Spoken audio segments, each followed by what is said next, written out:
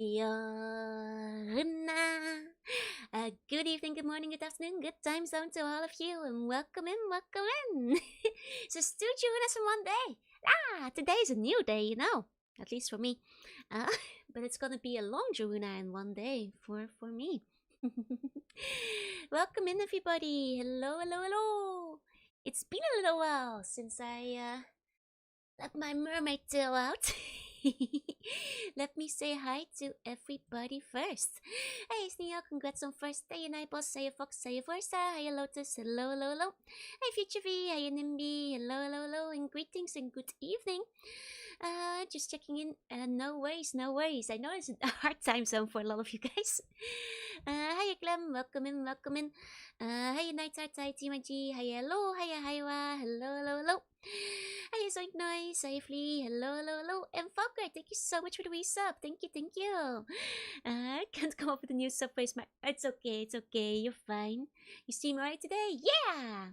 Guys, I do have a schedule, Every time I scream early, everybody's like, yeah? Early stream? I have a schedule, you guys. It's okay. I know it's still a surprise. Hiya, Callum. Hiya, Haidon. Hiya, Hello. Hiya, Fokker. Hiya, Marion. Hiya, Polly. Hiya, Fake Great. There you go. Wait. Hiya, Cammy. Hiya, Cubo. Thank you for the wait. Hope you had a good stream. I was scared. You might have missed a stream if I'd gone to sleep earlier. Checking the schedules for cowards and smart folks.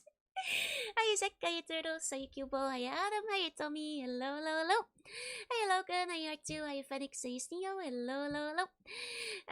Good me yawning. Maybe one day my poem will get finished. Don't worry, I'm working on it. they're slowly getting done. Hey Fudgy, hey, and hey Mugo. Hope you had a good birthday yesterday. Welcome in, everybody. Welcome in. I know it's a perhaps slightly worse time for most people. My apologies for that. But I wanted to give myself plenty of time to play the game today. Did I enjoy my Doritos and dip from yesterday? No, it's my Doritos and dip from roughly 30 minutes ago. Yesterday I went to bed after stream, so though I did have some katsu late at night. Always have enough sponge for burger. Hell yeah! Should I tell that flow if my head will not be distracting? It's not a towel. It's my royal veil. And don't worry, it won't be distracting. It won't be in fun of the game. Hey, Goku. Hey, just stream right now. Crazy. How could anybody have possibly predicted this? Cruel Slug can't keep getting away with this. I will. I will keep getting away with it. Hey, Mister. Hey, John Swan. Hey. I've been warning you guys all week that today will be an early stream, I've been telling you lots. I've been warning you. I did push it back by an hour, but to give myself a little bit more time to eat, and because a lot of you guys were like, I can't wake up that early. Or I still have work then. But in the end, I can't make everything work, so still make me taller. Yeah! I'm 3 meters with the tail, Isn't early Joe illegal? Yeah, I'm gonna go to Joe after this stream. You're waking up when you're streaming, never before. Hey, Captain, hey, it's 9 p.m, so perfect time for me. Perfect. 2 early hours, you guys might even nearly hear my morning voice. Because I only woke up a few hours ago. Go straight to horse jail. So small. I'm not small. I'm 3 meters long. Hey, Yuan, welcome in. I am literally so long right now. 3 meters and feet. 3 meters and meters. Because the mermaids, today's game is about a mermaid. It's not 3 inches, not 3 centimeters, 3 meters. 3 meters. Look, I'm very big. Yeah, you can't even fit me on the screen. That's how big I am. Never too long for head plugs. Lots of head to pet. Lots of tail to pet too. Hey, you like us? Welcome in. 3 hands. 3 whole meters tall. Yeah. meters of intimidating, terrifying presence. 9.8 feet. Is that 3 meters? Oh, sorry, that was my mic. So 3 meters. No! So you said that you sound Irish, not Dutch or German or Finno-Hungarian. I thought you were Irish or Scottish. I honestly, it's funny because you're not the first person to think I sound a little bit Scottish, and I'm not sure why it keeps happening. But I think there's been like 5 or 6 people who have guessed Scottish before, so there must be a word that I say that like just sounds particularly Scottish. I don't know. I'm Dutch. It's a strong Dutch accent. But you are also not the first person to think so. Still small compared to Giga Mermaid. Don't get too close, you'll get my screen wet. I'm gonna lick your screen. Hold on.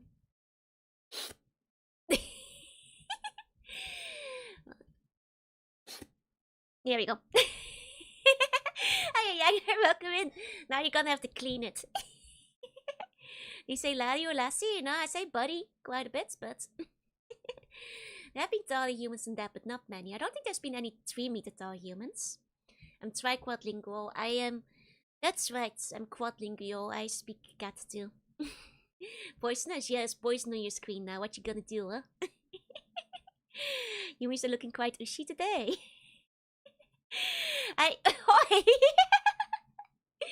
Look, you got it. Don't you, oi. Hey, we kick you. It's all about shape-shifting, and some of it has to go into the tail. How poison are sea bunnies? Very. Oh, there's no background music. Oh, there we go. Joe cuties on my screen. Yeah, get this soap. Bring on the back bumps. Lick me back, you'll die. I'm covered in poison slime, you know. I recommend against licking me. It's quite dangerous. You guys, you're gonna... It's like licking a toad. It's not good for you. You'll get into trouble. Okay, there's some... Guys! If you keep licking me, you'll pass out during the stream. You guys won't see the terrifying mermaid scars. For which I am very excited, because, you know, this game might have been made for me. Very, very rare instance of me playing a recently released game.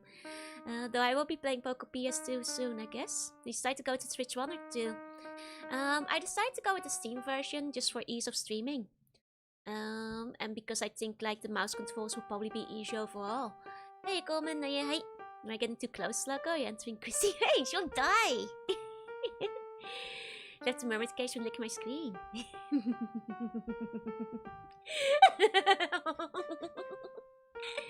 That's right. Kakata, konbanwa. Like a poison ivy, exactly. You guys have to be very careful. That was a console exclusive. Nah, it's on Steam too.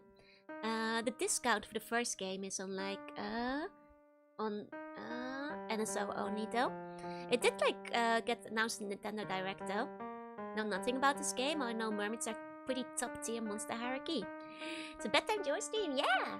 So this is, for people who don't know, Paranormasight, the first one, was basically my game of the year of 2023. I think it's one of the better VNs that, like, you know, Square has released recently. Not that they've released many of them, but it's also one of the better Square games they released recently. Hey, Capybara! Without too many spoilers, the first game is a interesting murder mystery type about paranormal happenings in the area of Honjo, where people use cursed stone abilities to kill each other for the right of resurrection. And it's very cool. They make VNs, yeah, if only they advertised them. Well, actually they did advertise a second one, so it's not that bad. Hey Capybara, hey Elvin, hey, and hey Trion, hope you have a good day, and hey Uncle, bedtime Joe stream. Coating myself in Sluggo time sucks things. You can't do that, it's bad for your skin probably. Well, maybe it's exfoliating, I don't know. Technically, you guys know that, like, some of the most expensive face creams, right? They've got, like, slug slime in it. Did you guys know this? Like, they've got, like, slug extract in, like, some of the highest, most expensive beauty products. It's true. Not spoiling this one. I've avoided all spoilers so far, so...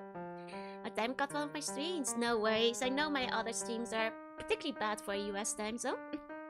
So please skip off.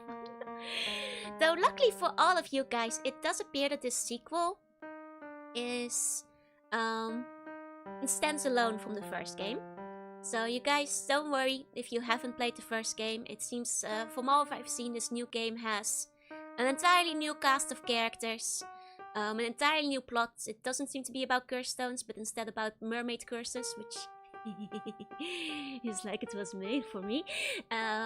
So I think there's, you guys won't miss out if you haven't played the first, is what I mean. Oh, nothing but screens. My skin is sandpaper. You gotta put some slug slime on there. How much for skin Joe slime? I'll have to talk to Trudy if she wants to do a skincare line again sometime. How early did you go to bed? To get up at 5 AM my region. So up here is my time, and it's currently 1 PM. So I think you might have me confused for a different time zone. I'm in Japan, so I went to bed at roughly 1 and 2 AM, and then I woke up at 10 AM. Yeah. It's a great way to raise funds for the kingdom. Exactly. Maybe one day you guys will get the full Joe skincare line. I did actually tell Trudy recently that people have been clamoring for the body scrub to be re-released because a lot of you guys really like the Joe body scrub. I will say, my mom liked it too. It smells really nice. Literally everybody who used it is very fond of it, so... I wouldn't mind some extra either. Was expecting the night stream tonight. No way! Say Chris, hey. I am very excited for this game. I'm so excited. My good mermaid or an evil mermaid? I'm an eldritch mermaid. I do not ascribe to the moralities of humankind.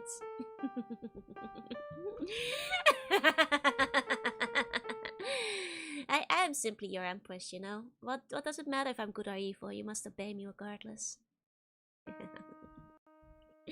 So quality product, exactly. I'm trying to remember what else I was gonna say. You two can have a lovely marshmallow complexion like the empress herself. I'm cute either way. I'm not cute. I'm intimidating. I'm scary, you know. Mermaids are known to be great singers. Yeah, that's right. That's right. You know, one way or another, you guys do show up when I sing karaoke, so I think I still have a claim to the title of Siren. You know, as long as people still showing up, it means I've lured them inside. I'm your evil boss. I still want to do a stream where I like pretend undercover boss things. Where I like disguise myself as a bun and like, you know, ask you guys about.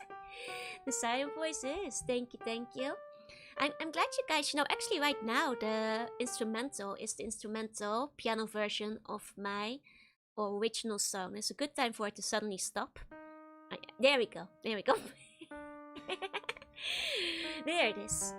About as instrumental as you the baby. Lors is really scary. Lors breaks your kneecaps. Some mermaids, they had a bad fishing trip. They die. Type of mermaid who lives 300 years but has no soul when they pass away, like Hans Christian Andersen. Oh, thank you. I do have an immortal soul. I am not a Hans Christian Andersen mermaid. I am an eldritch creature from outer space which has been here since before the age of humanity. I am 13.8 billion and 3 years old. So that way, I'm not passing away anytime soon. I've already crossed the 300-year mark. Can break something you don't own anymore. Well, he can break you, so watch out. But yeah, let me actually show you guys. Don't get to show up full mermaids very often, so check it out. Oh. Hey Emily, hey, welcome in. Maybe I should do it this way so you guys can see more of it. Oh, there you go. Pretty, thank you. Keep forgetting how the background looks. Yeah, I haven't used it for a while because my OBS broke. The employees is something off about it and too hack-like, too cringe. Hi, Epyon. Hi. Oh, so cool, yeah. Actually, let me show you guys, because some of you guys might not have seen it, but I can actually transform, you know. Since it's been a little while, some of you guys might not know of my transformative powers. It's amazing. Thank you. What's this? Joe's evolving! I do have a full transformation, you know. I can digivolve. Yeah, hold on. Joe, digivolve into ultimate Digimon. Digimon Busters, Digimon are the champions. Digimon. It's a cool animation, right? Digimon monsters, Digimon are the champions. Change into Digimon.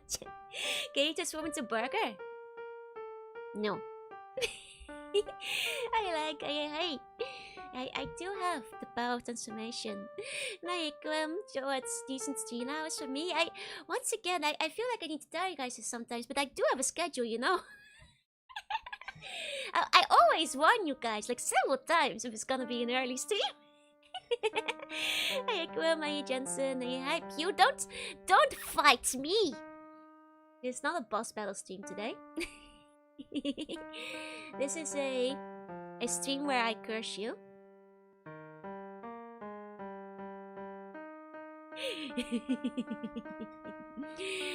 Hey Ratella, welcome in, because after all, the game we're playing is called The Mermaid's Curse. So this is the scene where you guys get cursed. I don't know how, but I'm pretty sure it's gonna be happening, and I'm gonna curse you. I'm gonna get you. Gotta come for you. Here I come. More like a blessing. I don't know what the curse does. Maybe it turns you into a mermaid. Gonna take your legs away. I do that usually too, actually. And with the ability to switch to leg mode, she doesn't need the princess carry her. I can be a mermaid. You can carry the 3-meter tall mermaid. It's gonna be hard though. When she is plop, plushy, fridge with machine gun, hot lady. Exactly. Well, a wonderful, nice to have a curse. You can't curse us. Oh, but I can. You might be cursed before you even realized, I guess. I just realized while I was setting up the scene, I forgot to take you guys out. Maybe I should pull one of you guys out here. But your curses are a blessing. Aww. Yeah, it's better to have no legs. Does mermaid pay more or less than shark? Less.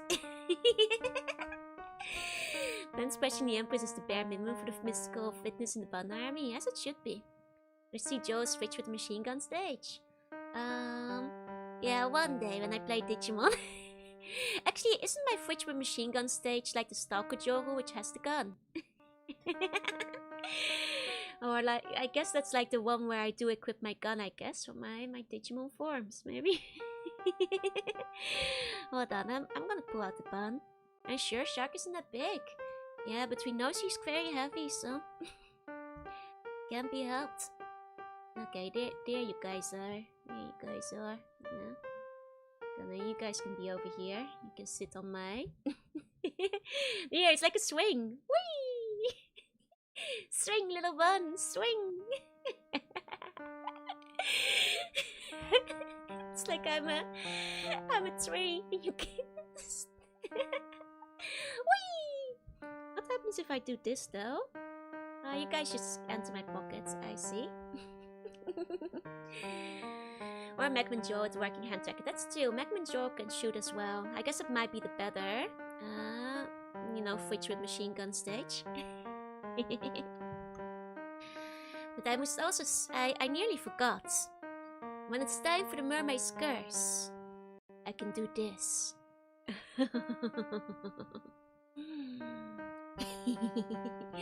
I've managed to recover some of my old toggles, don't worry. Whoa, right. Great idea for cool fan art. Ooh, I'd love to see it. It looks rad, right? Are you guys ready to meet the mermaids, guys? I mean, it is... I keep thinking of my song, you know, like... Those of the eyes, those to any the skies.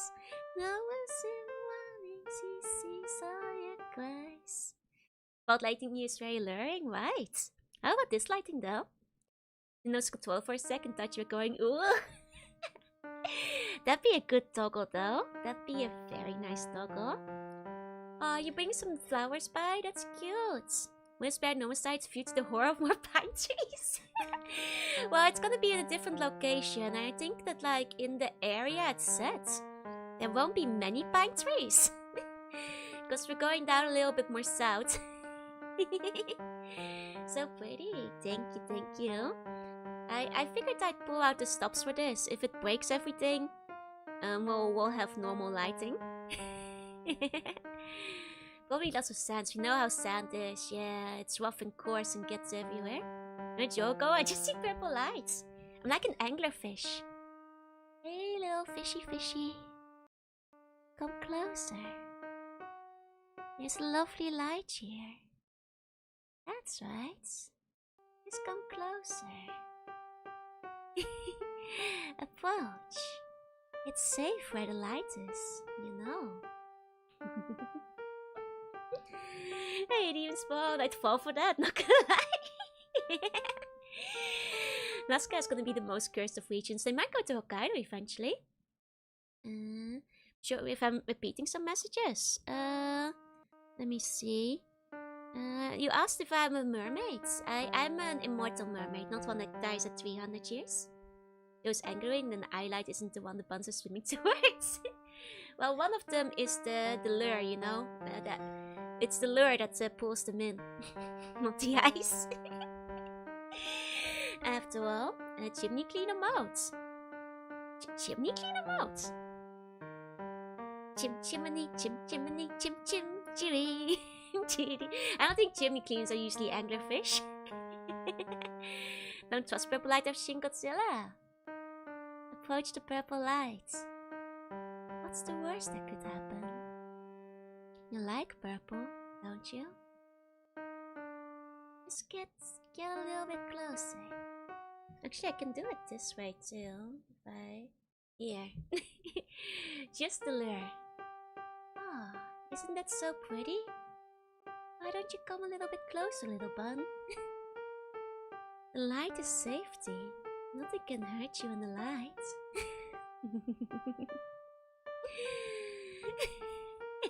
Oh, it looks like that, like I'm covered in suit. I see. Does it in your human form? Does it feel like you walk in glass every time you take a step? Oh no, I'm just an eldritch mermaid. I didn't make deals with like evil ladies. I am the evil lady. I mean, what? You can make deals with me is what I'm saying. Hey Justin, hey. So I talk about purple the way stocks talk about oranges. Blue's my favorite color, but purple's top 5. Super than mold. It's cleaner. So it's 1% what I'm staring at. I bet. You know, I do realize I haven't really had my braids out with Mermaid yet. That's because we haven't really had Mermaid boat recently. They're quite cute. I wish they were a bit more floaty though. They have so much gravity. Hi Annabelle, hi, can you uncover my eyes? Yes I can. Hold on. Done. But if my eyes are uncovered, I look too sweet and innocent to be inflicting mermaid curses upon you. Blades are made out of lead, yeah. If I look like this, I'm like, oh, what a sweet, adorable mermaid. She would never curse you. The braids carry the ways out of weight of my sins. That's why they're so heavy. I look too cute and innocent. You would never make a deal with me. Eyes too beautiful to hide. I'm only hiding one. How much for 2024 Kia Sorento with powertrain warranty with the heated seats? How many bonds you got? I was like, you're cute. No. See? Now I look like I could be wicked. You know? Without the bangs, I'm like, oh, what a sweet, innocent mermaid. You know? With the bangs, I'm like, ah, this is a master of the seas who will curse you. Longer fringe with shorter hair is cuter. I do think so too. And eyes on the mold are gorgeous. Thank you. How much for your blessing to marry Jorunna? 5 billion bones. We need full forehead. You know, I did put the option on the hair poll, but you guys didn't ask for. You guys didn't really vote for it. So thank you so much for the raise up. Thank you. Please enjoy your emotes. Who is this? It's me. Hey, it's just as by Jonathan and hey, Mikey Lash. Is this a hacking new model? No. This is my old model that I debuted last year. It's the one that I always use, but without the boot assets. Though you guys don't get to see Mermaid as often because my true form fills up the whole goddamn screen. It gets in the way of games. So usually you might be more accustomed to this version of things. It's not what I am. I did warn you guys today's stream was gonna be later, you know. Mermaid is too powerful, right? Like both pale goes with pixie cuts and tan goes with blonde, blue or purple hair. Both good options. So yeah, you guys might be more accustomed to this version because it doesn't take up the whole gosh dang stream. Using Tupato so rarely people ask if it's a new model. Guys, it's still me. It's just a different outfit. It's not a whole new model, you know. 2 cardboard form fills up the whole gosh dang living room. Have you assembled it? I haven't seen pictures yet. But yeah, that's why I don't often digivolve into ultimate. Because like as you can see, I spend the full horizontal width of of the capture. Hey, okay, hey. But today's game is about mermaids, so it would be a darn shame to not actually be the mermaid for today's. For people who haven't seen it though, I am indeed full-on mermaid. Time for those ultra-wide monitors. Yeah, but then you guys would need to have an ultra-wide monitor too, is the problem. Hey, lamp-based, welcome in. I can go like sideways, but even then you can't see my darn tail. Cardboard looking down on you like pathetic. Hey, Vic with the... Okay, now you can kind of see my tail. I have to go diagonal too. to not zoom out too hard.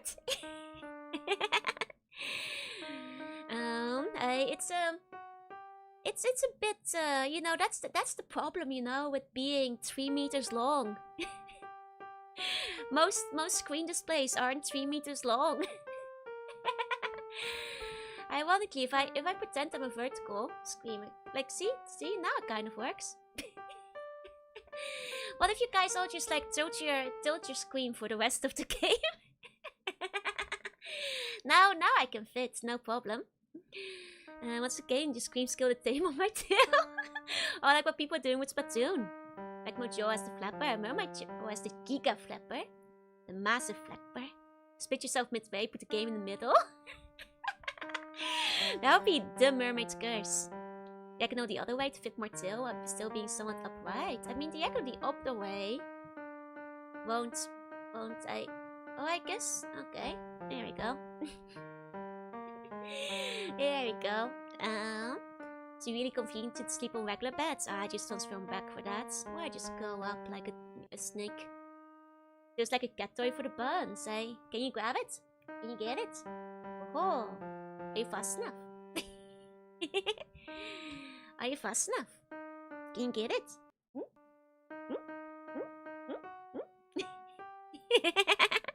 Mary needs a bigger tank, yeah? Guys on the Weather Palace. Pause at screen. Oh wait, you guys are down here. Let me grab it. Grab it. Grab it. Try and get it. Try and get it. Oh, going too fast for you. Going too fast. Ho ho! My shapeshifted arms are too slow. Aww. Hi Yukiji. Hey, welcome in, welcome in. It's like a laser pointer for buns. And hi Derek, welcome, welcome. It's okay, the tail is up. It's a little bit fast, I know. You're so cute, thank you. It does, you know, it goes to show that I haven't used the full mermaid in too long with like how many people haven't seen it before. This is my true form, you guys. This is what I am on the inside when I'm not cozying up with a winter cup of hot coffee or hot choco. Hey chicken, hey. Chase still in hopes of catching it. I chase still in hopes of being slapped with it. We are not the same. Early Joe stream, that's right, Nymph. I have a schedule. It's okay, it's okay. It is an early door stream, so I love you guys who can't usually make it. You can be here today. Hey Tapio, welcome in, welcome in. It's nice to be, you know, purely myself once in a while. Just floating about. I've heard the sirens call and I've arrived. Hey Peak, you have a schedule? I do. I'd show it, but we're already at the end of the week. On Insta, 3 cute, weak, aspiring, and gorgeous. All of those, maybe, except for the cute parts. I am very weak, all inspiring, intimidating, and Vtuber gave no warnings that over the stream happening. It looks fantastic. Thank you. Oh, Jack, I already saw that. Don't worry. I saw you delete it earlier, but but yeah, today we're gonna be heeding the siren's call, and actually, you guys, I was loading up the game earlier to, like, you know, add it to OBS and test it and stuff. The music for the opening screen goes so hard. I went like, whoa! It's like being hit by a sonic blast. I was like blown away. Please look forward to it. With that left bottom bum looking up your skirts. It's just my mermaid tail, you know. You shapeshift girls in your waist, you have an excuse to wear the bear tummy clothes. No, that's how I breathe, you know. I need room for my gills. Yo, feeling more comfortable in mermaid form than to unwind by reverting on some wow, it's good lore. You gotta stretch my tail once in a bit, you know, otherwise, you know, the muscle gets stiff. And those gills are cool. They're gills. They're not ears or hands, they're gills. They're my gills. My little frills, my fishy frills. Hey Bluey, I am Yuski. Today we catch the mermaid. Then we grill the mermaid. No eating the mermaid. You know, since today's game is about mermaid lore in Japan, I'm pretty sure it's gonna be about how eating mermaid flesh makes you immortal. Now, I will remind all of you that my flesh does not make you immortal, and it will in fact kill you. It is poisonous, and you will die, and I will curse you.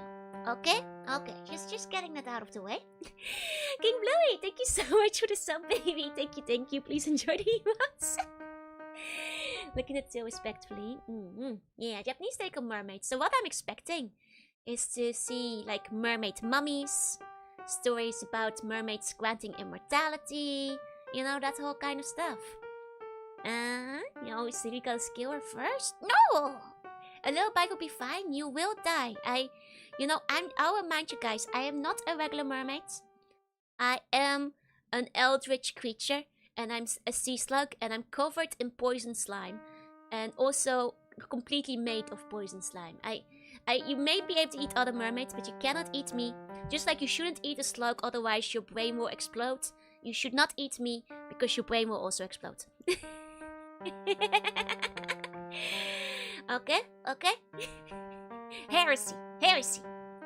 Why always been golden in your hair? Are you part Greek? Well, you'd have to watch my lore video. That's because I'm an ancient sea bunny. I'm the empress of my own kingdom. Hey Yoka, stay high. It's just like Minecraft from Milk will dispel the curse. No. Going to try the slime. And you're gonna trip out. We could have a last meal. Yeah, but then you'll miss the game. So I'll take off no of your team. Too many people died. Too many people kept dying. I had to put a stop to it. My brain is flexible. It also explodes and dies. If only there was a game that escaped by lore. Yeah. If only. If only. Hey, Epic. Hey, welcome in. Japanese mermaids have some interesting conventions. Especially, you know, I'll say this. I have read a decent amount of manga as well as seen some animes where Japanese mermaids appear. And they tend to be bad news. You know, I'm a very kind and benevolent goddess. But, like a lot of mermaids in Japanese folklore, they're quite mean, you know. And they will curse you. And like, you know, everybody who eats their flesh and becomes a myrtle, like, winds up regretting it, so... Hey, Epic, hey. The Mermaid type from Wumiko, that one's pretty good, yeah. And the 80 slug is more slice than artwork, hey? In the graveyard, yes. Yeah, it never ends well, so I hope that this game will serve as a cautionary tale. Our mermaid's always bad news. Nah, I'm good news. Don't worry. I'm great news. We have to know the goddess Aqua from Konosuba. I'm vaguely aware, yeah. What about mermaids? It's a good idea, honestly. Hey, Epic, hey. Wanna see Godzilla fight the mermaid kaiju? We should do that. You know the mermaid though? I'm an eldritch sea slug mermaid, you know. You can trust me. You can trust me. You can trust me. Aqua Solus gives a bad name to all water beings. Sure, Ursula doesn't fit my style. Poor unfortunate souls. They come flocking to my empire acquiring spells, Jorunna, please. And do I help them? Yes, I do. These poor unfortunate buns. So sad. So small. Hey, Otterplex, welcome in. Japanese mermaids saw a trend of them giving them koi fish tails. Oh, I have seen a bunch of koi fish mermaids. They're pretty cute. Yeah, you know. I don't ask much. Just your bones. These poor unfortunate buns. I'm not lawful evil, I'm lawful good. Am I not helping? Hey, Grabner, hey, Pex, hey, Otterplex, hey, CG, welcome in, welcome in. You know, the math doesn't lie. As it is, I'm still lawful good, even after reading the entirety of the evil book. In Planescape, so. Hey, CG, hey. Another sea slug mermaid kaiju goddess Ditto enthusiast. That's it. Don't forget boneless. An all-powerful warrior of light. With the powers of darkness. Not a ridiculous voice? Oh, you guys like it when I do the Ursula voice? When I ask you guys to summon your bones for me? Are you god Vtuber? Well, eldritch creatures often do get confused with gods. But I could not lay a claim to the celestial. I'm just, you know, your empress to worship. Can get co-opted when you can just use your powers of reloading a save. That's true. Hey, Punisher, hey. Like my buns like I like my pizza. Did I miss that song at karaoke? Poor unfortunate souls? I've sang it a few times, I think. Hey, generic. After all, you know, the villain song of the aquatic villain is good for me, you know. But I tried considering doing a cover and I realized just how low the song goes. And I have to do like an octave above it. And that's kind of hard. I'm not good at it. Because I can't hear the pitches right. So I keep messing it up. Seen that comic where Medusa turns a whole village to stone. And then adopts a baby? I have not, no. No, Dave Bowie at karaoke last night. Hell yeah. One welcome our ruling daughter of the Arctic. Thank you, thank you. As she should in my empire, you know. You know, I will say I did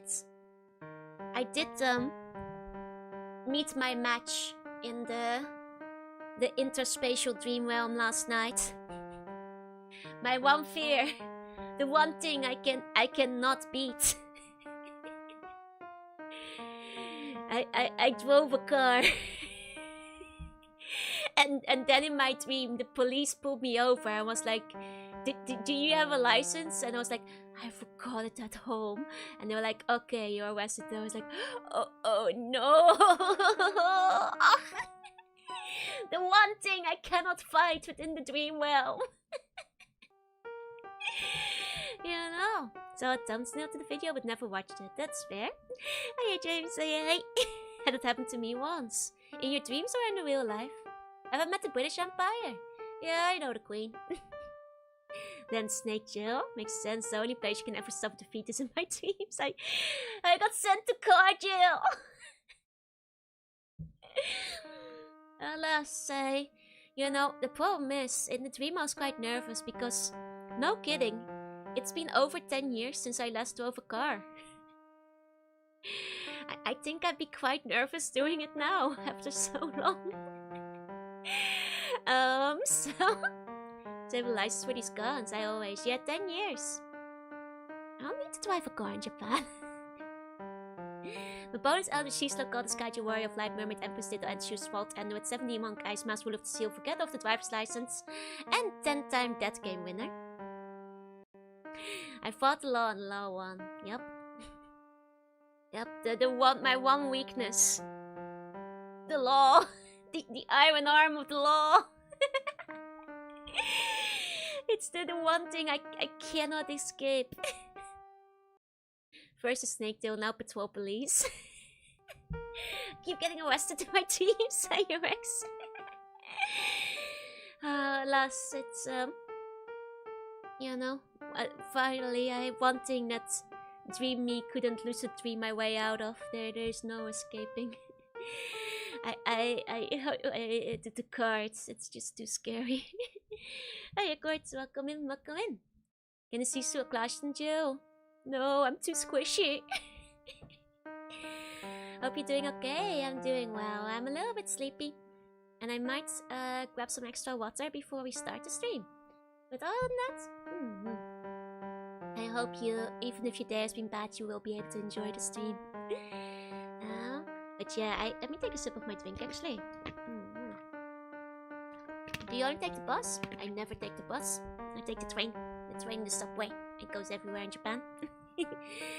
The rest I just walk. I do have a bike, but I don't usually bother with it because, like, it's a pain to station it around here. Do you live with it or should you drink it? Yeah, I like open my mouth like slurp. Gotta stay hydrated even if you're underwater, you know. To squish, I would not even last a day. It's still. It's still. Can we send Joe to the puncheon to make her reconsider the cruelties he subjects to innocent buns to? Buns have never been subjected to cruelties. If buns get bunked, they deserved it. Not even once. I almost yesterday went to jail for being pulled over. Oh my god! Don't do that! That's scary. I guess you got lucky there was a murder case. Not quite so lucky because it means there's a murderer in your area, but... Oh dear. Well, I hope you got your paperwork error fixed up. Jeez. Be careful. Be careful. Potential murder case. Well, you know, we got a potential murder case on our hand today because we got a mermaid's curse. So now the question is, you guys, place your bets. Did the mermaid get murdered or did the mermaid murder somebody with the curse? I think it's the last one. I think we've got a murderous mermaid on our hands. Because murdering a mermaid is pretty tough, you know? So I think somebody out here is murdering... A mermaid is murdering people. Maybe. I placed 50 votes on curse, right? This is called a mermaid's curse. Now also, follow-up question. is the mermaid gonna be sexy? And now I only ask this because I think they might, you know, pull a quick one on us. Where they make you think it's like a sexy mermaid, but they're gonna make it like one of those creepy ones that are like mummified. She better be. It's funny. They might pull a quick one. She better be. But at least you guys will have one sexy mermaid. First, I pulled a quick one on Eric, yeah. I played tight redacted, so I know mermaids can get murdered. I'm gonna be sexier than you. I hope so. It depends on the mermaids, right? It depends on the mermaids. I'm quite excited though. I've heard murmurs of a murdered mermaid. They did seem to find a mermaid mummy in the trailer. So like there might be at least one murdered mermaid, and maybe this murdered mermaid, the mermaid murder cursed the other people. Because there was what seemed to be a dead mermaid mummy in the trailer. Have I seen a ghost in Japan? No, relatively ghostless. I saw a lot of ghosts in the Netherlands back in the day. Country that gave us mermaids force. True. Lots of evil mermaids out there. Are you training at tongue twisters? Maybe. How about this one? Als vliegen achter vliegers vliegen, vliegen achter vliegers vliegers. Look up the sun mermaid by Dead Clock. Ooh, okay. You saw a ghost? I mean, I usually tell these stories around Halloween. But to say it lightly, back in my, you know, slug university days, the student apartment that I had was extremely haunted.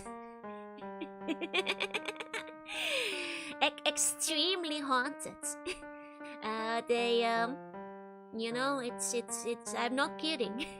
I've got friends witnessing how haunted it was. Maybe there was a gas leak. It's possible. I'll be honest, but think Morgana was worse than Ursula? Nah. Right. Moiko, thank you for the wait. Too many Yoshis were hurt. Wait, which game were you guys playing? One second, which game was this? Oh, Super Mario World. I thought maybe Yoshi's Story, because I used to like feel so guilty whenever one of my Yoshi and Yoshi's Story died, because they'd be dead forever, and then I'd reset the entire game. So I was basically doing like a 1cc clear of Yoshi's Islands, because I felt too guilty about like my Yoshis acting as lives. I was like, well, I don't want this Yoshi to be dead forever.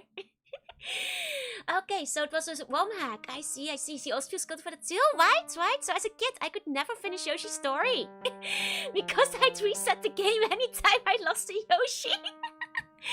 Moments read the little chapter checks like an actual checkbook. Yeah, it's brutal. They're like crying as they carry the Yoshi off. And I'd be like, oh no, my Yoshi is dead forever. And the worst thing is, because in the game they said that like the Yoshi's favorite foods, like, or the manual, they said it was like melon. So I'd only get melons because I want my Yoshi to have happiness. So I was accidentally playing the game like on the hardest mode because I was doing all melon 1cc clears for Yoshi's Story. Back in the day, you know. At least you get them back when you beat the game. Yeah, that's true. My Yoshi graduate. How cold's my skin? Ice cold. Alright. Don't even come back when you finish, they just die. They took the Yoshis, man. Yeah. This character's dead, the thread of prophecy is severed. Restore a safe game to restore the weave of fate. I saw somebody mention Pikmin, but I felt extremely bad whenever my Pikmins died too. Which also made it so that I would keep resetting the game. I couldn't finish. I had too much guilt when I was younger. Couldn't finish any games because I made it too hard for myself. Okay, Yours, congrats on releasing your whole skeleton. You're free. Hey, Yours. Hey. Stream during evening hours. Let's go. Enjoy your drink. And hey, Mystic. I feel like everyone does with Pikmin, right? Like, the funny thing is, like, when I played it again when I was older, I was like, oh, this is not even so hard. I finished it in like 14 days. Like, I have plenty of time. But like, the time limit stressed me out as a kid. And like I'll be like, oh god, I gotta try again. I'm being inefficient. Hey, Takio, hey. I'm gonna play through the entirety of Paranormasight 2. That's my plan today. Don't worry if you haven't played Paranormasight 1. This game does seem to be standalone. And like it doesn't have like any strong connection. I personally expect like maybe there will be some Easter eggs. But it's set in a different area of Japan with different characters and that kind of stuff. So I don't think you'll be spoiled much for the first game. You know, couldn't let Fire Emblem units die. Oh, same. But you should never let Fire Emblem units die, because otherwise you're a bad person. When are you gonna take Yoshi's challenge on stream? I've played Yoshi's Island before, but I didn't do the melon challenge though. Can you sing a song in Dutch? I've got a whole Dutch karaoke vault up if you wanna see. My good friend's playing Pikmin 2. She's the opposite end, the acceptable losses kind of commander. Though to be fair, when I played Pikmin on stream, being a bit older, you know, I tried being a fair commander, but at some point, you know, if the Suicide Squadron decides to walk into the water, you know, you gotta let them make their own choices. If the Pikmin want to give up on life, then, you know, so long, soldiers. You have served me well. There's only so much I can do. I have steak. So when I played it on stream, there were some acceptable losses. You know, some of them might not make it to the end. How dare you? It's like lemmings, you know. If they all decide to walk into the water, that's fate, baby. That's where they wanted to go. I can't help it if they want to die. Who am I to interfere with the cold hard hand of fate? Stiletto, thank you for the follow, and thank you, Steamers, and hey, Morty. Hey. Not all picked men are made evil. Agent made you cooler. Agent made me hard. Now, my stone cold heart means that I know that some Pikmins are acceptable losses. Hey, Julie, welcome in. You know, can't save them all. If they want to sink, then they better not swim, I guess. Stupidity on your part is not incompetent leadership on my part, exactly. You know, it's survival of the fittest, and only the smartest will survive.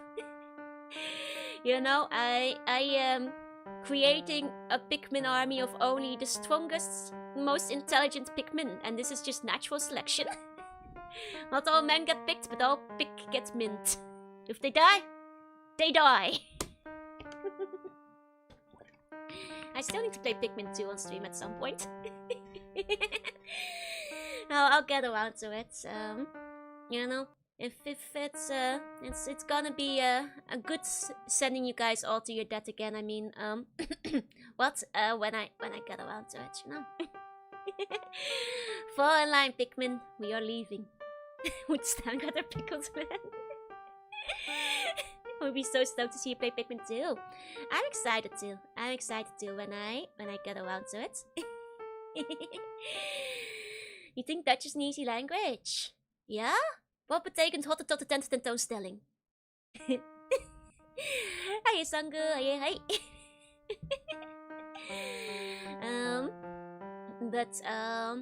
Yeah, today, you guys, you are not ready for this.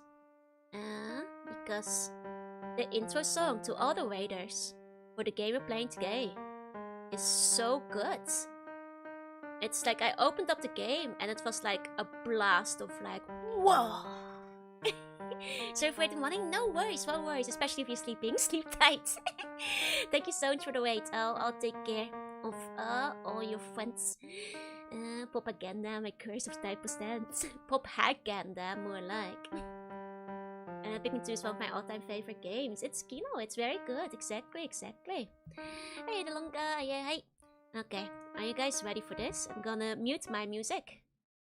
I'm gonna grab the game. Here we go. Are you ready?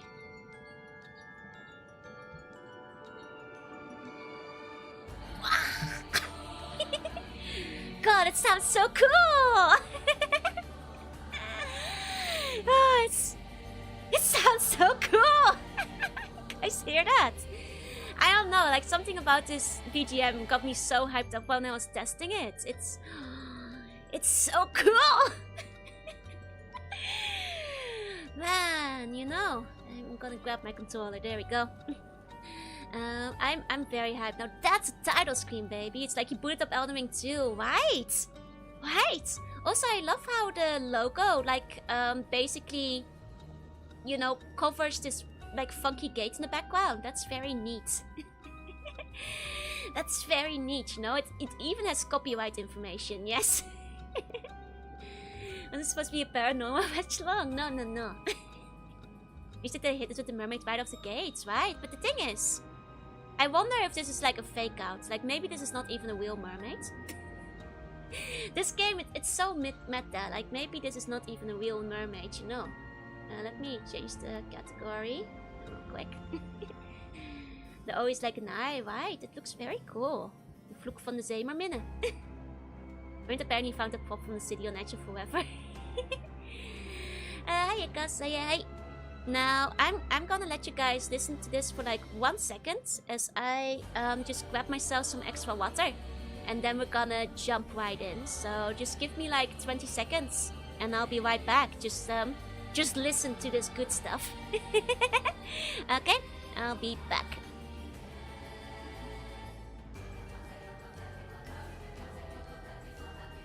Okay, I'm back again. Listen to this! Isn't this so cool? I haven't got my water, but the way it started like breaking... I love this kind of music. Okay, it's so cool. Okay, now I'm grabbing water. I like ran back to talk to you guys again when I heard like, you know, the vocals intensify. It's doing it again, so cool.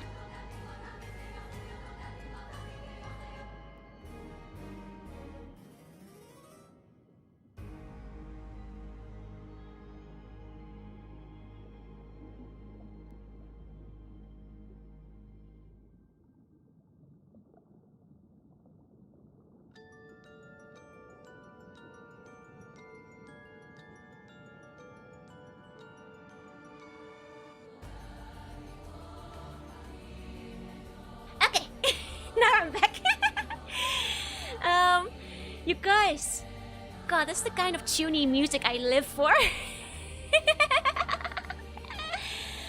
You know, man. This is what Souls games sound like. I see. Hey, Alvarius. That was more than 20 seconds. That was easily 20 seconds, don't worry.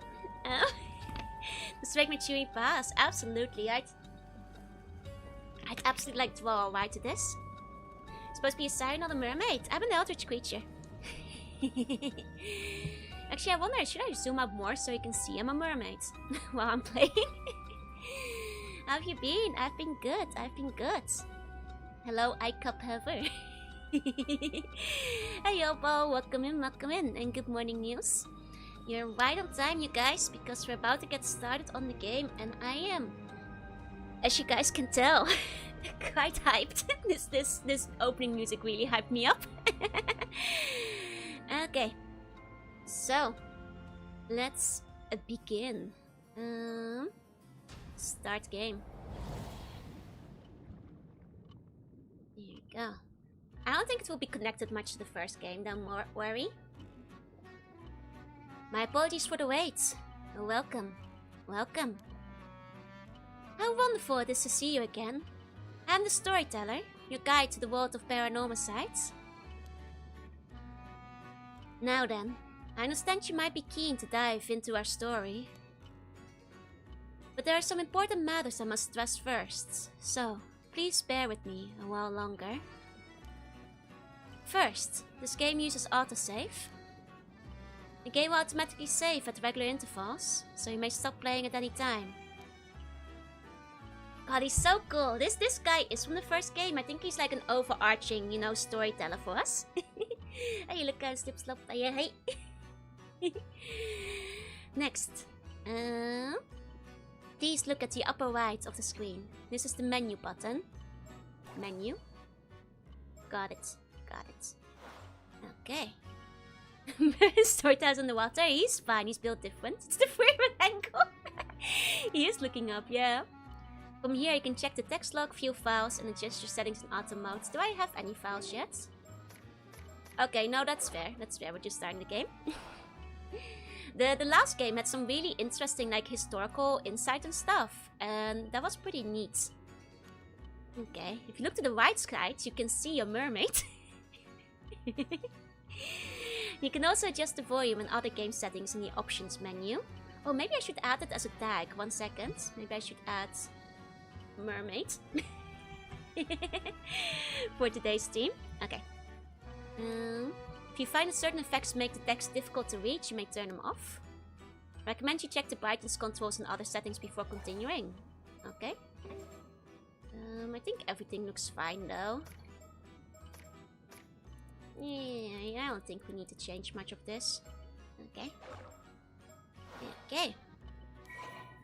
Oh, files updated. Okay, just halt play. Okay, now let's go over base controls. When the game is in your control, you may drag the screen to look at your surroundings. But once you can become able to move after this, so try taking a look behind you before turning back to me. Yeah, the first game did some really interesting things with like scene switches while you were looking around.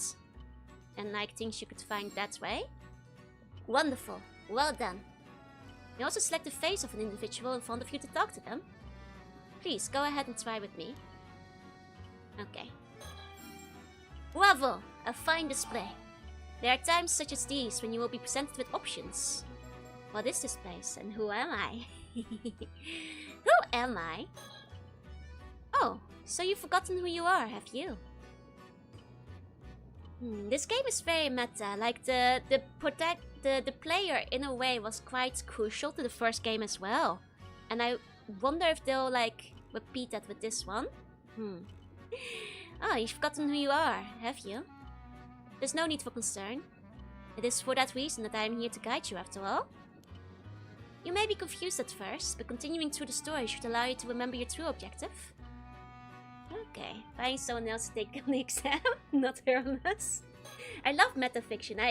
It's why I love the first one a lot, because it had some really interesting meta stuff going on. Can you call me a freak though? No, I don't think so.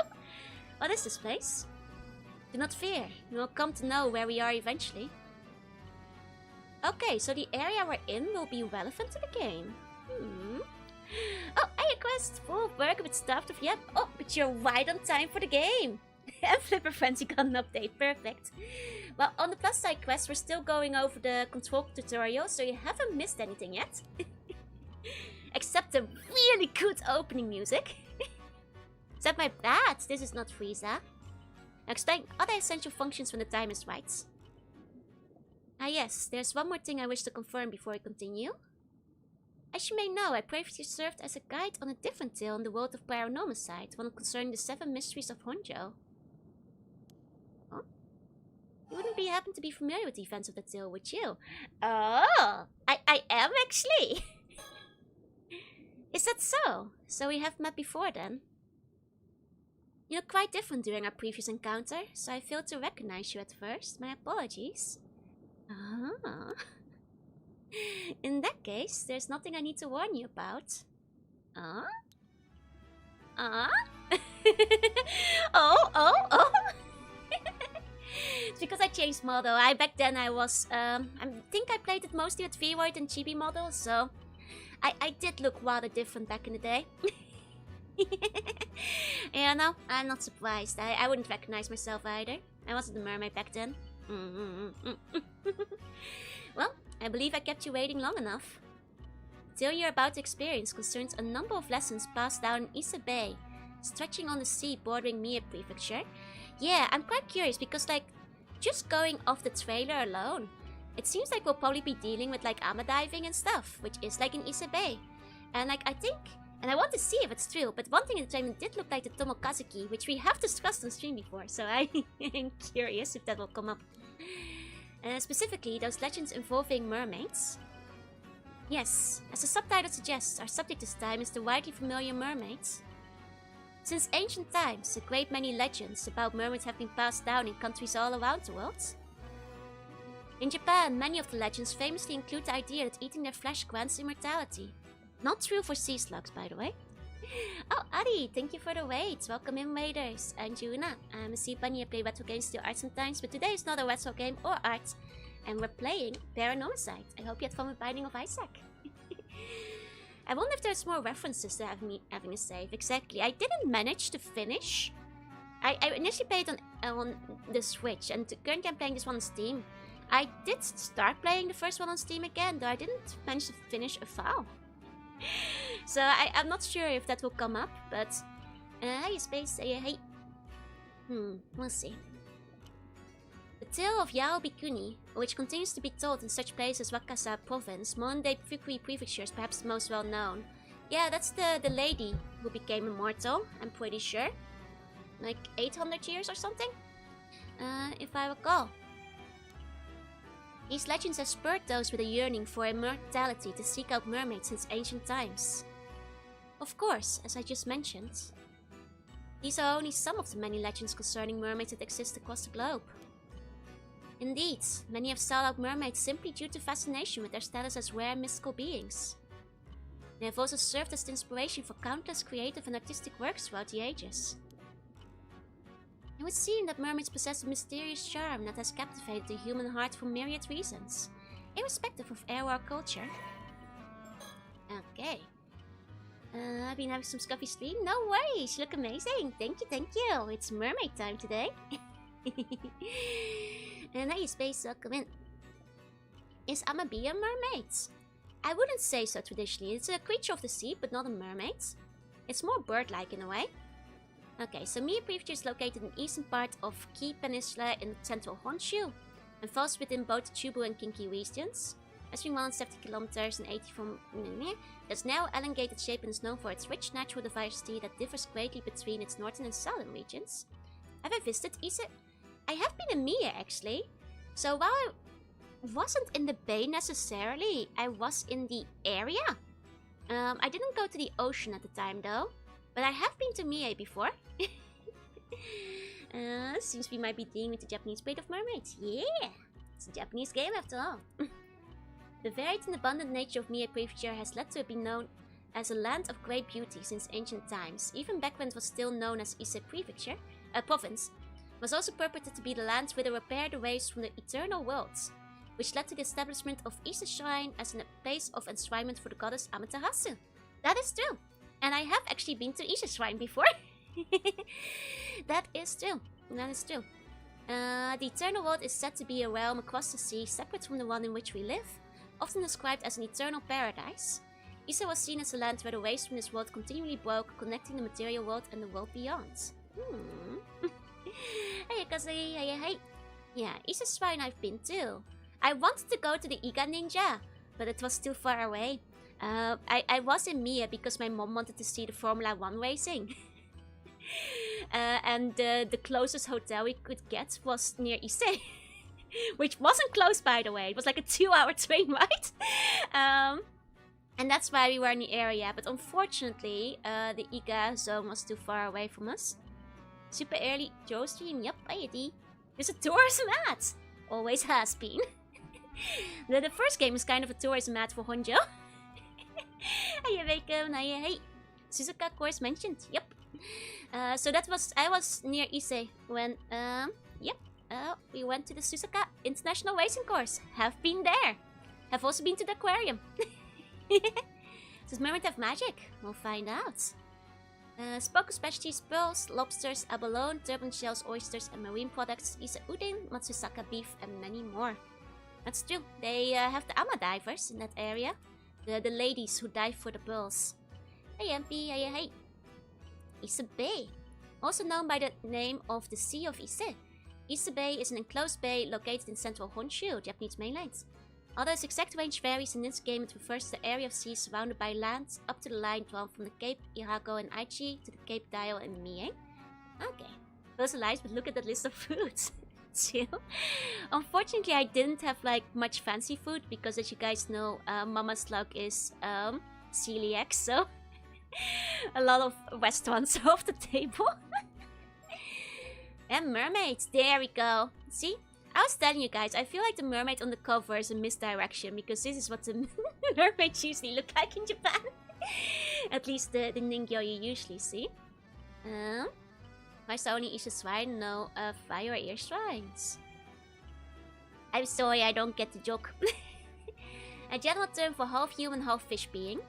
The first recorded appearance in Japan of a creature believed to be a mermaid was more than 1300 years ago in the Nihon Shoki, Chronicles of Japan. At the time, the term mermaid was not yet in use, and most records are anecdotal reports of sightings of creatures resembling both fish and humans in various places. In ancient Japan as well as in other parts of East Asia, depictions of mermaids often blurred the line between human and fish, frequently portraying them as grotesque monsters. Mermaids is something you throw bait to, so it fills out your sea charge, yeah. Naki no Asaka anime set on me, eh? There's quite a few anime that are in the area. No fancy type food, but perhaps we can get Slug some fancy feast. The cat went, thank you. In the Middle Age saw the spread of the legend of Yao Bikuni throughout Japan, which claimed that eating mermaid flesh could grant eternal youth and longevity. In the early modern period, the image of mermaids diversified, attracting wider public interest. Mermaid mummies were exhibited in sideshows, and illustrations and literature featuring mermaids became more common. It was also during the time that the depiction of mermaids as having the upper body of a human woman and the lower body of a fish became more widely recognized. Ah, like this one. Wait, that's so pretty. I like, you know, the ancient, you know, Japanese garb on the mermaids. Oh, Easter like ice. I see. Hey, Lindsay, hey. Although the details vary from country to country, the most common depiction of mermaids in the West likely stems from the sirens in Greek mythology. Sea monsters that over time came to be represented as the familiar half-fish, half-human figures.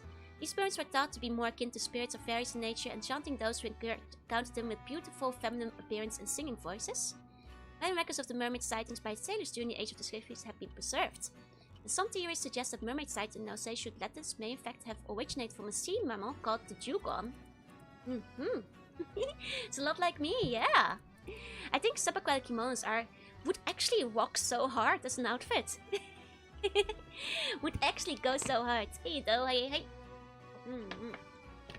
Okay. So far, so good. I know quite a bit about some of these legends, so I'm very excited to see what kind of twist the game puts on them. Ah yes, the files added just now should provide a general overview of the terms that came up in our conversation. It seems you have already taken a look, but I do recommend reading them if you have a chance. Oh! He knows that I took a look at it! That means he probably has a different line of text if you don't take a look at it. Okay. I'm excited about these things because the first game was quite meta, and this is promising for it being a little bit clever in places as well. Talk about eating mermaids. You can't eat me because I am very poisonous. I do recommend reading them if you have the chance. They may allow you to enjoy the story even more. Words highlighted in pale blue usually indicate that there is a related entry in your files. So the first game was a bit of a mystery, where you were encouraged to check the files to figure out things about the mystery. So I think it will kind of follow that. Now then, allow me to introduce the primary setting of this tale. The majority of our story takes place on Kamishima.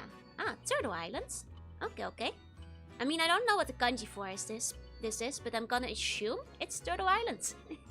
Do I have a voice slider? I didn't see a voice slider, but they surely wouldn't do the same trick twice, though. An Iceland island in the waters of Ise Bay. Okay, Kamishima. Oh, it kind of does look like a turtle.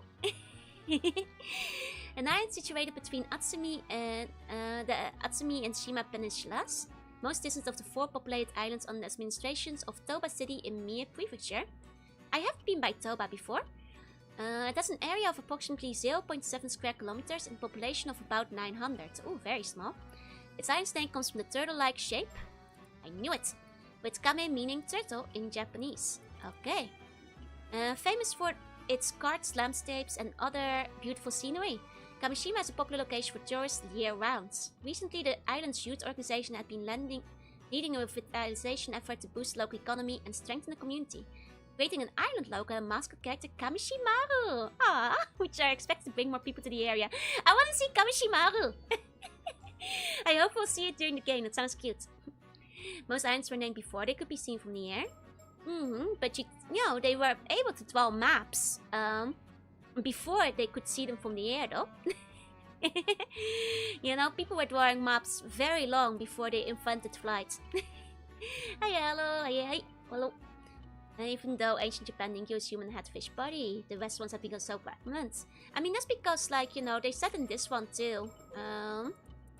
The mermaids. Eventually, they started being portrayed, you know, in the Middle Ages to be more like the, you know, ones that were accustomed to it. Hey, hello, hey. This is where they got the idea for the turtle island goes into. That's a good point. Maybe. And besides, if it's a small island, it wouldn't take much to map it out, you know. The West one is a lot more workable, yeah? We experienced events through the eyes of a young resident of the island, one Yusa Minakuchi. Okay, you guys, place bets. Is he a mermaid? Probably not, but I'm betting that at least one of the main cast is gonna be a secret mermaid. Update my journal. Hell yeah, ketchup, let's go. Okay, if nothing else, please remember that. Okay, this indicates a species nerd. Okay, Yusa. 50 bones, I say no. I believe this ends my initial explanation. Bon voyage, and do enjoy the tale. Okay, so we're starting with Yusa. Yusa Minakuchi. The story is a world of fiction based on existing location legends. Please note that one of the locations appears... Oh, Kamishima is a fictional island. Oh! Kamishima isn't real. I guess they were too nervous to set it in on a real smite island to not become a hazard for the locals. Did you come to me, or did I go to you? I cannot recall whether it was a dream or reality. I cannot recall if I was asleep or awake. Tales of Issei, passage 69. Noba City, Mir Prefecture, Kamishima Southern Sea.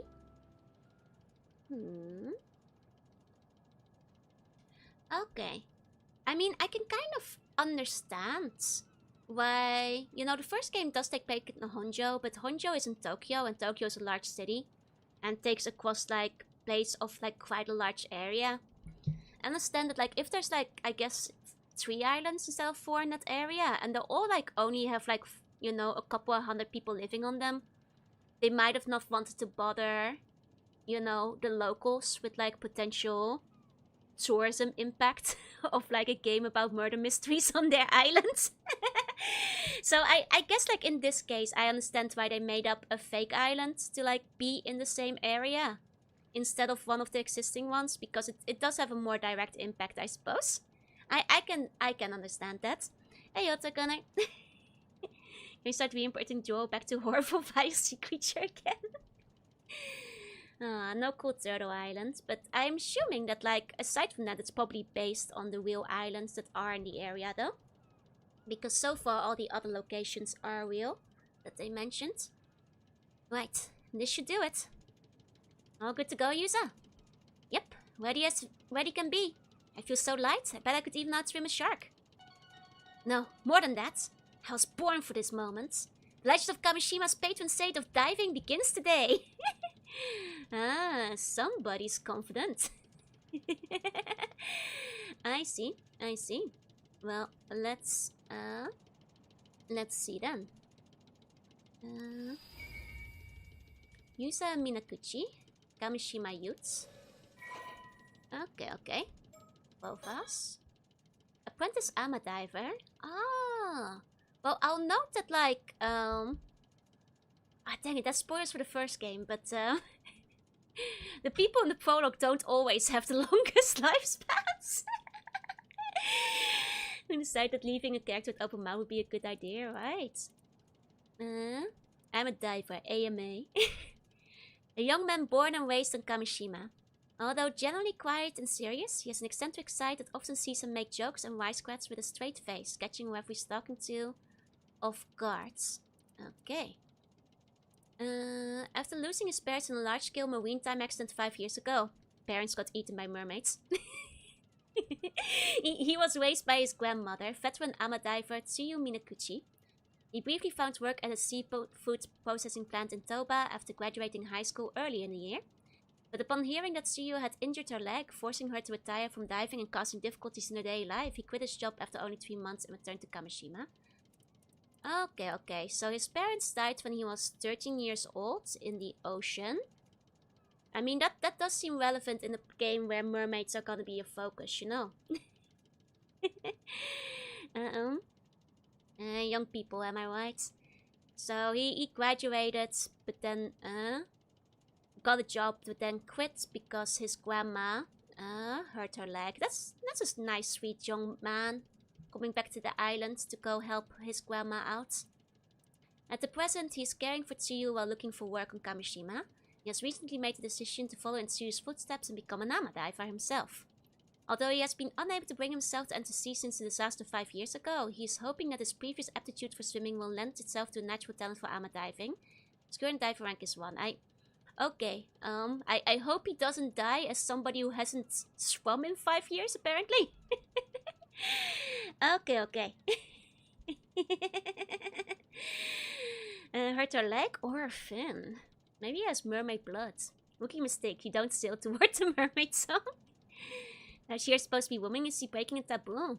I've heard there's like some men who do it. It's still like majority women. But I don't think it's like forbidden for men to start diving if they wanna.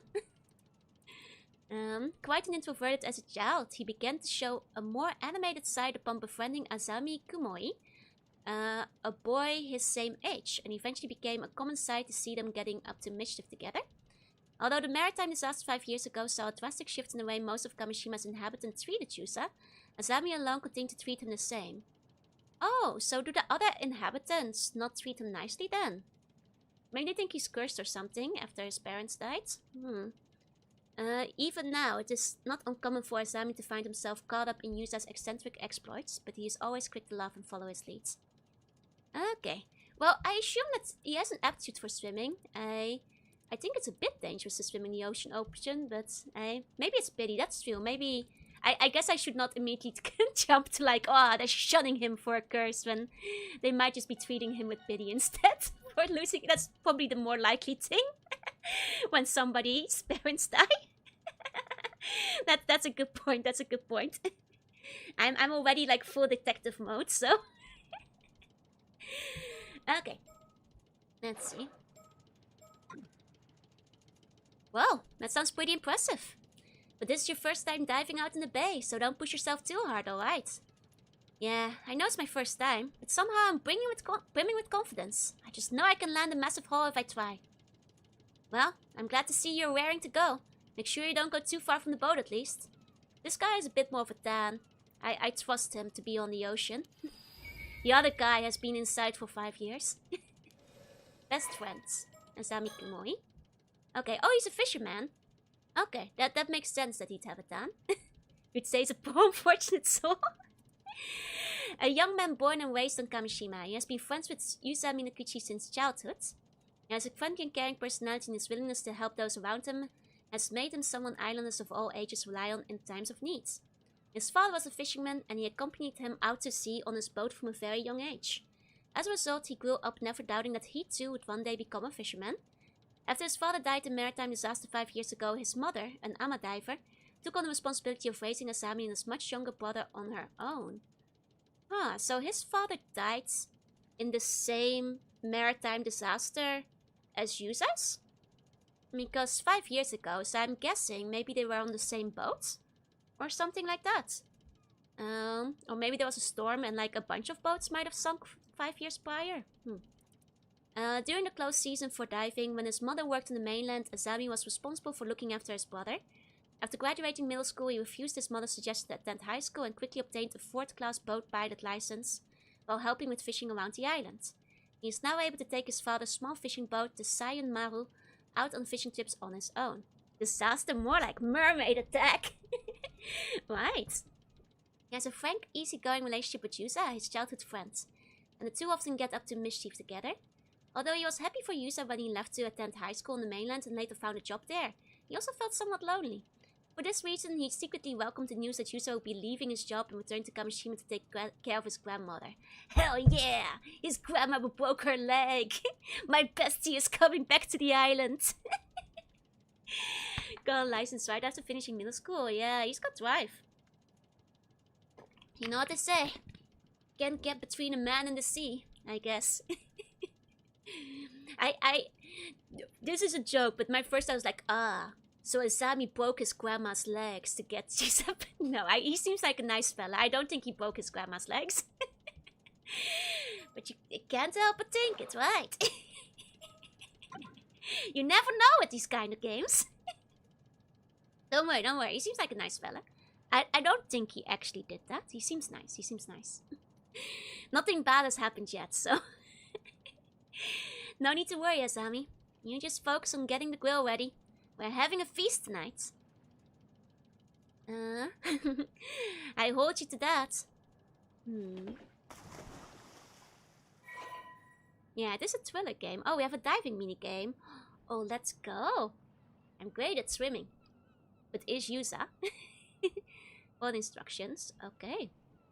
How you go there? Welcome in, welcome in. Okay. So, oh, we have like a level up system. Okay, okay. Dive. It's where you spend the next 6 hours, right? How's the game so far? Very good. You're still on time. We're not that far in yet. It's just getting started. Hey, Virtuoso. Yep, early stream today. Okay, move to look about. Click to perform action. Okay. Okay, so, and then I can... Oh, I get it. I get it, so... I'm diving. Oh, our oxygen runs out very fast, though. Oh dear, our oxygen couch runs so far. Okay, okay, okay. I'll go back to the boat, I'll go back to the boat. Oh, did I die already? Oh god, we have very little oxygen. Our diving is not for the weak. Okay, okay. Okay, let me retry that. Hey, Bojanko. You know, people do die. I have heard that this can happen during Ama dives, but... Man, it's... We can tell it's, he's only level 1, huh? Okay, let's return to the boat with just 2.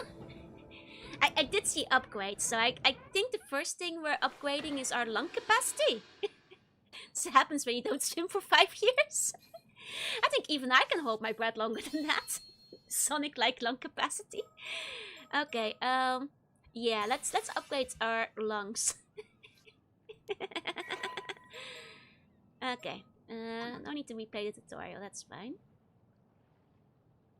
Okay, looks like you all warmed up. Let's go out a bit further so you can look for something bigger. Biggest catch you can get at this time of year is probably abalone. Snagging just one is something to be proud of.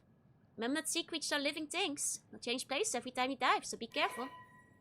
Okay, Subnautica 2 looks different from what I expected. It's the horror game. It kind of is, yeah. These stories of women drowning you are to discourage greedy diving. They'll get you killed. It makes sense, it makes sense. Okay, let's see. This is just straightforward stuff.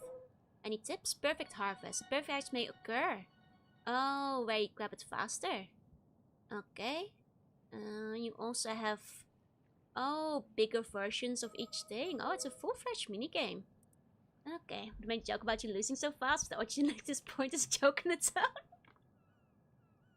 Would like to see me play Endless Ocean. Those games do look pretty. I have seen them. Okay, the term ama most often written with the characters meaning sea and woman.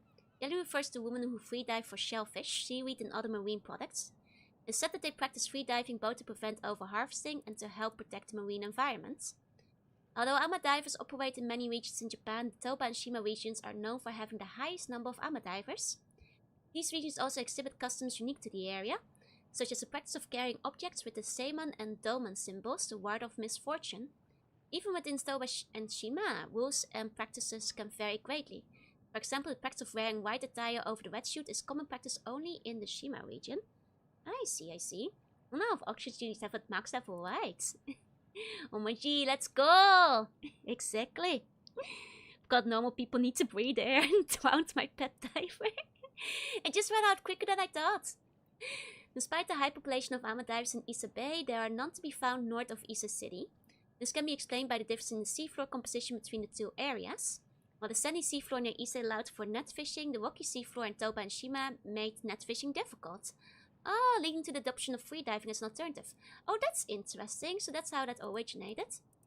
Abalone harvested by ama divers in Kusaki town in Toba has traditionally been possessed in ceremonial dried goods known as noshi awabi, which are then presented as offering at Isa's shrine. This practice is said to have originated when Yamato Hime no Mikoto, the princess who is right Amaterasu at Isa's shrine, was searching for suitable food to offer to the gods. Hey, wait, hey. When presented with abalones by an ama diver named Oben, the princess found them exceptionally delicious and decided that abalone would be the primary offering for the region. As a result, the ama divers of Toba and Shima have a strong connection to the region's Shinto rituals. There are some regions where they perform ritual dance as offerings during Shinto festivals. Although ama is sometimes written with the characters for meaning sea and man, when the divers mean, this game uses the traditional characters for sea and woman when the language is set to Japanese. Okay. Now you see the mermaid form again. Yay! Okay, and this is what we've got. We got one noble scallop. Hey, devil, hey. A bivalve with shells that come in a range of bright colors, such as red, purple, and yellow. Also known by the name of apakai. Got lurk and dive home? No worries. We're gonna be lurking and diving. Purple sea urchin. Sea urchin prized as a delicacy, particularly known for its round shell and long spines. I think, were these the ones I caught and then I died? It's purple, so you know it's poisonous, right? Okay. Got it.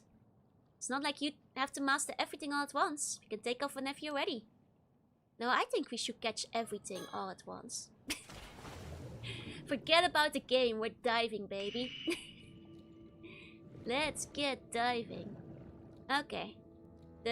Oh, that's not something I can pick up. Dang it. Though it seems the air upgrade already is making a big difference. Hey, there's nothing here! Where's my fish go? Ah, there we go. $10,000 sea life I would choose was burst. Oh, right. Oh, the fish was hiding. Oh. Return to the boat, return to the boat. Quick, don't die. 12-hour diving scene, not a single mermaid in sight. Some cool names for the first catches, yeah? Hey, objective, hey. New record, okay. I think once again, forget about everything else. Just more air. Early stream today, yep. Okay, buddy, looking a bit blue. It's very easy to die here. But that was already a big improvement, so hopefully level 3 will let us swim a bit longer. Stories about being greedy way to mermaid for me. She grind all my stats in this section. I mean, I kind of also want to explore what's out here, so... might as well take a while. Considering the kind of game that it is, there are probably like fun things we can find here, maybe? There we go. There's at least a couple more fish we can find. It's like gathering with decrease the O2 usage as well. I mean, it does actually gather. Decreases the O2 usage, see? Uh-oh. Okay, return to boat. Okay, big difference in how much it took to grind this time. We're making improvements. Hey, next time, hey. There we go. Okay, nice. Gathering also... Oh, that means you don't have to click as much to gather, I guess. More O2. I want to swim further. There's some cool stuff to find. I knew it, I had a feeling. Okay, especially because we can look all around, you know. There's all kinds of things. Levels come quick now enough for it to be worth grinding them, right? Your 2 levels decrease while slow due to diving upgrades. Carrying still steals chunks. That's true. I think... Hey, what's that? I see a question mark. Question mark. Hello? Oh my god, no! It's a Tomokazuki! Oh god, I'm gonna die, no! What the hell is that? Uh-oh. No! Get away from me! Ah! Guys, I found the opening screen! Uh-oh. Uh-oh. Oh god, no, the Tomokazuki killed you! I found the game opening! Logo jump scare! Drop it before it's too late! Dive failed. Oh, yep. I should have known to avoid the evil big hole. Tomokazuki, by the way, they're like a yokai folklore thing. Where they are like divers that look exactly like you. And they like give you an abalone and then drag you to the depths and kill you. They're like a whole thing with Ama divers. Okay, I should have known not to go into the evil big hole, I guess. Can't believe... that's very creepy though. Very cool. I knew it would happen at some point because that was in the trailer. Like that there was a Tomokazuki. Didn't know it would happen so soon. Then max out your diver stats. Now they'll never win that, Himakinen. So there he looked like he was in a big hole. Maybe he's at the bottom. And still. Together with the Tomokazuki. True. Getting pretty far from the boat. Maybe I should return. We have to swim back pretty far. Ghost divers, phantom divers have been reported by IRL divers. Ghosts of dead divers to octopi mimicking humans. I think it might also be like oxygen hallucinations, maybe. To know that you are loved? Oh, thank you, Doof. Thank you. Okay. Can't level up yet. Okay, before we go too far, I guess we should try to just like dive. I guess like maybe swimming is another thing we can improve upon. Swimming, gathering, everything, I guess. Okay. Could be a mirror. That's true. Or like the sunlight reflections being a little bit strange. But the first game does have like paranormal occurrences in it, so it's not like it might not actually be. Oh, what's this? Ooh, what's this? Oh! It's a mockingbird. Those were in the first game too. They were like collectible stickers you could get. Who will today's due to the nitrogen, yeah? Hell yeah, they're back. Joe is loved, but if she's loved, can we turn her into bread? Yes. Okay.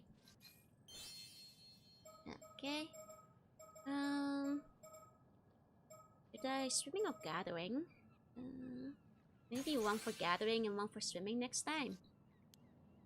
There you go. Hey, looks like you've got something interesting there, Yusa. Huh? Never thought that there'd be mockingbird stickers out here in Issa Bay, and at the bottom of the sea to boot. Mockingbirds? You mean this bird sticker? I did think it was pretty weird to find a sticker in a place like that, so I decided to hang on to it. They're real famous. An unknown artist makes them and hides them all over the place. Might as well pick up any you come across. Maybe they'll bring you good luck. I see. Damn, I'm good. Maybe I should add treasure hunting to my list of talents. Oh yeah! How many mockingbirds did you find in the first one? All of them! I like the mockingbirds. I thought they were funny. Soon we'll get you back to the safety faster, which is good. That's what I'm thinking too. So, swimming next. Popular bird mascot stickers seem to pop up everywhere. Nobody knows who the artist is behind these quirk and rough and tumble birds, so well they'll show up next. They quickly became popular for their bizarre yet oddly cute designs. In the right place at the right time in Issa and the surrounding areas, and you might just be able to find all 20 of them. Reach a total of 5 and 20 stickers collected to unlock the fun bonus content. I only got 17. Nah, I got all of them, maybe. Okay, which one did I find? Booby Bravo! I see. Don't expect CCC crossover so soon. Yeah. That's what I say whenever I see a booby. This is what the game strives, dive for steal stuff and maybe getting mermaid girlfriends.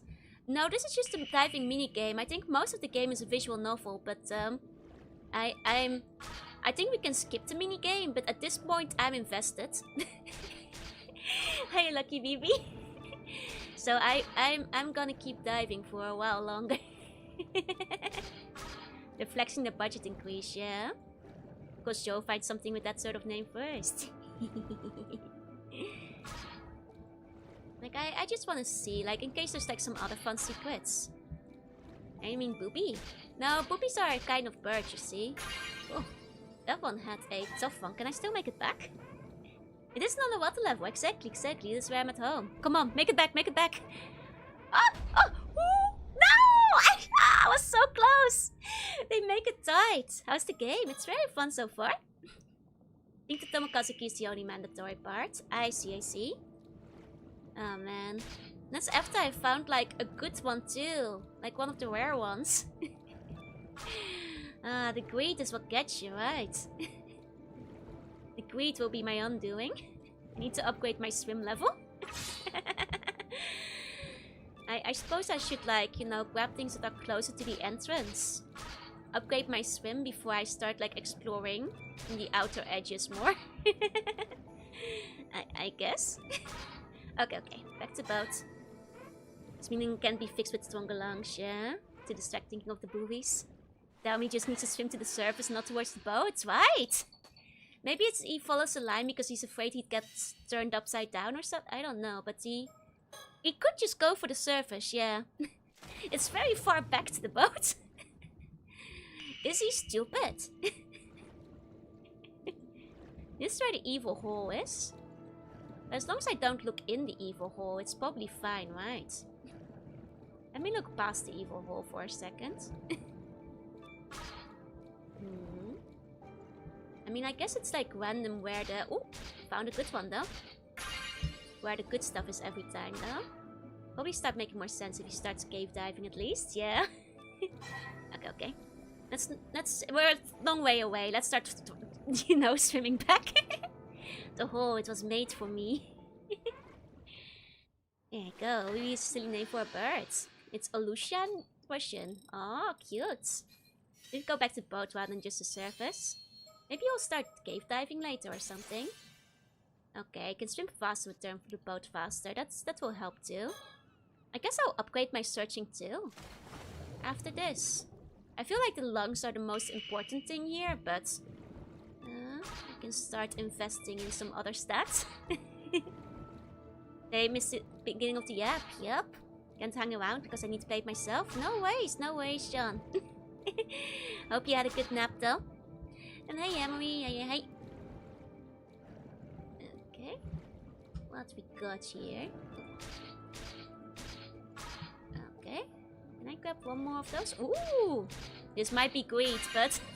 this might be greed. Go back to the boat, go back to the boat! Go back to the boat! Quick! Okay, I made it. Okay, the extra swim is helping. The extra swim is helping to get back faster. One point the goddess seems huge for one-shotting the lower ones. Exactly. Okay, it's not an upgrade yet. I'm jonesing for the app. Swim upgrade saved me here. I think the swim upgrade might actually be huge. I guess all of the upgrades are good in their own way. I suppose here. Okay.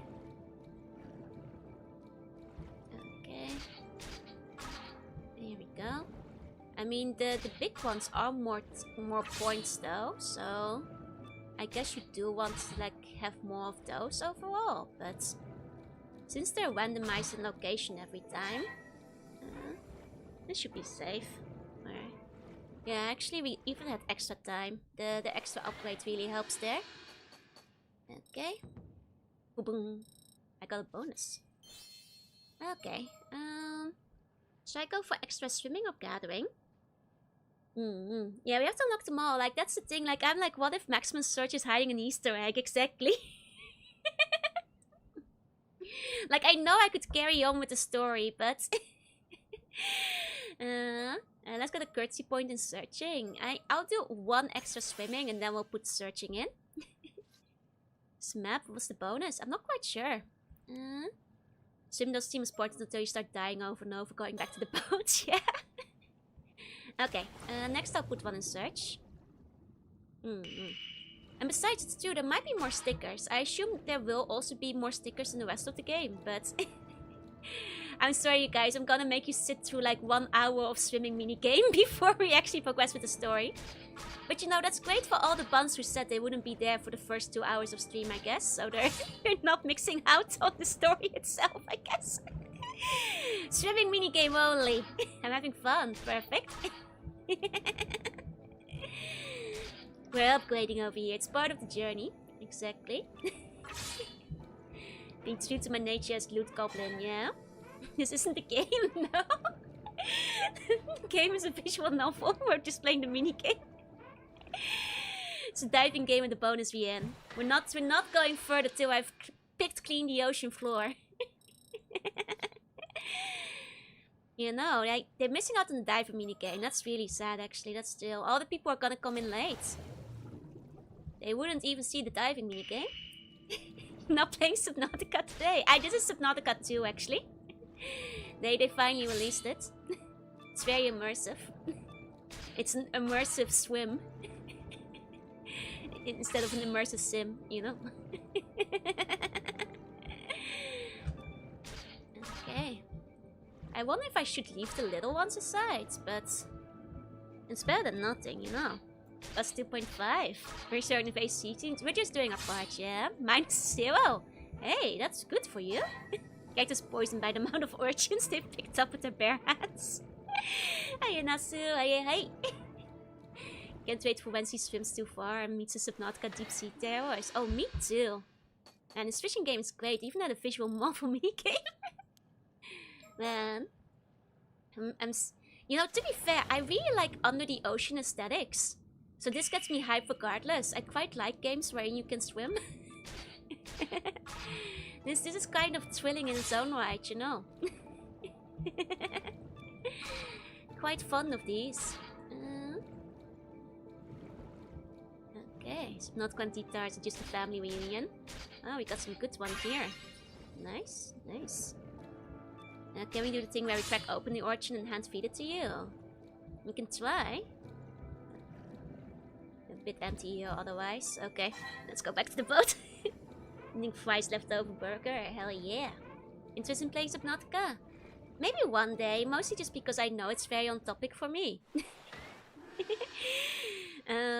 But I know it's a bit on the spooky side, so I'm not quite sure yet. Okay, I guess I'll upgrade my cursory searching points. Let's see. I should check my log too. We might have had like new information. Okay. Oh, actually, the searching is pretty useful because you can see, okay, where things are further away. I wonder if you can see all of them. If you upgrade your search high enough. Okay. Oh, wait, my foot! No! Oh my god! No! Wait, is it behind me? The Tomokazuki is grabbing me. I didn't know I could be attacked while in the swimming minigame. The sea urchin is fighting back. Oh, okay. I didn't know that could happen. Caught on seaweed. Okay, if it's just seaweed, I guess that's fine. And got caught in the kelps. I guess the kelps is okay. I thought there might have been like a yokai behind me. I was worried for a second. Okay. Probably don't want your foot stuck in seaweed either. You know, you make a good point. That is generally ill-advised. Oh good, I'm only drowning because of the seaweed. You know, it's better to be drowning of seaweed than because of ghosts. Hey Tyler, hey, welcome in. Ayakashi are coming for me. They are. Oh, there's like a lot of them here. Ooh. Found a good spot. Though my air is running out. Uh-oh. Okay. Where? Boat? Uh-oh. Don't get stuck on the rock. Oh no! Boat! Okay, it might be bad to be underneath the rock. Okay, we're fine.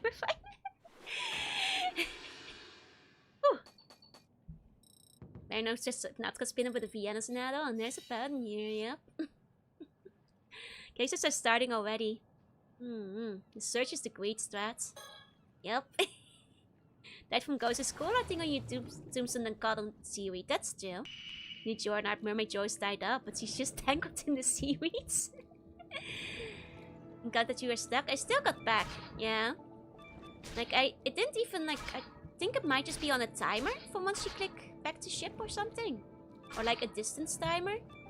Because I wasn't actually fully back at the ship. Oh, what's this? What's this? I see a question mark. I see a question mark. Must investigate. Is this... Yeah! Another mockingbird. Let's go. Simon's hiding in seaweed and grabbing Joe's ankles. Oh, is that a lobster? Oh, go back to the boat. Go back to the boat. We can't lose this haul. We can't lose this haul. A lobster and a mockingbird. Yeah, I think it's distance from boat actually, not surface necessarily. Ooh, okay. This is Subnautica clone, not a Witcher 3 clone. With a Witcher 3 clone. Ah, right. Aha, look at this legendary loot. We ranked up. Okay. I'll put another one in swimming. I think swimming and diving are just the key to like exploring better, so. Okay, let's check our new birds. Our new birds. Ooh, oopsie. I missed. Clicked out of screen by accident. Let's see. We've got a fast lane frigate. I see, I see. Okay. So let's check my log, because now we have... Oh, we have turbo snail, a sea snail. Commonly enjoyed as sashimi or roasted whole in its shell. Nocturnal by nature, it feeds on seaweed and other food attached to the rocks it lives on. That's a good loot, yeah. Frigate birds on the local ordnance. Yep. They all, you know, a little bit delinquent. Why is a bird on the water? They put a sticker there. The question is why the artist puts half the stickers under the ocean. A rare sea snail, known both as a delicacy and for having extreme difficulty involved in harvesting it. Has a long history of being presented to the Easter Shrine as an offering. Right, we saw that in the historical thing. And one of the Easter signature products, this lobster is well known both as a luxury and symbol of good fortune. It's especially prized for its rich, tender meats. Although harvestable in game, the fishing season for Easter lobsters only begins in October. The game is not lobster accurate. 0 out of 10. They were harvesting lobsters in the wrong season. Hiya Blue, I like that they include little facts like that. Very educational. We meet an Umibozo. I'm not quite sure, but we did meet a Tomokazuki. Always spec into poison, not armor. Look at the humans eat your armor skin. Exactly. I just gotta go for poison. Okay. Hey Blue, hey.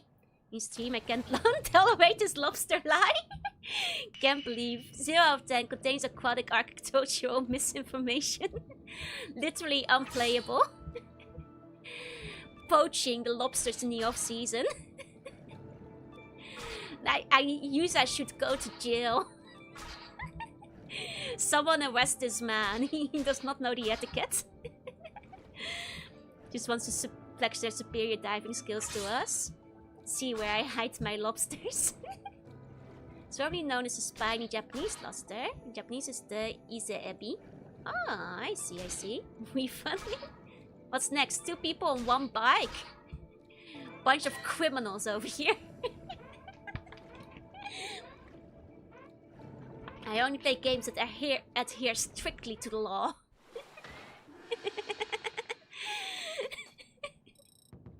Someone put this maniac behind bars, eh? I hope Yusa gets arrested. She plays Skamba Puppies Chronicle. I have seen the Skamba Puppies and it is pretty cute. I don't know the game though, but... One of the most dangerous jobs was laid to drive for bows and clams. Yup, that's the job we're doing right now. Pretty tricksy. We're getting better at it. The better swim is helping. Quite a bit. Hey Taylor. Ooh, we got one of the nice ones. Hell yeah. There we go. Oh, is this like a whole... Oh, it's a whole wall of nice ones. Hell yeah. Okay, so these... This is great. I know this is great, but I wanted one more. Go. The gathering affects the bones after coming back to the boat. I think so too. Approaching 1 hour yep, 1 hour dive. Wonder what the next hour will be. A 2nd hour dive. It's okay. My greed paid off. We got new records. Let's improve our gathering. There we go. There we go. Okay, high risk, high reward, baby. You know, was it this wall? I wonder if this wall will have like... Oh wait, was it this? Was it this area that had like all the good ones on the wall? Yeah, it is. Okay, okay. You're not capping off the options is mushing my brain. We need to have like a bit of a balanced act. To make sure we can, you know, maximize, optimize our gameplay. You know, I will optimize my swimming, but right now, the gathering is shipping away too much oxygen, so the gathering must be improved too. Just woke up, now I'm gonna fall asleep listening to the fish. Off maxing unlock something? That's the question. Who knows? Who knows? Okay. Then you guys will have to wait for it because I'm gonna put one more point in gathering. Gonna annoy you guys by not capping out any of them. This is so evil. This suspense building. Sign of a good entertainer. What are we playing here? Paranormasight. It's a visual novel with a fishing minigame. We will continue to play the fishing minigame till my stats are maximized. We will continue playing fishing minigame till morale improves. Okay, so I think... Okay, this wall seems to consistently have some good stuff on it. Set flashback meant fish. You love fish, I know these things. Hey, Morningstar. Hey. Yeah. Okay. So I think if I head this way, there seems to be a consistent spawn point for like... And even a lobster. Look at our luck. There we go. For some of the better stuff. I'm gonna cap out search at least because you are too. Hey, Warning, ever played Darkwater? I haven't. Want to find the boat is king. Find the boat is like, damn, this is a great haul. The guy is insatiable, he just keeps going. Yeah, this is the real game, the VN is a bonus. Okay.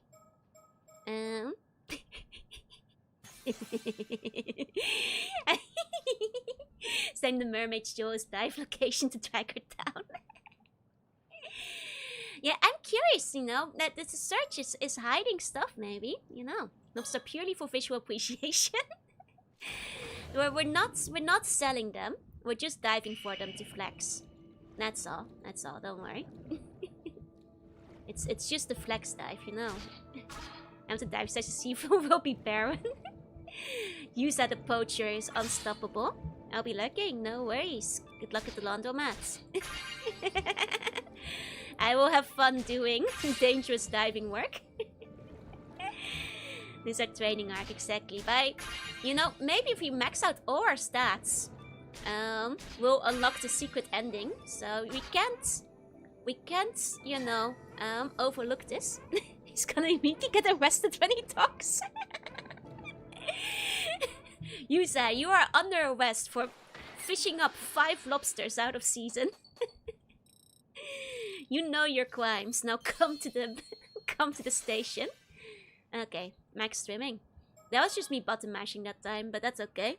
Now we can swim fast. Okay. But diving boys, like this money's going to yakitori. He doesn't care about seafood, right? Or he hates seafood. The PTA's coming for us? No. Yeah, I think my little diving wall is probably the best place to go. Because like here's like a lot of them, but these are like low value kind of things, you know. I think we are better off going for like my wall that has the high value ones, even if there's less of them. Find a Joe 10 billion yen in their ecological crimes. Look at the point man where you get them more. Oh, I see. You say doing laundry and then I remember doing laundry as a Persona reference. Well, you figured it out then. Oh, it's just 1.5 once you have, what, 10 or more? Okay. So I guess in that sense, the little ones can add up. If you reach max stats, you become immune to the cause of the game's mystery and get the game never happened ending. Well, that would be an ending too, you know? And then we just start the game again. We just start fresh. I'm curious to see what's on this mountain. We haven't really been up here. I also kind of just want to explore the ocean for secrets. So I'm gonna do like a little bit of exploratory swimming. Now that we have like more swim and air. While catching things, of course. Maybe catching one of each gives a bonus too. I think at least once I managed to capture one of each. Can you just swim to the surface? I think so, but... what would be the point, though? Okay, go, go, go, go, go. Okay. I mean, you know, it's only 5 of them. It gives a good amount of points. I'll get each kite into a fantasy. More search. Okay, after this I'll be maxing them out, don't worry you guys. I'll start optimizing. Okay. Because there's like some interesting, like, you know, even if the fish are randomized, there's some interesting, like, points of reference. Hey Okino, hey. I ran out of things to not maximize, yeah. Like, there is this cave. It's like a suspicious cave. But it doesn't seem like there's anything in it. It's an interesting cave. It also seems to have pretty high value things on average in the cave. Probably because it's a bit tricky to get into. And a little bit dangerous to get out of. Overall. So that is probably why. Okay. That's fine. We have plenty of swim to make it to the surface now, so it's fine. Okay. Here we go. Okay, I'll stop maxing one out. Let's hit our diving, get our maximum air. Fishing for joy, Yunoko Isekai is best done with a burger and bait. True too. Okay, maximum lungs. Here we go. I just realized max level is like, what, 60? Okay, now where to explore next? It doesn't really... Oh wait, there's something there. Hold on. Point of interest. What's these? Wait, what these? Am I unlocking the ancient seal of evil? Yeah, that's probably fine to do. Whatever that unleashed, that's probably fine. Oh, there's something over there too. What up? More birds. More birds. Yeah, whatever that unleashed. I'm sure it's not gonna cause us problems later down the line. Arya! Almost 4 years. Let's go. Thank you so much for the resub. I may have undid some little cursed binding. You know, you gotta do it for the vine. Yeah, these kind of things. You never finished Final Fantasy X.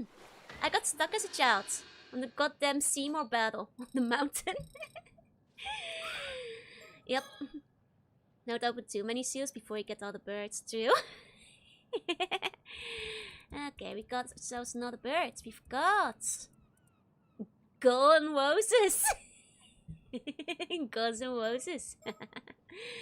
Human fight sucks so badly. Think you'd ever revisit it? I plan to do it eventually on stream, yeah? Okay. That's a pretty good one. Okay, just prank well. It's Laurie's dad! That is indeed canonically Laurie's dad.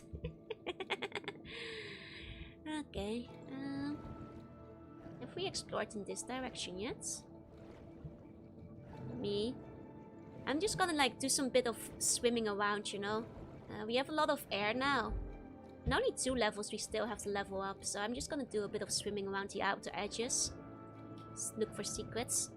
And we already got the bow and love of bad puns. Look, mockingbirds are like half the reason the first game is 10 out of 10. You know.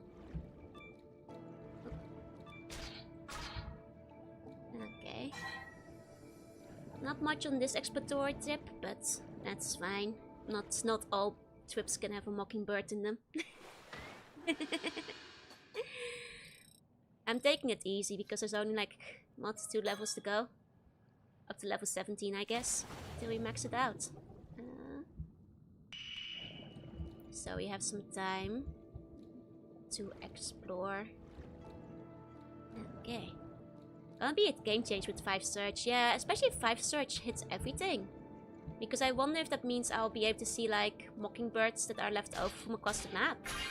Might just save a few seconds still set. Well, I hope you guys are ready for like another 2 hours of diving minigame in that case. You know, if they unlock the second skill set. Okay. Okay, not much over here. Skip for all skills. Oh! Mockingbird detected. Mockingbird way to go. Pew pew pew. There we go. Pew pew pew pew pew. Mockingbird detected. Mockingbird detected. Okay. Back to the ship. Okay. Because mockingbird because they mock the birds. If I recall, it's actually a very clever translation. If I recall, the Japanese name for them is Namedori, where Nameru is the Japanese term to mock somebody. Where in English, you know, if you're mocking somebody, the birds mock you, but mockingbirds are also a bird. It's a clever translation they went for. Expecting detective game, ended up with a fishing game. 10 out of 10. Let's up our search for ultimate searching. There we go. It's one that, like, you know, winds up working surprisingly well in English. Good example of intrinsic value, yeah. It's easy but challenging but fun. The Go Father. They're all Yakuza. All the mockingbirds are like delinquents. Okay. Okay, the Go Father. Localization has been very good. The localization of the first game, it was like fantastic as well. So I expect good things for the second one too. Go Father is a good pun. Our song seems to have a decent fashion sense, yeah. Like, I also like that, like, so far they've been, like, leaving a lot of, like, translation notes and stuff. And, like, keeping things, like, you know, in Japanese termage, which is always nice to see. Suddenly there's a top girl from the Tom Cruise movie. Nice family on the mob. Don't mess with that little girl. Don't mess with Noise family, they will get you. They've got connections. Like I said, I'm not super focused on gathering things right now. I'm just looking around for like extra collectibles at the outskirts of like, you know, the fishing minigame. Especially since we, you know, are close to finishing our levels up. Making sure we've got everything down below, you know. Only Laurie's family are allowed to mess with her. Maybe you can unleash a second curse, that's right. Maybe there's another curse we can unleash, no. She means cute. No, I mean Chica. Okay. Let's see. Once again, just looking for secrets real quick. There's a limit to how far the rope reaches. Or it's sort of dangerous to have as a girlfriend. Still. But hey, if you treat her right, you'll be part of the familia. So, you know, you'll enjoy the protection. But you better not break her heart. Or the godfather will not enjoy this. Will look badly upon you.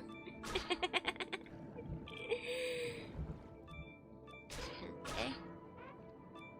It seems like I feel like I've done a decent job exploring, but you get turned around pretty easily on the ground, so there might be an area I haven't seen. It's a guy who was more useful by showing symbols rather than just occasional yellow, right? It would be nice if there was more distinction between the different, you know, things in terms like maybe a gradation of like, you know, the exclamation marks in like order of like how valuable they are. Assume the Godfather base of golf. Definitely. Like, I think it would be nice because like if I could say like, ah, lobster over there, that'd be quite useful, but I guess they don't want to make the game too easy for people.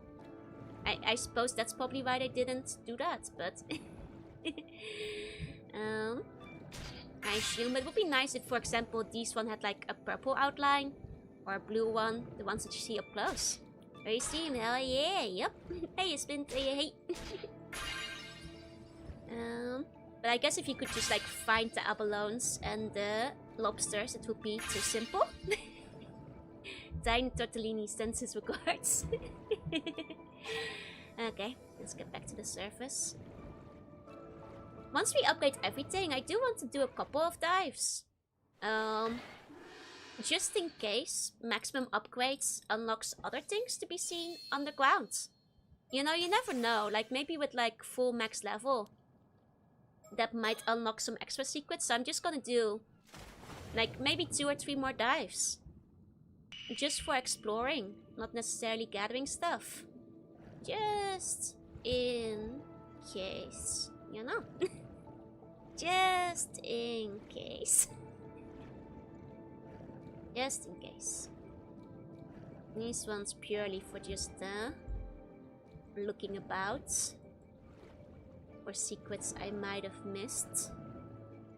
Might one warp to the real ending with my newfound powers. I mean, the devs must have accounted for people like me who will, like, you know, max out their skill set right at the beginning of this game instead of, you know, proceeding with the story. And who will spend over an hour on the fishing minigame instead of... What I presume they mean is for you to spread it out throughout the game and slowly improve. You know? They must have known people would be like this. Max skill does not mean max level exactly. Bird kickers are calling me. Oh, hey Taniki! Hey, hey, hey! Hey, Lucky! How was your stream? Welcome in! It's like doing the side quest first, exactly. You should do the side quest first. Taniki, wait! What were you streaming? Welcome in, Raiders. I'm Jorunna. I'm a sea bunny. I play retro games sometimes. And today we're playing not a retro game and not an art. We're playing Paranormasight 2, a game I was very excited for. I hope you enjoyed Grand Theft Auto. Welcome in, welcome in. We're just doing some dives in case there are secrets in this area right now. You know, we just be diving over here. Taniki, wait, let's go. It's retro in our hearts. You know, it's retro in how good the quality is. Welcome in, welcome in. I hope you had fun. Hi, hi, hi. Hope you enjoyed Grand Theft Auto. Just GTA 5. Nice, nice, nice. Oh, and Sakimi, welcome in. Oh, a double raid. We're playing Grand Theft Auto 2, or is this just coincidence? Welcome in, Raiders. I'm Jorunna, I'm a sea bunny. I play retro games art sometimes, and today is neither retro nor art. Because we're playing Paranormasight, a game I was very excited for. We're currently doing a little bit of secret hunting in the minigame. This is actually a visual novel. Despite appearances, this is a visual novel. How was Super Robot Wars? I hope you had fun. Welcome, welcome. You got Jorunna at home, yep. I really liked the first game. It's okay if you haven't played the first game. The story stands alone from the looks of it. We also just started, so you've basically missed nothing. I've spent the past hour playing the fishing minigame. So you haven't actually missed anything yet. You only missed the, like, you know, control tutorial. It's not just a diving game, no. I'm gonna do like one last look around and then we're proceeding the story. I think we found everything on the seafloor that we should be finding. Visual novel with the game to play, the visual novel with gameplay. Right! Genius! Fishing is very fun. I must simply catch something before the turtle cries. You come back empty-handed. Imagine Joe drowning 5 times and then catching lobsters. That's... Oh, hold on. You got caught in the seaweed again. Jelly Mechanic, wait. Welcome in, welcome in. It's the second part of this game that isn't just diving. We're about to hit it, so you guys came right on time to actually see the beginning of the story. That isn't just the past hour of me playing the diving minigame. Don't worry, don't worry. I'm just like a little bit particular about wanting to get all the secrets and stuff in the side quest first, so I decided to max out everything and take a very good look around. But I got the impression we might have found everything, so we can start moving on. Okay. let's go. Here we go then. Okay, I guess we can stop diving. Let's check our best catches. Not bad, not bad. Beautiful, beautiful. We've got 58 noble scallops, 46 purple sea urchins, 33 turban shells, 33 abalones, 3 lobsters. We're gonna get arrested for overfishing. You know, it's not about gathering food, it's about gathering the audience, yeah, for the real game. 1 point bets on the seaweed eventually being used to slow you down. Could be, yeah, especially if this comes back. We have destroyed the ecosystem. Let's stop diving. I wonder if he'll comment on it. Right, let's leave it at that for today. Good work out there, user. But ma'am, just look at you. How did you improve so much in such a short time? Well, what can you say? You start out level 1. First dive, level 17. You know how it goes when you're just that talented. It's like we got 17 years of experience in 1 dive. You're basically pro level now. Wasn't expecting you to pick things up that quickly. Oh yeah, there's definitely different dialogue for if you don't max out your level the first time. Just grinding the tutorial area. Guided by a powerful sea spirit. That definitely sounds like there's probably different lines depending on when you enter minigame. Like I said, bring me with confidence. It's also because you were here to help. Thanks, Asami. Also, this is the same endowment signs that we're talking about in the manual thingy. Hey, Starpop. Number 1 dialogue friend strikes again. Local shellfishers left without work and employment in Kamishima peaks in 15 years. Oh, I didn't do that much, but I appreciate it. So, do you feel any different now? Did your body undergo any weird changes? Nope, I feel exactly the same. Nothing's changed. I'm the same old user I've always been. Guess we were a bit off the mark, huh? So, what do you want to do now? Should we call it a day? We can talk about the hole. Or go back immediately. Interesting. I think talking about the hole is probably the way to go. That's probably the way forward, because, you know, that's probably... That seems important. So that's why I'm kind of tempted to say go back immediately. In case, like... Sometimes you need to talk about your hole with your best buddy. We don't talk about the hole. I'm just wondering if we can get a bad ending if we don't talk about the hole. You know. Like, maybe... Because the first game had branching paths. And I want to see the bad ends. Where we don't warn our friends about the Tomokaze key that came out of the hole. Let's just go back. You got it, Kamishima Port, here we come. Don't worry, we will be talking about the hole, but I want to do the wrong things first, you know. Like you know, it's a paranormal thing. If we pretend that nothing happens, I feel things are bound to go wrong for us. You know what I mean? Let's go.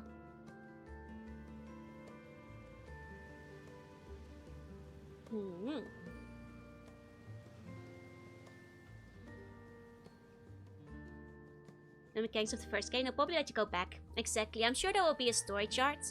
So don't worry, we'll talk about hole later. Hey Yusa, I took your catch to the market while you were changing. Oh thanks, I appreciate it. Here's a Kamishima shirt, that's cute. It was a seriously impressive haul for your first dive. The old guys at the market looked like their eyes were gonna pop out. Yeah, I guess I did fish a bit much, huh? He's doing the wrong stuff first.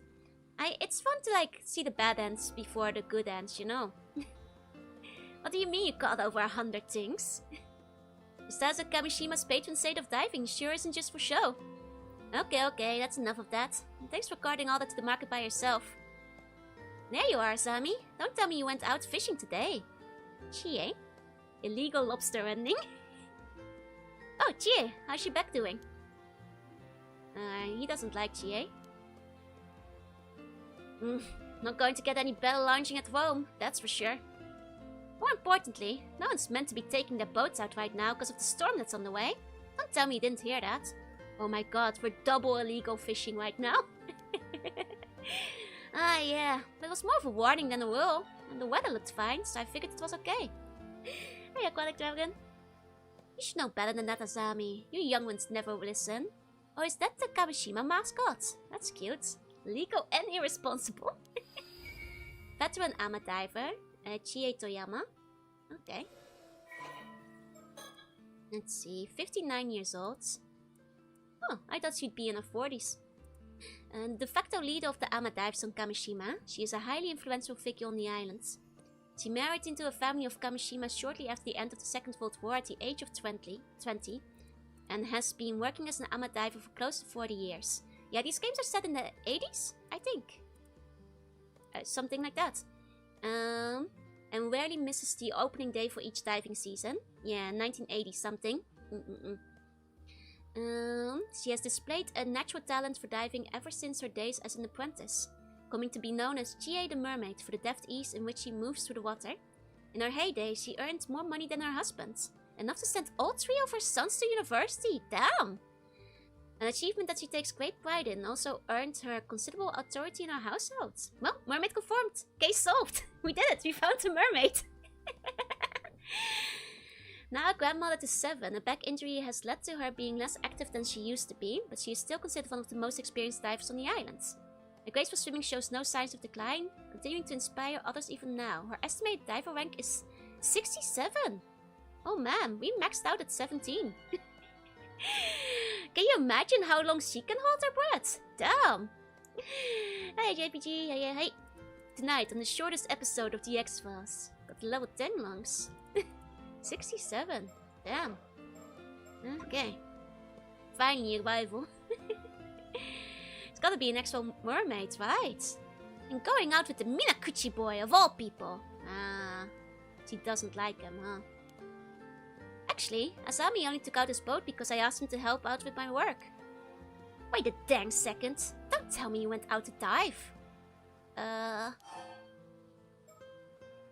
do you ask? I did, but why do you ask? Am I not allowed to be an Ama Diver? Absolutely not. I won't allow it. Oh my god, he didn't have a permit either. We're triple illegal diving right now. A credible face though. What? Why?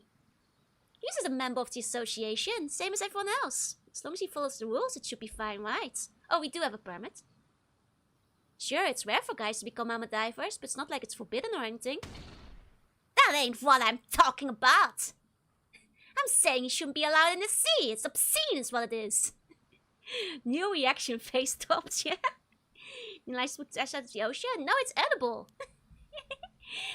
Everyone agreed to put up with him being on the island for Tsuyu's sake. But now he gets it in his head to go diving of all things. Have you no sense, boy?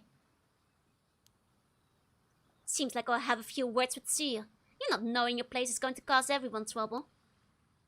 Okay, I guess the island did not give him pity. I think I was right about him thinking he's cursed. Listen up, Minakuchi boy. You better keep your head down and stay put on dry land where you belong. No more diving, you hear? Hey now, you don't think that's going a bit far? It's no need to lay into user like that. Azami. What? You really don't think anything of all this? After what his mother did? Ah. Only women allowed to go diving? No, men are allowed to. There's a couple. Already maxed my stats, lady, but she's still 50 levels above us, though. Sounds more like an everyone but you are mermaids kind of situation. Kind of feels like it. Man, she seemed like such a nice fishing mom at first, right? She seemed like a great grandmother. Why is she evil? You really don't think anything of this after what his mother did? Nope, not at all. Yusa hasn't done anything wrong. He was a victim of the disaster too, maybe more than anyone else. Oh, did they think his mother caused the disaster? Because Azami's father died in the disaster as well as Yusa's parents. So they think his mother was the cause of the disaster then? Almost done with the mermaid secret. Recently, there's been a strange rumbling coming from the sea.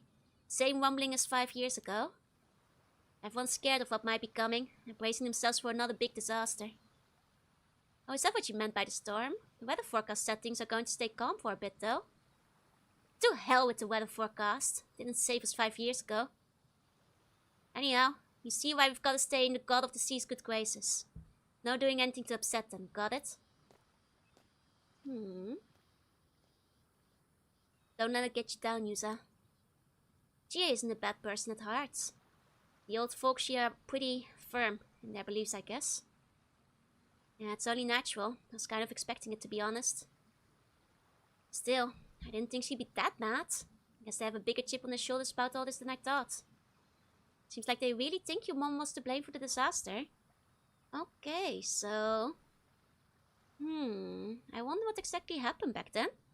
As long as the underwater seal is intact, we're good. Ah, right!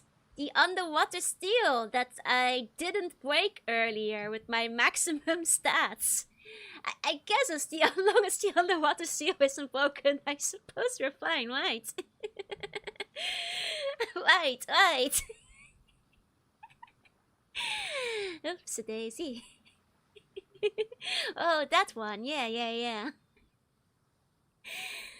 But it was all glowy. We thought it could sell. Yeah, you guys don't break mysterious chains sealing a weird symbol you don't know about whenever you see them on the water. Who could resist?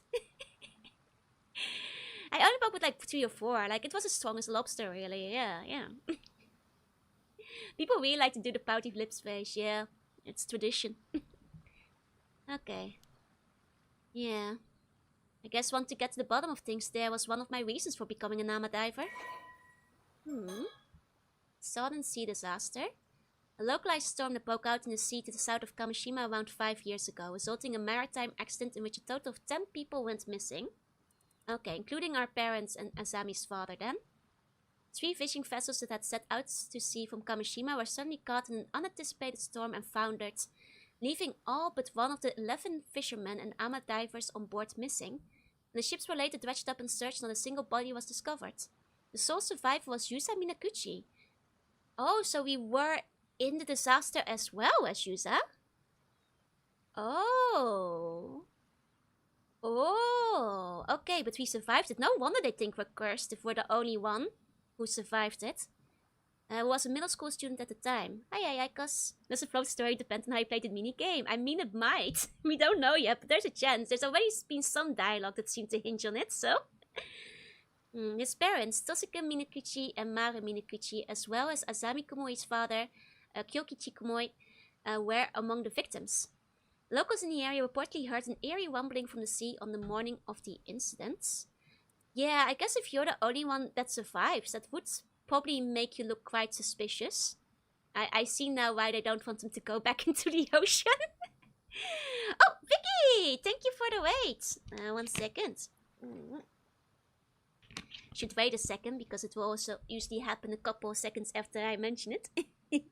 Eerie rumbling from the sea, Jorzilla the Mansburg was. Welcome in, Obakas. Let's see, Vicky Night Parade. Yes, there's the Obakas. Welcome in, waiters. Welcome. Vicky, wait. Night Parade. Welcome in. I'm Jorunna. I'm a sea bunny. I play retro games art sometimes, and today I'm doing neither of those because I'm playing Paranormasight 2, which is a game I was extremely excited for. It is a kind of mystery, probably murder mystery. We're only just getting started. We're super early in the game, so you haven't missed much of the story if you want to see some of it. All you've missed so far is me playing the fishing minigame for over an hour. So you haven't missed anything. We just know that the main character's parents died in a shipwreck, as well as his best friend's mother, and they think he is to blame, or his mother is to blame, and that's literally all you've missed. You haven't missed much yet. Friends been trying to get me to play the first. Oh my god, it's so good! I really recommend it. What? YouTube? Oh, I can actually show you guys. I am a mermaid too, so today's curse is my curse. Because, and this game was made for me. It's like for sure the first time I've seen your full body, yeah. See, the problem is with my full body is that it's very wide. It takes a lot of screen real estate. Yes, this fish is fishing. Welcome in, waiters. Welcome in. And we've got another raid coming in. Welcome in, welcome in. Hiya, Blue. I hope you had a good stream as well. And Mermaid, non Eldish Emanation. Of your mothers, much love to Okami-wan. Thank you, thank you. There's a lot of fin going on. I'm full of fin. Welcome in. I hope you guys all had fun with, you know, I don't know what you guys were playing, but I hope you guys had fun with it. I realize, but welcome in. I will have a look. Enjoy your look. And we're gonna be solving a murder mystery under the ocean, so feel free to join us. You're right on time because we're honestly just getting started. Despite the timestamp, most of this was me playing fishing minigame and maxing out my stacks. Oh, Wario World! Wario World is a game I really want to play. I watched Vicky play it a little bit the other day. It looks so fun. Hi Jenstone, hi Puddle. Blue was playing Nikkei. I hope you had fun. I love the egg. Your mother's so pretty. Thank you, thank you. So let's take a look at the casualties of the last time there was a sea disaster. Medium-sized fishing vessel Daikichi Kyosumaru foundered. Captain Kyokishi Kumoi and all 5 members report missing. Okay, that was Azami's dad who died. As well as a small fishing vessel in Omemaru. Captain Yukiji Nishikawa and 1 passenger. I don't think we know this person yet. Unless you guys remember Nishikawa, but I don't think we've met one of those. Will probably become relevant later. Because receiving the bumper's blessing is that they must be the sole survivor of a great disaster. Yeah. And then we've got the Minakichi Maru, foundered Captain Tosco Minakichi and 1 crew member. Which I suppose was probably our mother. Because we know our mother died as well. 1 passenger recovered with slight injuries, which was us. Oh, we had amnesia. Maybe we're a mermaid. If we can't remember we're a mermaid, maybe we are a mermaid. Amnesia, that's always suspicious in a mystery story. Okay. When the boat the Minakuchi family was on was about to sink, Mara and Tosco Minakuchi put a lifebuoy on their son, Yusa, and helped him escape the boat before the waves engulfed it. Despite the slim chance of survival in such a dire situation, Yusa was miraculously found drifting in the sea next day, still wearing the lifebuoy, and was successfully rescued.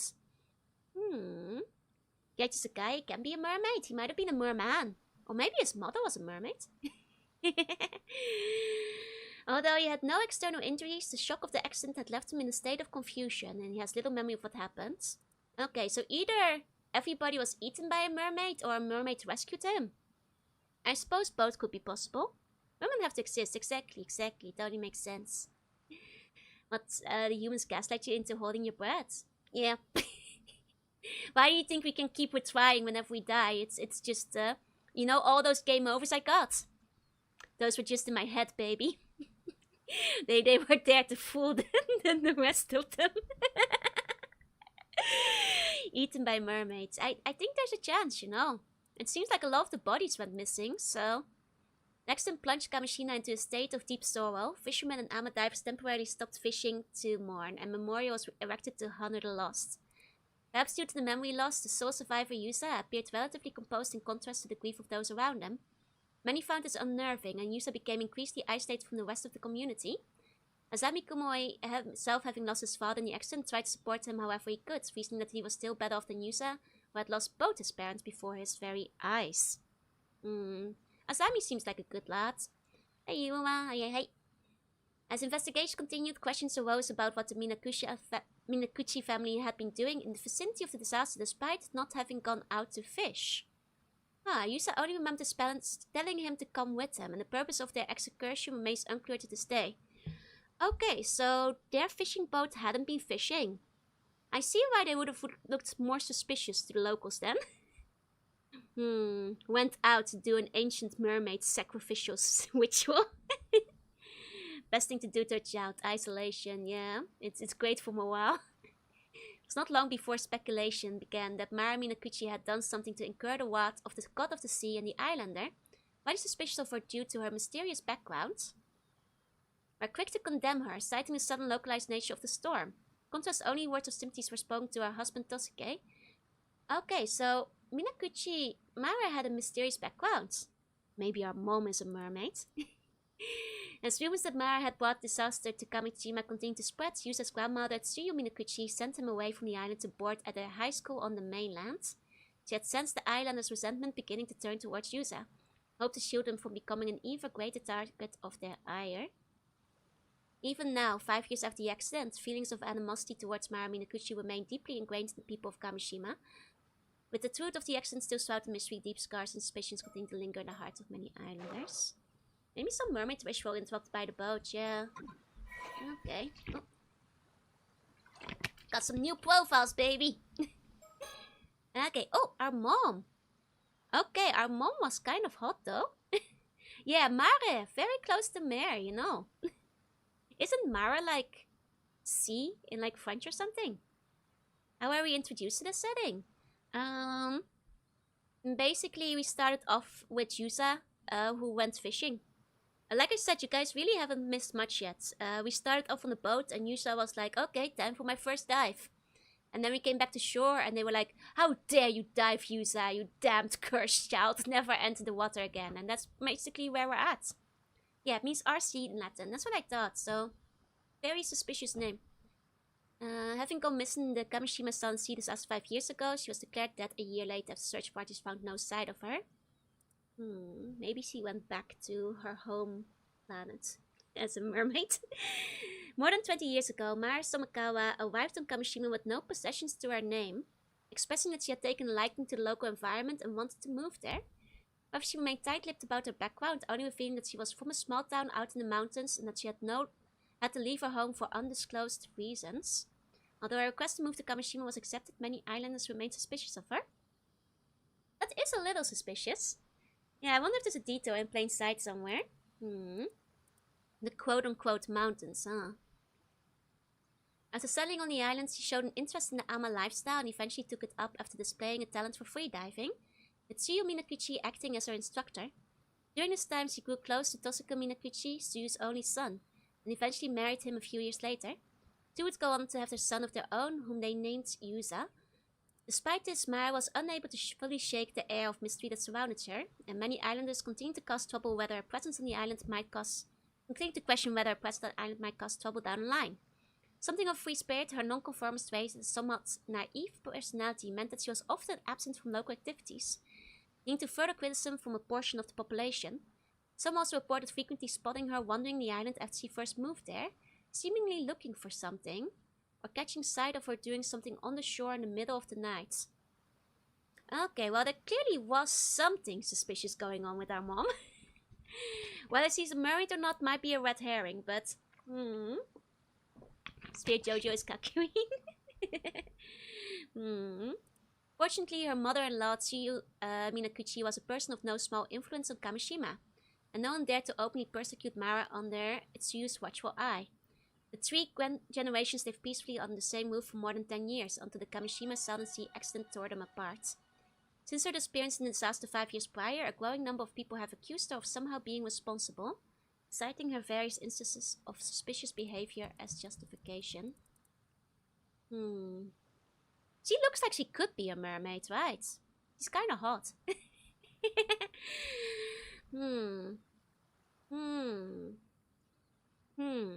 Suspicious, but it could be misdirection after all. It's the kind of game where everything starts coming together at the end, so.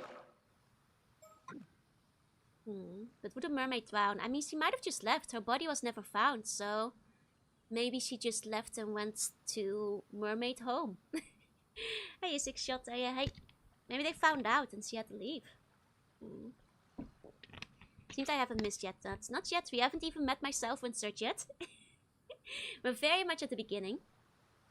Okay, no sea adventure complete without a head herring. Yeah, everyone's been avoiding the topic until now, but that can't go on forever. Hey, you two! Kikuko? Oh, it's Kikuko. Yeah, you two over there. Did I get some help with those boxes here? Need to get them to the warehouse. Another Ama diver. I see. Devotee of Dagon. Okay. 28 years old.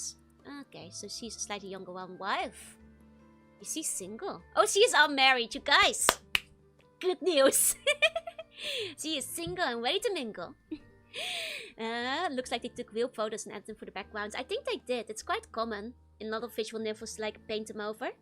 Didn't help with my boxes. Always, we're in, boys! She's single! We're so in! She does have a very distinctive facial scar, maybe from the diving. A woman born and raised in Kamishima, unmarried, she's known for her friendly, sociable nature and almost sisterly tendency to look after others. Ah, Nei-san! Both of which makes her a familiar face to many on the islands. The age of 28 is in demand! Hey, biggest, hey! Facial scars are no problem. No, that's a certain charm, you know. Joe, are you sure you're playing the right kind of VN? I am dating Kikuko at Tsutsui. Ever since her school days, Kikuko harbored a strong desire to leave Kamishima and make a life for herself elsewhere. She wants to see the big city, eh? I can arrange that. Ooh, thank you for the follow. While most of her classmates began working as ama divers following graduation from middle school, she decided to enroll in a boarding school as a first step towards fulfilling this goal, going on to graduate from a junior collar in Aichi Prefecture and then finding a job in the general administration at the company in Issei City. I see, you haven't even met all the options, too. However, because her assigned work consisted only of unfulfilling menial tasks like pouring tea and answering calls, she left after only 1 year. She changed jobs repeatedly over the following years but found no further luck in subsequent workplaces. Eventually recognized that success as an armor diver is determined solely by the extent of one's physical prowess and ingenuity. She came to find the idea of such work appealing and moved back to Kamishina 4 years ago. Since I should know for basically having nothing there. It's quite rural, yeah.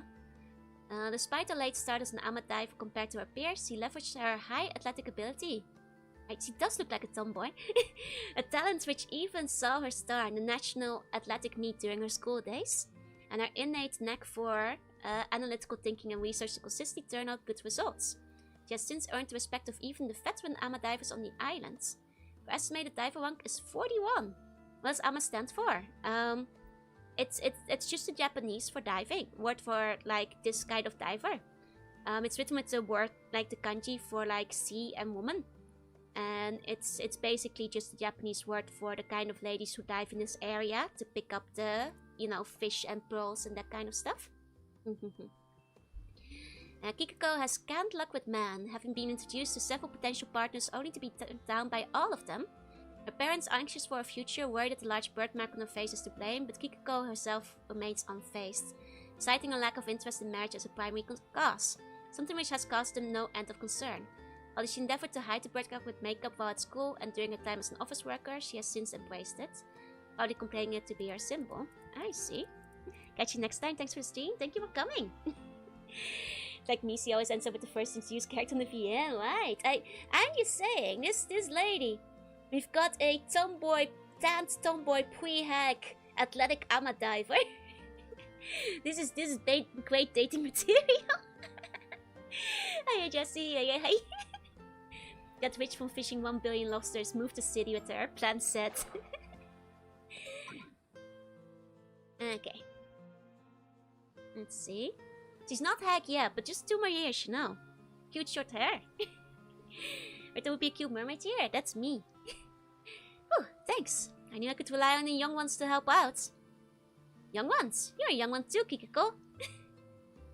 Should you be eating my messages? It may be. I haven't indeed not seen one of yours in a little bit. I think YouTube may be eating some messages, I'm afraid. Feel free to resend if you think it hasn't like shown up on screen. She's... Oh yeah, she's like 60 now probably. Acts like MILF, you can invest, exactly.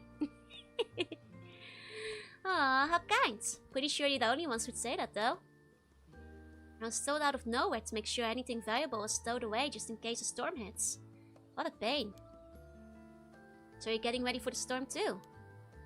Yep, pretty silly when the weather's this good, huh? It's not like I can say no though. Speaking of pains, I overheard Chi giving you an earful just now. The big stage doing Ami stream earlier? Oh, there was somebody else who was asking if the messages were being eaten. I guess just a heads up, I'm so sorry to like anybody on YouTube who I'm ignoring by accident if your messages are being eaten. If you think I haven't seen them, just feel free to like send them again.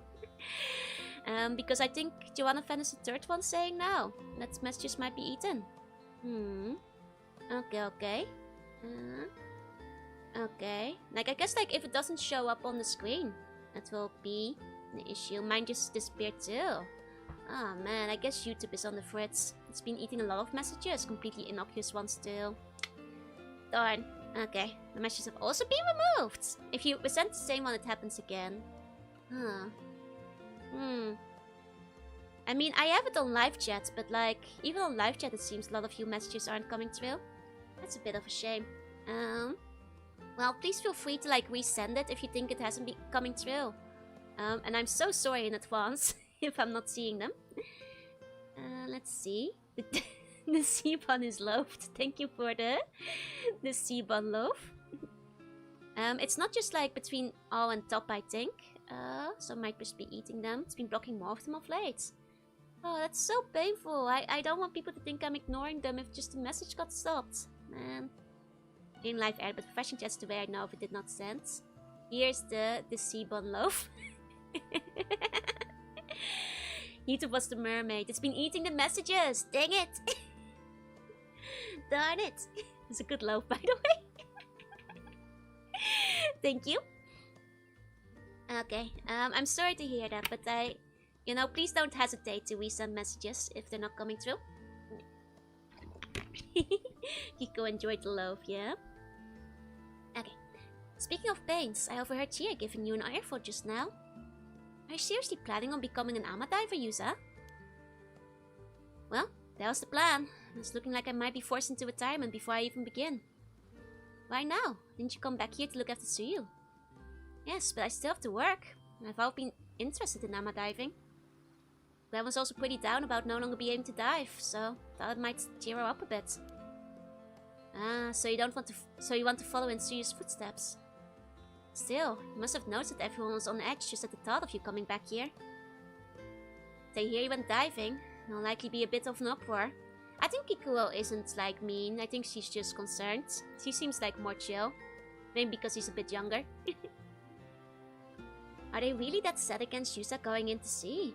Never heard anyone say anything like that. Well, they don't say it where you can hear it. Everyone loves you here and they know you're close with Yusa. Does the game have no dub? It has no dub.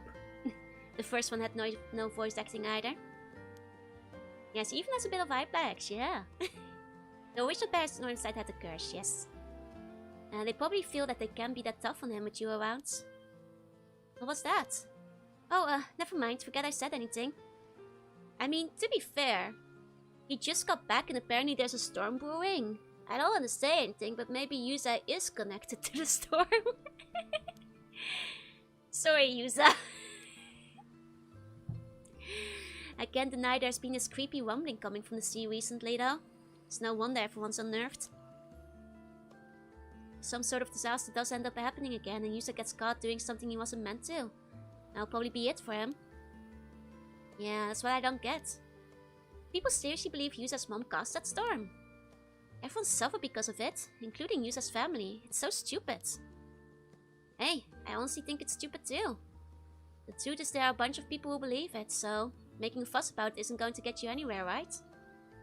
Besides, even if the storm doesn't come in the end, a different kind of storm may already be brewing. Different kind of storm? Well, you shouldn't have any trouble if you keep your head down. Just be good and do what you're told, and no one will get on your case, yeah?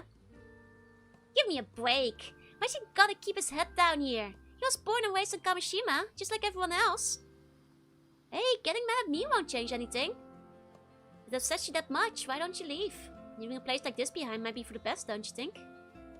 Maybe, but I can't just ask my grand to move somewhere else at her age. And you'll just have to put up with it. If you want to blame anyone, blame your mom. Did mom even do anything 5 years ago? No one to tell us anything. No idea. I only came back here after the disaster, so I don't know what happened at the time. Mr. Wakamura always seems like he knows more than he lets on, though. Now that I think about it, why don't you just ask Suyo what she knows? So evil to say, right? It's just a bit rough, but it kind of shows how, like, the local superstitions work, I suppose. Hey, Komi. Hey. Didn't realize you were starting early today. I am. Hi, Axel. Okay, I guess he was caught by the sea. We might have unlocked the storm monster too. And Tough and Orch, thank you for the follow. See you. I've already asked Guan about it countless times. She says he doesn't know anything. And you don't think that's a bit suspicious? If anyone knows something, it'd be her, right? You might be right. She's pretty hard to read. Wouldn't be able to tell if she was hiding something anyway. Anyway, I do feel bad for you, but you've just gotta grin and bear it. For everyone's sake, huh? Thanks for the help, you two. Try to stay out of trouble, okay? Kiko really seemed like she didn't know anything, huh? Folks are way more on edge than I thought. Yeah, I've gotten a sense I'm not exactly welcome here ever since I came back. I didn't think that trying to make a living here would lead to that much backlash. Didn't realize everyone disliked my mom quite that much. But they were so suspicious of her. Seems like the timing wasn't great either. Everyone's wound up about these ill omens that are happening right now. Still, I'm sure now that my mom must have had some sort of secret. And I'm certain it had to do with what we're looking into. If everyone hears that I went diving today, might prompt people to start talking about what happened 5 years ago. True. If there's any time to ask about your mom, it's now. I think we should see what Old Man Wakamura and Tsuyu have to say about all this too. Yeah, assuming Gran agrees to talk about it anyway. Hey Mercury, yeah, it's an early stream. Okay. However. That night, we'd see an unprecedented calamity descend upon Kamishima. What are you doing over there, Gran? This is where it's hidden. Hidden? What is? But Mara, your mother left us. Oh? Guan! Guan! Tsuyu, what's wrong?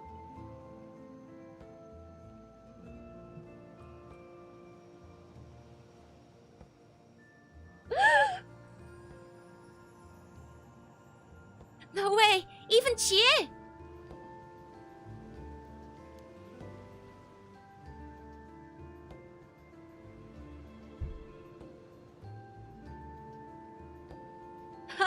What the hell is happening?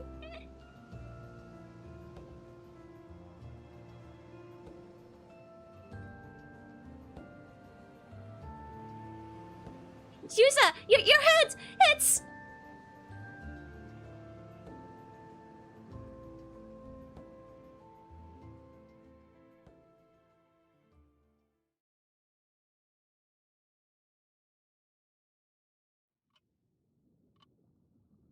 So I think we found our first bad ending.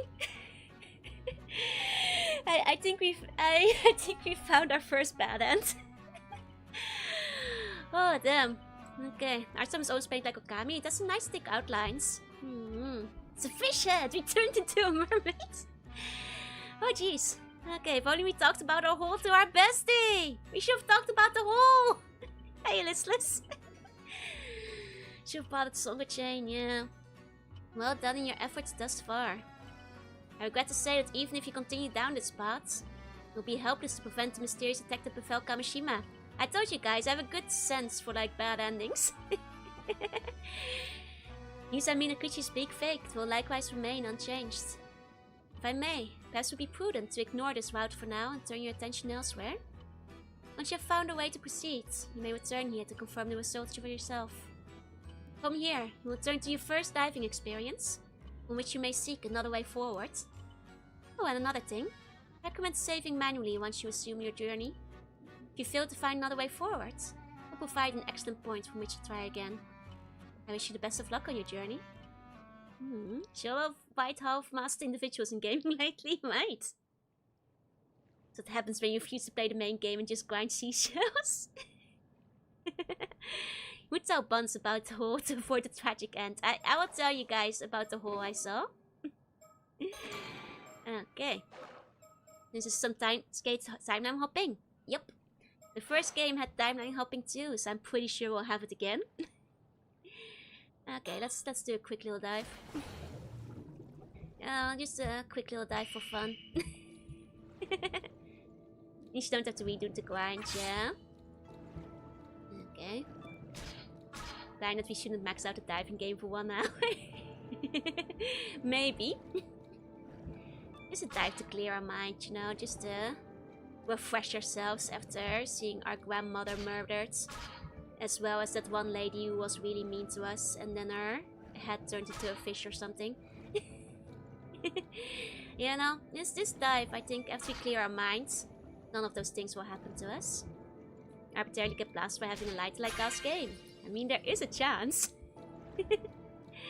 100% is a chance. Honestly, you got some deserved revenge, right? Okay. So, we're already leveled up, so we'll just do 1 dive this time. And I guess we'll talk about the hole. Okay. Unless I have to find the hole again, but I assume it will still be an option. Because we are still max leveled, so... Is the chain still broken? I'd have to find it back again. That's a good question. Okay, let's see if we can still... Okay, it's the same as before, the leveling up. Okay. Let's see. What do we tell him? Yeah, talk about the hole, baby. Yeah, I think since we have our levels, our progress on the water probably counts. I think the chain is probably still broken because it seems we remember the hole. With the Tomokazuki, I think. I assume that's what it will be, from what it looks like. Azami. You know, for all you yokai fans, I think we spotted one earlier. Before we head back, could we talk for a bit? Sure, what's up? Oh, we get to look around now. Oh, the lovely ocean. Oh, there's Kamishima. Okay, can't see what the other islands are. Like to dive where talk about horse? Kamishima is located in the waters near the entrance to Issa Bay. As such, there are strict regulations on both the times and places ama diving is allowed. I think in the next ending, the village will crucify Yusa. It's possible. She has no memory of the bad ending. It doesn't seem like he does, no. Just ignored all the regulations. We did take all the illegal lobsters out. That island on the horizon is Kamishima, where I was born and raised. It's time to be deep discussion about Mermaid. No, it will draw in the wrong people. Fishing boats. This fishing boat, the Saiyan Maru, belongs to Asami's family. I don't have a boat of my own, so Asami was kind enough to bring it out for me. It used to belong to his dad, so it's getting on in years, but he takes good care of it. Seems he's hoping to keep using it for years to come. Isn't this the boat that his dad died on? If I recall correctly. Is there some for blind ending? Yes, yes indeed. Well done. Cute little turtle keychain over there. Do we have the sun? There we go. Go blind, go blind. It still works. Oh! Isn't that one of the mockingbird stickers we got over there? You can't escape my watchful eye. Oh, good eye, Yusa. That's right. I found one stowed away on this very boat.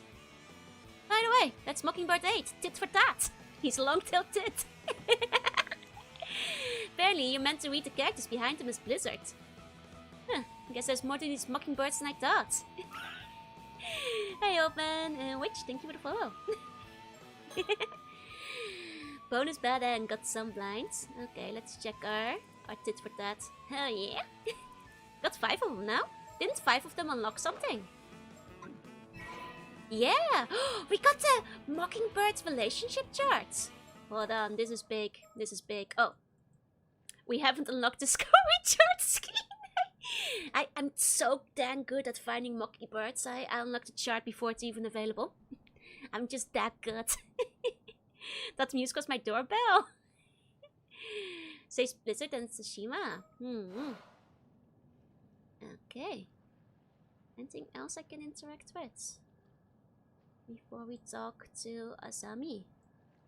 Okay, we're shipping birds. Hell yeah, I think that's what we're doing.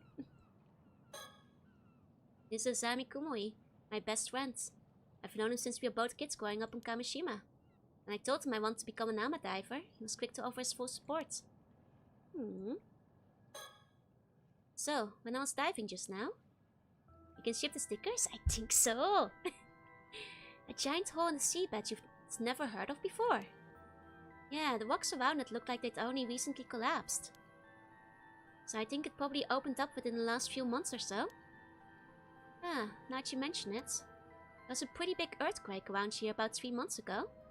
Maybe that had something to do with it. Oh, that's right. It would have been before I got back. Anyway, you saw a giant hole in the seabed, you'd be curious about it, right? You know, this... I might be overthinking it, but this coloration kind of does look like the tunnel we were in the prologue. With the masked man. I'm just saying. If you saw a giant hole in the seabed, you'd be curious about it too, right? I sure would. Curious enough to go and try to take a look inside. It'd be pretty dang dangerous, but I guess I might, yeah. Right, so I went close to try and get a better look. Did you see anything?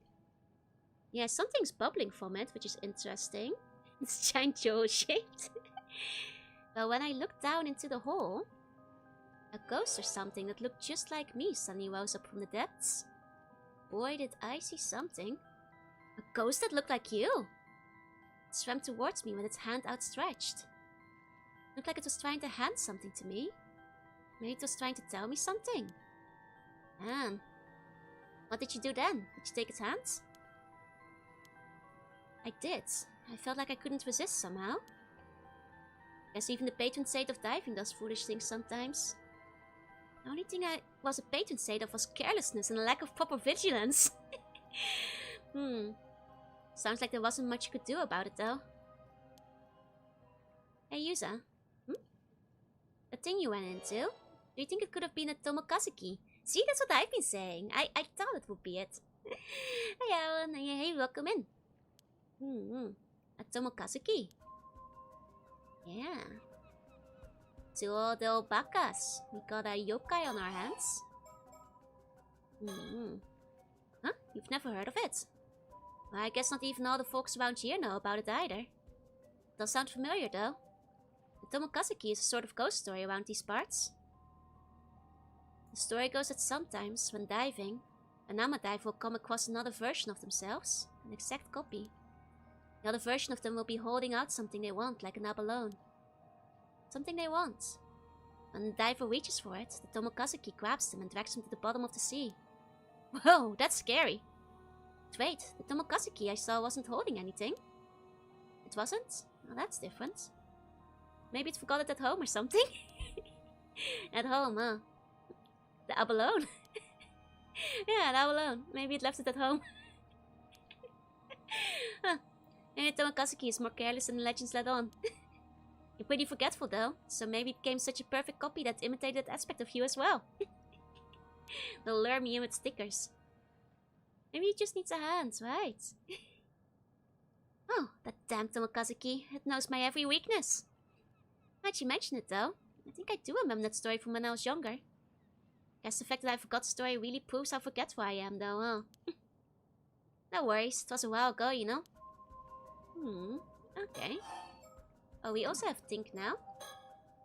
Tomokazuki, huh? But why would something like that be here? What's that case special? So I'm ready. Yup. So, did anything happen after you took its hands? I don't really remember. When I came to, I was back outside the hole. Thought maybe I blacked out due to some lack of oxygen, and it had been some sort of hallucination. I see. Yeah, I guess it's possible. But if that's the case, it means I stopped you just to talk about some hallucination I saw. That would be super embarrassing. Don't you struggle being forgetful when you're facing a deadly yokai, right? Maybe it was a shapeshifted bun. Trying to hand him a burger. That checks out. I'm the path to the Mishi contain chain with stickers of buns and burgers? Oi!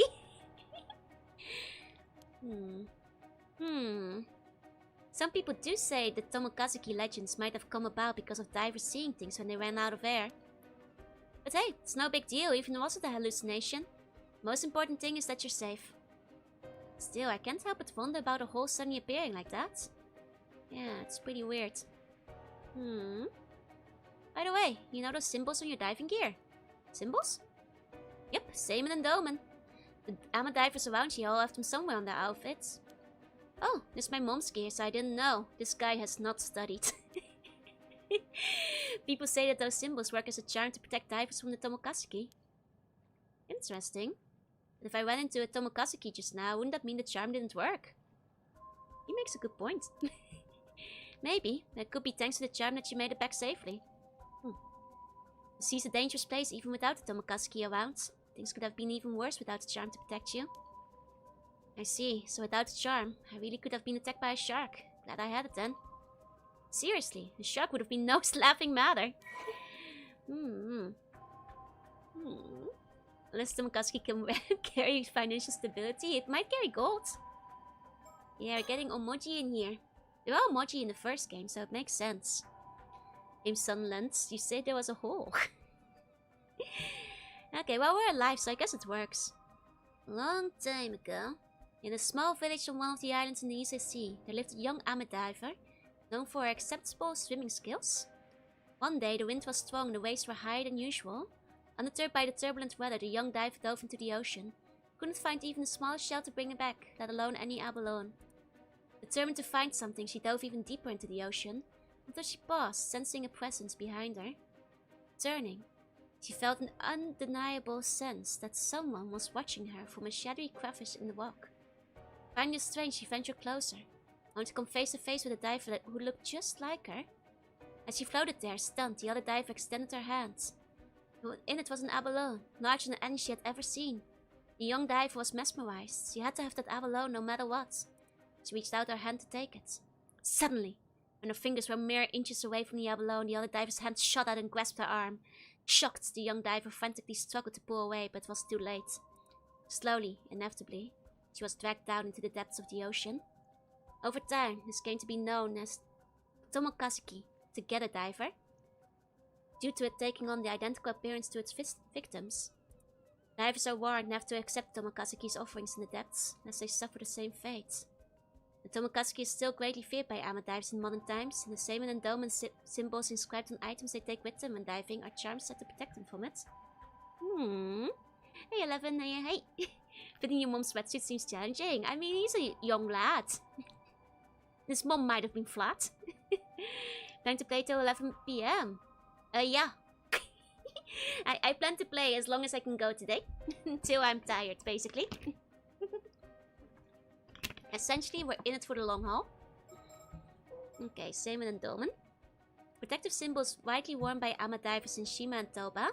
The star-shaped symbol is known as Seaman, and the lattice-like symbol is known as Doman. The two symbols are often embroidered side by side or drawn on clothing using purple dye made from shells.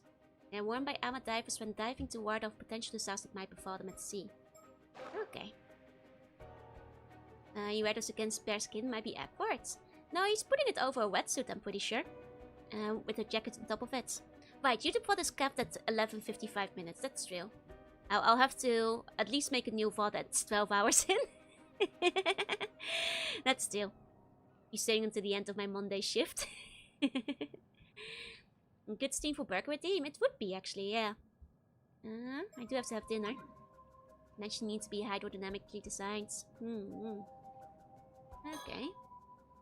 Hey Azami, about the Tomokazuki just now? Yeah? Do you think it had anything to do with what we're looking into? Hello, giant disembodied hand telling me to click the recollection. I get the hint, I get the hint. Wouldn't switch clothes weigh you down on water. I guess it's for protection, right? Supposedly. There you go. Some people might miss that though, that's still. Okay, unlock past recollection chapter, something I want to do. Oh, hello! My apologies for the interruption. I'd like to take this chance to inform you about a unique ability of yours, the recollection feature. To make things clear, I must first tell you about the story chart. From here on, you will return to this screen, the story chart that breaks in the story. You see, the story you will witness will not necessarily unfold in chronological order. The screen will allow you to see where each chapter lies in the grand scheme of things, as well as select where you wish to proceed next. If the icon for a chapter is not dim, that indicates it has not been fully completed. And generally speaking, completing a chapter will unlock the chapter immediately after it. However, there will occasionally be times when the recollection button will appear during the story, as you experienced just now.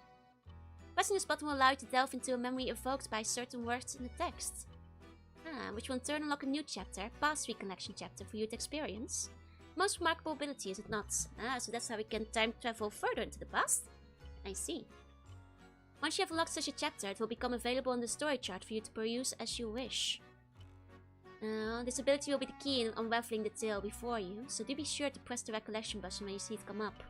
How many ghosts do you think will go right for Mrs. Terror? I mean, looking at under the mask, he does look quite handsome. With the long white hair.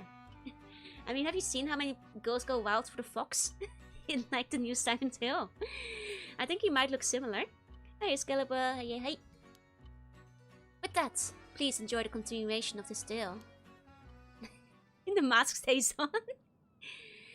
If so, would your mom have become an Amadive because she wanted to find the Tomokazuki?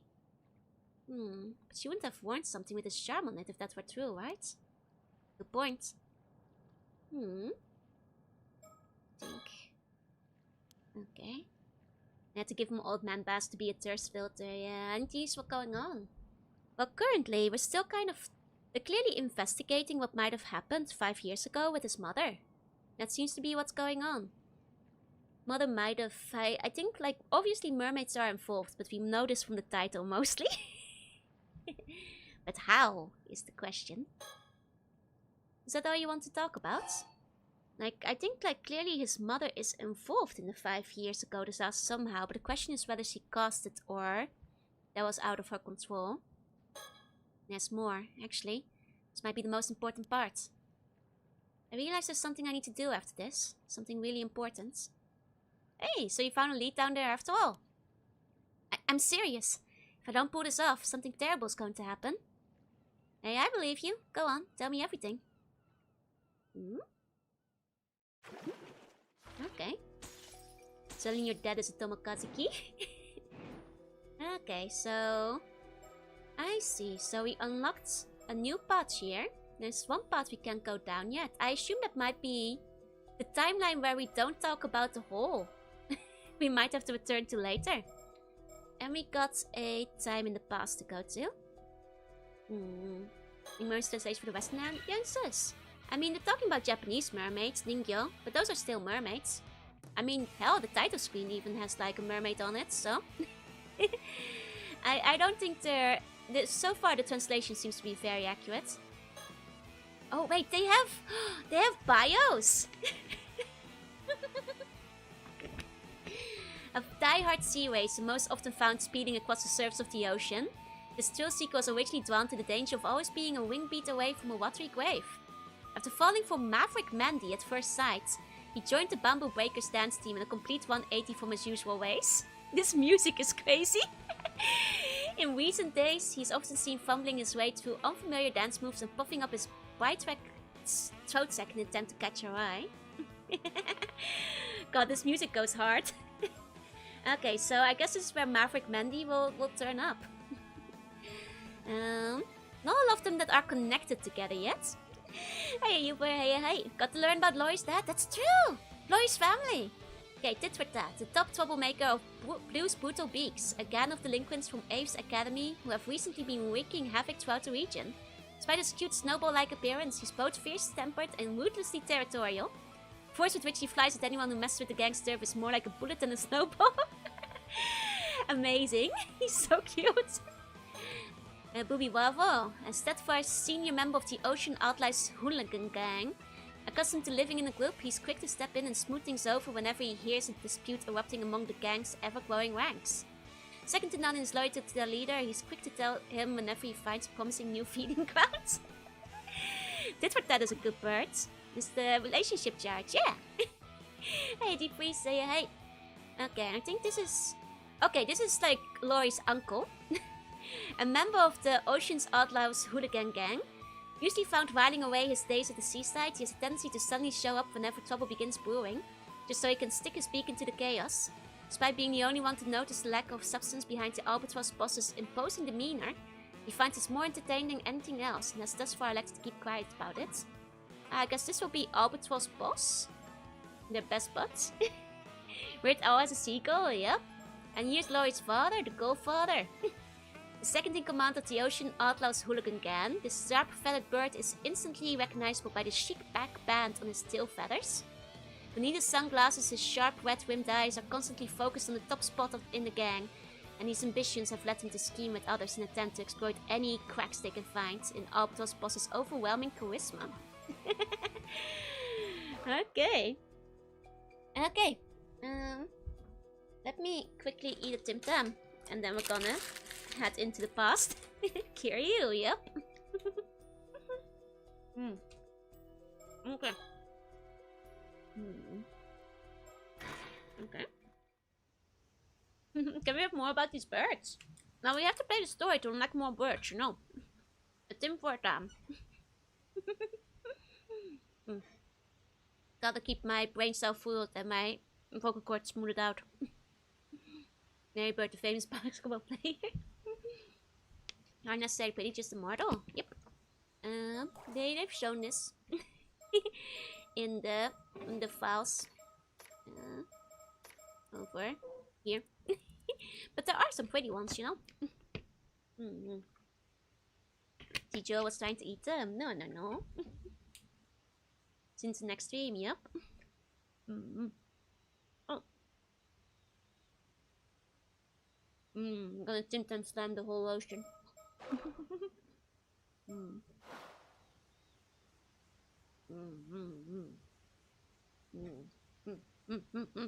Okay. Can you guys hear the audio now? Okay. I see. If you say you want to be an armor diver, then of course you've got my full support. But something tells me you're not just doing this for Suyu. People are bound to talk if you're becoming an armor diver here. You must have some other reason, one big enough to risk everybody running their mouths. I knew I couldn't hide anything from you, Azami. Wouldn't take me even 0.2 seconds to see through one of your lies. So, what's up? Tell me everything. Okay. Even though he's got a lot on his plate, Asami agreed to meet up the moment I said something. He's been looking out for me ever since I came back. Couldn't ask for a better friend. These are the ruins of an old wartime building, the Kanteki Show. The building's been abandoned, so hardly anyone ever comes here, which makes it the perfect place for private meetings. Remains of a wartime structure are located atop a hill in eastern Kamishima. Over there. It was constructed to observe the impact point of shells fired from a test firing range operated by the former army ministry at Cape Iago on the opposite shore. Similar observation facilities were also built on Tsukishima Island and in Ijika, a town on the Shima Peninsula.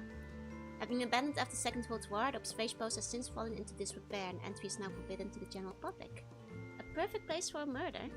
How does make these backgrounds? This looks like a painted over photograph. I believe the first game utilized painted over photographs. And I think they did the same for this one. Where they took like 360-degree pictures at like on location.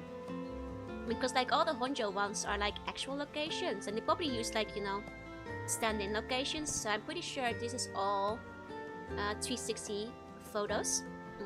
The Ryukishi casting, basically. Ryukishi does it all the time too. Archipelago is full of cool abandoned wartime pictures. He's so much of Bowie dying early. He does have like the death mark on him, I feel. 1 second, we have to look around for birds. You guys, check with me for bird stickers. Just the first game had a couple that were really hard to find, so everybody keep an eye out with me. Slightly using something lower poly 3D engine. Low filter focus are common manga and anime. It saves a lot of time, especially if you need to draw a whole bunch of backgrounds, and it tends to look good, so there's no harm in doing it. Okay, I don't think I see a bird. Just making sure. Okay. we've also looked at everything. How many birds did you find in diving? 4? I feel like I looked pretty thoroughly when diving, so I think I got all of them there. Hey, Azami. You might be standing in front of the board, this is true. What I'm about to say is going to sound pretty crazy. You still want to hear it? Sure, bring it on.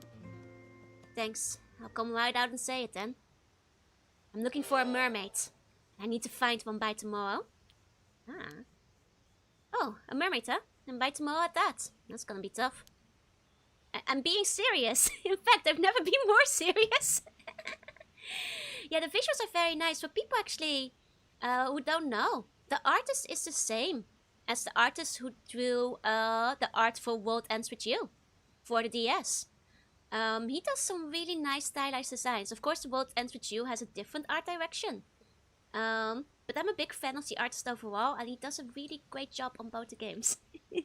It's got a very nice vibe. This was a picture slapped into the game. Turns out just really good color selector. It is. I'm being serious. In fact, I've never been more serious. I really do have to find a mermaid by tomorrow. I can tell you're not joking by the look on your face. You've got some sort of reason for saying this, right? Go on, I'm listening. Thanks, Azami. Man, this guy is such a good bro. I hope he doesn't die. He's our only friend. Man. I only don't get this permanent chromatic aberration. I mean, I guess they're going for the camera lens feel. Is my best guess on that. But I now you mention it, yeah. Look off the right screen, there's mermaid right there. Why is she accepting of it? I mean, to be fair, if your bro came up to you and was like, hey, I need to look for a mermaid. I mean, I'd be like, yeah, sure. Let's go fishing. Even if I didn't believe it, I'd be like, hell yeah. Time with my bro in the ocean. We're gonna have a chill fishing time, you know. And you know, that's just how things were in the 80s. The first game was like that too, yeah. Mermaid search reason. Is it okay if I talk a little about the disaster 5 years ago? Yeah, I just take the excuse to like spend some hours on the boat with a friend. Like, I wouldn't question him. Disaster, huh? If you're okay with it, sure. I was in middle school at the time. My parents had taken me out into the bay on a little fishing boat. This massive storm came out of nowhere and sank all 3 fishing boats that got caught up in it. I was the only one who survived. Yeah, it was really terrible. So what about disaster did you want to talk about? I've recently started to remember some things about what happened. Oh, you did have amnesia before? For real? I know your memories of the disaster were kind of hazy due to the shock. It's great to hear that you're starting to remember. Oh, but... guess not exactly something you'd want to remember, huh? Sorry for getting all fired up. It's okay. It actually hasn't bothered me as much as I thought it would. Thanks for worrying about me, though. Just that the things I've remembered are a bit strange. I couldn't bring myself to say anything. Sorry for keeping quiet up to now. Well, maybe you saw a mermaid. Yeah, true bros would hunt down mythical creatures together, no questions asked. Like, without the internet, you have to make your own fun. Also, I'll be honest, if like, you know, Pia Tsukimi, like, came out to me and went like, hey, Joe, you wanna go hunt for Tsuchinoko this weekend in the forest? I'd be like, yeah, sure.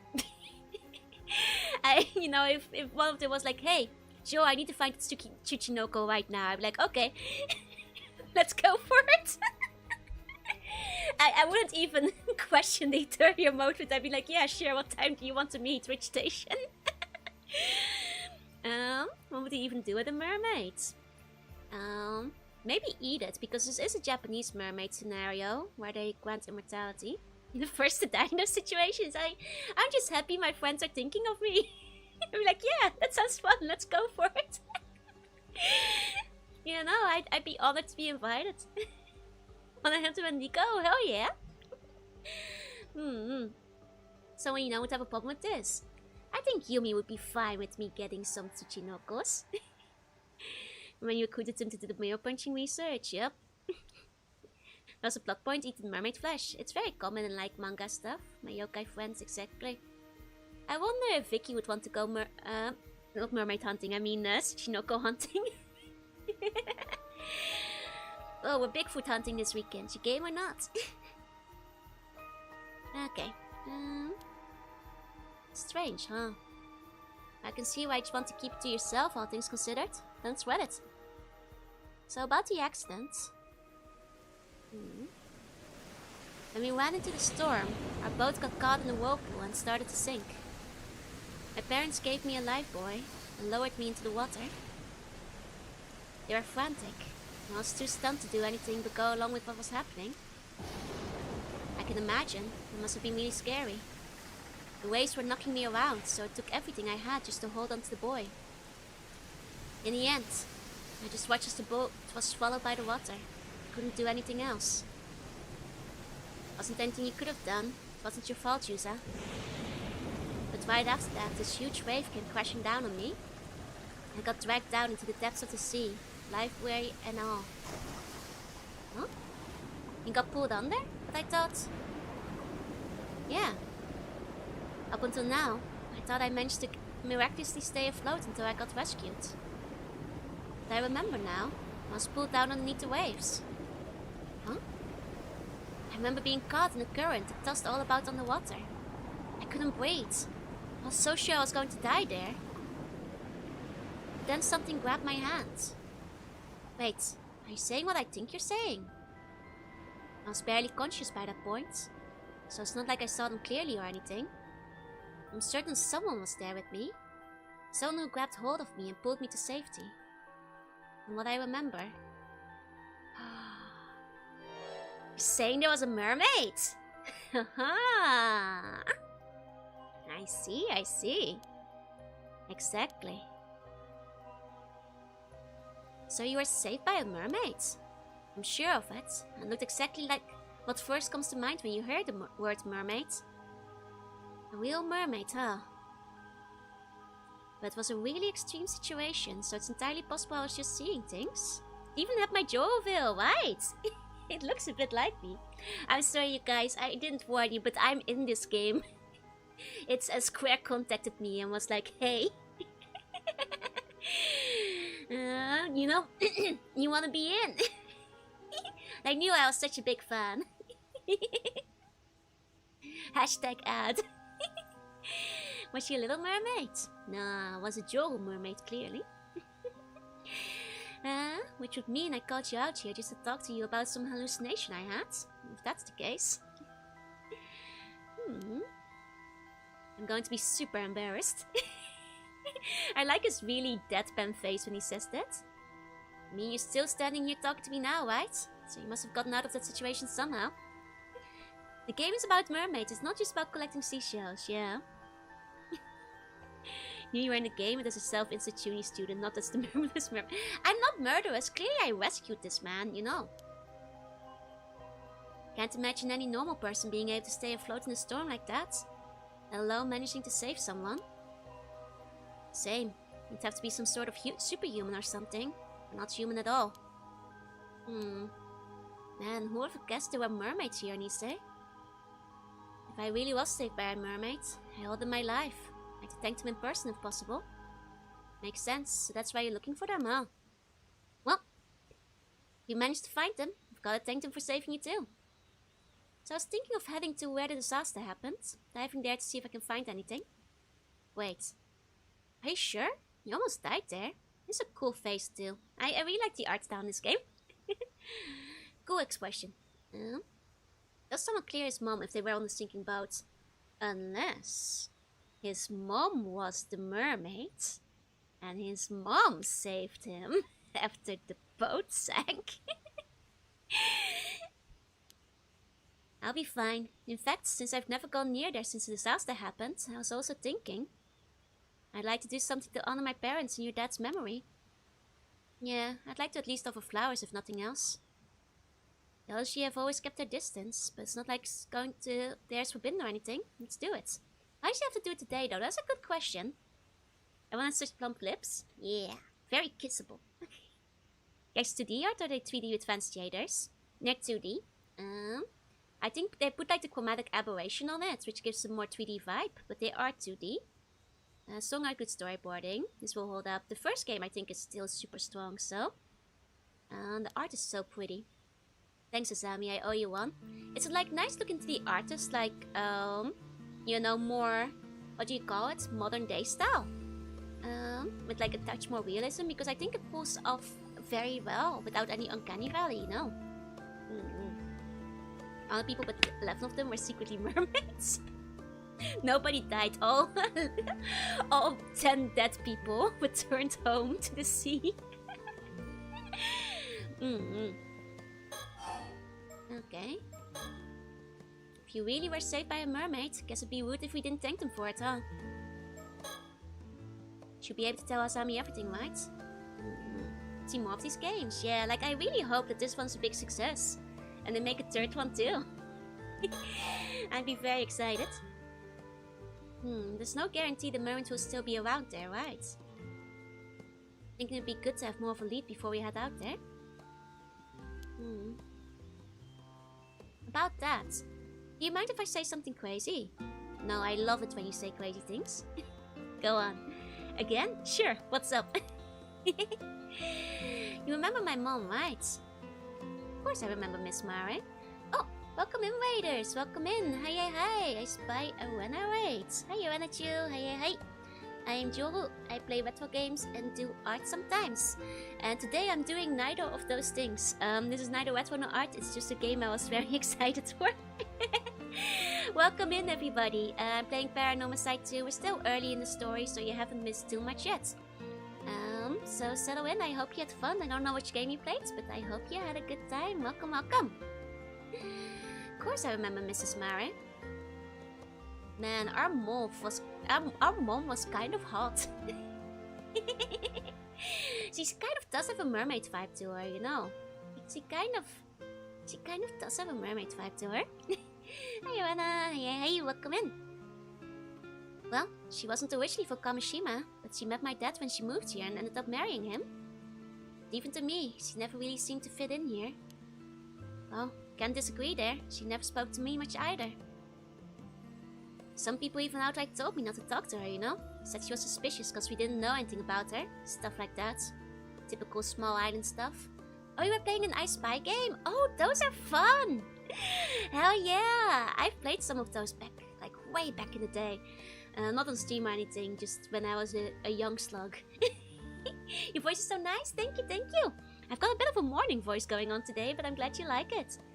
Not sure choosing your mom counts as a good ending. She's dead anyway, I'm pretty sure. I Spy games are so fun, I hope you guys enjoyed it. Good games. Oh, and thank you for the follow, thank you. Currently this game, just to catch you guys up, it's about, you guys haven't missed much yet.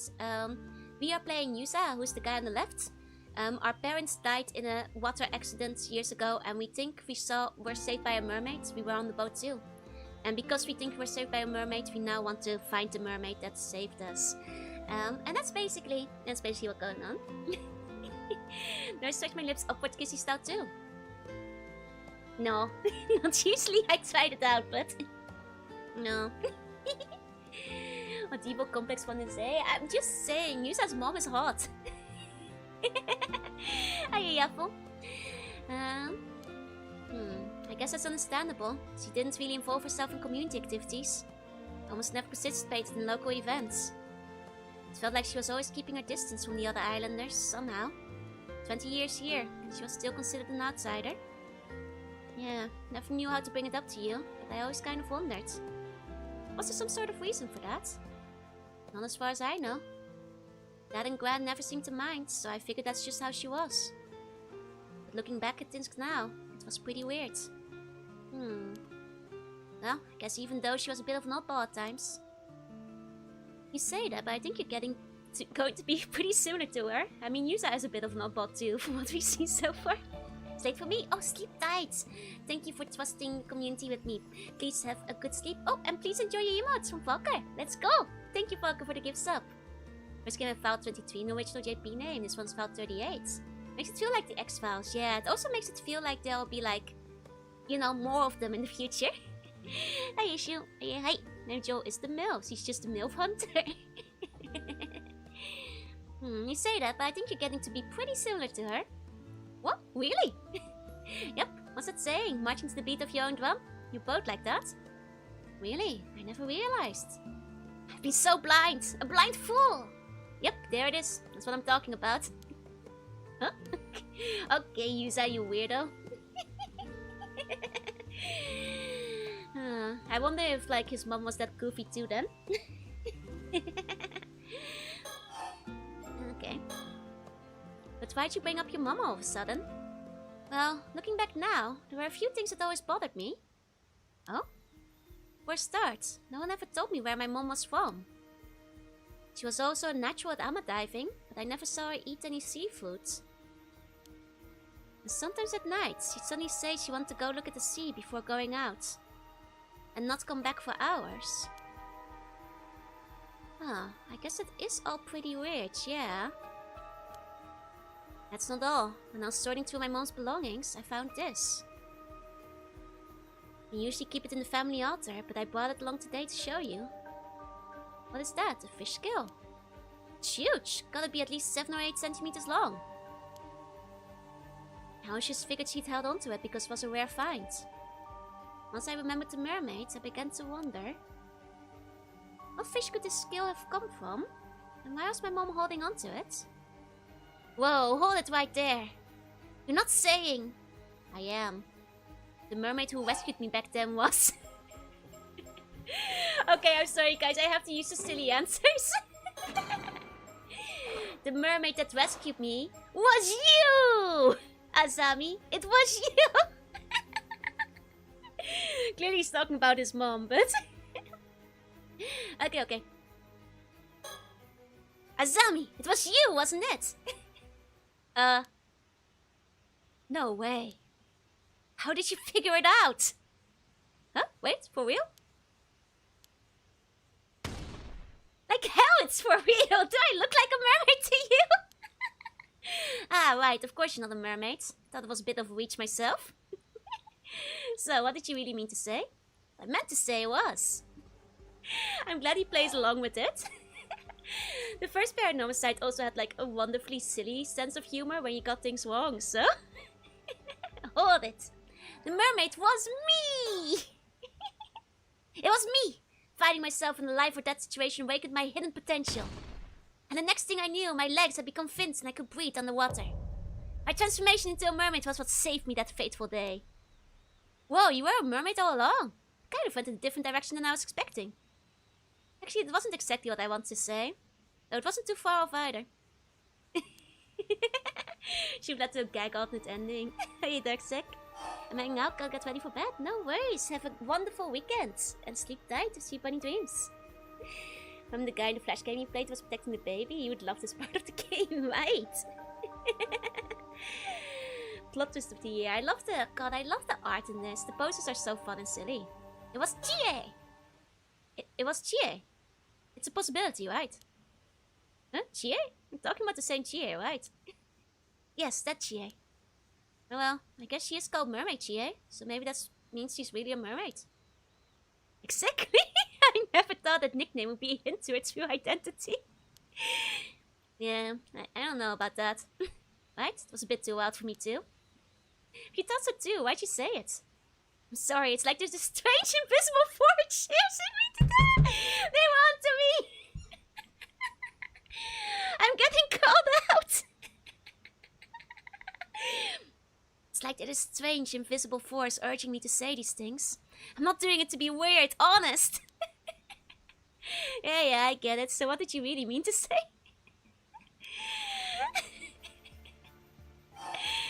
Word watching you plush Ace attorney. You know you gotta love the dialogue. Seems the same episode's the first story to take before the others, right?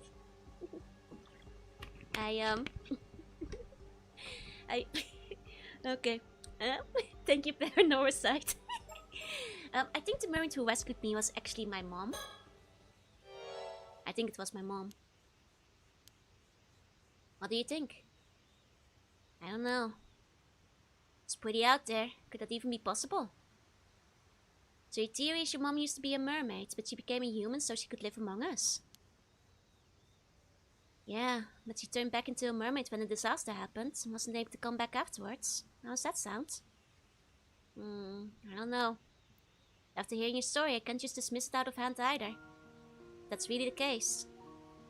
My mom really is still out there in the sea somewhere, even in a different form. I was thinking it'd be nice if I could see her again. Maybe because they're still treated as missing instead of dead, but still hasn't really sunk in that my parents are gone. I know what you mean. Sometimes it feels like my pops is just going to show up at home again like nothing ever happened. Now even if your mom's alive, I guess it'd be hard for her to show up if she's back in the mermaid form now. My mom really does have some sort of connection to mermaids. Maybe that was the reason she never really fit in here. Might help clear up any mistaken impressions the others have of her anyway. I see. So you think that by trying out ama diving, like your mom did, you might be able to find something out. Maybe if you're lucky, you'll run into a mermaid in the progress. Yeah. And if I really am descended from the mermaid somehow, it's possible that diving might awaken something in me. Alright, I hadn't thought of that. I guess if your legs suddenly become fins, we'll know for sure you're a second generation mermaid. Okay, I think I've gotten the gist of what you want to do now. Thanks for understanding, Azami. I've been happy with how people have been treating you ever since the disaster either. What they say about your mom. If there's anything I can do to clear the air, I want to help. Thanks, I appreciate it. I don't know how people will react if you suddenly start talking about mermaids. Might be best to keep quiet about that part for now, just say you're looking into your mom. What do you think? Yeah, I think that would be best. Okay, now that we've got that settled, how about we head out tomorrow morning? Sound good to you? Yep, I've been doing some training in secret, so I'm all set. The game is not titled The Mermaid's Touching Reunion though. No, it's called The Mermaid's Curse. Hey, Scotchy. I'm the strange invisible work that makes me type cringe. Is that true? Mom's a mermaid, you're I'm not a mom. I'm gonna take a nap, sleep tight, and see budding dreams. Got Square Enix and me are exploring the same themes. It's really cursed if the curse is being a mermaid, yeah. Ratio Amandai still dive at age 65 to 80. I guess it keeps you, in shape, I guess. I'm the strange invisible force of mischief. Okay. Curse activate the same night on the other one though. Yep. But this is not the same day. This is in the past. This is the day before we went diving. So he goes diving in the morning and then the curse activated in the evening of tomorrow, basically. Like if we look at the story charts. Oh, we can look at the story charts without cancelling this chapter. Okay.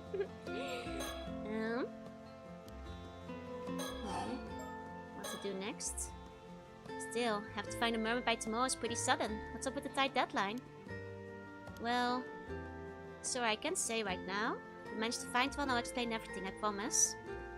Does she know that, like, a disaster is gonna happen? That people are gonna get killed? Hey, chaotic, hey. Same day delivery on the curse, yeah. Well, as long as you tell me later, it's all good. Oh, here's an idea. If you're not much of a rush, how about you talk to Tsukasa and Sato? Maybe they'll be able to help out. I wonder, it would be nice to have more help. Would they even believe me? The whole thing is pretty crazy after all. Besides, Tsukasa's going back to the mainland soon. I'd hate to bother her now. True, still knowing Tsukasa, she might be surprisingly on board with the whole thing. See? I knew he'd be here. Speak of the devil! Oh, yeah, wow! Speak of the devil! With type was actually Futke in the mermaid's course. 1 second, I have to cough real quick. Okay, these two are cute. They're cute girls. We've got a tanned tomboy over here. Oh, she even has tan lines. I'm seeing them. I'm sorry, I'm noticing. Gah! When did you two get here? Oh, talking about something you didn't want to hear, were you? Boys will be boys, I guess. Mary's coach was saving him, making him live in modern Japanese economy. Oh no. Childhood friends. Hell yeah, I love the childhood friends. It's not an arrow game. She is cute though. Tsukasa, apprentice ama diver.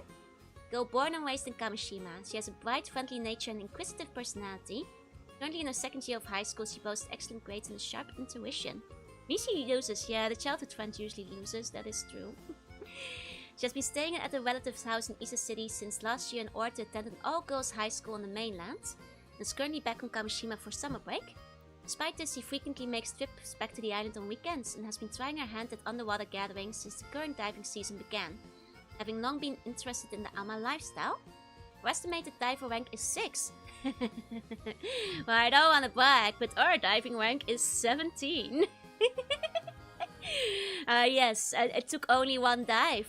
Why do you ask? I did improve that much in a single day. Thank teleporting ghost ruining my BL. Cute Megalodon tomboy childhood friend. She checked every box, she's so cute. Her diving rank might be 6, but she is a 10. However, her teachers have been strongly encouraged her to aim for a national in university. Oh, instead of Ama diving. Like how the dive ranks are treated like power levels. She is still the one at the top. But what was it? 67? She has been friends with Asami Kumui and Yusa Minakuchi since childhood, with a close rapport making up for their difference in academic years. It was more common to find her playing with the two boys than with girls her own age up until middle school. However, since leaving the island to attend high school, she has grown more conscious of their age difference and has put some distance between herself and them. She headed off immediately with Satoshi Hanami, a girl who came to Kamishina to lodge with the Wakamaus a few months ago, and was looking forward to showing her around the island and helping adapt to life there whenever she returns home. 18 years ago, her still pregnant mother, Nagisa Awao, moved to Kamishina alone before giving birth to Tsukasa shortly afterwards. She subsequently grew up in a single mother household. Although she used to occasionally ask her mother about her father, her questions were always evaded, so she has since stopped inquiring. However, the fact that the mother never seems to have any financial difficulty despite not working has led her to quietly suspect he might still be involved in some way. Maybe she has like a secret witch father or something. Like some nobleman that like is trying to hide an affair.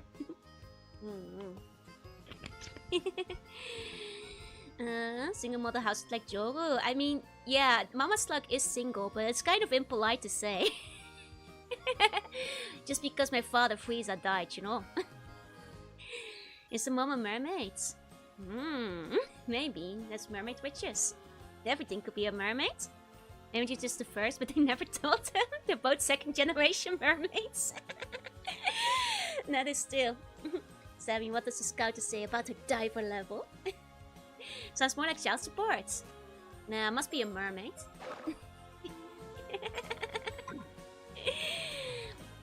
Hey, you've got us all wrong. We weren't talking about anything like that. Yeah, you gotta hear me out, Tsukasa. I was powerless to resist. I refused at first, but Asami insisted. Wait, what are they saying?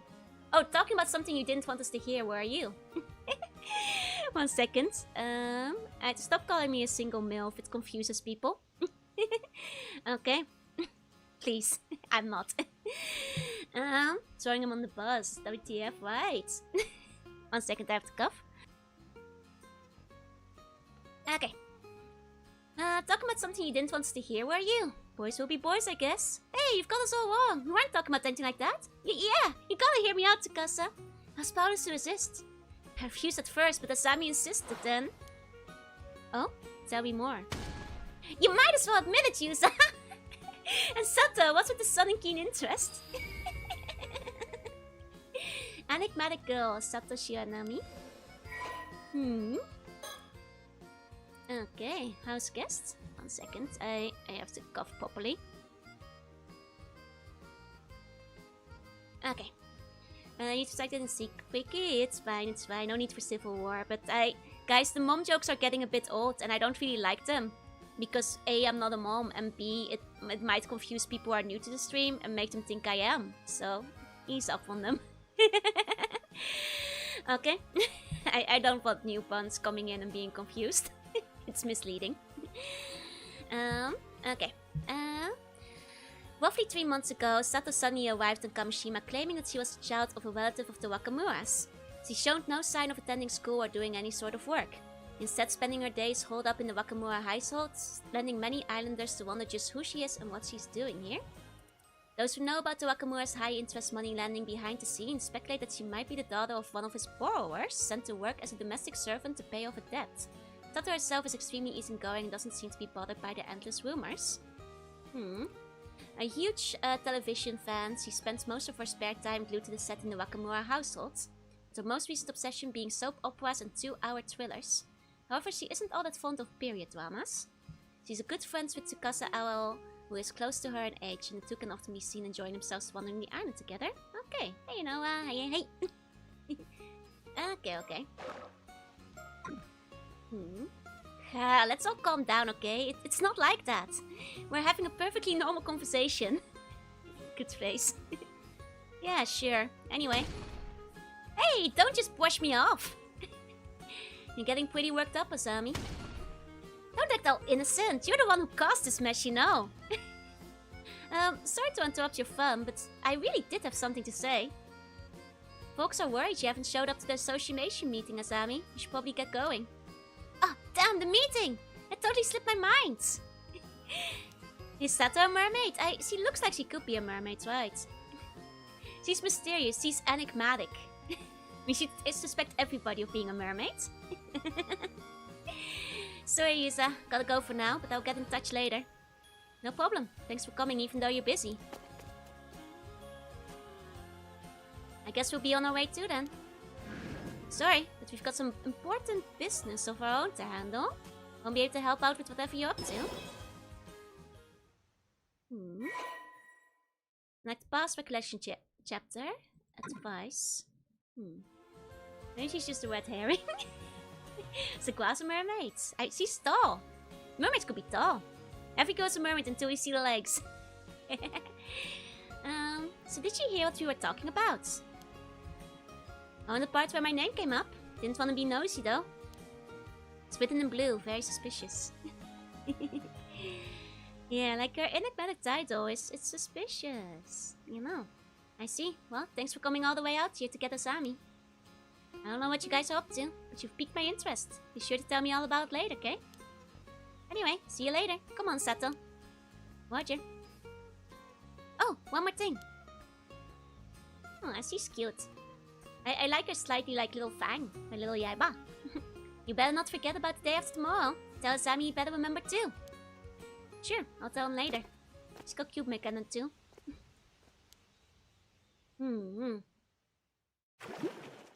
Okay.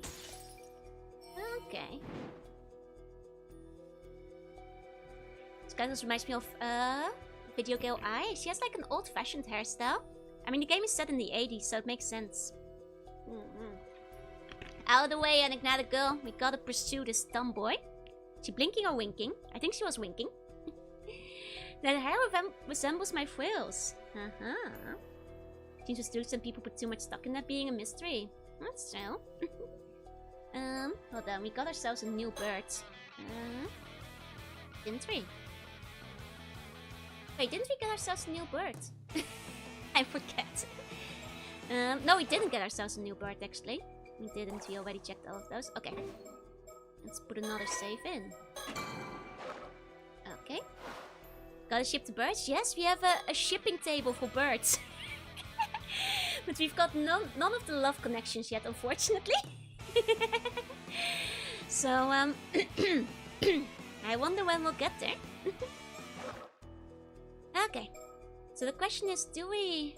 Oh, Yusa already has 2 timelines we can continue. But I think we should take a peek at Sato. And her tomboy friend. One left is a huge shooter though. No, a lot of people are in love with her, but she has a crush on tit for tat. You know, who does not love her back, does not even know she exists, I guess. That's the real drama.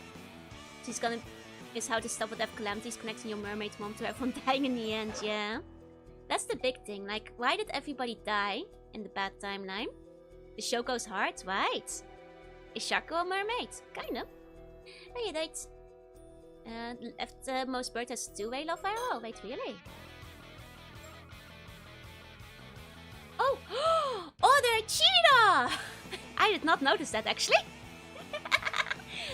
Oh, damn. Harlot. Okay, let's take a look at Sato. Having grown close to each other, Tsukasa will tell Satoshi and Nam that she has something important to discuss. Okay. Hey, Murphy, say hi. Your loves aren't pointed back either. So fun and good, but how about this bird relationship drama? Gotta collect all the birds to find out the deep dives. Sato? Sato, you got a sec? So, I was hoping to get a bit of advice. Thing is, you're the only one I can really talk about this. Sure, what's up? Got a problem? Leave it to me. Kamishima's living, walking, talking encyclopedia. Wow, that's a pretty impressive title, Miss Encyclopedia. Although I think the walking, talking kind of implies you're living already. In a way, I hope you can help. You know that even if it kills me, I'll squeeze every last brain cell I've got to help you, Tsukasa. Right, but you're still supposed to be a living encyclopedia, so please don't go dying on me. Thanks for being there for me, though. Come on, let's go somewhere with no one else around then.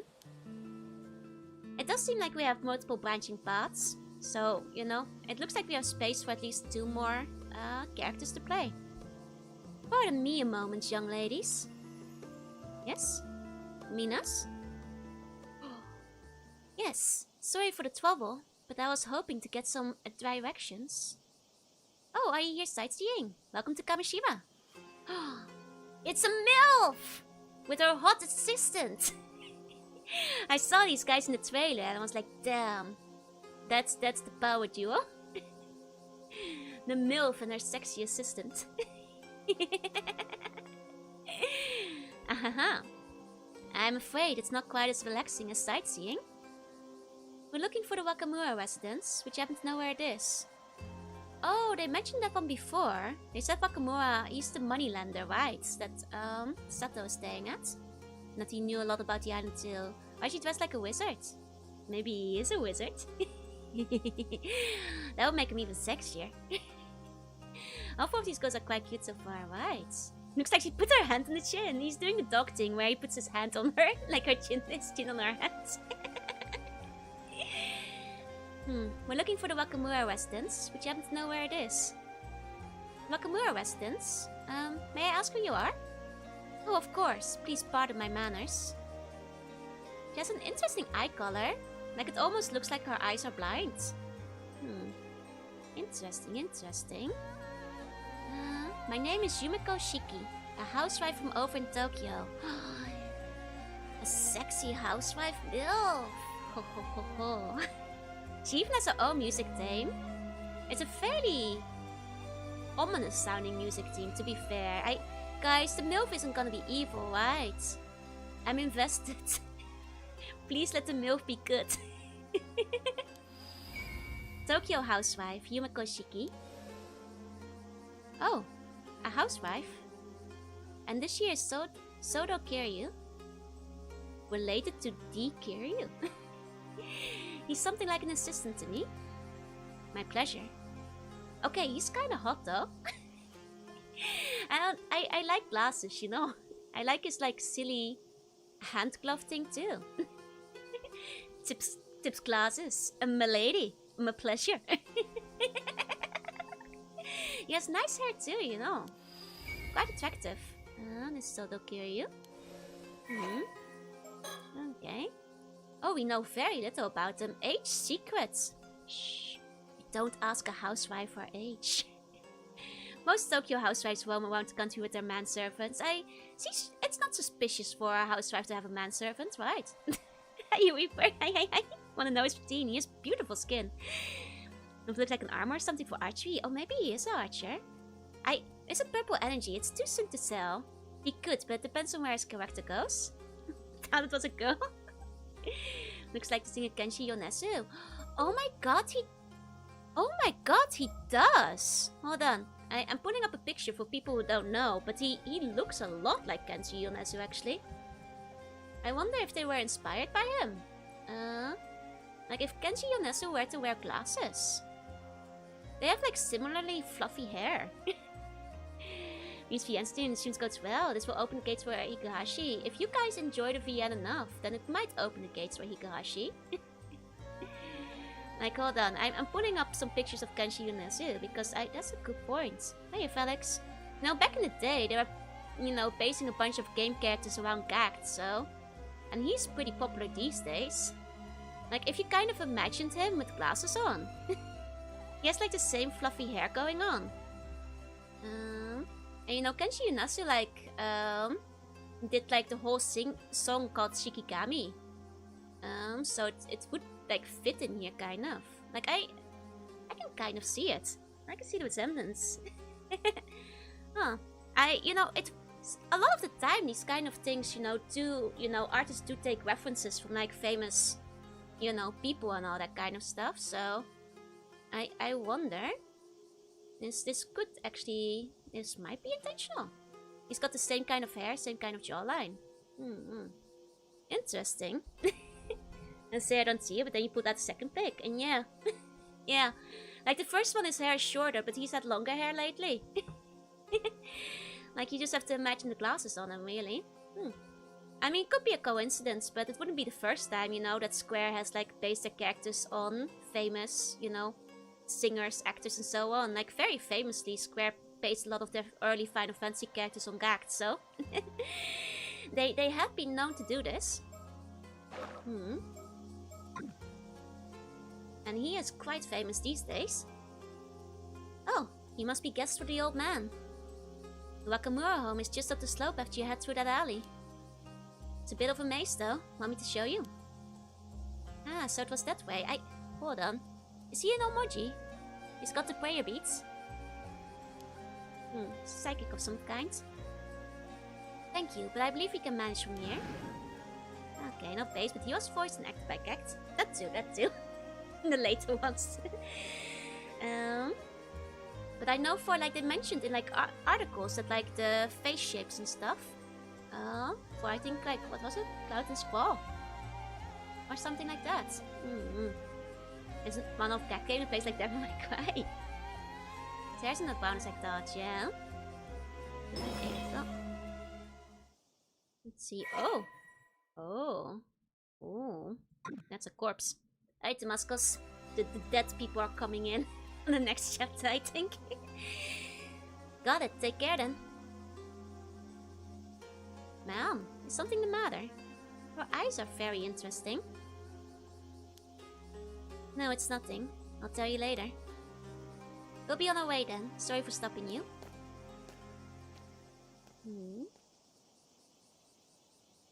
Those two had a really strange vibe. The old man sure gets some unusual guests. Yeah, there was something about them. Don't you think that's just kind of aura that sorcerers would give off? I know what you're getting at. I've heard those rumors too. Everyone's saying that old man Wakamura has been super reliant on some shady sorcerer lately. Oh, that's Wakamura. He looks like an egg. Also, it might be evil. Ashta reminds me of Archer. Is it the thick outlines, maybe? Some of the expressions I can see too. The single most influential person on Kamishima, local magnet. His head is a thumb. Although born to an ordinary fishing family on the island, he entered his 20s during the post-war economic boom. And through tireless work and juggling multiple side jobs, he managed to amass a small fortune over the years. Went on to invest his fortune into the development of Kamishima, not only upgrading its fishing equipment, but also improving the island's infrastructure to entice businesses to set up shop on the islands. Efforts that have earned him the appreciation of people all over the island. He currently holds many key positions on the island, including serving as head of the Kamishima Fisheries Corporation Association. He said that his appointment as the next mayor of Kamishima is all but confirmed. I quite like how the profiles show us what we know from the character's perspective. So we get insight on things that we would know already as the characters, but also, for example, with like the housewife we just met, Yumiko, we don't know much about her, so there's very little there. It's nice, it's immersive. You know. He's a living thumb, yeah. Hey, service. Hey. I think the word for source, right? I think it might be a legacy term from the first game, where they talked about sorcerers a lot. It might be like Omoji or something, I wonder. No, but they use Omoji separately too. I'd have to compare it. Could be just like magic user, like Mahoshi. Like sometimes gets used. And if this game app gets voiced, it needs to be the guy who did Asian Benjamin. I don't remember who that was, I'm afraid. He currently holds many positions. Right. Although admired for his many contributions to Kamishama's development, his personality leaves much to be desired, with many stories of him using force to get things to go his way. He's often high-handed in his dealings with others, fully aware that his position makes it difficult to oppose him. Having moved his main home and base of operations to the mainland many years prior, there are abundant rumors that he has since added loan sharking and land grabbing to the list of ways he's willing to add to his sizable fortune. Said that he has recently become an ardent devotee of a certain famous sorcerer in Tokyo, often relies on their guidance when making decisions. Okay, oh, it was Archer's EA. I see. I'm getting quite sleepy. No worries. Sleep tight, sweet bunny dreams. Okay. Here we go. Oh, and Bob and Boxburger. Ah, okay. They did say that they were from Tokyo. Maybe they really are sorcerers. Eh, whatever. Come on, Sato. Let's go. Yep. Yep. Off to the bay. Seems to be the only location we can go.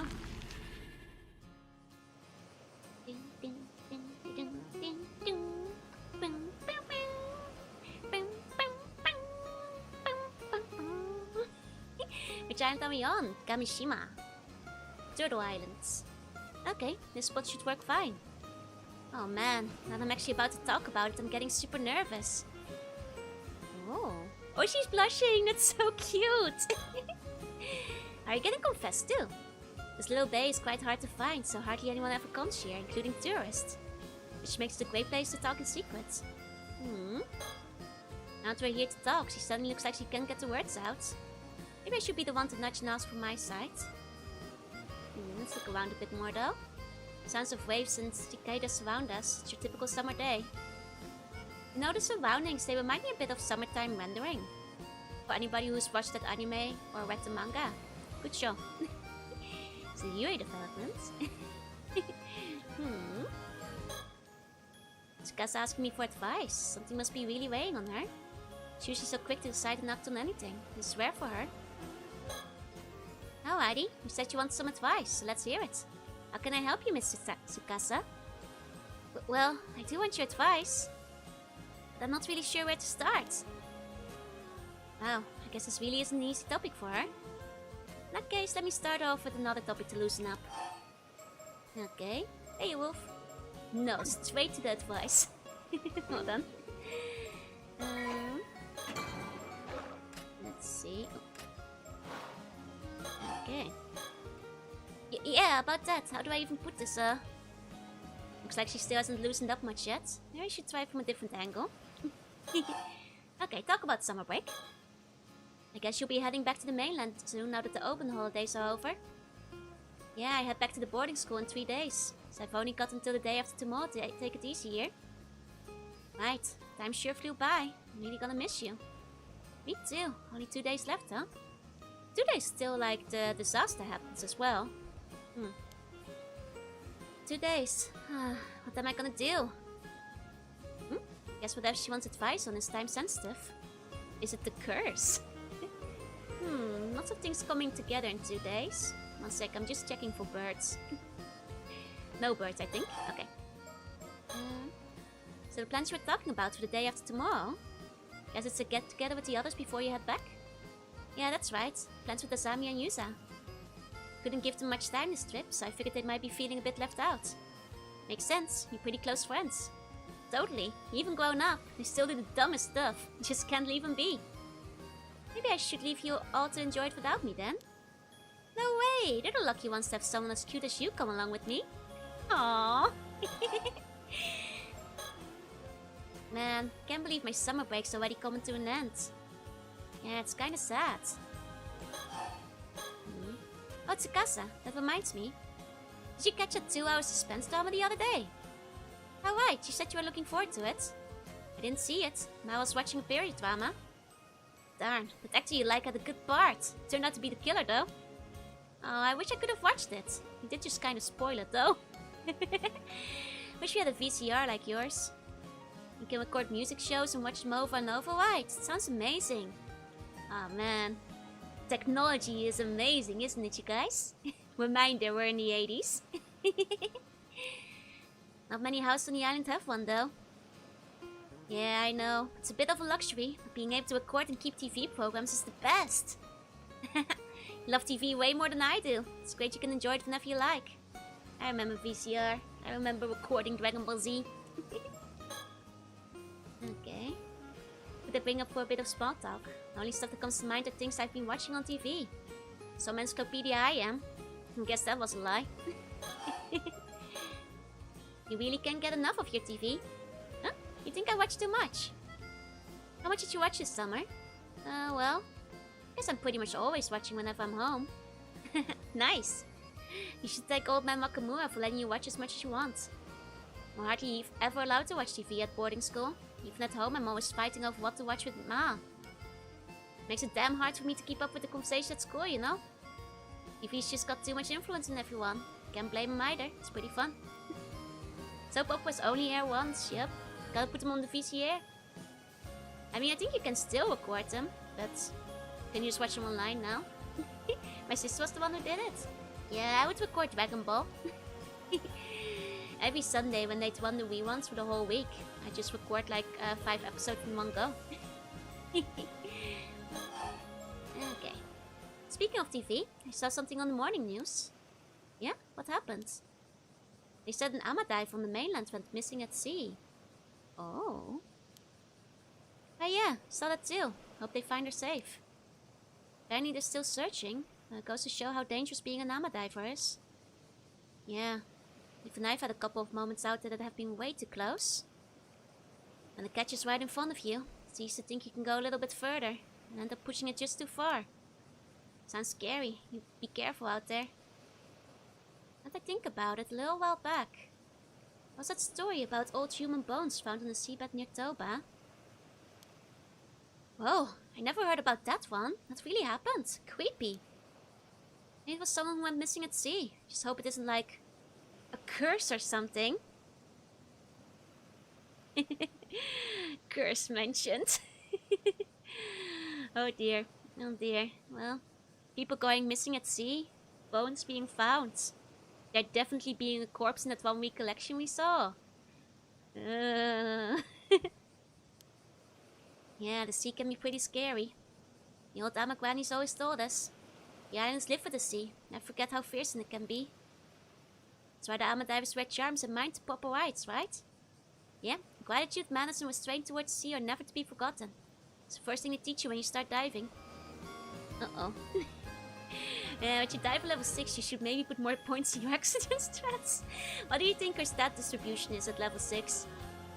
Does she ample for oxygen or is it all gathering? Wait till she finds out there's a skeleton inside of her too. Played the first game? I did! I love the first game. It's my game of the year of 2023. It's very good. Okay. You know, Sato, compared to when you first arrived on the island, you've really brightened up. Might be thanks to all the TV. Oh, was I really that gloomy before? Yeah, up until about a month ago. It felt like there was a little cloud hanging over you whenever we spoke. It was like you were kind of depressed all the time. Like nothing in the world really mattered to you. Oof, so that's how I came off? Sorry for being such a downer.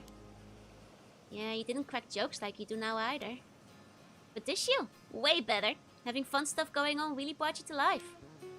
Makes sense. I'll try to keep up the positivity. I feel like Sato might be a bit of a weirdo too. She's got like a weird deadpan kind of humor going on. Why is she also around when humans' bones are on game? Who knows? Thinking Sato's hairstyle, it's cute, right? I think like, you know, her hairstyle is kind of cute and fluffy too. It's so like retro. I bring it from my side. Okay. Well, it's a bit weird. Yeah, all a bit goofy. I can't believe my summer break's already coming to an end. Yeah, it's kind of sad. You know, Sato. Okay, just say. Well, let's go to the advice. Okay, I'm ready. I'll just say it. Go ahead. So the thing is, I think I like someone. Still got a good vibe from Sato. Yeah, she's cute. But she might just be a bit of a weirdo. But in a good way. Alright, go on. We'll hardly get to see each other anymore soon. I have to tell him how I feel while I'm still on the island. Makes sense. I'll help however I can. Aww. As Kamishima's living encyclopedia, I've seen this all on TV before. I probably know a thing or two that can help. For sure. Yeah, you don't sound all that confident, which kind of makes me a little nervous. But I can tell you mean it. Thanks. I just don't really know what to do. Aww, so cute. Just because I got someone she likes. Never expected talk to go in this direction. I want her to be happy, so I support her no matter what happens. You guys think it's like Yusa or Azami? It's okay, we know all about situations through sitcoms. He was dance between Tsukasa and Joru. Are you sure it's not just the glasses though? You think it's GA? Ah, the sexy mermaid.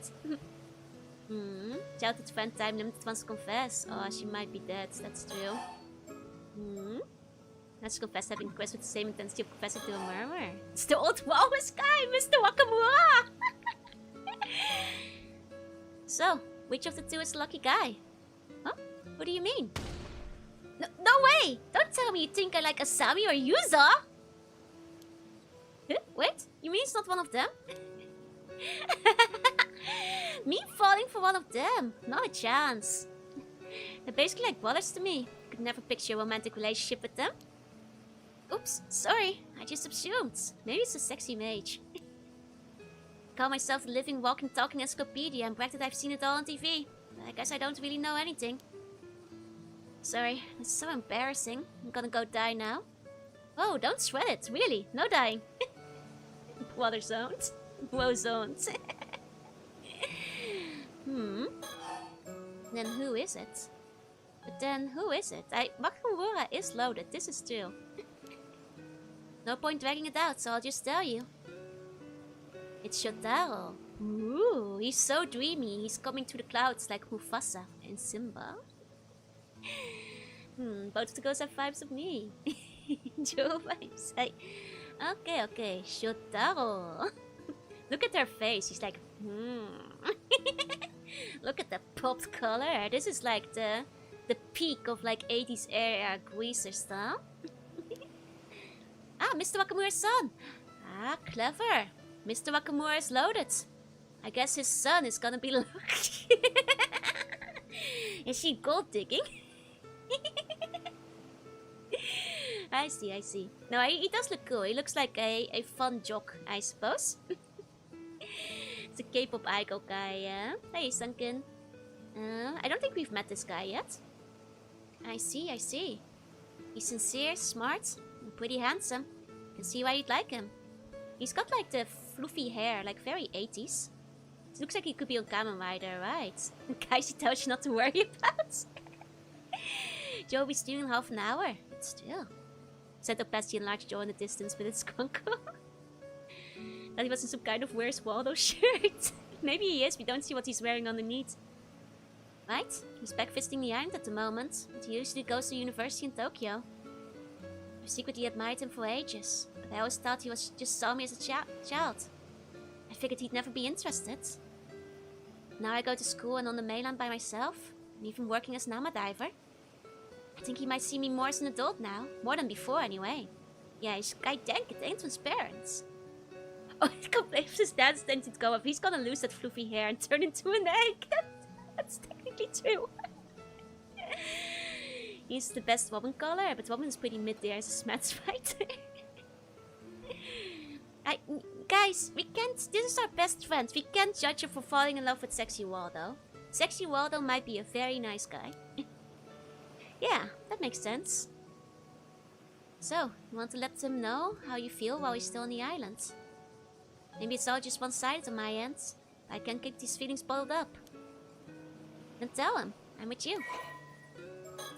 Okay. The only son of Shinobu Wakamura, a local Kamishima magnate.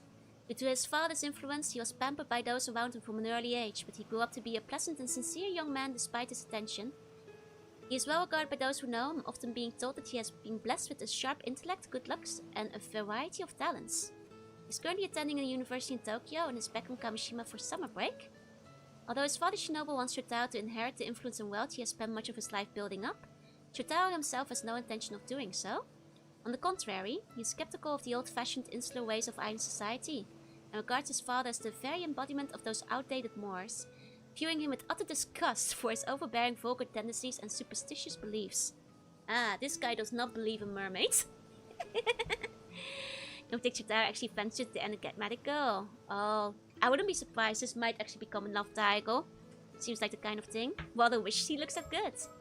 I mean, once he takes the glasses off, you know. He's more likely to be your mother and father, so maybe you'll be okay. True. Okay. I mean, he seems chill then. But he won't believe in mermaids, so I don't know about that. Okay, a little small talk and seems to have calmed down a bit. Shotaro, huh? We do live on the same roof. Oh right, because Sato is staying with Mr. Wakamura too. I'm holed up in my room most days, so we don't actually interact that much. Ugh, at this rate, I'll have no advice to give. What should I do? We gotta drag him like with the birds. Maybe we'll have to draw our own. Okay. I want to tell Shotaro how I feel by the day after tomorrow. What do you think I should do? You're staying with the Wakamuras right now, yeah? Know anything about him that might help? Oh, I'm afraid Miss Encyclopedia might not have that kind of info. You don't have much info at all, do you? I mean, he's honestly not home most of the time, so there's a lot I don't know about him. Feels like he's always got something to do, checking in on folks all over the island. Like, I don't suppose if you know he has a girlfriend in Tokyo or anything. I'm afraid I'm not sure. Tokyo's packed with beautiful girls, right? A guy like him won't be left alone for long. Well, from what I've seen, I haven't noticed him keeping in touch with anyone. Then what about what he likes? Something he'd be happy to get? Let me think. Sorry, nothing's coming to mind at all. Really may as well just go die somewhere. Come on, don't say that. Thinking it through with me is more than enough. You've got to stop joking about dying like that. A lobster? Why does she keep saying that? I guess she's just like that, I suppose. Maybe because she's a mermaid.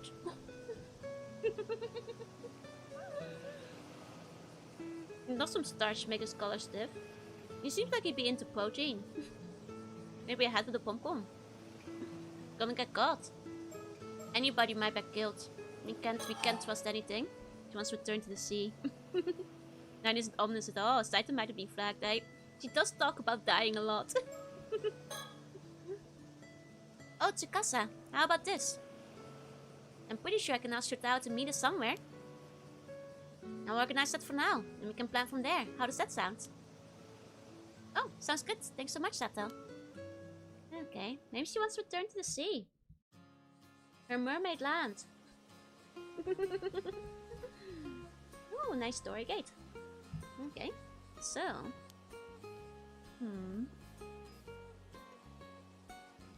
Sorry, I'm eating my Tim Tam.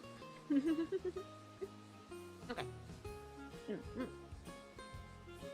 We kicked around ideas the whole way back, but in the end, writing a love letter and handing it to him is the best call. That's the plan, yeah? Yep. Since way back when, the tried and true way has always been a love letter. Classic method. I like it. You're heading out to dive tomorrow morning, right? Yeah, weather's looking good. Alrighty then. I'll ask him to come by to the bay a little afternoon. That work for you? Yeah, just need to have the letter ready by tomorrow. Hey, can you look it over before I give it to him? Aw. Of course, I'll fix it up even if it kills me. Thanks. I'll write it even if it kills me too. I'm already so nervous. Hey, you two over there. Oh, it's Shotaro. Not even slamming my Tim Tam. No. Huh? Is that what I think it is? There he is. Oh, he looks a bit like a greaser. Go, stop collecting dead flags, right?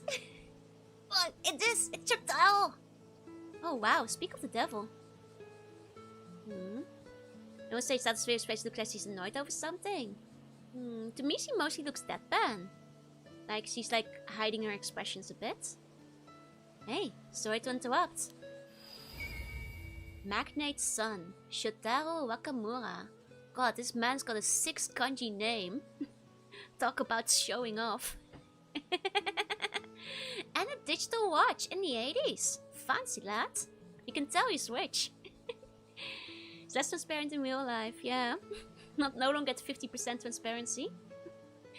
I've got chills, they're multiplying. And I'm losing control. Cause the power you're supplying, it's electrifying. I can't gauge optimal saturation, no. He's as hot as they were building him up. He's kanji great though. 6 kanji, that's greedy, man. Oh, he's totally glowing as usual. Is something wrong? Oh, and hey, the funky. Have you seen Asami? He didn't show up to today's associating meeting. Oh, I see. Haven't seen him today. Oh, so this is before we go catch them in the military bunker. Okay, that makes sense. That makes sense. Thought about him so hard he physically manifested into the real world, yeah. She's down bad for this guy, yup. Okay, so this is before we start looking for the other boys. I see, haven't seen him today. I think I know where he is. I'll go get him. Oh, you do? Knew I could count on you, Tsukasa. Gave a wink. Lady killer over here. I'll let you handle it then. Oh, sure. No problem. Her like spaced out blushing face is so funny. Oh, she's down bad. Oh man, he called me by my name. I'm so fired up right now. Let's do this. Yeah, let's. First off, let's find those two. Better up at the Kanteki show ruins. Let's go settle. Hey, Yumiya. Right behind you. I'm cursing. Yep. Been hit by my mermaid curse. Oh, and we unlocked the housewife part. Both said adios. I'm on Team Sato. She is very cute. I think, you know, tomboy childhood friend never wins. So I have a feeling that Shotaro is actually in love with Sato, who's the mysterious, enigmatic new girl who came onto the island a few weeks ago or something. This is not looking good for Tsukasa, I feel. You know, I have a bad feeling. And this is gonna be heartbreak because Sato is a very pretty lady. He was made from smelling his hair in his sleep. But well, let's see. Okay, so we can either continue Yusa's route or go to Yumiko. And I'm inclined, as much as I'm curious about Yusa's route, I'm inclined to go back to Yumiko just so we can like wrap out the early timeline, you know? Kind of go chronologically for the most part for a bit, as much as the game lets us. And also because I want to see what the sexy housewife and her sexy assistant are up to. Even if there are corpses in the preview picture. Yumiko Shiki and Soda Kiryu head to the coast of Futamigaura after receiving a report about a strange corpse being found there. I hope Mysterious Bunko is also playable. Me too. We haven't met them yet, so they still have to be introduced. She's being given the classic horse spot for sure. Yeah, I think I worry about Tsukasa. I think she's not gonna win the love triangle. Mrs. Shiki, there you are. Sorry for calling you all the way here. Oh, is she a detective? Not at all. Thank you for bringing the case to our attention. I hear you've got an unusual corpse on your hands. Oh, is she a paranormal detective? They did say in the first game that they have a paranormal police bureau. Like, a secret, you know, a hidden bureau within the corpse. Maybe. Well, forensics aren't here yet, so I honestly don't know whether it can even be called a corpse or not. But I do know it'll cause a stir if anyone catches sight of it, so right now we're just trying to keep the busybodies away. I see. I don't know if you could call the housewife sexy by my standards. She's got like an older lady vibe. You know, she's not quite as sexy as the other ladies because she's got the vibe, you know. Maybe she has Paranormasight. She has very interesting eyes. Like her eyes stand out quite a bit. This haircut is like the classic 80s, like, you know, low-ranking cop haircut though. It's great. I do used to get a job at a place like that IRL, the Paranormal Bureau. Well, I sure am glad it happened while you were still here though. Well, with you being from the Tokyo Metropolitan Police and all. Yeah, eyes are kind of fish-like. Maybe she is the mermaid actually. Like they have a faded turquoise look. Like the first thought of her eyes made me think like maybe she's blind. Or like, but maybe she has like a paranormal side. Where's her cadaver then? Still in the water over there where it was found. Feel free to go ahead and examine it. Over there, I see. Okay. Oh, vision ability. Oh, what's this? Well, we clearly have some kind of fancy eyesight. Because we get a fancy ability to use when we're... Maybe she can see ghosts or something. Maybe that's it, yeah. Like a psychic eyes, because clearly we've got something going on over there. Tokyo police have Mermaid on the prairie wall. They might. I just copped haircut when I was younger. Turn around. I did look behind me with vision on, but it's just... I think the policeman outlines. She can see the stickers. She has night vision. Does she know her vision is green? There are things that go bump in the night. Got the cool cursed eye. Maybe she's the real Chuny. This is Futamigaura, on the coastline just northeast of Ise City. It's a pretty popular location for tourists. There's several beaches nearby as well, so a bunch of people are milling around. Certainly is an impressive sight. It's too bad we couldn't come here as simple tourists. Okay, interesting. I think Yumiko just has a condition but doesn't realize it. I clearly she knows she has magic eye if she can use it. Okay, Futamigaura is the name of the stretch of coastline along Futami town.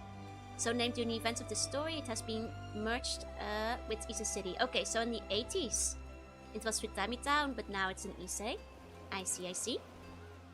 In the Watahai district of Mie Prefecture, I do quite like these like little notes they have. It's like mention how it might have been different in the past. So if anybody's doing like, you know, a pilgrimage to like check all the game areas, they'll be able to find it easier. Have a tough time as a Chuny. She'd have to put pipe patches on bow ties. The policemen were the best in the first game. I hope so too. Like the police were so funny in the first game. Okay, as part of the Iseshima National Park, it has been designated as a place of scenic beauty and considered one of the most scenic spots in Japan. The name Futamigaura is said to originate from a visit to the area by Yamato Hime no Mikoto.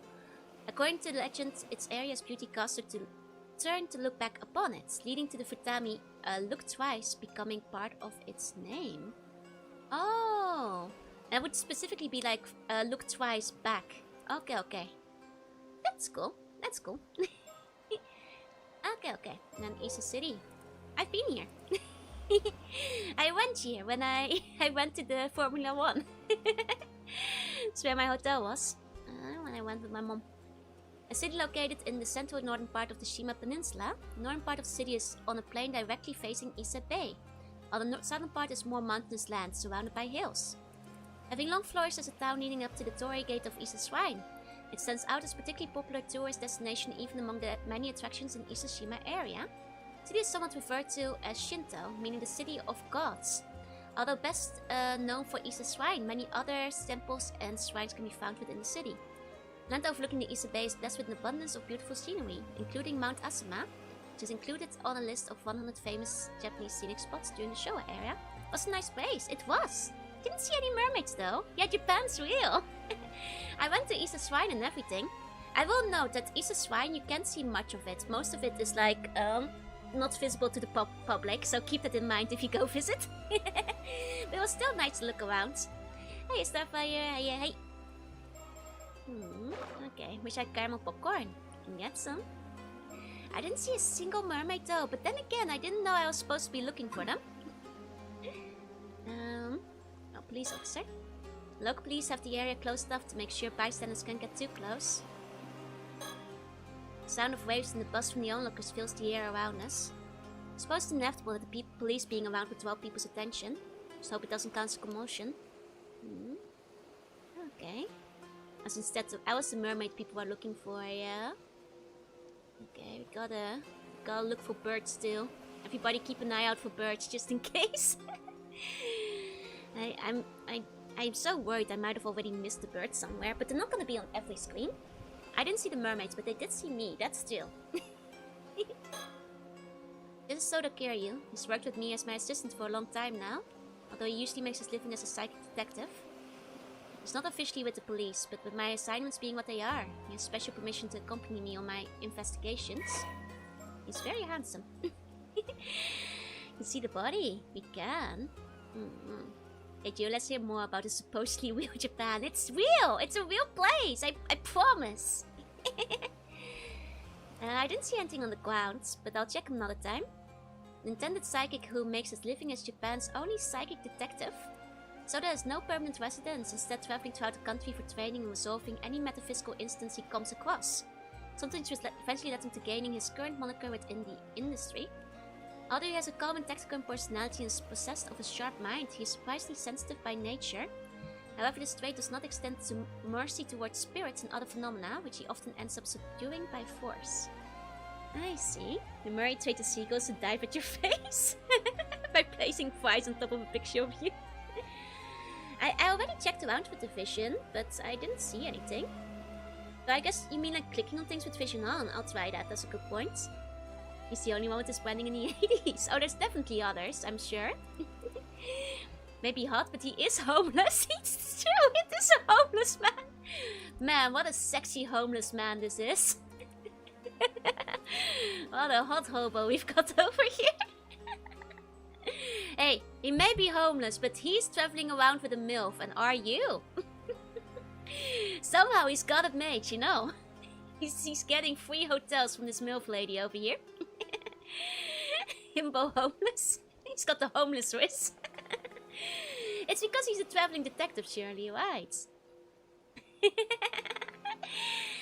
The abilities to use particular curses to inflict harm or otherwise negative effects on others. Effects range from forcibly binding a target in place to dealing fatal wounds. Some of the curses affect the greater burden on the user. Okay, so he can bind people or kill people with curses. Kind of powerful. Not wrong, he's living the dream, exactly. He has Shagan. Oh, like picture eye. The ability to see the face of a deceased individual from their remains, allowing for a recreation of their features via portrait stretch. Only a small piece of the deceased remains is necessary to use the abilities, however, enough of the task and the size of the dead individual must remain for it to be effective. 1 second, I have to cough. Homeless, but has 18 charisma? Exactly. Okay, I'm willing to bet this stands for like picture an eye, or copy eye, in terms of kanji. So he can like sketch the dead from corpses. That's interesting. That's interesting. I guess we'll be making a sketch of the mermaid. The mermaid corpse. Feast of Shadows. Oh, Feast of Shadows name drop! Indeed! There we go. I'm watching cowboy shows. Hosters love handsome homeless drifters too. The vagabond spirit detector, they call him the no homoji. Ability to create a domain in which the potency and range of certain types of spiritual abilities are increased. Only effective at night. Soda himself is able to create a domain up to 1 kilometer in range. Okay, Feast of Shadows. Nice. I saw a stick in the emerald clouds. Okay, I'll check one more time. Just in case. Soda's family wants a small shrine dedicated to a certain Omoji from the Sengoku period. This Omoji is said to be an ancestor of the Kiryu family. Okay, so clearly whatever kanji they use for Omoji must be different from the sorcerer one. I'm guessing that the sorcery one might be Mahoshi or something. Which could be sorcerer or wizard or whatever. This Omoji is said to be an ancestor of the Kiryu family, which may explain why their bloodline has produced many individuals with strong spirit sense over the years. Means he can really hold his alcohol. Sorry, joke from the first game. Soda was born with an exceptionally potent spirit sense even within this lineage, leading to his abilities catching the attention of the legendary psychic Itensai Shiki when he was 8 years old. Itensai subsequently took him under his wing as his protege, and Soda underwent ritualist training under his watchful eye. Yeah, Shiki, that's the same as Yumiko's name. Oh, it's Yumiko is... Okay, Yumiko is his mentor's wife. I see. Even now, he's always quick to respond when summoned by his mentor's wife, Yumiko Shiki, and often supports her during her work. He also has a keen interest in swords and is extremely knowledgeable about the blades from various countries and areas. Okay. Interesting. So, that's how he knows Yumiko then. Because he trained under her husband. Okay. He's had his gaze fixed on the corpse ever since we got here. Suppose he's curious to know what led to its current state. Yeah, swords are pretty cool. Oh, is this what you thought was the bird? I think that's just shadows over the rock. I can't look further down than this. Oh, wait, no, there is a bird! Oh, sharp eye! I missed that one. Sharp eye! That one was well hidden. Damn. The Terminator. It's about every aspect of school, right? Swords and psychic powers. That's... Gosh, that's well hidden. The first one had a couple of really well hidden ones too. I had not noticed that one. God, that's very easy to overlook. Damn. Eagle Eye Bund. Good looking, good looking. Try looking at the spot with the vision on. Oh! Oh! Oh, she has bird vision. Well, I missed that earlier. Well, that will be convenient for looking for birds later. I see. Almost gaslight myself up the bird ship. Naruhodo!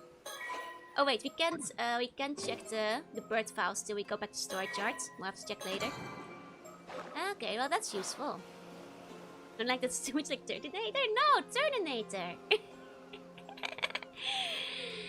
Special psychic vision just for fighting graffiti. We have pure bird vision, baby. Good ability. Okay, we can't interact with things with our vision on. I guess unless they're glowing. Okay. Okay. Well, that's good to know, though. That's good to know. We originally came to Mie from Tokyo to investigate another case. With so many incidents occurring, can't help but get the sinking feeling something troublesome is about to happen. Detective Ida has been a huge help to us so far. Might be able to reveal some of the circumstances to him. No eagle eye vision. Bird vision. Okay. This is Masaru Ide, a detective from the local police. He's acting as my point of contact while I'm over here, as well as providing any support I need. No doubt it's quite a troublesome assignment. A lot of things that need to be kept secret for one. He's very good at not prying into particulars while doing what needs to be done, occasional grumbling notwithstanding. Given what this case has ended up involving though, those particulars may not end up remaining undisclosed for much longer. Some people can kill Corson while the face of dead people, some people can see bird stickers. Fox says vision ability on when you see things normally. Oh, that's means her bird vision is her normal view. Too. Okay, Masaru Ide, an assistant inspector in the first investigative division of the Criminal Investigation Department of the Mie Prefectural Police. Wow, that's a mouthful. But to be fair, that's what Japanese departments in the police are like. That's why they always shorten it. Why is Kira working for the police? That's the real question. He often finds himself saddled with whatever troublesome tasks come to the department's way, something he makes sure to grumble about each time. This proficient detective in his own right, being diligent in his duties and having passed his promotion exam without difficulty. Although often said to have somewhat unreadable expression, he's quite sociable and makes a point to attend all the department drinking parties. Would say longer is late and I must sleep? No way! Sleep tight and sweet bunny dreams. I'll take these to ward off the supernatural, thank you. Born and raised in Mie, Masaru never ventured beyond the bicycle commuting distance of his hometown, Sioux City. Until the time came for him to attend university, no particular plans for his future in mind, he took the employed exam for police officers, figuring out that a local government job would at least be stable. He had no admiration for the police or any strong sense of duty or justice, but found the strict discipline of the police force suited his personality. He quietly married a fellow classmate from the police academy soon after graduating. And at home he takes on the role of a doting father to 2 sons and a daughter. Oh man, this guy is a family man. If pressed to discuss his hobbies, they would include walking and combination puzzles. Strangely enough, he often happens to be walking nearby whenever incidents occur, leading to him being the first of the seat even when off duty. Something his colleagues frequently tease him about. Maybe he's cursed. by a mermaid. Well, he's got a family. I hope he doesn't die. That's a combination puzzle. Well, let's Google it. I guess like a puzzle with multiple steps. Combination puzzle. Let me see. Oh, Wikipedia. A combination puzzle. Oh, it's a puzzle that says set. Oh, it's a Rubik's Cube kind of stuff. Hold on. I'll show you guys the wiki page. I did not know that was the formal term for it. Apparently it encompasses all kinds of Rubik's Cube kind of things. I did not know that. I learned something today. Huh. I learned something today. I guess that includes non-Rubik's as well. Some of those cubes are wild, right? I can only solve a regular one, so also sliding puzzles. I guess so. Maybe. So it seems like they need to have at least 2 layers to be a combination puzzle, according to the wiki. One of those people who can solve it in 15 minutes, right? It seems like they... Oh no, they can be 2-dimensional. So I guess maybe slide puzzles too. Yeah, sliding piece puzzles. Yeah. Okay, didn't know that a specific term. Okay. So I solve Rubik's Cubes too, just take the pieces apart. I used to be able to solve them pretty consistently within 2 minutes.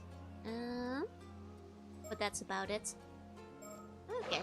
Well, this guy's pretty cool. He loves Rubik's Cubes. You can never tell, I guess. At first glance, he seems to be the sort to find hard work troublesome, but he's proving himself to be quite a thoughtful individual.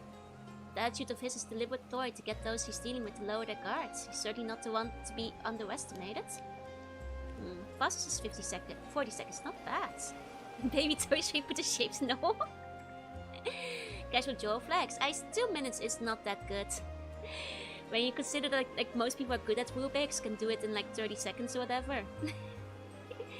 It's not that good comparatively. That's a corpse.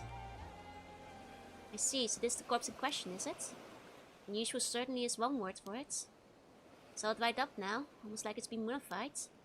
Apart from that, it's pretty safe to say that's a mermaid, right? Oh dear, am I progressing the story? 1 second, I am progressing the story. Well, excuse me, I did not mean to progress the story. I wanted to talk to these guys first. Excuse me, I did not mean to carry the story forward. Evening, however, could be a Fiji mermaid, yeah. Okay. Is there anything that stands out to you so far, though? I'd like to get a better grasp on details before saying anything, I think. Okay, that's fair. Take a sip. Messed up looking mermaid corpse though. Like the side quest finishes the main quest, yeah? Do you know what the situation was when the corpse was found? I just got here as well, so I'm not clear on the details myself. From the sounds of it, a local civilian happened across it about an hour ago as they were passing by. They got us on the scene immediately, so no one else should have seen it. That's a relief. I don't want people working themselves into a frenzy over this. Where's that local now? We've got someone taking their statement in a nearby police box. I'll let you know when we get more info there.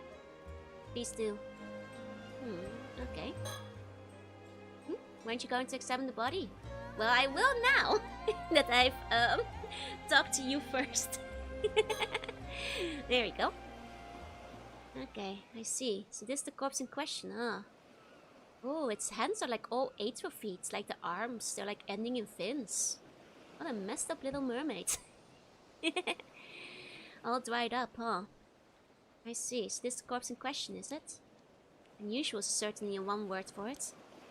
It's all dried up now, almost like it's been mummified. Apart from that, it's pretty safe to say this is a mermaid, right? Let's take a closer look at it. I'm sorry you guys, it's not a sexy mermaid. Mermaid's washed up. I've never been the same since eating that pickle. This is what happens when there's a pickle on my burger. My reaction. The body's lower half is identical to a fish's tail. This was a fish, be a pretty huge one. Too much time on the sun lamp. Maybe she's just made of chocolate. Yeah, or mud. Seems like the fish half of the body begins from the shoulders downwards. All the mermaids I've ever heard of had the fish half start from the waist down. This is a fake. Maybe whoever made it didn't do their research. Really? Several of the mermaids described in old Japanese legends had their face as the only human part though. Seriously? Guess it makes me the one who didn't do the research then. Well, you haven't watched up Mermaid, we don't need a second one, just give her a data rate. It's not nice to call her that. I'm hydrated though. She needs to eat more, she's too skinny. Like a chocolate bunny, that's... Oh no. She's a little dried up. This is really a corpse. I wonder when they died. Doubt their body would have ended up this desiccated if it had been the sea this whole time. I think there's a possibility that they died, shriveled up into a mummy-like state, and then their body fell into the sea and got washed up here. Makes for quite the enigma, that's for sure. That's true. How did it dry in the water? Yeah, it's... Actually, how did it dry in the water? Usually things float in the water instead of dry up. Maybe it dried off the land and then somebody disposed the mermaid's corpse. Maybe somebody killed the mermaid and then tossed it back into the ocean. My mama's luck ever visits during the summer. Probably fell off the back of a truck. Yeah, if the body was in the water, yeah. Is she single? This is the question. I think so, yeah. There's no sign of any external wounds. Can't see anything that could have caused their death at least. Okay. I mean, it does give the Fiji mermaid vibes. I think that's what it's based off, yeah. It's water resistant, who knows? Okay. You see, there's no doubt it has a human head. It's the main reason we went ahead with treating it as a corpse. It makes sense. Can't imagine anyone would have seen a creature like this before, after all. It really is a mermaid. Wouldn't this be a pretty huge discovery? It's not the sort of thing we'll be able to make public, that's for sure. I don't suppose we have a way of confirming their identity. The identity? Given the state of the body, it'd probably be difficult to confirm based on facial features. We might have a chance of using dental records. But that would depend on if they ever had a dental exam. I see, that makes sense. Did this mermaid ever see a dentist? I guess it will stay desiccated, yeah. Lifeguard would fix this. True. Freshwater mermaid went to the beach. Did not like the salt. Honestly, I'm kind of leaning towards it being a fake of some kind. What do you think? It's true that many of the mermaid mummies discovered were ultimately found to have been man-made in origin. Here we go. Mermaid mummy! There they are! Relics believed to be either the embalmed or mummified remains of mermaids are preserved in temples throughout Japan. Among them, several are said to bestow blessings such as eternal youth and longevity or sound health, and are treated as objects of worship. In the 1970s, some garnered so much attention after being featured on TV that people traveled en masse to see them, prompting some temples and shrines to discontinue public viewings. Okay, mermaid mummies have also been documented in other countries. In the 1800s, the exhibition of mermaid mummies as exotic curios became a widespread phenomenon across Europe and the United States. The mermaid mummy, or the mermy. Be my favorite as most beloved Queen's Job Vtuber should be starting stream soon. I'll have to go watch that and stay up 6 more hours. Thank you, thank you. Although these mummies were originally believed to be genuine, subsequent analysis has revealed fibers from materials such as wood and paper in their composition, exposing them to be man-made in their origin. The quality of some mermaid mummies crafted in Japan during the Edo period was particularly high, with several being widely circulated, especially in Europe. However, the revelation that many of these mermaids were man-made does not disprove the existence of mermaids, and debate on the topic continues even today. Yeah, I'm pretty sure these were like on like Discovery and stuff. Like mermaid mummies were like a whole big deal back in the day. Pretty sure like it was Discovery Channel or something that I first saw them in. You won't find me complaining if it is. No need to investigate a fake corpse after all. Maybe that's being too optimistic though. We'll just have to see about that, won't we? Of course mermaids exist. There's one on the screen right here. Exactly. Oh, that the game was called the Mermaids. No, that was just you guys. That was just a chat. When I first saw this expression, I thought they must have died in unbelievable agony. But at the same time, can't help but feel like they look almost satisfied. Could just be my imagination though. I don't know, you guys. Does this mermaid look satisfied to you? I, maybe I'm not good at reading expressions, but is this a satisfied face? Could just be a Dugong, yeah.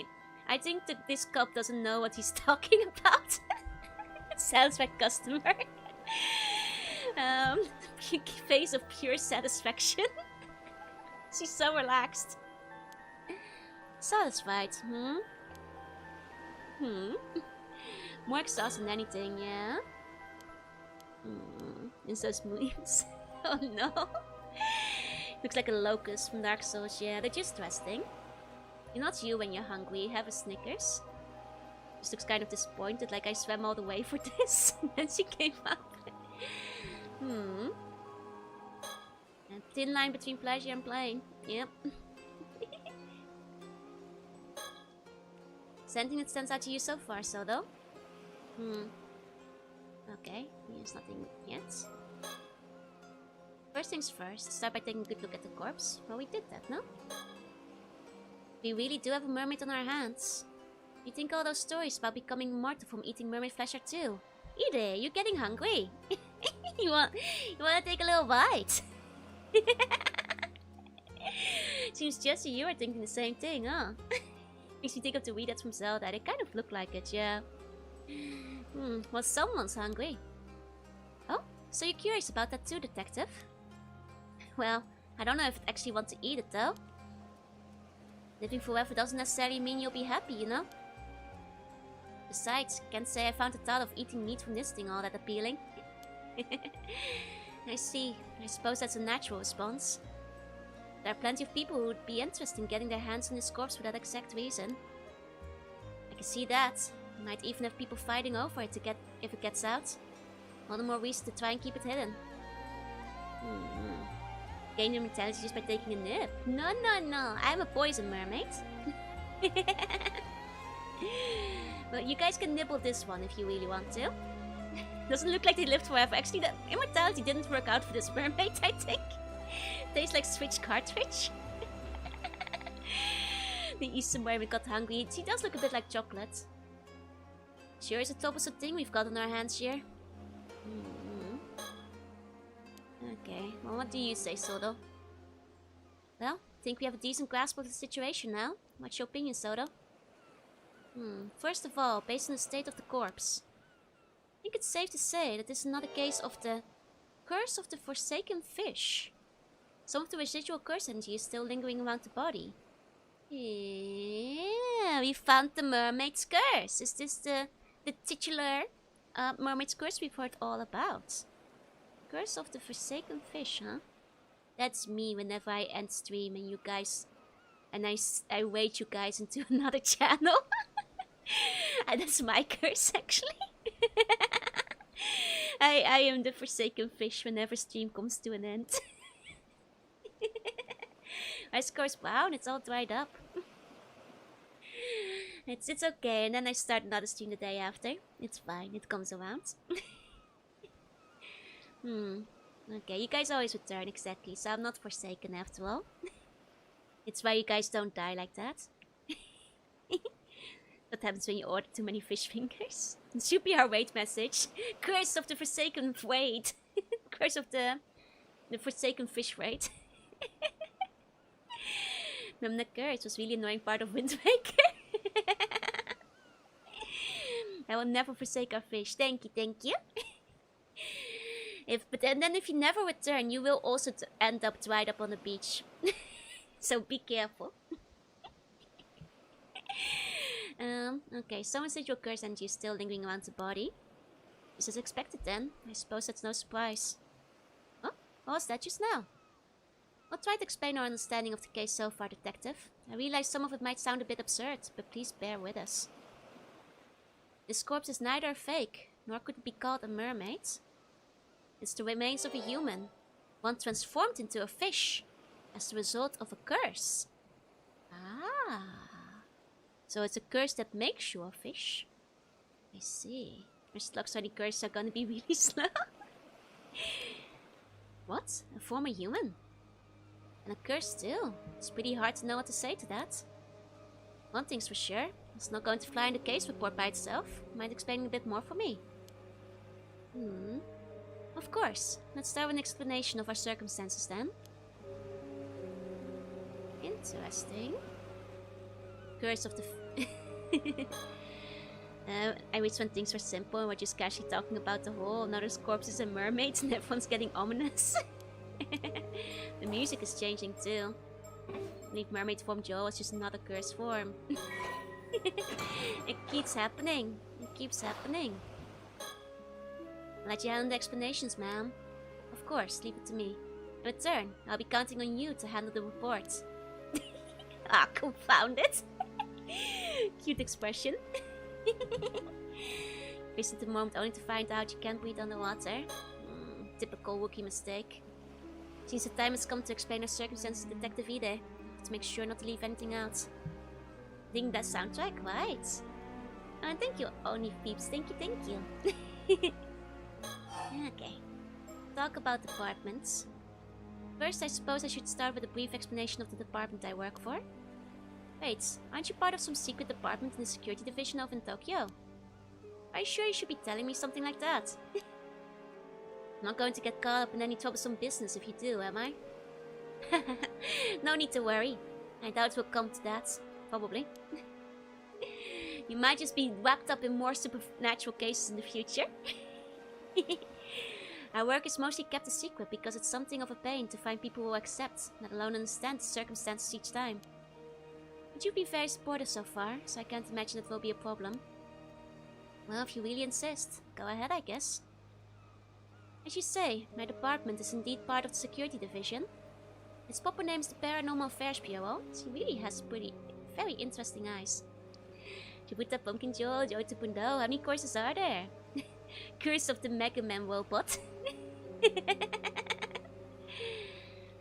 And 5'9", I already told them, but...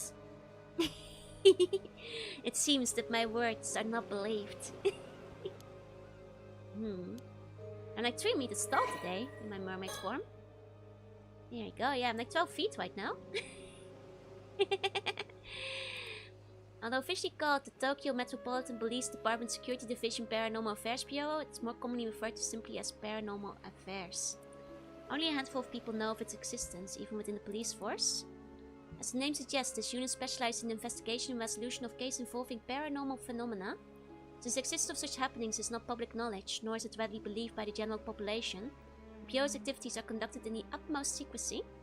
As there are currently only 5 members in the unit, including the chief, they utilize a network of psychic contacts across the country to assist with their cases. Yeah, like Japanese X-Files, basically. 5 orange, 9 baby carrots tall. If you want to believe that, that's okay. The current chief of Paranormal Affairs is a man named Kuriru Nakagoshi. Although said to have been born to a family of psychics who have been involved in keeping the world safe from paranormal phenomena for generations, Kuriru is a elusive figure. Few have ever met him in person, and he's rarely seen the office. Instead, it is because he has oft been the target of curses. However, some theorize that it's in fact because he is not a flesh and blood human, with some going so far as to question whether he really exists. His seat in the office is usually occupied by his familiar, a Nue, a legendary creature found in Japanese folklore. The Nue resembles an ordinary white thrush and acts as Kuriru's messenger, leading to bizarre scenes of police officers earnestly reporting their findings to a bird. Hell yeah! That was mentioned in the first game too, you know? That's what we call class. You should have a mushroom and a skeleton, a moldy and skull. Well, they've already got a new, apparently. He's Colombo.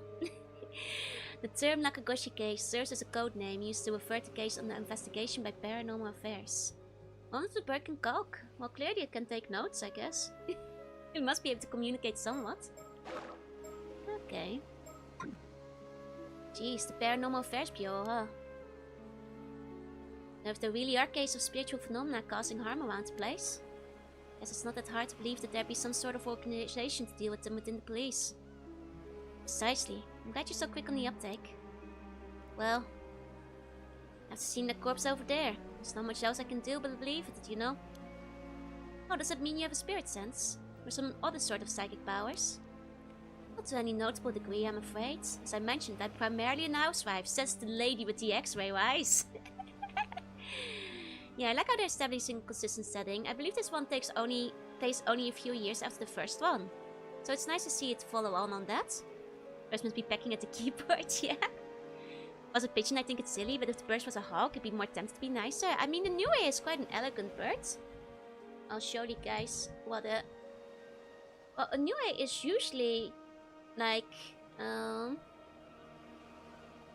it can also... Like, the thing is, this actually... It shares a name with a yokai, but it's also a bird. And luckily Google gives me a picture of both. Here. Oh, a tiny picture of both. But it's a cute little bird. Yeah, so it's not the big tiger with the man face and the snake tail. No, it shares the name with the bird. So, and they were talking about the bird in the description. But maybe it can transform. Who knows? Who knows?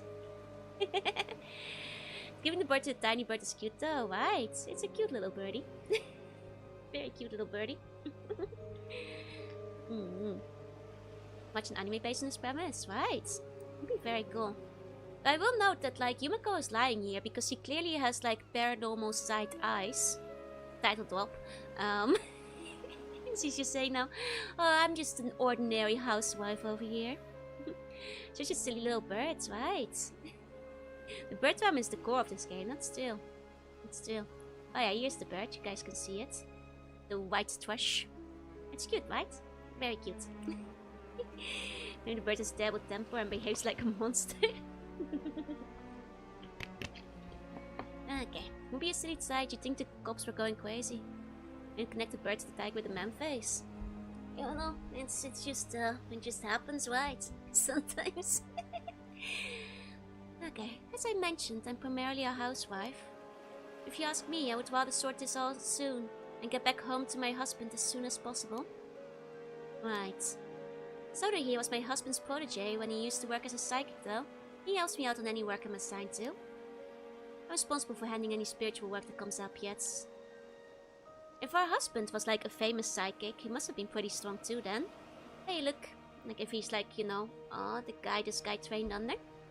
Spiritual work, huh? Hearing you say that, it's like it's just another job. Really makes me feel like we're talking about an entire industry entirely. I like his, like, you know, priest garb that he's wearing. It's cool. But if you really are just a housewife, Mrs. Shiki, why are you working for a special unit like that? Now it's none of my business, but if your husband is a psychic, wouldn't all this be more in his line of work? True. Firstly, I'd also rather our roles were reversed. He has a very suspicious expression, but I like it. But there are several reasons why that unfortunately can't be the case. I see. I don't really know your circumstances, but it sounds pretty tough. Either way, it should be good to put this down as a paranormal affairs case, right? That should be fine, yes. You can leave the rest of the investigation to us. We'll also handle the report. More specifically, Sodo will. His face. We checked the Mermaid if she has a birth sticker. No, but we did find one on the scene. Is that Mill single? I believe she's married to a famous psychic, so I would be careful. The way he turns, right? His expression. Really? Thanks, that's a great help. Not again. Okay, oh, and now we have Shiki's profile. Her age is still a secret. Vision keeps on hiring non-professionals like schoolgirls and housewives.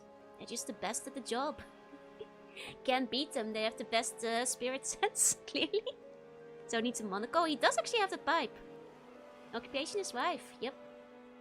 A woman who balances her work as a housewife with a position as a full-time employee of the Paranormal Affairs Bureau, a secret department within the Tokyo Metropolitan Police.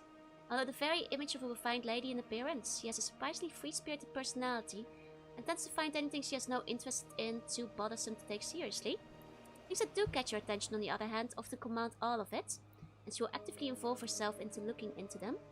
She utterly adores her husband, swooning in admiration whenever the topic turns to him. She's also viewed with affection by her co-workers, who call her ma'am. Okay, she's like a... You know how you've got like a wife guy? I guess she's like a husband girl. The opposite of a wife guy, I guess. Or something. That's cute. Out of the 5 current full-time members of the Paranormal Affairs Bureau, Yumiko alone lacks any particular metaphysical abilities despite possessing a meager degree of spirit sense. Even so, she was chosen to be part of the Bureau's elite unit for a particular reason, reasons known only to a handful of people close to her. Must be her eyes. Like, even if she doesn't have spirit sense, she has like some kind of special thing with her eyes going on. Yeah, she's reverse Columbo, basically. Pretty much, she is reverse Columbo. She's just an ordinary housewife. Though someone would love her partner, right? Exactly. There once was another member of the Bureau who had no paranormal powers to speak of. Veteran police detective Tetsuo Tsutsumi! Ah, Tsutsumi mentioned. One of the protagonists of the first game. And the two occasionally worked on the investigations together. On the special assignments now, she always pairs up with the freelance psychic detective Sodo Kiryu, leaving all paranormal-related procedures and often her much-despised paperwork to him. I see. If only was staffed entirely by all else. Nah, Tetsuo was pretty cool in the first game. Just hides because she looks like she has spirit powers. Yumiko's husband is also a psychic by the name of Itensai Shiki, and Sodo is his cherished protege. Okay. Nice. Oh, and psychic spirit sense. Okay, the various abnormal occurrences attributed to the spirits of the dead are collectively referred to as spiritual phenomena. These can range from small peculiarities, such as being able to see things that shouldn't be there, hearing strange sounds, or feeling a sudden unnatural chill, to a large-scale phenomena powerful enough to defy the laws of physics, potentially even triggering natural disasters. Powerful spiritual phenomena that cause unwanted effects by interfering with the nature and tampering with the human body or mind are called curses. Curses themselves can be divided into 2 categories: those that occur naturally, often arising from the negative emotions such as deep resentment from the dead, and those that are intentionally created by someone with spiritual abilities using an existing spirit or grudge. However, creating a curse is quite difficult, and there's the risk of the curse rebounding and causing harm to the creator instead. The more powerful the curse, the more stringent the conditions that are required to use it. Okay. I have to remember that all of the first game passed. You had the 2 cops, you had the 2 schoolgirls. And then you had the like lady whose husband died. And I'm trying to like recollect the rest of them. Oh right, and the housewife and detective. How did I forget them? Those were my favorites. Those were very fun. That was basically the main cast. The ability to sense the energy of spirits and spiritual phenomena is known as spirit sense. The strength of this ability varies from person to person. While can be increased to a certain extent through training, it ultimately comes down to the individual's innate talents. Joy started 15 minutes ago. Better go catch her. According to those who have it, spirit sense is similar to a sense of smell. The lingering spiritual energy in an area can be detected by what feels like specialized sense organs, conveying information such as the relative strength of the phenomena and whether it is benevolent or malevolent in nature. Those with particularly potent spirit sense are also able to glean specific details from the energy, even track it down to identify its origin. If a spiritual energy is unaffected by air movement, it is not possible to use wind to drive it away.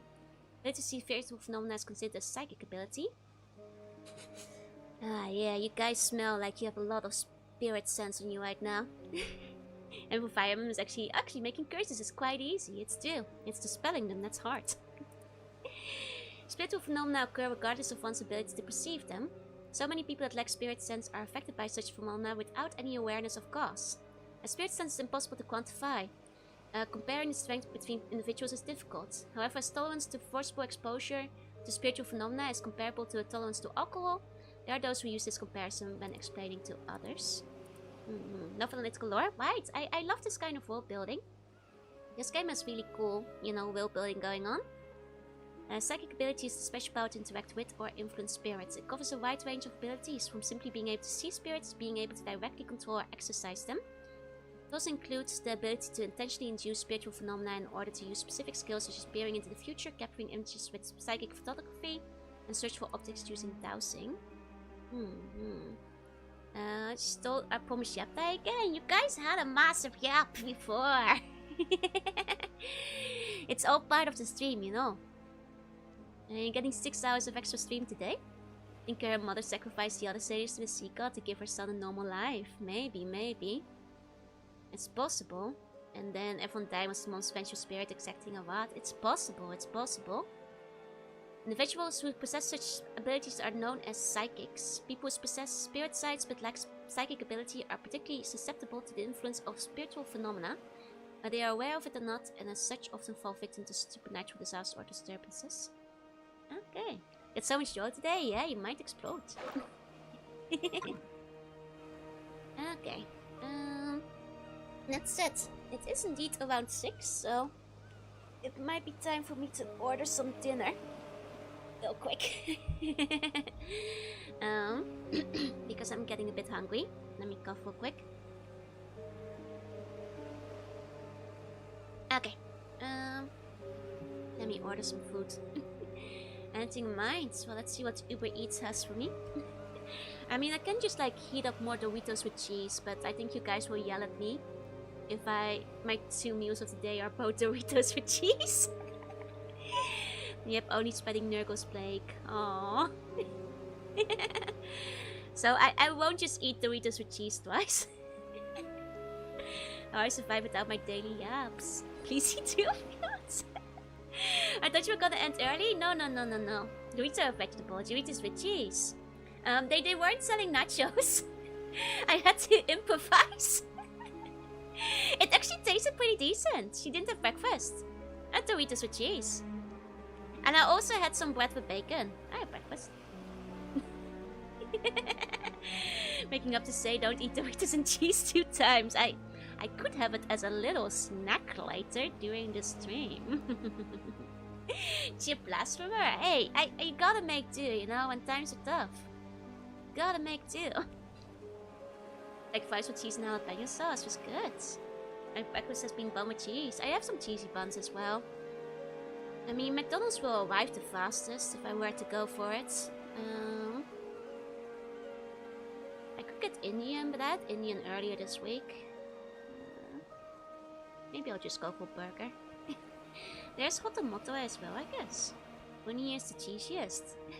You can have the snack, but you need real food. Okay. I'll get a burger. Don't worry. The burger will be the fastest, so maybe it's the wisest. I guess like pizza won't take too long to arrive either, but we should it's the cheesiest. If you have to, snack of the day. Though she'll not season with nacho cheese and chips that are already heavily seasoned. You know, as it turned out, it tasted just fine. You may hate it, but it tasted just fine. You know, cheese and cheese is not a bad idea, you know. Okay. You know, I'm getting hungry. I'll just go for what gets you the fastest. Want some pizza and macarons? No. Pizza would leave leftovers, yeah, but it will take like longer to get here. You mean? Did you melt the cheese? Of course! You think I just powdered some cheese on top of it? Like, no, I melted the cheese, of course! I just put it in the toaster oven for like 4 minutes. So it was nice and melted. Okay, let's see. Actually, what are the dips right now? They still don't have the nice cheesy dip anymore. Oh, it is after 6. I can have like the double cheeseburger. Like the double cheeseburger. That has like 4 patties. One thing too lowly of your food choice. I mean, sometimes they have a point. But to be fair, I can't blame them entirely. I bring this upon myself. When it's for the low haul, so let's get some melon soda. Keep me going. Here we go. Okay. And to dissuade you guys' worries, I will also get the edamame and corn. See? I'll get some vegetables. I'll get some vegetables, see? That's healthy. That's healthy enough. Guys using yogurt because I need vitamin B12. Hell yeah. Some vice versa too. Okay. Put up a cheeseburger melon soda. You guys can question me, but am I wrong? Am I wrong about it though, is the real question. A strange worries, yes, exactly. Rather you eat a bun than more cheese Doritos, it would be less sad. I might have more cheese Doritos later. Want flapper nuggies? Okay, some nuggies for you guys. Okay. Gonna place the order. And actually, while the order is on the way, I'm gonna quickly also replenish my water and stuff. 1 second. Yippee. Water and snacks. You know, while we're waiting on the fields anyway. I'll be right back. 1 second. Don't worry, I'm not getting the Doritos yet. But I might get like one of the banana jellies that I have left.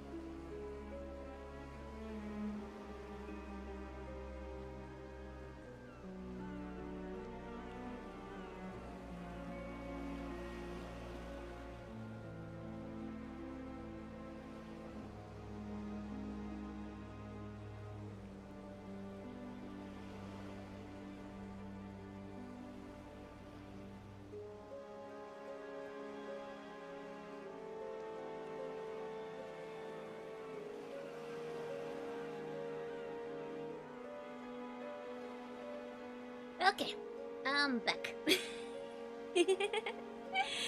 Got this guy for the screen tape just staring at the text really sets the mood. Why? It kind of works with this guy. Just being on there. Strongest iron juice, he's just holding it up, yeah? No doors, no cheese dip Doritos, not yet. We're gonna be here for a few more hours, so if you wanna get a beer, go for it. Turns out, I didn't have the banana jellies anymore. But I did grab another bottle of water, so what's next did you get? None as it turned out. I'll wait for my my McDonald's, I guess. 1 second. I'll make Joe's Mermaid come with one of the 6 available Joe team toys. That's right. But that's okay. Snacks are on the way. Hey fellas, say hey. So doing a quick sketch real quick. I am actually getting quite hungry, so you know, it does occur to me I currently don't have my CO2 meter plugged in. Let me just put that in real quick to start charging. Though it's probably not that bad though. Good, you're getting a meal, yeah? What comes with a Joel meal? I actually do that once. I had to get a shower and get dressed. Or you can just be underwater and eat snacks with oh don't worry about the CO2, guys. It's okay. Don't worry about it. We actually hit a new record. 2337. New record! Yay! Why do you have it? To track my CO2. Hey! We can set a world record Maybe I should open my door. If I go for another 6 hours. Shooting carbonate hour. No. Guys, CO2. Not CO1. It's carbon dioxide, not monoxide. It won't kill me in my sleep. different carbon.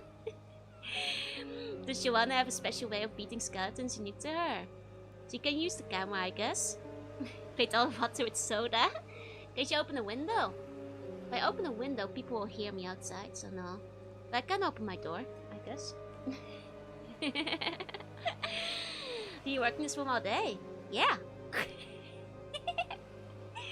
These have the opposite intent. Like, I'm sorry, I do have like the terrible urge to like, you know, go for the high score. I know it means I should. Okay. I'll open my door. 1 second. I mostly checked because I felt the beginnings of a headache, but I grabbed some painkiller. I'll open the door. Okay, I'll be fine.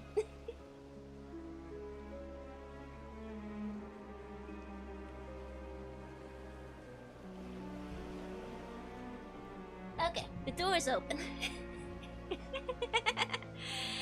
Need to install a new air pump in the tank. See, it's already dropping. We're already to 2200 now. It's fine.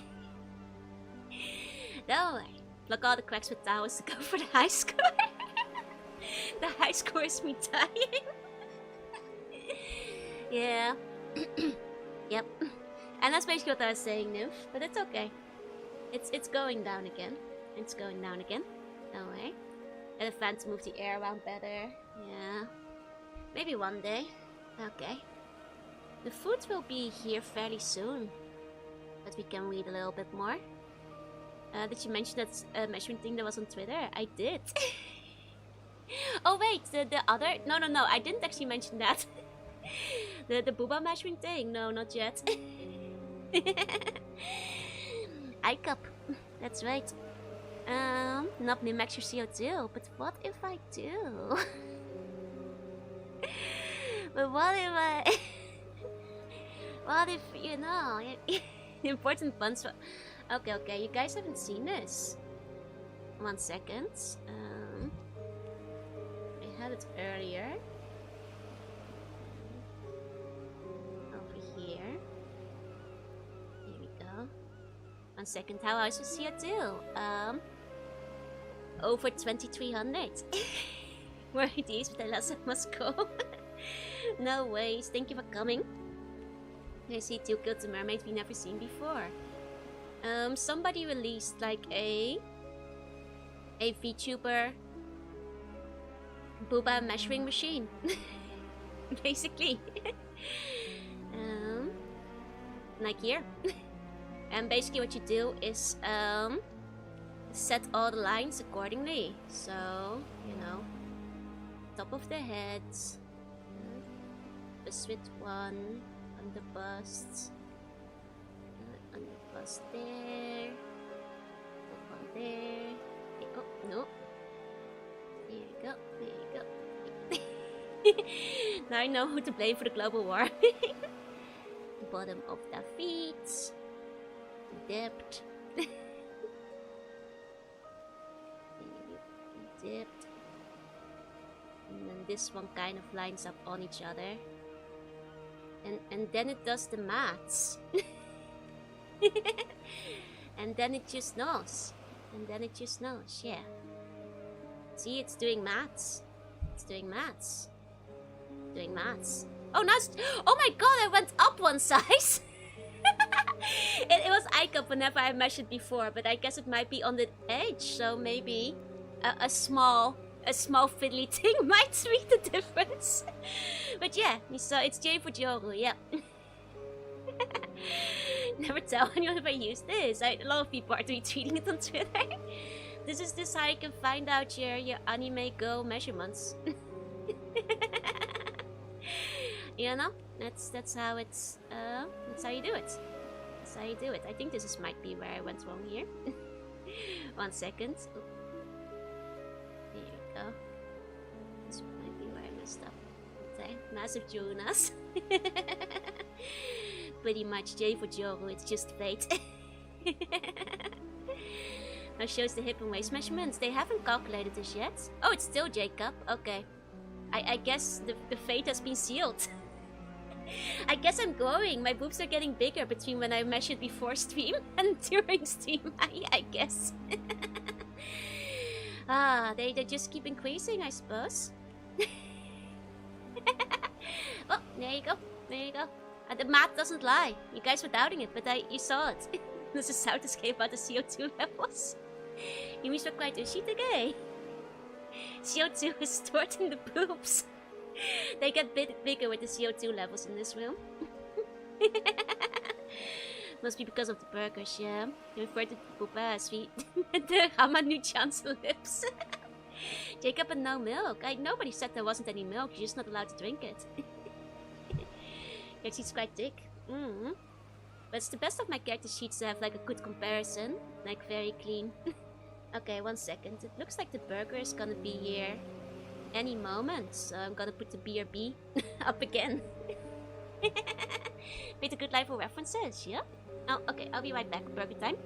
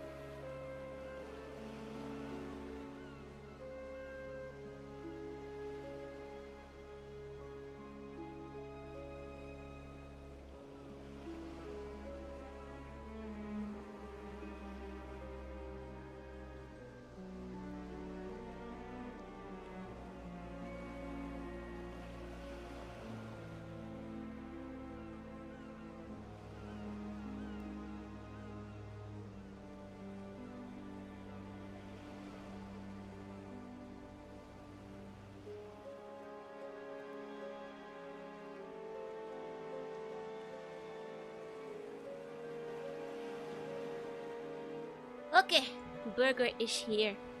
It's quite a lot of drag on the water. Yeah, it's not very efficient for swimming. Okay, can you check the Navy members' measurements? The thing is, aside from Laurie and Quissa, who are both rather flat, they don't have full reference sheets. Both of them, you know, would basically be double A, I think. Just by how much you beat the base reference VTuber, yep. You know, the math doesn't lie. You know. Hey, hey.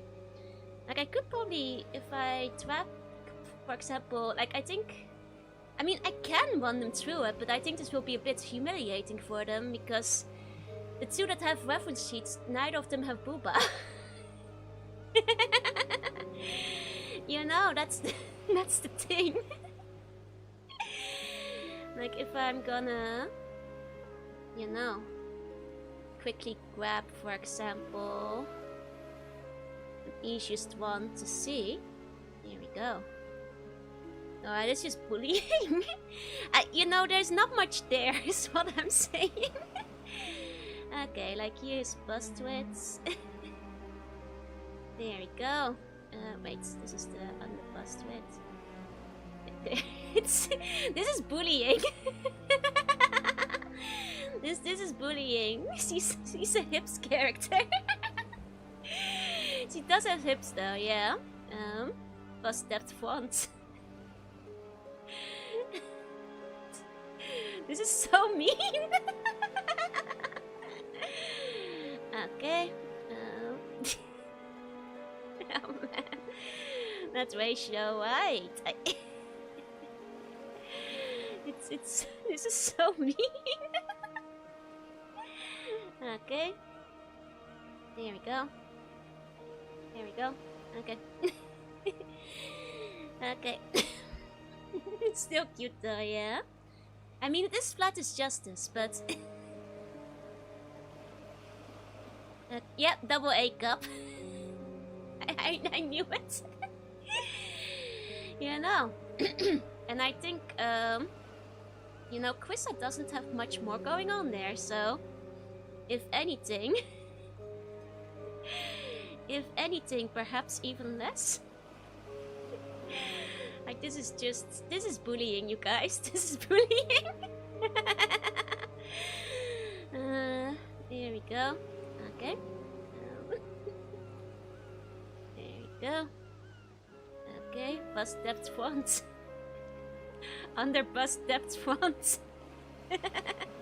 Brake message still up? Well, it's still my brake, so that would make sense. Goodness, he's so flat. Well, I do have to change the height. Not like this would matter all that much, but let's see. Okay. Well, let's see. This causes sexual harassment of your employees. Here. Yep. I don't think it goes under AA. this calculator. You know, I think that's as small as it goes. I mean, I do, I guess, technically have my other reference sheets, which might wind up being quite big. They're going straight to HR after they find out. I may be mugging my navy. I mean, to be fair, if like Lutra had a reference, she could beat me, but you know. But she doesn't have a tree view reference, or at least a side view, which is where the trouble comes in, you know. There we go. This one's almost Lutra size. That's true. That's true. There you go. Okay. Jerry's with shapeshifting. Yep. Okay. Let's see. Maybe P or higher. We'll find out. You know, it's amazing that they've got an automatic math thing going on. iCup! Oh! No, iCup stays the same. iCup across all my forms, as it turns out. Once she's wearing a bra. Hiya, Final Bio. Hiya, hi. Can you spell iCup? Burger break. There you go. Actually downgraded, yeah. It's all about the bra that makes a difference, you know. That's where it's actually at. You know, whether they're pushed up or not. The fun of it was over otter, right?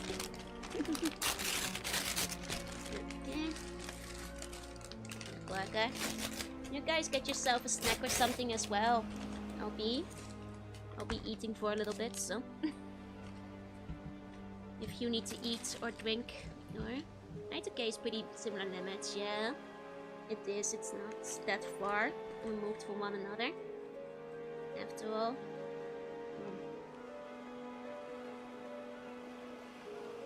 Nom nom nom. No, tomorrow affects it. As it appears, you know, iMama is not very good at drawing big boobs. So, in this form, they're like a little bit more modestly shape-shifted. Ushi ni umiushi. But they've been fairly consistent across like reference sheets and stuff. Okay.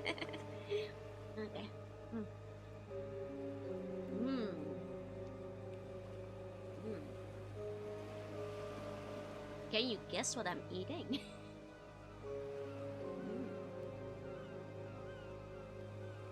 This is actually the edamame and corn.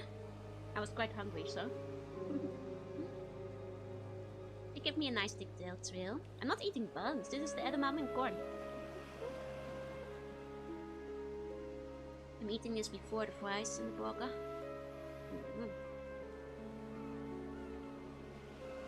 Good stuff.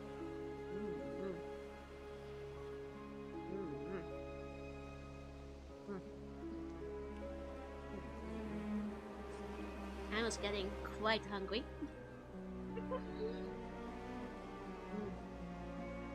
Turns out you can only go like, what, 6 hours on just like 2 Doritos and cheese. Before you start getting hungry again, huh?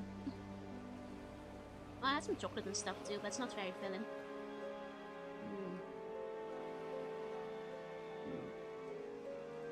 Need something more savory, more substantial.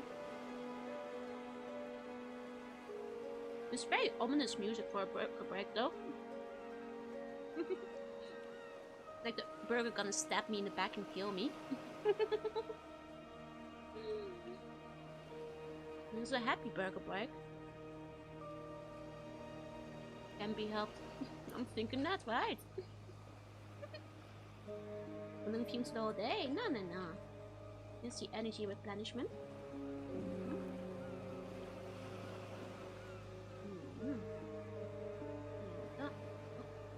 Final corn, stay on my spoon. Got it. I'm choosing the McJoe's duet burger. You guys ever? It's called Threads, right? The like tabletop alternative where you use Jenga pieces. It's quite fun. I recommend it. That's pretty cool. Lends itself well to like, you know, scary campaigns because you're already like, you know, tensed up from the Jenga tower. Game towers were great for measuring Lori though. Or Lori.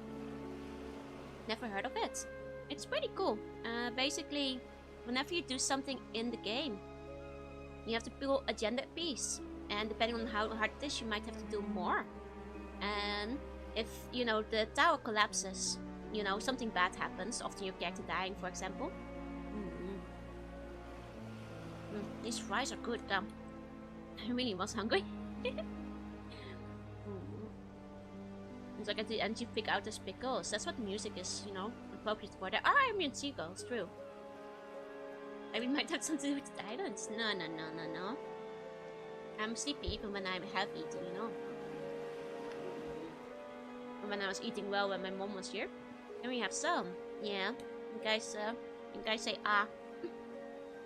Get some fries to through the microphone.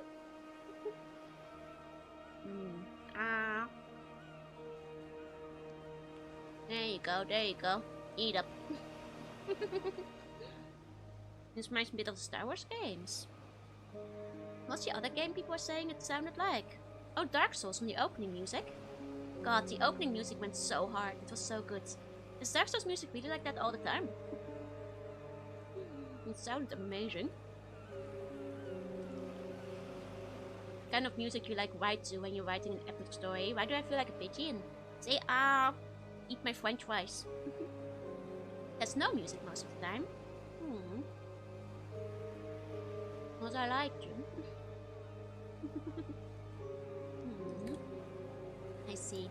There you go. Eat up. Eat up. Get your french fries. No, numb the finger, you'll die. Only it's like to feed fishes with breadcrumbs. Did you get a drink? I got some melon soda. No straw though. I still have some spare straws, so I'll just have to grab one. This immune quite to a boss or special area. I see. Like most of the Dark Souls music, mainly you hear it during the bosses and stuff. Oh, okay, so not during most of the gameplay. That's fair, I guess. Makes sense. Just to fight for the burger? Don't eat my burger! My bite double cheeseburger with 4 patties. In a while since I had one of those. Only available after 6 PM, so... Normally I'm streaming by then, so I need to eat before that. So it's been a while. I'm quite hungry today, so... I think it's fine. I haven't snacked too much, aside from the 2 Tim Tams, so... I think that's okay. The things for the salt. Oh, I'm covered in so much salt right now. Hey, what's next tea? Hey, good morning. A big burger. Yeah, but it's like McDonald's patty, so... It's not that big, comparatively. Only slightly. Man, these have been well salted. No, there's some taste on the salted fries. Not this time. Ah, they're nice and salty. I really needed that. You know, I've had too much sweet stuff today. There's some good salt. Imagine quarter pound patties? Nah, they're just the regular ones. Does have music though, but I don't like it as much as fried. I see. Not of those burgers here. Yeah, they're really nice in Japan. It's only like 100 yen extra. Not bad. And then he should dwell like a snake. They're more salty and sweet, yeah. But they're not enough to carry you through the day, as it turns out. Yeah, alright. They lasted me for 5 hours on stream, but you know, it's not enough. Maybe a girl can't live on only Doritos and cheese. The purple ones are sweet. What are they flavored like? I don't think Sekiro and AC6 all use ambient music. It's a highlight for more important moments. I see. It's not as much a highlight. Gotcha. What sweet chili? I think I saw that one in the shop. I just figured I'd go for cheese so it wouldn't clash too much with me adding more cheese for it. Like, if they had plain ones, I would have grabbed that, but they didn't, so can't be helped, I suppose. I wonder where my mom was buying them. I went to the supermarket she liked going to, but I didn't see them there. Cheese does go with cheese, exactly. That's what I've been saying.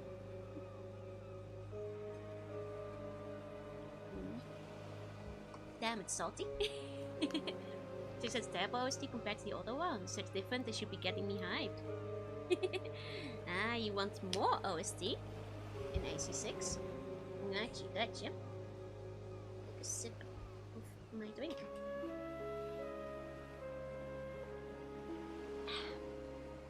That's nice. Cuts through the salt real good. I think they actually gave me extra fries. This was more than just a medium fry. They gave me quite a few. I mean, I'm not complaining, but I'm already getting extra burgers, so it's a treat. I mean, fries are not making any losses on anyway, so I guess it doesn't hurt them to give extra. Naxos is slowly crunching. Oh, I should be listening to footsteps. Okay. Bonus fries are the best part. True. I mean, we still have like a long stream ahead of us, so extra energy is appreciated after all. Wasn't double pork? No, there's only one fry bag. This is not a double pork incident. This is just the one set of fries. Alrighty.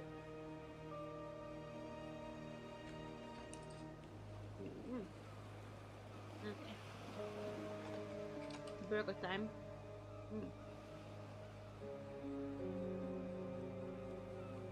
Would have liked a few more napkins though, but how many patties on the burger? 4. It's the buy after all, so they double the burger patties on the double cheeseburger. The funny thing is, you can actually double the patties on a regular cheeseburger, in which case you just like make a double cheeseburger, but you're being like very roundabout about it. But you can do it on every burger. It's just, you can be silly with it, theoretically. But now this is the 4 patty situation. Let me add the extra sauce to it. I'll just put my like leftover sweet and sour sauce in the burger. Because I think the sweet and sour sauce they sell at McDonald's adds like a nice extra quantity to the burgers they have. Especially since, like, you know, the double cheeseburger doesn't come with much sauce in it or anything. So, let's put some extra. No doubling the double quarter pounder. You can actually double the quarter pounder if you're bold. When I say you can double everything, all the burgers on the menu, it's true. I'm not kidding, you can. You can double all of them. Including the triple cheeseburger. On the rare days that they have those, and then you can have 6 patties. Or if they even have the Mega Mac with the 4, they could have 8 berries. So there's no limits, but it does have to be on the menu at the time to be eligible. Oh hey, my CO2 has dropped from 2300 to 1500. Hey you guys! We're fine now, see, it's going down. How do you eat such monstrosity? Open your mouth real big. It's okay, it's beeping because it's 1500 now, but it's dropping, The CO2 is going down, we're fine. Triple double boshy deluxe in real life, yep. Okay. Time. I just eat the CO2 out of the air. I opened the door. You know, despite the temptation to go for a high score, you guys just convinced me to open the door up. The door's still open, don't worry. Burger's good for health, confirmed. Hey, Belly Burst has a better balance than Strong Burger? It does actually, yes. It does actually. Okay. Time for work. Should go for a low score like gold. I mean, the boost will get smaller. Yeah, I'm afraid that now that the CO2 levels are dropping, my boost will get smaller again. I'm back to an I cup. Burger proof to decrease CO2 levels. True! True! This has been fact-checked by real burger patriots.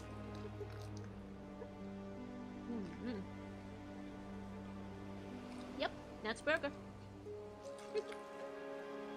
Pretty hour burger. Day chance we stood 2500 rewards 100 gem.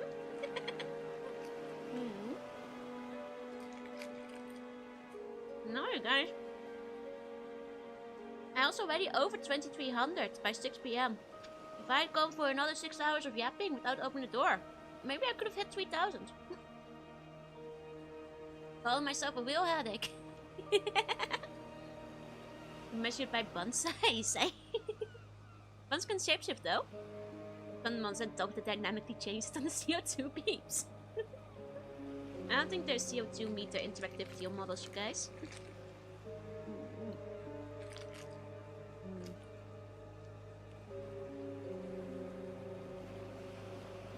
Maybe one day I'll get like Sakuma-san to like also draw the character sheets for like the rest of the Navy.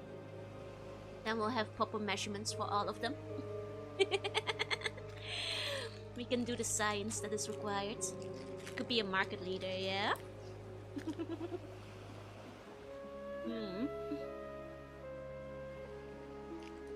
That's right.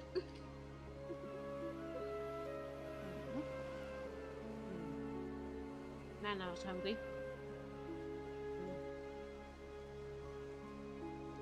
It sounds pretty to keep yapping, maintain poopa volume.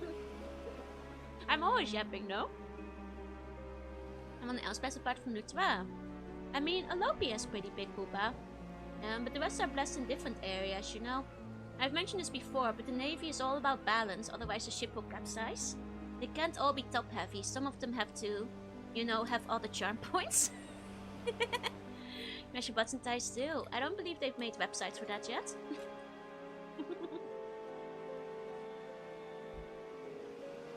You know, when we're looking at the reference sheets, don't remember being taught that in the Navy. It's true, you have to have a balanced crew. Nexty. Penny might not be quite as blessed, but she is blessed in different areas. In the ties, you know. So when it comes to my OCs, there's a balance. There's a balance. You know, you have to think about the balance. Big tail, you know, counterweight, you know. And similarly speaking, you know, Laurie also is more blessed in the thigh area. Lutua has the most blessings maybe, and then you know, Krista is best blessed in feet. Yo, Krista is for the ones who believe in justice and feet. Other potion leaves absurd. Hey, Weshio, good morning. Right hips sink ships, tick ties save lives. You need a combination. You are the cutest. Look, I'll admit, my Navy is very self-indulgent, but you know, you gotta spread the self-indulgence around, you know. So, and then, like, you know, Alope is a bit more top-heavy again. Don't hide the Jelly's charm points. She'll be off screen here. You know, you have to think about balance.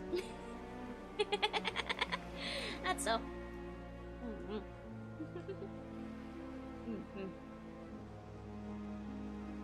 And that's how it all comes back around.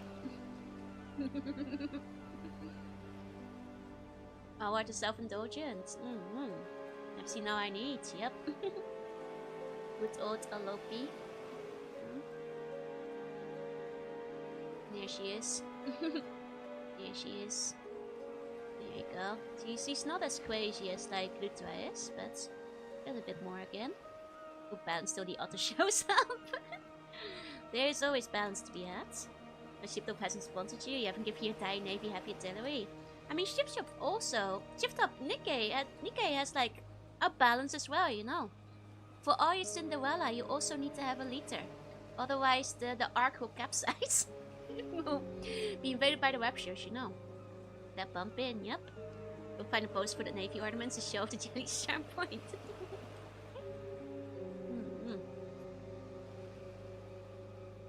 Nutra balances Jelly. Shark balances you. Nori balances herself.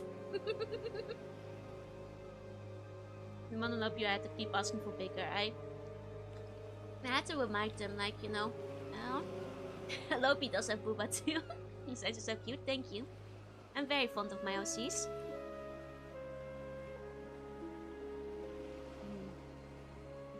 I think they're quite fun. You guys will see more of them eventually. One day. And it does remain important. You have to have a balanced navy. And that's why Quisva is flat as a board. These new LOPRs, they're not new, they've been out for a bit. Not posted yet though. As Quisva's envious or thankful for not having carry. I see Quisva as being like a Konata type. Where she like herself is kind of flat as justice, but she can also be a bit of an OG-san. Who enjoys the other girls. But I don't think she's particularly envious now. Oh, Haganator, thank you for the super chat. Thank you. Also squish your cheeks. Lutra or Mochiko? Lutra has very squishy cheeks. But Mochiko, like she is literally mochi, so. You're almost as flat as Deep Out Joy. So is Lutra on the leash, yeah. Poor Issei. We'll save Issei later, don't worry. I'm eating my burger first. Don't worry. Yeah. Benny versus Luna. It's also the other cheeks. Mochiko is a new Navy member. Maybe she could go on a school trip. Learn about the Navy. You know, she does refer to them in the game. And she says that like, the problem is that a lot of otters are alcoholic. Hello again, I'm now cleaner. Welcome in. Well, I guess this way you guys can see that I'm eating a burger right now. Hold on. Burger break. Get Penny's butt out of this this poor investigator's face. That's a married man.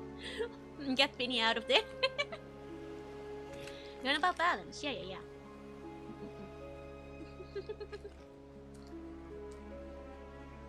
He didn't mind. He looks kind of done with it though. He's very envious of my burger, yeah. My extended burger break.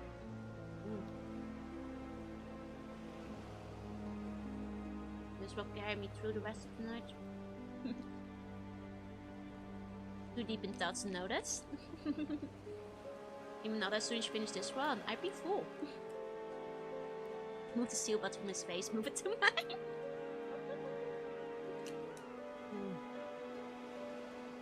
The burger toggle instead of controller. That's a good point actually. New self-insert Navy commander button at Joe's wheel working on the vessel. That would be cute. But I'm afraid they would not be barking directors for the other girls because I will remind you that Nutra is the captain and Quissa is already the commanding officer. So I'm afraid your bun would not be working on the same ship.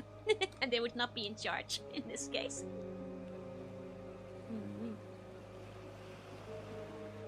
The game's already out? Yeah, the first one was so good. Second one so far has been very good too. I'm really enjoying it at the moment. I'm having a bit of a burger break right now, but... Sorry to crush your dreams, Logan, but that's the way it is.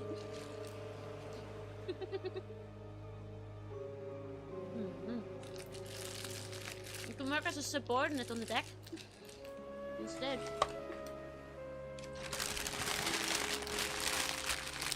Okay. If you lift the shark, you can surely get a promotion. You can try to get your way through the ranks. I'm gonna quickly clean up real quick. Burger waiter. God, 10 out of 10. I really needed that. I was very hungry. I'm just gonna quickly clear this away. And then I'll be right back and we'll continue the game. 1 second.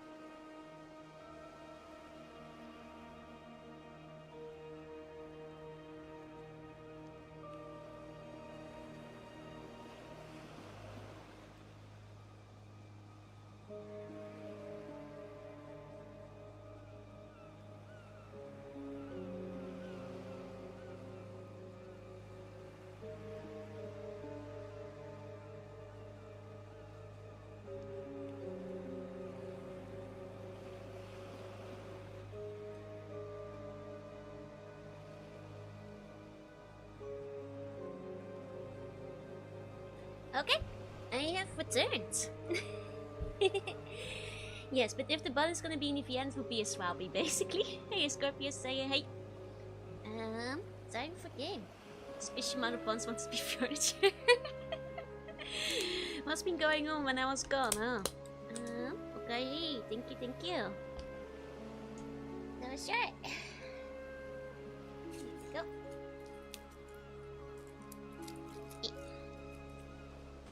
Here we go. Got my melon soda. Okay. Back to the game.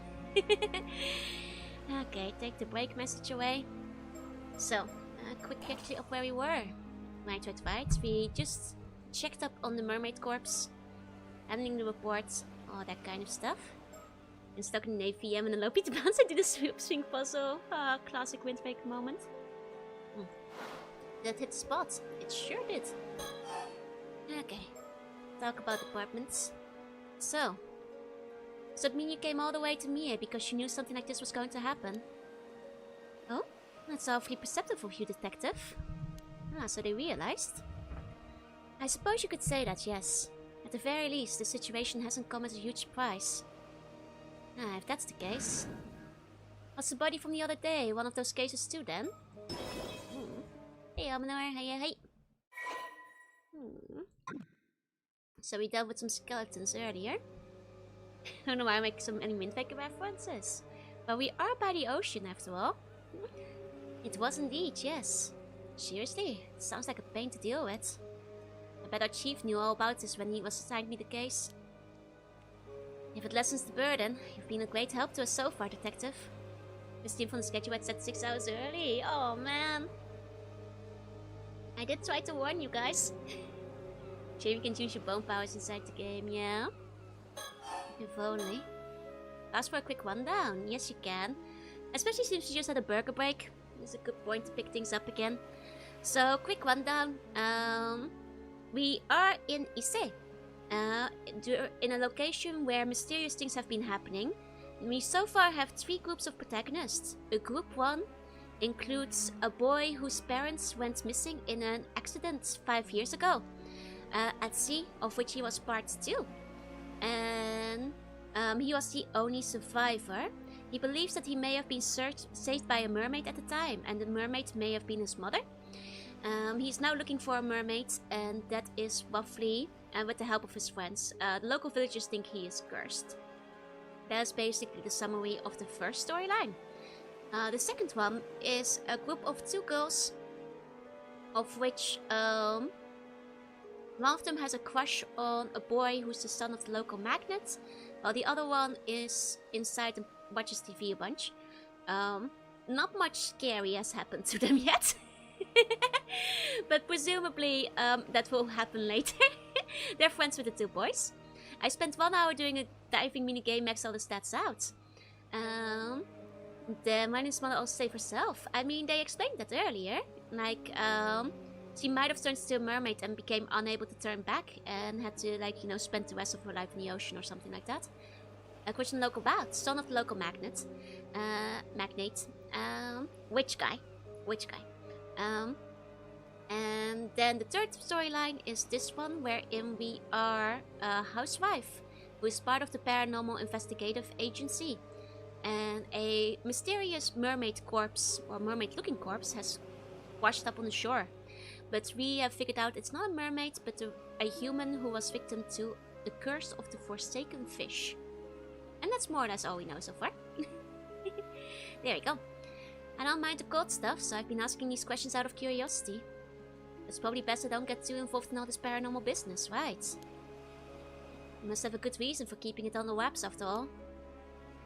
I think that would be wise, yes. A fishified human. Yes, that's what they believe this corpse over here is. It's also a tomboy fish who is definitely gonna be MC's wife. Local magnet attracts various things, including money. Okay. It's the same as before. Who's the guy with the terrible haircut? A local police officer who happened to be assigned this case. And we're currently filling in on the fact that this is a supernatural case instead. Okay, still. Never would have thought that there's a curse out there that can turn people into fish. And only half worked, so the victim ended up looking like a mermaid. It's bound to cause misunderstandings. Curse originally meant to turn a person's whole body into that of a fish, you see. But the victim died before the transformation was complete. So it stopped before it could reach that point. The vast majority of the mermaids discovered over the years are either man-made fakes or victims of the same curse. Oh, that's actually very clever. Because that would explain, like, you know, the different degrees of mermaids. Like mermaids that are only half fish, or only the bottom legs fish, or mermaids that are like all the way up to the face fish, or just up to the shoulders. That's a clever thing to say, because then, like, you know, you can explain why it's like varying degrees of mermaids. Because if the victim dies before the transformation is complete, then that is very clever. That's very clever, because that would explain, like, you know, the fish-faced mermaid still. First, does something police acknowledges exist? Yes, we're part of the Paranormal Affairs Bureau, which is a secret department. But it is a department they have. Which level swimming are we? 17? What they call mermaids in Australia? Mermaid. Is VTubing cursed that turns human into fish? Only for some VTubers. Yeah, it's kind of like an X-File kind of department. So they got cursed but never made to the ocean, yeah. Or like, maybe the curse is like super painful on the body or something, so they might die halfway through.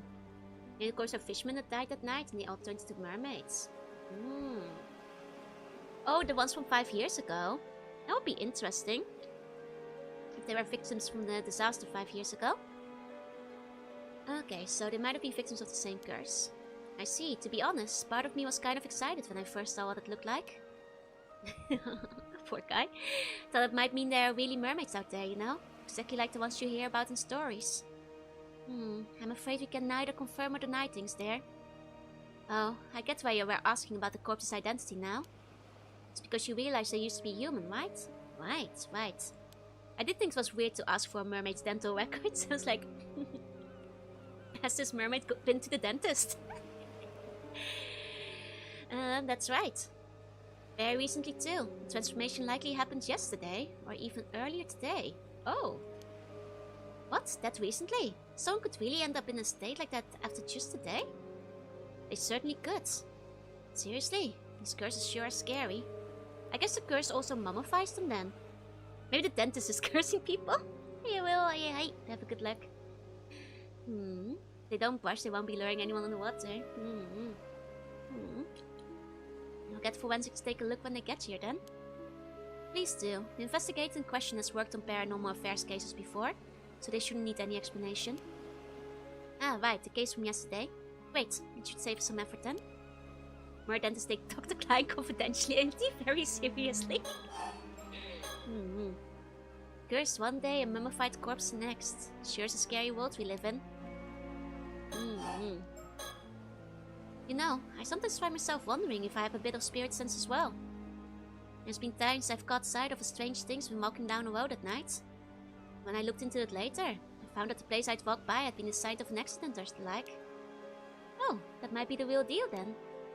It's definitely a possibility. I would advise not going too close to anything you see of that nature. It becomes easier for them to target you if they realize you're aware of them, you see. Jeez, what would happen then? I guess I'd end up possessed or something. There is that danger, yes. In the event you are possessed. You may find yourself afflicted by headaches, muscle stiffness and hallucinations. Memory problems and impaired thinking are also not unheard of. Just like CO2 symptoms.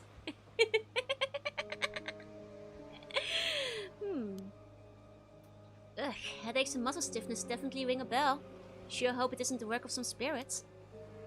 Do people have their personalities taken over when possessed too? Maybe possible with spirits who had a very close relationships to their targets, such as if they were siblings or parent and child. But you almost never hear about people being taken over completely. The negative effects I just mentioned are primarily caused by the two parties not being in sync. That's me minus hallucinations. You may be affected by spirit madness. Yeah, this comes back from the first game where there... Well, no spoilers for people who haven't played it. But it 100% is referring to it. I was about to say all of this is just having a lack of sleep. Maybe to a degree, right? That's good to know, I think. Even if a spirit were able to successfully possess someone, you would only be able to pressure them to behave in ways that wouldn't be unusual for the individual in question. I see, but in that case, there's no way of knowing whether you're behaving that way of your own will or not, right? Exactly. Hence the prevalence of cases where people don't even realize they're possessed. So that's how things work there. As far as I know, I haven't been having any problems like that though, so I think I should be fine. Hey Blaze, say hey. Joe is on the CO2 meter, is a ghost activity sensor. I was safe then, the ghost activity is dropping. Maybe why the MC is being called to see, that's true. Maybe that's why Jusa felt compelled to start investigating. Within one day. Ma'am. What is it? Perhaps I could use my shotgun ability and see if it produces any results. That's an excellent idea. I almost forgot we have such a handy trick up our sleeves. Shotgun? What does that do? Patience, detective. You'll see soon enough. Right. Oh. There, it's done. Oh, so it went well, did it? Well done, Soto. What's all this about then? Soto can see the face of the deceased from a piece of their remains, however small. He can then sketch their features based on what he saw. So that's how you get a sketch of the victim in that other case. A bit like that would be priceless if we could use it on the force, you know. Well, I hear it doesn't always work, so it's unfortunately not foolproof. So, what did our victim look like? She's a bit cross-eyed, but in the opposite directions. I'm lazy. 2500 ghost activity per meter sounds way too low for Joe's home. I was actually thinking that quest. What if you had its power, but you were crap at drawing? And you don't draw well. It looks a bit like Mara, actually. She has a similar hairstyle. Hold on. Is the face the same though? The hairstyle does seem to be roughly the same. That's a good point. Could it be the mother? But yeah, imagine if he was drawing like, you know, early 2000s How to Draw Manga by Christopher Hart instead. It's a good thing he trained to become better at drawing, I suppose. Man. If this is like our mother that we're looking for, that would be very unfortunate though, because, well, she'd be dead. I'd feel kind of bad for Yuza. No, but wait. It can't be the mother, because earlier they were saying that this victim was only probably a body that was like 1 or 2 days old. Or something. And like Mara's been gone since 5 years. It's similar, but I feel like it's... I think like it doesn't add up, because Mara's been gone for so long, right? About that, I think it might be fast to see yourself. Optima was living on the sea for 5 years. But then she would have been a mermaid instead of a human though, right? They're saying she was human. I think the expression in her eyes feel different. I can see it, but even the hairstyle is a bit different. See, like, Mars is straight down and she has like a bit of loop in front of the face. I'm not quite buying it yet. When the door was stuck, goes, yep. This face, it's Somakawa. Oh, okay, then it's not Mare. I guess we recognized her. Wait, Somakawa? You can't mean. Have we met Somakawa? I don't think so yet. Ah, but we unlocked the day before. I see. Maybe we met Somakawa the day before then. Because that did just unlock. Okay. We didn't get a character file yet, but... My suspicion, if this lady was hit by a curse, like, you know, 1 or 2 days ago, then maybe we might have met her on the previous day. That would make sense. Also, this seems to be timeline-wise on the day when they're... Oh, I'll try not to make sense of the timeline yet. Okay, the Terminator! The captain of the raid crew for the Rebel Roosters Delinquent crew. Although the sight of him skimming the water during the daring dives is awe-inspiring in itself, he also commands the respect of the rest of the gang for being the first one to gain the trust of the maverick leader, Don Heron. This music is so good! So silly. Like the kind of off-key flute that comes in. It's so funny. God, I love these birds. I can't wait to like unlock more of their story. It's just peak. It really switches up the mood, right? Well, let's go back into the past. I hope there will be a horror part for you. Okay. Yumiko Shiki arrives in Toba City, Mie, privy to investigate the discovery of skeleton remains. Okay, they were mentioning there was another corpse the day before. So that must be what this is about. Okay.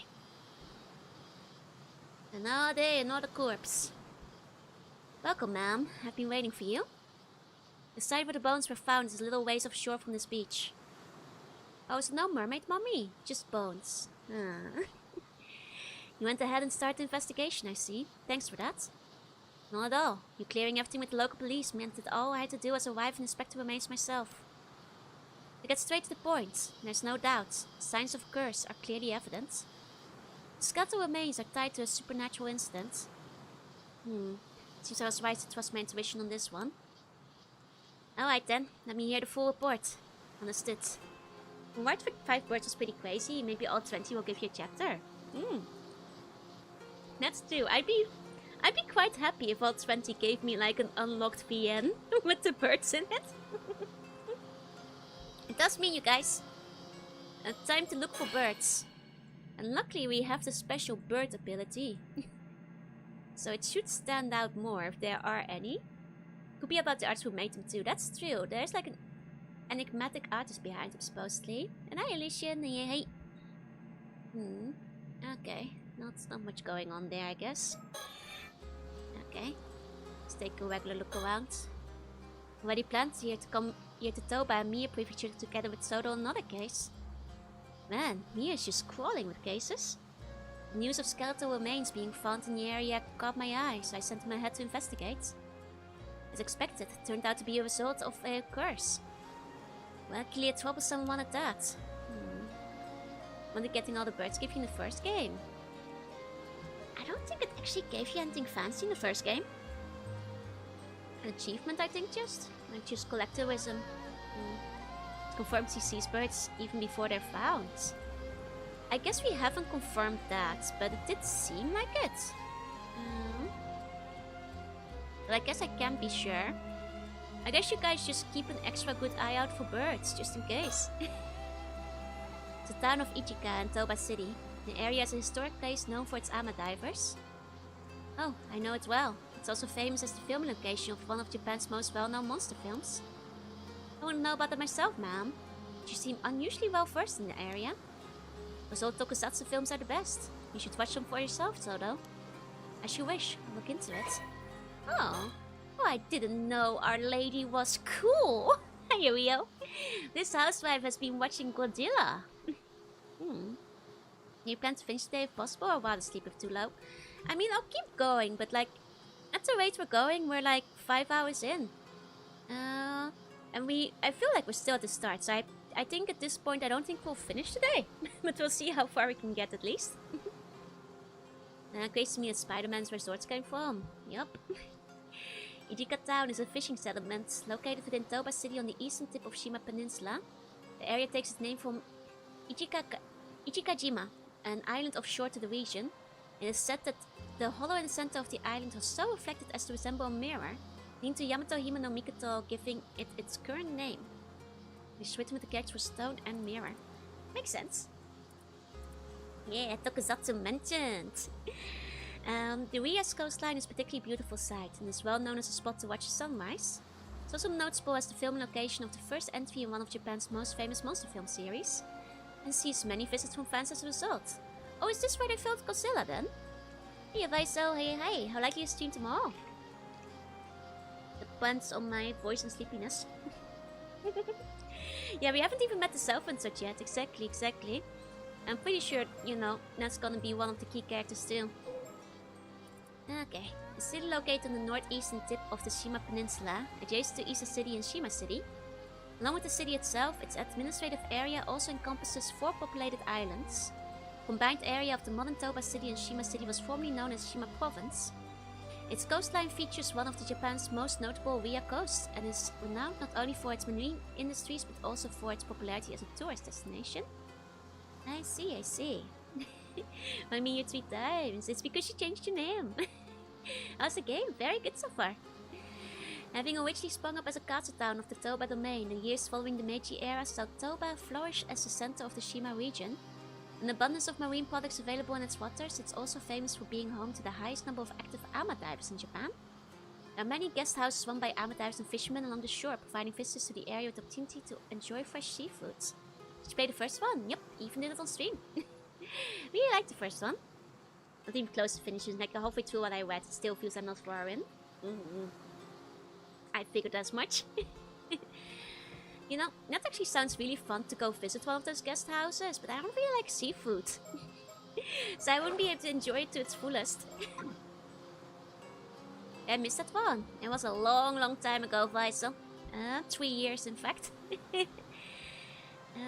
But I did at the time, yeah. Let's see. Anything else we can look at?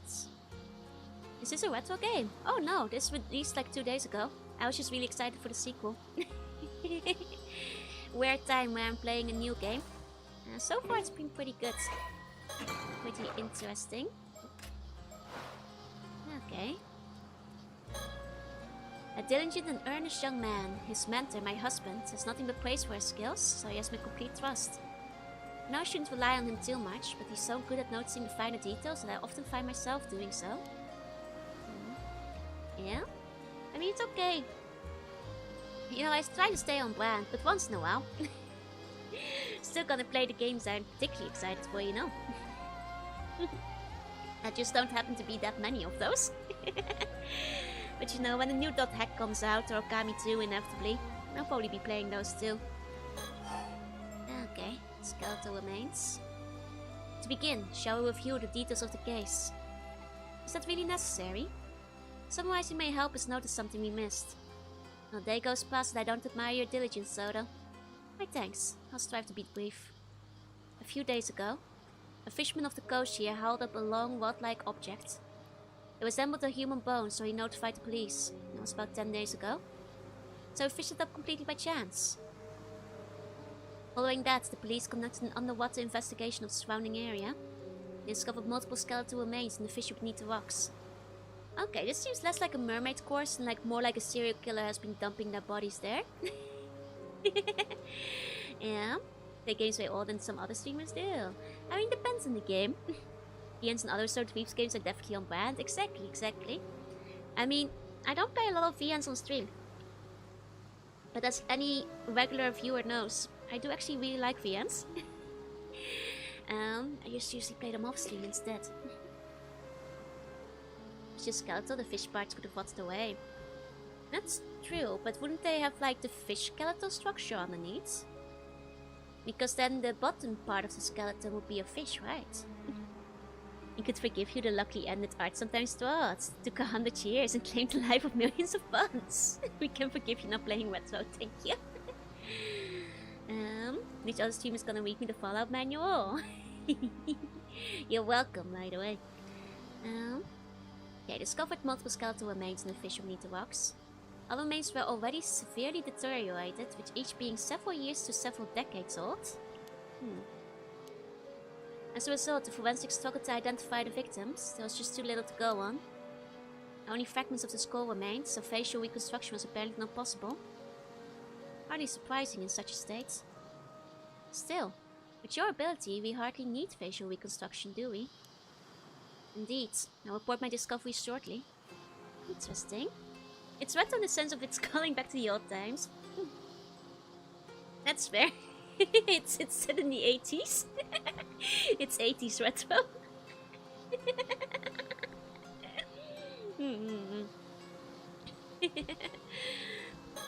Okay.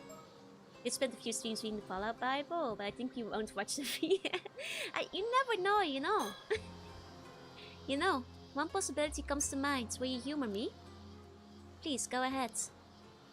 I wonder if those skeletal remains could be the victims of the Kamishima Salt and Sea disaster from 5 years ago. You know, I was wondering about that too. But, several decades old, you know. I guess some of them could be part of the disaster. Maybe the waves of the shore carry the bodies in such a way that they wash up in that area if people die at sea. Likewise, the game could have easily been made 15 years ago. True. Don't disguise the skeleton remains. I would never. Is your meaningful wet would be ending all in a few seconds, eh? That's too silly. Regrettably, that's not the case. Oh, darn it. Please don't sound so defeated. I like her expression. Forensics confirmed 5 bodies in total. They said that each had decomposed over a different length of time. Oh, meaning they didn't all die at the same time. Yeah, water currents would collect debris and things in a single location, so maybe multiple people who died at sea. Correct, the most recent appears to date back 6 years. Others go back some 10 years before that, another 10 and so on. So roughly 1 body every 10 years. Indeed. Imagine that any older remains may have simply decayed entirely. Which means someone's been using that fissure as a place to dump corpses for decades. It's surrounded by a rock and with minimal currents in the area, it's unlikely they drifted there naturally. Okay, so I guess that's ruled out. Like the camera angles, right? They make really good use in this game, and the first one as well, of essentially 2 PNG stalking, if you know what I mean. They make it very dramatic by moving things around. Had the bone not been fished up by chance, we'd never have known. In other words, it was an ideal site for quietly disposing of bodies. So this was no accident, someone did this. I imagine quite some resentment must have piled up over the years. Indeed, but I've already cleansed lingering resentment in the area. Leaving such resentment to fester could lead to a curse manifesting after all. Efficient as always. My thanks. Yeah, they're very expressive. Inky Joy could play this as well. That's true, like they do have like the inky outlines. To a degree, yeah. I knew VN's much was normal. I mean, the technology has definitely, is definitely there, but do you see it a lot? Not per se. I think they have like a very unique thing going on, as well as the 360 views they got. Something smells fishy, and I don't mean the bones. To be frank, I prefer to head home sooner rather than later. Seems it won't be an option. Okay. There's one more point of concern that all the remains have in common. Go on. Each body bore a clean, precise cut, clearly severed. Ah, so we are talking about murder. Severed. This is an interesting angle too. She has a thing on her neck. Are those mermaid skills? You're saying that they were sliced straight through the bone? Exactly. Each was sliced down through the bone, all with a clean cut as smooth as the last. Forensics note that reproducing such uniform cuts would be extremely difficult. Ah, might be another curse then. Even with the industrial equipment, such precision would have been unachievable decades ago. One possible explanation is that a master swordsman wielding a razor-sharp katana cleaved each of them in one single stroke. Yes, well, that would certainly explain it. But warriors don't exactly run around with swords in this day and age.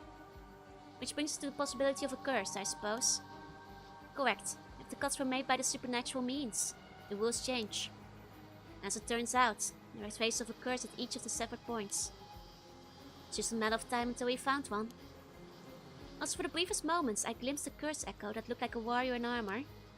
A curse echo in armor? Like his fancy cloak, it's good, right? Ooh! That's a cool looking curse. What's the high score for CO2? I'll drop it in the chat. It was like this, basically.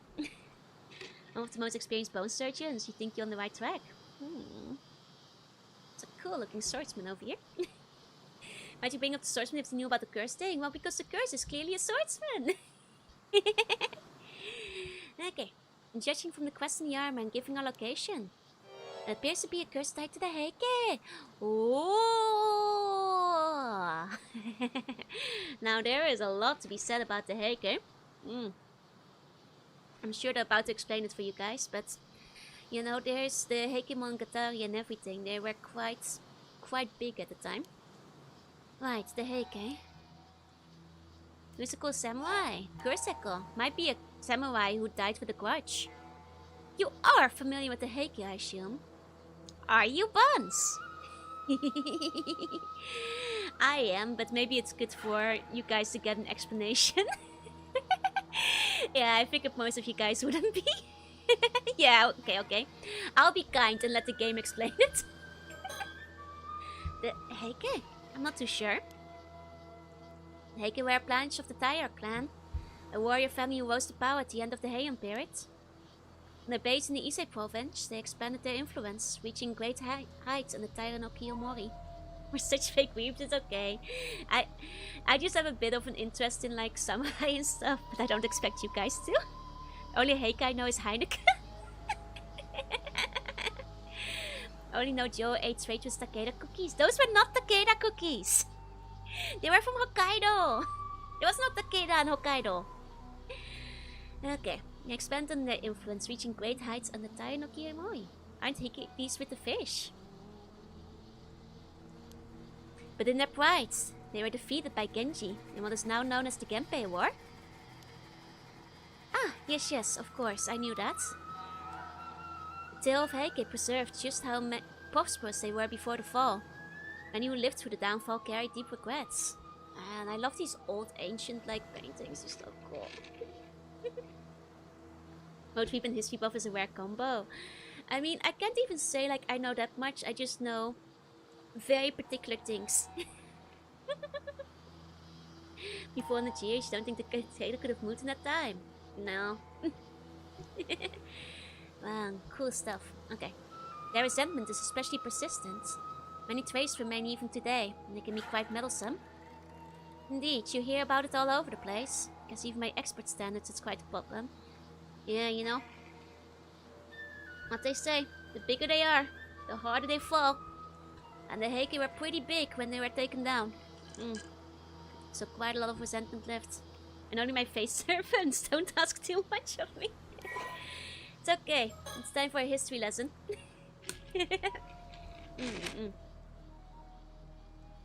As you can tell, the Mori part was a common, part of the names for many of the Tairas. So, Taira Masamori, Tadamori, Tadamari being like the big guy. See the family tree here. Hey, Game Boy, hey. The Heike were part of the Issa Taira clan, which was itself an Issa-based branch of the Taira clan, a prominent samurai family of the Heian period. Although the entire Issa Taira clan was greatly influential, the Heike were first particularly prosperous lineage of Taira no Masamori, Taira no Tadamori, and Taira no Kiyomori, as you can see here. Known as one of the most prominent samurai families of the Heian period alongside the Minamoto clan, the Taira clan was originally based in the Kanto region. However, following Taira no Masakado's uprising against the central government in the year 935 and its suppression at the hands of Taira no Sadamori, the latter's son, Korehira, moved to the Issa province where he came to wield significant political power. This was the start of what became known as the Issa Taira clan. 4 generations on from Korehira, Taira no Masamori consolidated the family's influence in Issei. His successor, Tadamori, was granted permission to enter the imperial courts in 1132, eventually attaining a rank equal to that of nobility. The distinguishing military exploits of Tadamori's sons, Taira no Kiyomori, further led to Kiyomori's promotion to Daijo Daijin, Chancellor of the Realm, the highest possible governmental rank in 1167. In 1180, Kiyomori's daughter Noriko married into the imperial family, and her son ascended to the throne as emperor, enabling the Heike to consolidate their monopoly as political authority. Basically, what you need to know, these guys were very big, and then they were completely wrecked. that's the summary. Hey Sando, hey Game Boy, hey. That's the important thing. Thus, the Taira clan came to dominate the political landscape of the time. Such was their wealth and power that one member of the clan is said to have remarked that all those who did not belong to the Taira clan were to be considered people of no position. Somebody is a little bit smug. However, this golden age of the Taira clan did not last long. Their arrogant rule and dictatorial grasp on power led to many turning against the Taira clan, and the stirrings of rebellion soon came to a head, with several prominent bigfigures joining forces in a bid to overthrow them. Yep, and then they got overthrown and they got real mad and they cursed everybody. Because of the lingering resentments, making many lingering spirits and yokai. And, all that kind of stuff. In the midst of the resulting years of warfare, Kiyomori died of illness in March 1181.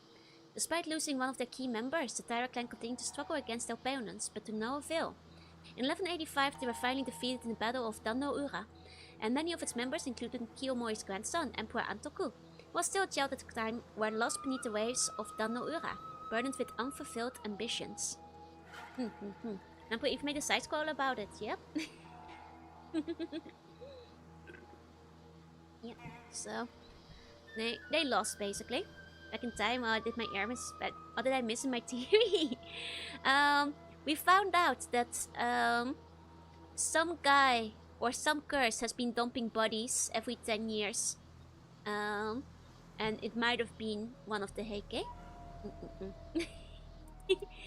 It is said that the Kusanagi no Tsurugi gives swords. Wait a second. that one gets mentioned Okami too. Hey, callback. One of the 3 imperial regalia of Japan, regarded since the ancient times as symbol of imperial authority, was also lost to sea that day. Here we go. The rest of sea, the diving woman encounters the Heike clan in the depths of the water. There they are. Cool picture. Very cool picture. I'm sorry you guys can't make out the details very much, but... After their defeat, the surviving members of the Taira clan, now disgraced as fallen warriors, scattered across the country and lived out their days in hiding. Even to this day, legends of Taira clan survivors persist in various regions across Japan. So, quick summary. They get really big. They even have influence, over the emperor. And then they basically get completely trounced. So that's fancy sword you keep in my bedroom in the Island Palace. Yep. It gives me sword in this case. The art is amazing, it's so pretty. Its moves are based on the 3 treasures. Yeah. You see like the mirror and stuff come up in a lot of anime and manga too. Okay. Here's the picture a bit bigger. They did not consider not being giant jerks. Well, clearly they were smug and arrogant because they said that like people who weren't Heike weren't even human, so they might have had a bit of a arrogance problem. God, that's so beautiful. I guess these are the Ama here. Interesting. What's more, the katana that Curse Echo carried. I believe it may have been a faint blade, Nukamaru. Nukamaru? Yes, a blade passed down to the Heike, once wielded by Tano Tadamori. I see. Would seem your love of swords has proven rather useful here. So what you're saying is that these skeletal remains were cut and killed by the power of Tadamori's curse. I can't say it was Tadamori himself, but I'm confident it was a curse from someone within the Heike. Let me double check my Heike real quick. Yeah, Tadamori is like the main guy when it comes down to it. Because he's the one who really brought Heike to power. Okay. At the very least, it often offers an explanation for those mysteriously perfect cuts. But the body's being dumped every decade. Surely that can be the curse too, can it? Correct. I imagine that part likely involves further intervention by someone else. So this wasn't an accident by some spontaneous curse. There's a perpetrator out there. Indeed. However, I can't imagine any psychic with enough power to wield such a curse would dispose of bodies so poorly. Ooh. You hear that, Mr. Serial Killer? The shade. Whoever Square that normally works in the fancy game has been excited to all the samurai, right? I'm back, welcome back, Elgast. No returning characters. Some of them have been mentioned in the files, like quite obliquely, and they've like vaguely referred to some of the cases in the first game. But no, it's a standalone story. How's the game going? It's going well. Okay. But yeah, there's been a couple name drops. But this is a new set of characters, you know. Soda would never do such amateur work. My theory is that someone is using a curse stone. They're killing through its curse, then discarding the bodies. A curse stone? Think of it as a talisman that lets even those without spirit sense use the power of curses. They are created when intense resentment fuses with a suitable relic. It sounds dangerously convenient. There were a few instances involving curse stones in Tokyo last year, actually, didn't you hear? Hey, that's the first game. That is the first game, actually. Okay. Oh, now that you mention it, that somewhat rings a bell. Hey, Wister. Released in direct sequel along after the original game with spent a lot of time recapping it, yeah. A type of curse tool that allows even people without any spirit sense to wield curses. As long as the tool meets the above criteria, items of any shape or size may be referred to as curse stones. Many curse stones have conditions that must be fulfilled to use them, often based on the spiritual power and characteristics of the curse itself. If a curse stone has low spiritual power, it may only be possible to use it under specific circumstances, such as when the influence of the Feast of Shadows, a spell that hides the potency of certain types of spiritual energy. Okay, okay. Yeah, right on time. Hey, Booster. But yeah, non-sequel, especially if you're going like X-Files style, like case by case. I think it's fine to have them like be standalone stories. Did I play Zenless Zero? Nope, I haven't. So in short, whoever's behind this possesses a stone imbued with the Heike's curse. They used to kill someone roughly every decade, dumping the body into the sea. Yes, that aligns with the evidence. Thank you for the summary. But why? We know the how, but why? They were the curling stone, not the cursing stone. Now then, about the skeletal remains. Were you able to use your shotgun, Soda?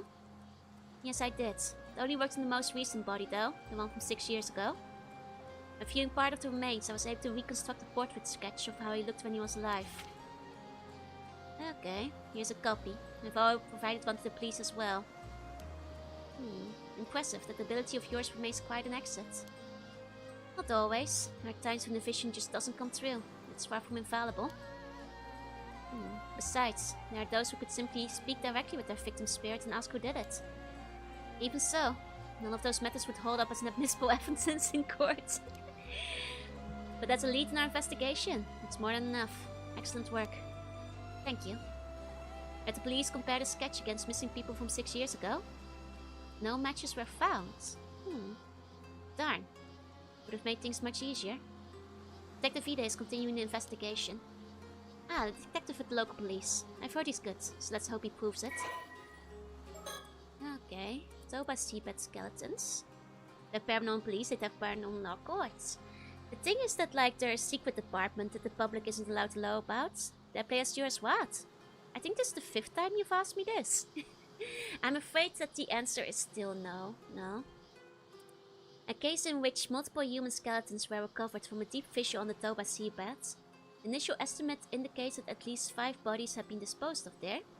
The following information has not been made available to the public. Victims' identities unclear. All victims are male. Okay. So not like the mermaid that we found earlier.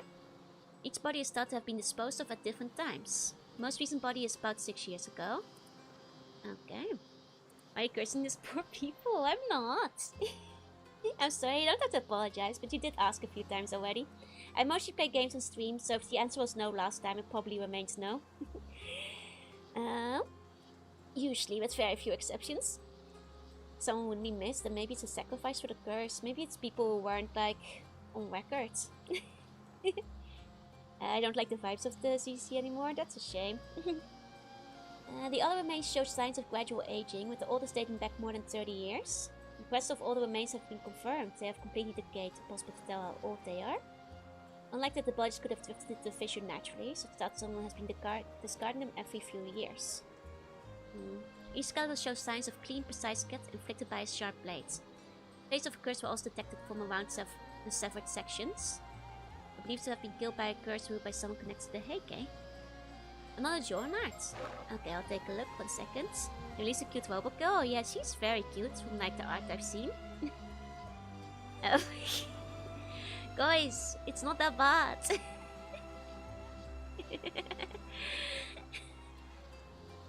Joe won't tell us about it anyway. That's also true.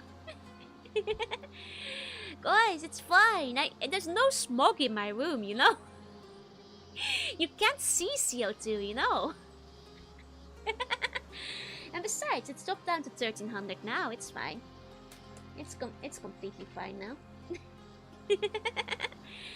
Yeah, no. I've updated my journal. There we go. Inaccurate, the boobs should be bigger at the level. Okay. Let's see. Think. Now there's this curse stone imbued with the curse of Heike. This whole thing is turning into quite a headache.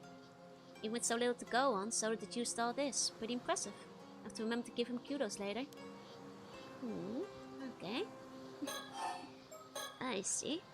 Say, Soda, that sketch of yours? Maybe we should show it to some of the locals. Ah, good point. Someone might recognize him if they were around here 6 years ago.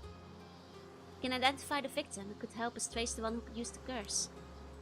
Guess we can't just leave things be now that we know that there's a curse involved. Honestly, I'd rather not deal with it. There you go again. Are you sure that's something you should be saying out loud? Oh, his little pathetic puppy face. Obviously not. I just want to get this over with and go home, that's all. Yes, we all know how much you love your home. But then just at the right time. I see 2 million hits, 2337, yep. Needs plus 1,000. And then everybody yelled at me to open the door, so I did open the door. It's dropped by 1,000 since. Say, so that sketch of yours? Maybe we should show it to some of the locals. Okay. There you go. You can see the sea from here, all the way to Kamishima. Do you sense anything out there, Sodo? Yes, I do. The waters south of Kamishima are saturated with the powerful presence of the curse of the raging waters. Okay. And sense it even from this distance. That's how strong it is. Is that so? Looking out to sea, I can't see a thing. Just hope this means we've made it in time.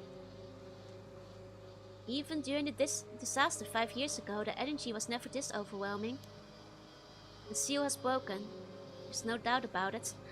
Oh, did I do that? Oh, that was that me in the opening. Oh, I'm showy. Hey, Yosogi. Hey. Hey, peace. How was Joyce coaching for the high CO2 levels? Nah, she doesn't know about those. Didn't have to meet back then. The seal is broken, there's no doubt about it. So it's already broken. That isn't good. The sea still seems calm though. There's a storm not break out immediately. Yes, something seems to be holding it back for now. Oh, so there's a silver lining at least. It seems stable for the moment. Probably have 2 or 3 days of safety. We've got a bit of breathing room. Perhaps there's still something we can do. It's a bleh. Did I break the seal? Are you home after 10 hours? Otsukare. Hey, 40. Good luck with the rest of your work. You've been CO2 secret from you. I didn't know back then, you know. I didn't have a meter. A curse that caused an outbreak of turbulent waves and violent storms in the seas around Kamishima. It said that the curse was born from the resentment of the former residents of Taishima, an island once located to the south of Kamishima, after someone brought it about its destruction. Ah, we haven't heard of Taishima before, I think. Some believe that several of the disasters have struck Kamishima in the past were actually caused by this curse in some manner, including the Kamishima South Sea disaster that occurred 5 years ago. The person accused of bringing the curse to Kamishima was called the Raging Waves Curse Bearer, and was shunned by the island's inhabitants.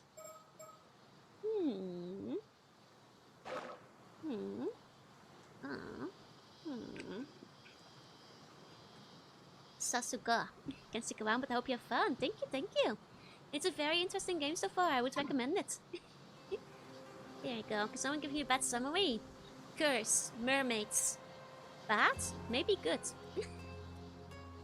Was our mother a mermaid? Maybe. Girl has crush on some other guy. Murders. That's more or less it. I hope we can do something about the curse of raging waves while it's still being held back. Yes, despite all efforts, we still haven't found a way to lift the curse. Might have quite a struggle ahead of us. It's really the heart of the problem, isn't it? I have no idea where the ancestors' keepsake is either. I apologize on behalf of my family. Like a boy gets bullied for wanting to do a girl's job. Well, it's not what he's getting bullied for though, is it? It's because local boy gets bullied because his mother is thought to have caused a curse that killed 10 people, and he survived it and he came back, and then he started doing a job that lays him into the water, and the water is now storming and they're afraid he's gonna cause another disaster. Slightly more nuance to it. Huh? Mom, behind you. Behind me. Behind me. This is just like in the first game. Oh! A woman! Doesn't look special with my eyes on, but... Who's that? Is someone from town passing by? It's not that game. Not so far, no. She boarded! Sodo, after her! On it! Just hate him for being a fast learner. Hey, stop! Let me go! I didn't do anything wrong! Didn't do nothing wrong. I've apprehended the suspect. Good work. She looks very grouchy. Eye back still. Sorry for the rough handling. Mind helping us out a bit? What were you doing here? Why'd you run? What? Don't get smart with me. You're poking suspicious ones. Snoking around and poking into things. You think folks won't be wary with shady types like you wandering to town? Ah, I see. Sorry if we gave you a scare. We're with the police. Nothing shady here. You're with the police? Seriously? You heard about the skeletal remains found nearby, yes? That's what we're looking into. You don't look like police. Say, do you live around here? There's something I'd like you to take a quick look at. Do you recognize his face at all? You believe he may have been killed around here about 6 years ago? Huh? Nope, don't know him. I see. And could you point us in the direction of someone who might know about the people coming and going in town? No idea. Ask whoever you want. Can I go now? Got nothing to do with this. Don't know a thing. This is a shady woman. Is she a police dog? Basically. He's quite fast. Alright, sorry for holding you up. She definitely seems involved. She's very suspicious. What a peculiar woman. Like, she don't look like she has something to do with everything, right? She's being shifty and nervous. It was like her mind was somewhere else entirely. Well, either way, we should talk to more people in town. Agreed. Also, could you ask around and find out who that woman is? Of course. Several hours later. Maybe she thought she snitched and they cursed her. Possibly. It is a stock Vtuber. Yeah, that's me. Ma'am, I've learned a few things. Excellent, let's hear it. Okay, let's look around again. Port and town center are down that way, so this area is technically the outskirts. It's a quiet town, so a stranger loitering here would definitely attract attention. That's a good point. Faulty misdirection sensor activating for everything. Wait, guys. Bert! There you go, I was about to say, we gotta look for birds. Okay, what's this duck?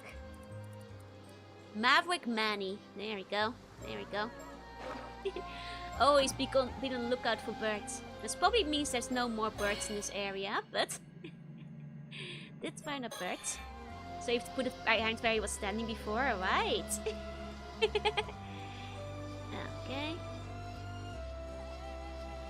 Okay, we got the bird. We're fine.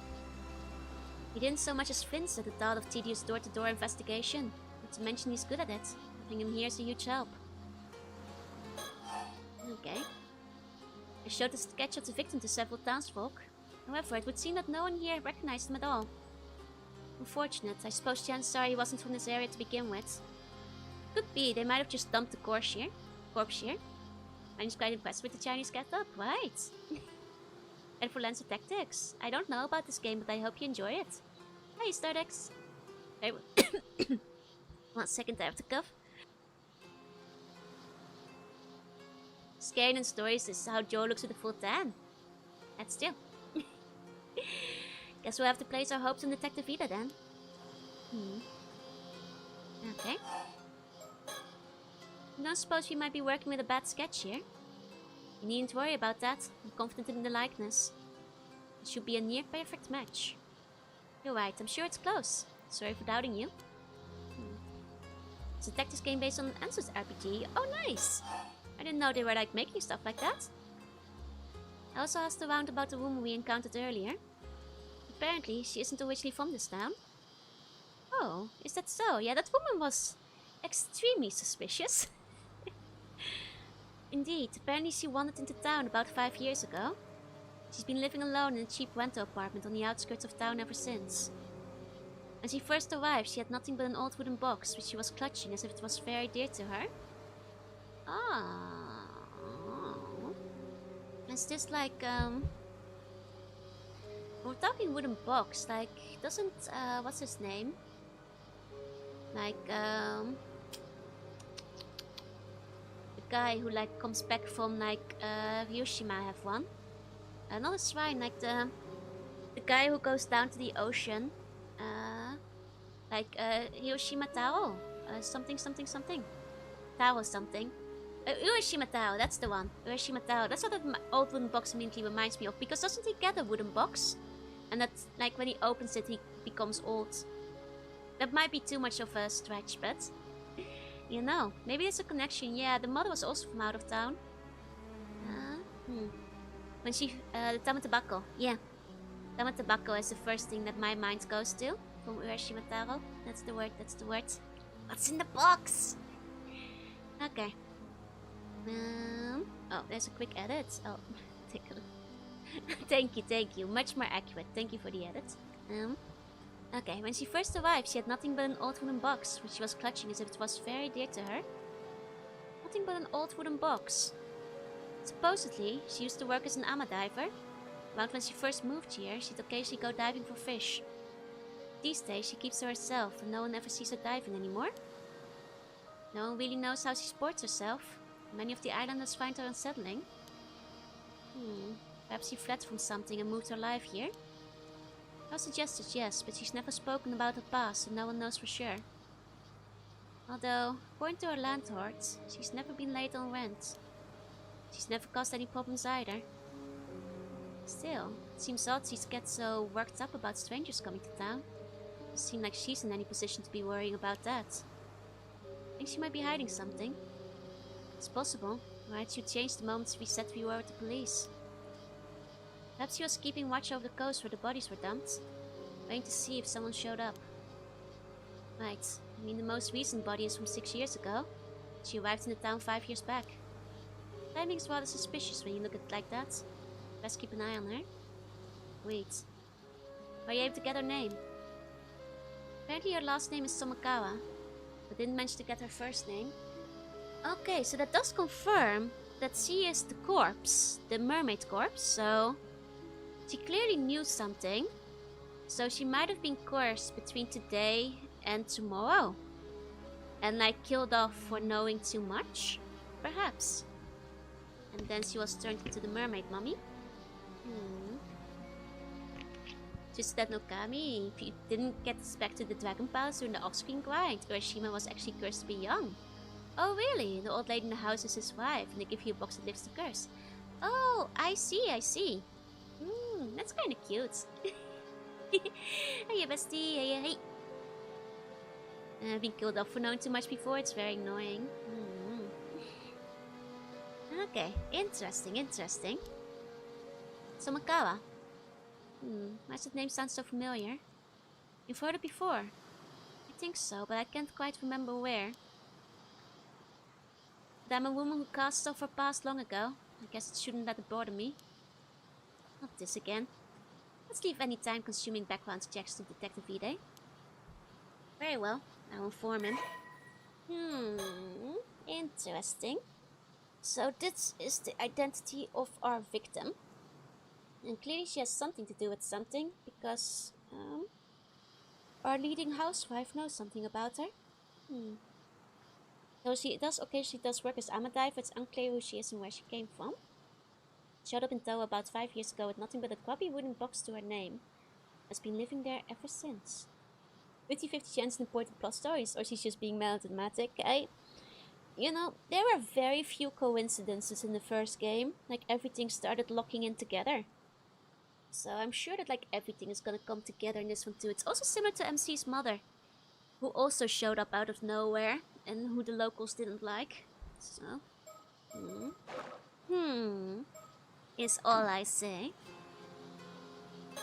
Okay. So this means the moon might have been marking us since we got here. It's possible. I apologize for not noticing sooner. Even the moment's lapse can expose one to a curse. I was careless, but I won't let it happen again. You can be cursed that easily. It's terrifying. What a world we live in. She might be another mermaid, yeah. No, but we know from the body that she was human. That concludes all the information I gathered from my inquiries. That helps a lot, thanks. So I summarize our next steps. Yes, I suppose we need to do something about all this. Let's see. Okay, so first off, about them unidentified skeletons then. Regarding the unidentified skeletons, until we can identify the victims from the sketch, we have no other leads to move forward. I believe this is best left in Detective Ide's hands. Yes, agreed.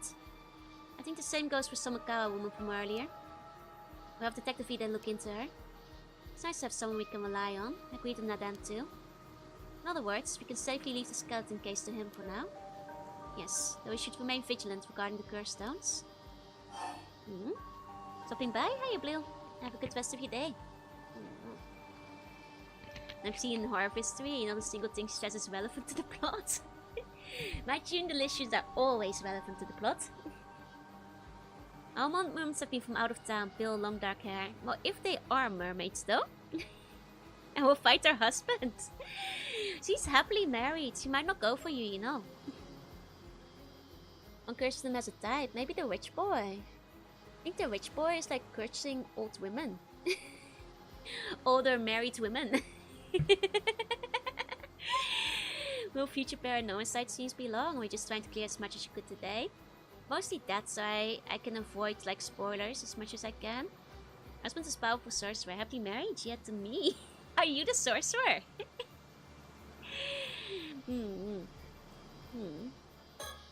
you go. Maybe his father. Possible, possible. Regarding our main objective for the Sorkite Curse of Raging Wave, then again, we clearly haven't like met the whole cast yet, so it might be somebody we haven't seen. Like, we're still missing our final perspective with the Tunigal. Without knowing how to lift it, there's not much we can do right now.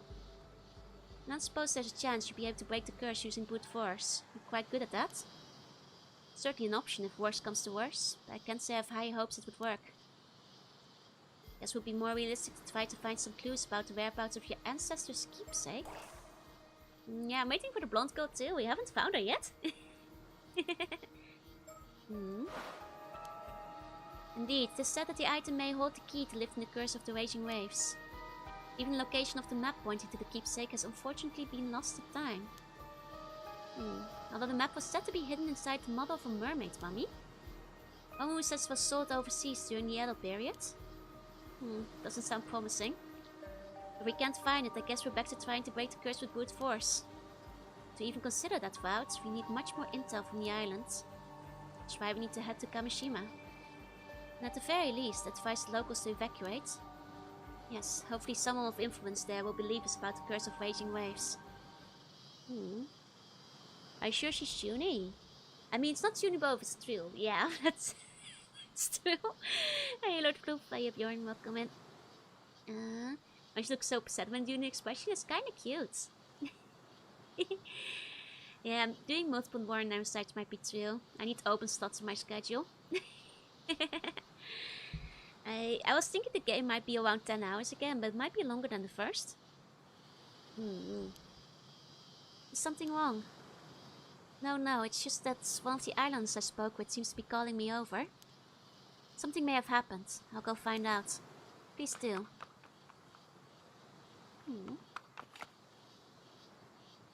Ma'am, what is it?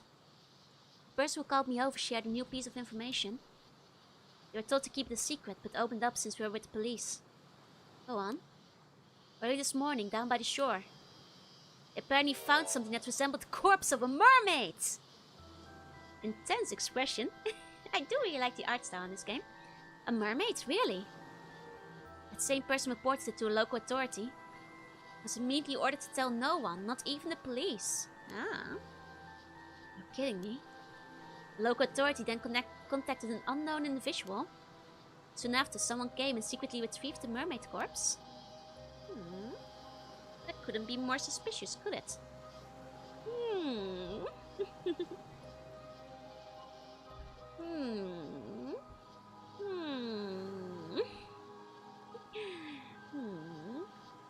Okay.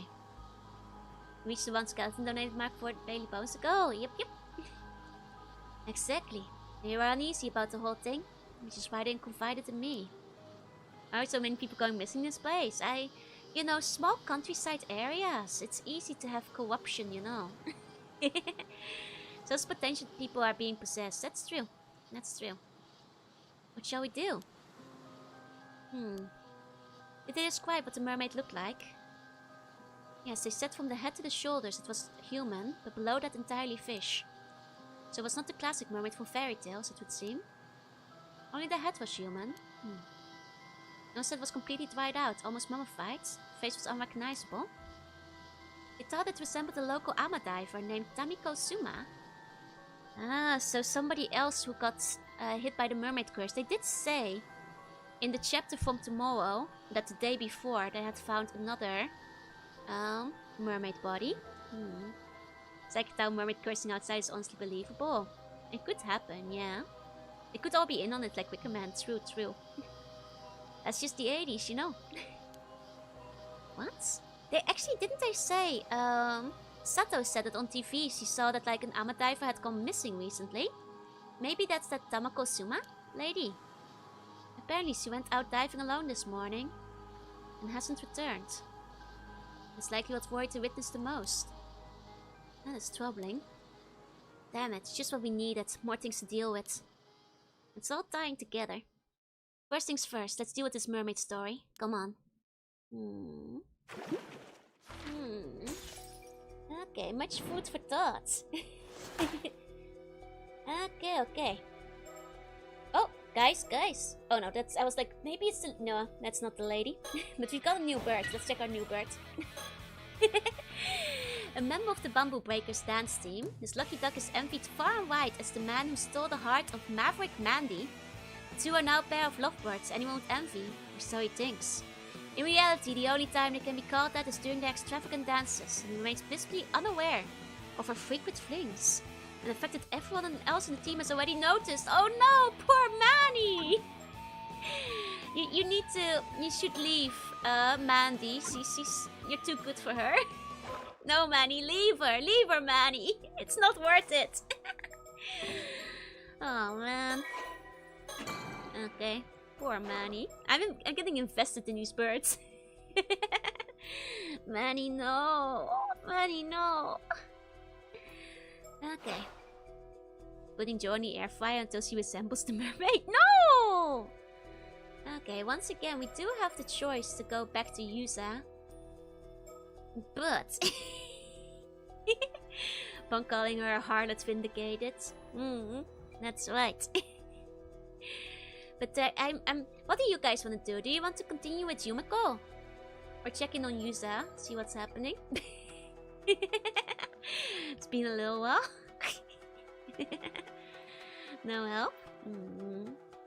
Isn't Chuni Blanco and Yumiko's thumbnail? No, I think this is an old man actually. I actually mistook him for the blonde girl too, but... Hey, Ramon, hey. Welcome in. Putting Jo on the rehydrated to fix her. A mermaid character is being discovered on the beach near Ijuka town, while Yumiko and her partner are investigating one into an important local figure. Want to see what happens with the bird? Screw the mermaid's curse. But you see if he talks more about the whole eye. Well, the question is, which story is the whole storyline? Like I think... which one is the one where he does mention it? Yumiko is currently ahead in the story. It might spoil something that happens in Yusa's, that's true. But the thing is, if we do Yumiko now, it might be better because now everything is fresh in our minds, so it might be like easier to follow. That's a good point, Let's keep following Yumiko till we hit a dead end. For a little bit. We'll probably hit a dead end with her eventually too.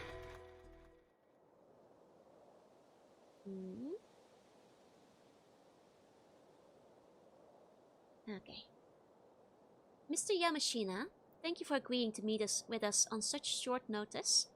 I understand you're a busy man. Looks like you're ahead, but I'm not sure. Yeah, we're not actually sure if these timelines actually match up with each other for sure. So I guess, well, we'll see. Not like I have much choice when some bigwig from the prefectural police badgering me to do so. This is before we meet Yumiko and Kamishima. Exactly. Actually, hold on.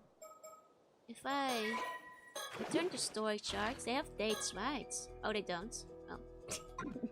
Well, they have dates at the beginning of each day. I think this might still be before we meet Sato. Whatever. I'm pretty sure this is still before all the stuff that happens in Yusa's story. That's a good point. Mr. Yamashina, thank you for agreeing to meet with us on such short notice. I understand you're a busy man. Not like I have much choice when some bigwig from the prefectural police badgering me to do so. So you're Shiki from the Tokyo Metropolitan Police Department, Security Division, was it? And here I thought you were just some housemaid. You sure you're from the police in that getup? Smuggled, man. You want to stick with the MILF and Sexy Man story? Maybe. Well, I'm primarily a housewife by trade, but that's hardly important right now. You're also known as Unkaku Dono, I believe. After hearing so many rumors, it's an honor to make your acquaintance. Rumors, eh? Yoshiatsu Yamashina. Okay. Tycoon. Ah, another rich fella. A wealthy tycoon who owns multiple companies and swaths of land, particularly in the Tsu and Ise areas. Born in the Taisho period, unmarried, 70 years old. His family first came into business in the Edo period, traveling from town to town selling talismans, miscanthus reed hoops and other items to ward off evil spirits. During the Meiji period, the business expanded into a trading company and the Yamashina family became prominent contributors to the development of the region. Ah, so he is basically a scam artist who got rich. Well, then again, maybe talismans and stuff actually work in this universe, though. Must be at least over 70. Nah, he just aged well, surely. Could be a captain in Bleach. He has the outfit for it, that's still. You think he knows Taisho era secrets? Probably. Probably. Born to the heir of the Yamashina family business and the daughter of a noble family, Yoshihachi grew up in an affluent environment where he received a thorough education tailored to gifted children. Following the end of the war, Yoshihachi inherited the company assets in his 30s, but was quick to sell off all the shares he owned, using the proceeds to buy and sell real estate and stocks, a practice that made him very wealthy. Ah, okay, going to the job fair and signing up for tycoon. I mean, it sounds like he might be a tycoon if he owns so much land. After amassing his fortune, he showed a keen interest in investing in ambitious young people, actively monitoring those who took a particular liking to. His approach led to the emergence of many successful businessmen, which includes Shinobu Wakamura of Kamishima. Ah, so the bald guy was sponsored by this lad. I see. Ah, those who have received Yamashina's support view him with both gratitude and a sense of awe bordering on reverence, referring to him as Unkakudono, a title that evokes the figure elevated above the clouds. I see. They said that, like, Wakamura was hanging out with sorcerers or something. Do you think this guy's a sorcerer, maybe? Yamashina has always shown a particularly strong attachment to wealth, even going so far as to partake in illicit activities such as illegal donations, tax evasion, insider trading and media control, all in an effort to garner even more status and money. In the shadow of many success stories enabled by his sport, many more of his beneficiaries have fallen into bankruptcy or been arrested, fueling endless unsavory rumors about him to this day. Yamashina himself, however, seems to be unconcerned by these rumors, considering anything that does not directly harm him to be beneath his notice. Okay. A bit of a shady fella, huh? Well. Advance of hours in Transport Tycoon. Maybe I could count. He loves tax evasion. Let's go! 1 second, I have to cough.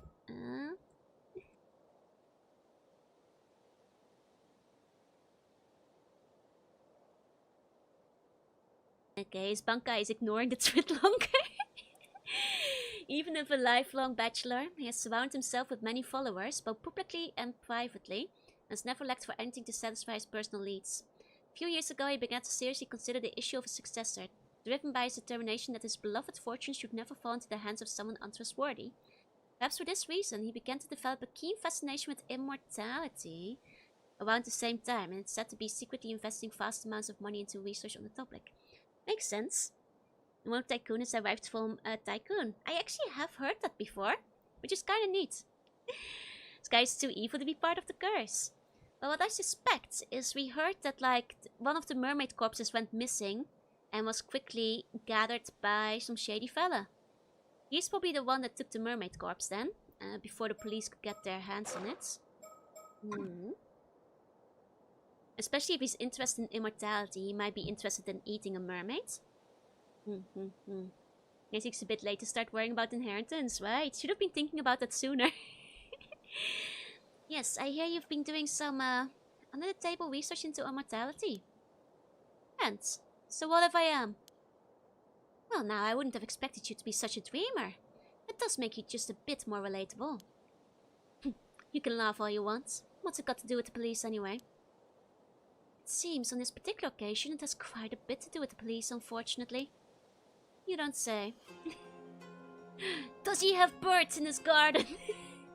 Bird! There is a bird in his garden! There it is!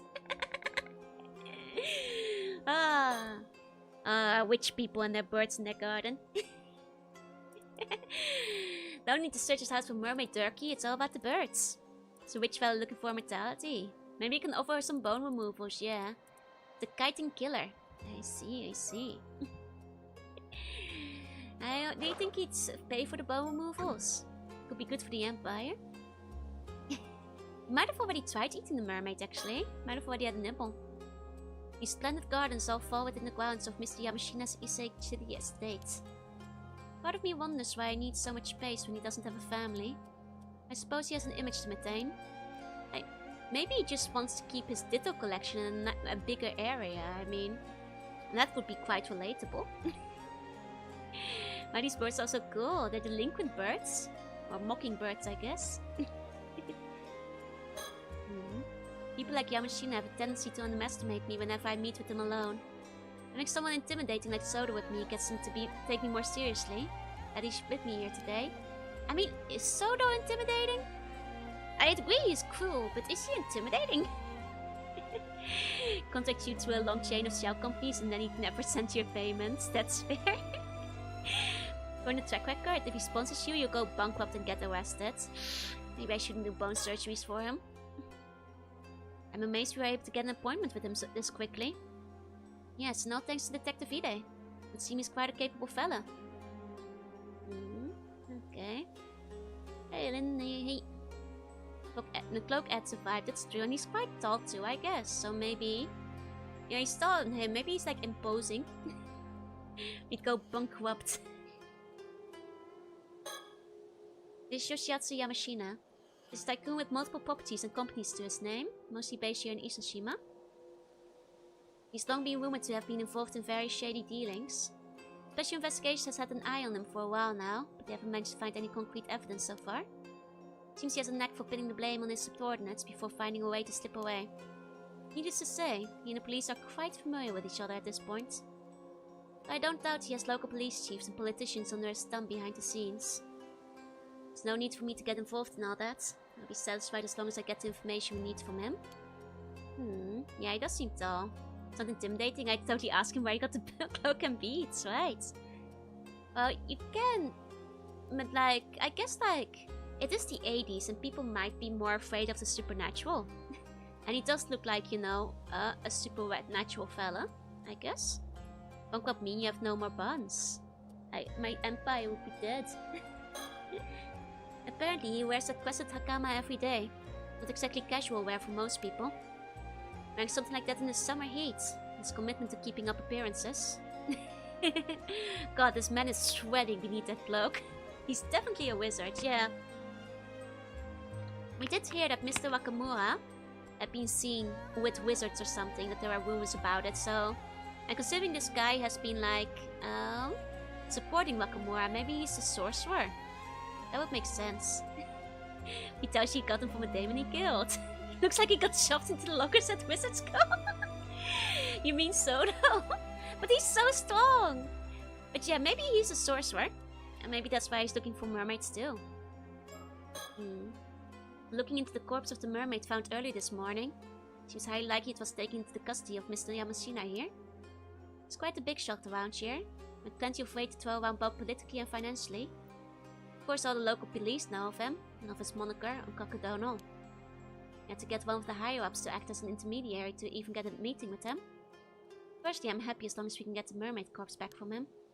But I certainly won't complain if he can tell us anything about the curse as well. He's quite a curmudgeon, so we'll have to watch our step when dealing with him.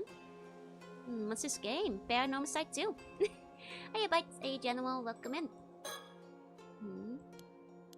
Okay, let's take a look around with our vision on as well. So far, our vision has mostly been to fight birds. Our bird finding ability. Yeah. Okay.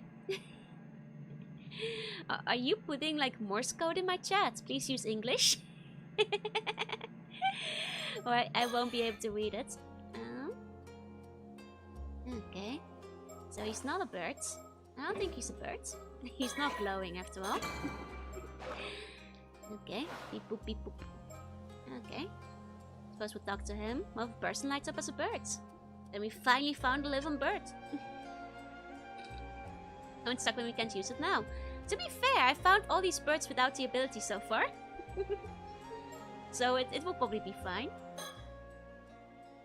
I played E6. Nope, I'm playing them in order, so I won't be getting to 10 for quite a while. I'm currently on 4.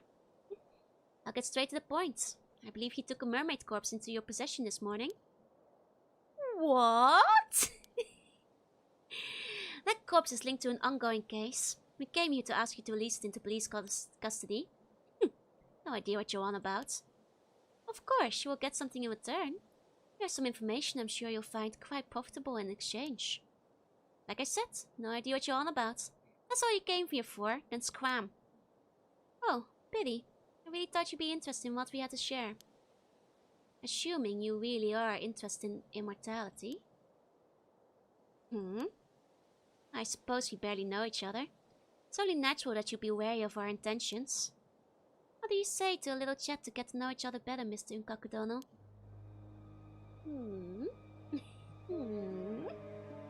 I sleep more easily in the car. You know, the CO2 levels are quite high in a car, so maybe that's why. All we have up our sleeve is information on immortality. Suppose we just have to hope he takes the bait. I mean, we're part of the paranormal division, so if anybody would know, I guess we would, huh? Or do we need the guy if we just charm with our motherly charm? Yeah, we're turning on the housewife charms. Well, this guy has been single for 70 years. I'm not sure if he's, easily convinced. Okay. I hear you've been putting up quite a bit of effort into training up the younger generation recently. What's your take on today's youth? Useless, a lot of them.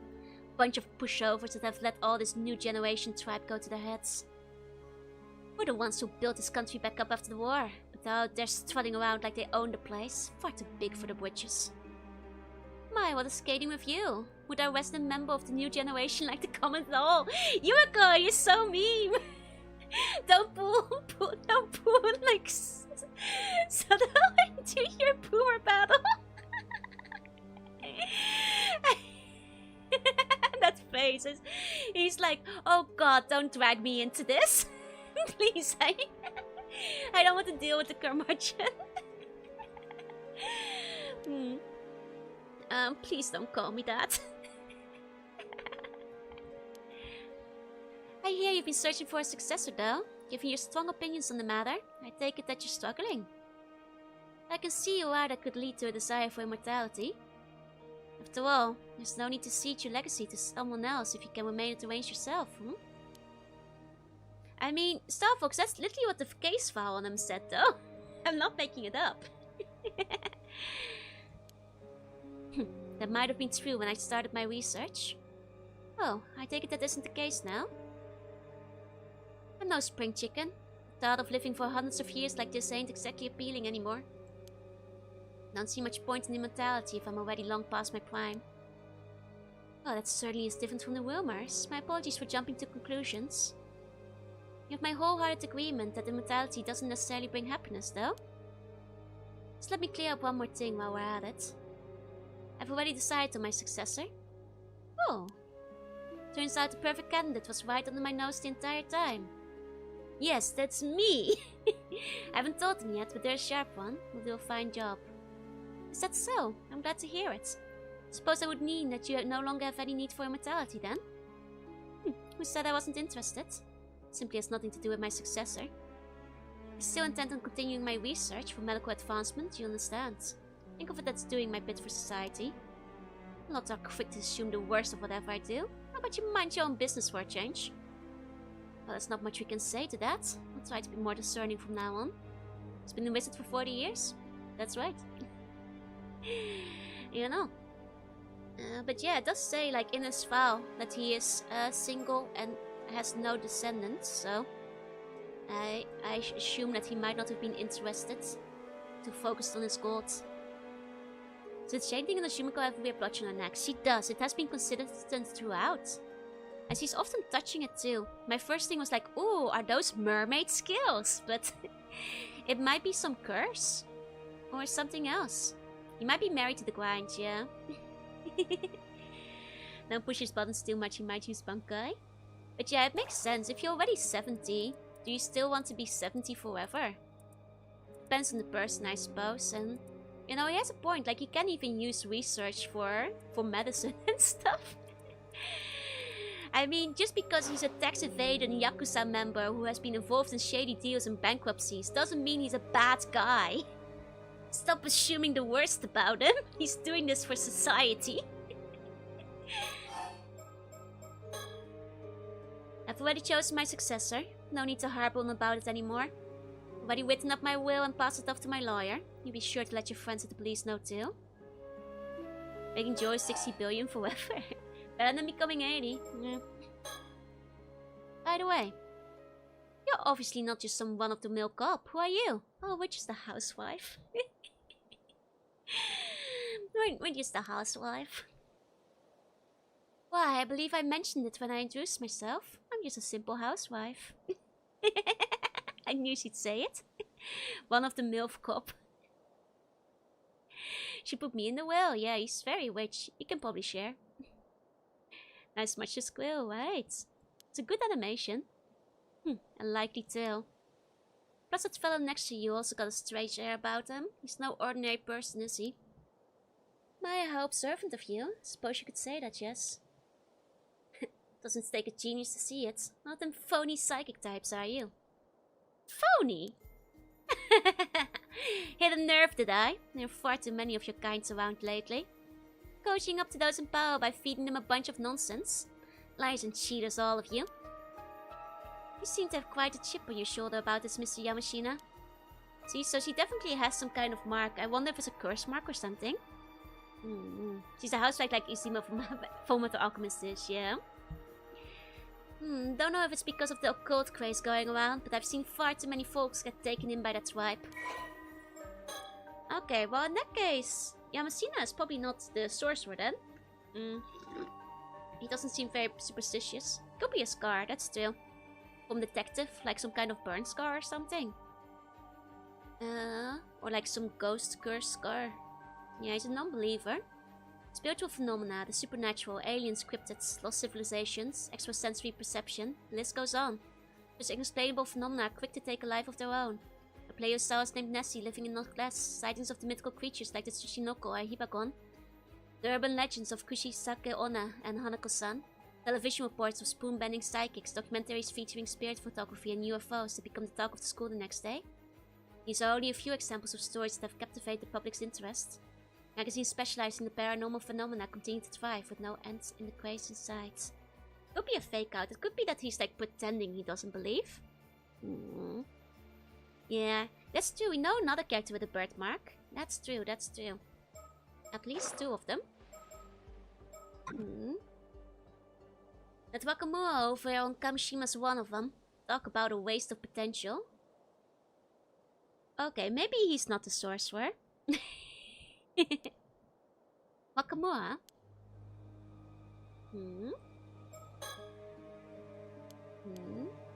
Okay, still curious about the eyes. Right, there's something interesting going on over there. More types talking in the stores from Tokyo makes me think of the soap company chairman from the first game. Right? I mean, I won't say too much about it, but it might connect back to it, maybe. Okay, it's just... Okay, who might this Wakamura be? Wakamura, he's one of my proteges. He's the one currently in charge over on Kamishima. Used to have high hopes for that one. That all changed when he came on the 12 some phony sorcerer in Tokyo. I see. Okay, so he's probably not the same sorcerer then. A phony sorcerer in Tokyo? You heard that right. Since then, there's been no end to his nonsense. Buying properties out in the mountains, changing company names. All because of something the sorcerer whispered in his ear. Even told me the layout of my house was unlucky. Tried to get me to renovate the place. Just recently he was going on about some curse causing a big storm. Well, you might be right about that one. That's sort of rubbish. A storm caused by a curse, you say?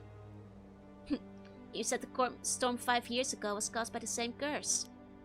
He's been trying to wheedle me into helping him find some way to stop it. But I'm done with him and his ramblings. Man's clearly lost cause. He'll be coming over here tomorrow morning, but I'm thinking it's time to have someone else take the reins over on Kamishima. I see, so even though you believe in immortality, you refuse to associate with anything to do with the occult. And you do. I figured someone claiming to be a cop would have more sense than that. How are you meant to solve crimes if criminals can just pull out curses left and right? Won't find me disagreeing there. Okay, interesting, interesting. So like this Mr. Makamura, or I guess the sorcerer, is clearly onto something. Because at least we know the curse and stuff is true. So, what exactly has this Wakamura been saying about this curse? Now, if I remember, why don't you go to Kamishima and ask the man yourself? Maybe we will. Thank you for the information. Okay. Is there anything else you can tell us about the phony source with this Wakamura is so devoted to? Wakamura went on about how there's some kind of big shot who appeared in television. Never even heard of him. As I said, just ask him yourself. Of course, be sure to do so. It's not random, they have strict set of rules. That's true. At least in this game. About Yumiko. Can't say I care much about who you are anymore. Going around with some phony psychic tells me all I need to know. How dare you? Soto, calm down. He can think what he wants. Calm down, Mr. New Generation. The boomers are talking. This isn't a cover. This guy's generally the most clear of anyone on this island with what way he's talking about this, right? At least he's fairly upfront. He does seem like... No, like old and bold. I think he seems pretty straightforward so far. Calm down, bro. Boomers are talking over you. I mean, ironically, with the era this is set in, Soto is actually the boomer, I think. Do we know Yumiko's age? No, it's a secret. These young ones and their magic powers. Okay. Yes, one thing I should warn you about. Eating the flesh of a mermaid, the mermaid you found, won't grant you immortality. And what would you know about that? Well, you know, one hears all sorts of things in this day and age. I don't know where it came from, but there seems to be a legend that eating mermaid flesh will grant one immortality. All I want to say was that it's just that, a legend. There's no basis in reality at all. How can you be so sure? Just think about it. If the legend were true, wouldn't it be strange that no confirmed immortals have ever been found? I mean, they could just be hiding, right? Yeah? Who's to say they aren't just living in hiding? That's what I'm saying, Mr. Yamashina. Legend of Yaobikuni is passed down in over 100 places across Japan. Not a single verifiable immortal has ever been found to show for it. So you mean that all those legends were fake? Please.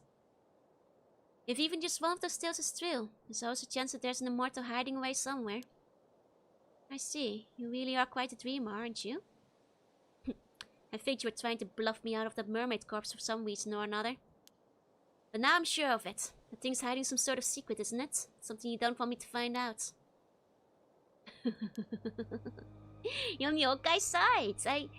Are you sure you want Mr. Mafia Man to become immortal?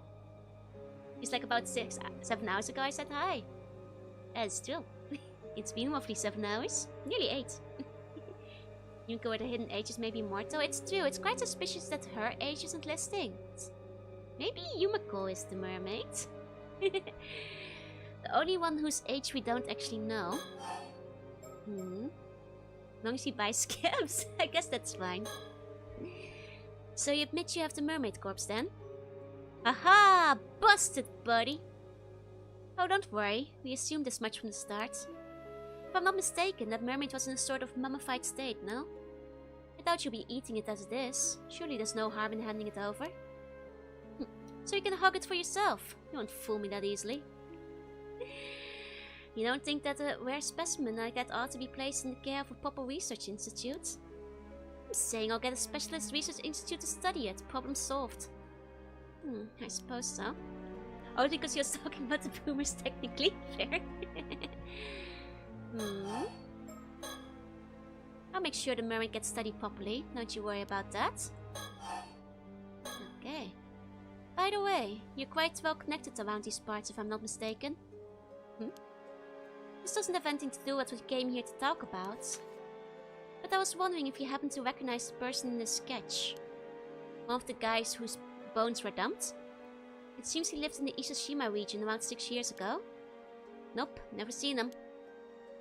I assume you've heard the news about the old human bones found on the seabed. There's a sketch of one of the victims from the case. You sure you have no idea who it could be? First I've heard of it, actually. Got no interest in things that have nothing to do with me. Suspicious. Watering my jaw, thank you. What do you do in the game? You try to figure out the murder mystery. Even better if you do so before the characters do. You know. Think of it as Umineko with a diving minigame. Guy's close to dementia, you probably not remember him anyway. He will not share his mermaid jerky. This is so mean. Give me your mermaid jerky. Okay, you got no interest in things that have nothing to do with me. Or so he says. Okay. How about this then? If you agree to give up the mermaid, we'll tell you what we know in return. For someone who doesn't seem to believe in occult, you seem awfully fixated on this mermaid and immortality. Which suggests to me you found something you consider quite conclusive. Bah, what are you on about now? Well, I happen to know a bit more about mermaids than most people. My Soto looking like this? Well, maybe because we're about to reveal that we're part of the investigative force, I suppose. Ma'am, are you sure? It's fine. I had the opportunity to do some research into them a while back, you see. You don't say, and? Now, mermaids do indeed have the ability to grant a human immortality. Oh! Dun dun dun. I knew it. So does the master of the side-eye. It's true.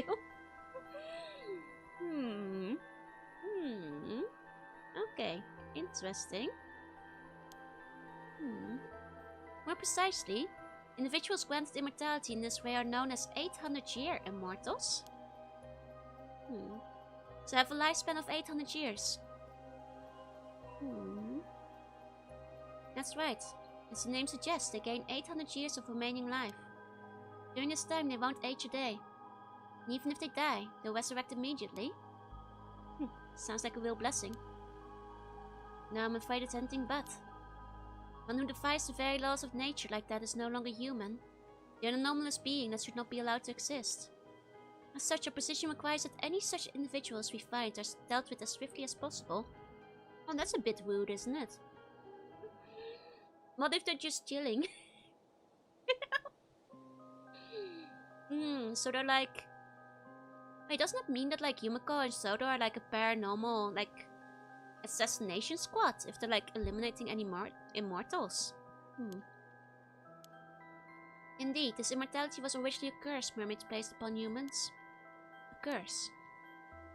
Near an affront against nature? A bit rude. Turn them into a fish, I guess, is fine. Immortality is neither a blessing nor salvation for the living. It's a curse that robs them of the ability to die. None of those who have become 800-year immortals have found happiness. Not one. God forbid a person has hobbies? It renders living among other humans impossible. Makes them outcasts from society. Of course, there are a few years at first when life will be tolerable. But after that, every meeting ends in parting. You outlive whoever you love or are loved by. Even if you find acceptance, it will only be for a time. You will always be shunned eventually. You experience this over and over for 800 years. 800 years unable to die, with loneliness as your constant companion. I mean, not just the classic immortality downsides. I suppose these things would be tougher in the modern age. Because like back in the day, I guess you could just like move down and start over. And then like move down again. But nowadays with like IDs and stuff, it will be hard to like, you know, keep pretending you're not like immortal. And this happened with Yusa's mom. Yeah, maybe she had to move down because she was like an immortal. Yeah, it would definitely be easier back when you had no ID. This is why many see no other recourse than a life of monastic seclusion, just as Yao Bikini did. Yeah. I do feel like exactly, the living multiple lives with people outweighs losing them. Like, I think like, you know, the seeing like everybody you love die is not as heavy as like having to constantly move. So that like the government doesn't arrest you and dissect you, you know. I think that's the bigger downside. Like, how many times can you stand doing that exactly? Like, especially in the modern day where everything is ID'd. Like, having to constantly, like, falsify your ID, like, every so many years when it becomes implausible. Would be quite tough, I think. Would have been easier back in the day, I suppose, but... I suppose that makes sense. Still, there will always be those who seek immortality. Always have, always will be. You think so? I for one struggle to see the appeal. On emotional level would be rough, but I think, like... people might get desensitized to it over time, I wonder. When it keeps happening. In any case, there are also certain conditions that must be met for this curse of immortality to be effective. Eating mermaid's flesh alone isn't enough to make you an 800-year immortal. Oh? What exactly are these conditions? Sorry to disappoint, but I'm not aware of the specifics there myself. Okay. Person has gained 800-year lifespan after being cursed by a mermaid. Someone who ingests part of the body of a mermaid that meets certain conditions will be cursed and become a being known as an 800-year immortal. Once cursed, the individual's own body is lost, and a provisional body is reconstructed using parts of the mermaid ingested as a medium. Their soul is then transferred to this provisional body, which they are able to control as if it were their own, with their consciousness presiding over both their soul and body from the head. As such, they are already considered to be more spirit in nature than human. Interesting. If the individual is fatally wounded or contracts an illness that results in their death, their body will instantly be restored to its default state, allowing them to revive. In the event they lose any body parts, their heart will treat the largest remaining part of them as their main body and regenerate any lost parts from there. It will move parts subsequently vanishing. It even occurs in the event that the lost body part is the head. However, these individuals heal from the non-fatal wounds at only a slightly faster rate than their bodies will be capable of naturally. Okay. As these people feel physical sensations and pain to the same extent as they would have in their original body, it's extremely difficult to tell whether an individual is an 800-year immortal or not unless they die, even for the individual themselves. Okay, so you could be an immortal without even realizing it. The lifespan of this provisional body is 800 years from the time of its creation. With the individual's original body already being lost, not even the mermaid responsible for the original curse is able to dispel it. The individual will only see the end of their long life once 800 years have passed. Could be the worst best swordsman or something. If you can get resurrected when you make mistakes, learn from them. Yeah, but it's risky though. If you don't want to be found out. But yeah, you basically become a soul-controlled mech, that's true. Interesting. Right, 800. 800 is a good year. I think it might turn connect to the Yao bikini thing, because I think the Ya in Yao is like actually 800, if I recall. I think that might have actually been written with like the kanji for 800. I'd have to double check. Actually, let me Google Yao bikini, because that was like mentioned earlier. Yeah, Yao bikini. The Yao is written with the kanji for 800, so I think that's gonna connect back to that later. Was it that like after 800 years? I don't know. Heart attack. Yeah, so I'm assuming that's where the 800 comes for, because the Yao in that myth is 800. I can say this much at least. The mummy you have in your possession is no mermaid. Huh? Oh, he's mad now. Bullshit. Ain't no way that's anything other than a mermaid. What I mean to say is that mummy is a different being from the mermaids who wield this curse. Not a half fish, half human being. Not all half fish, half human beings are mermaids, you see. In fact, calling them all by the same name is what leads to mishaps like this one. Say what?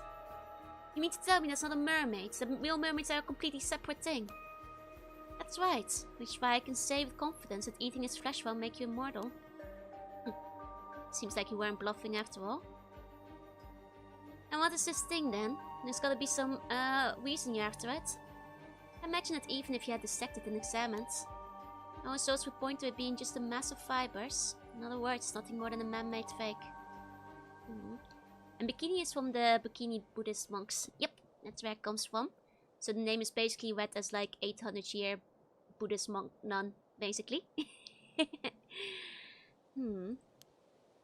There's a very good reason for that, you see. The mummy is merely the corpse of an average human, twisted beyond recognition by the curse of the forsaken fish.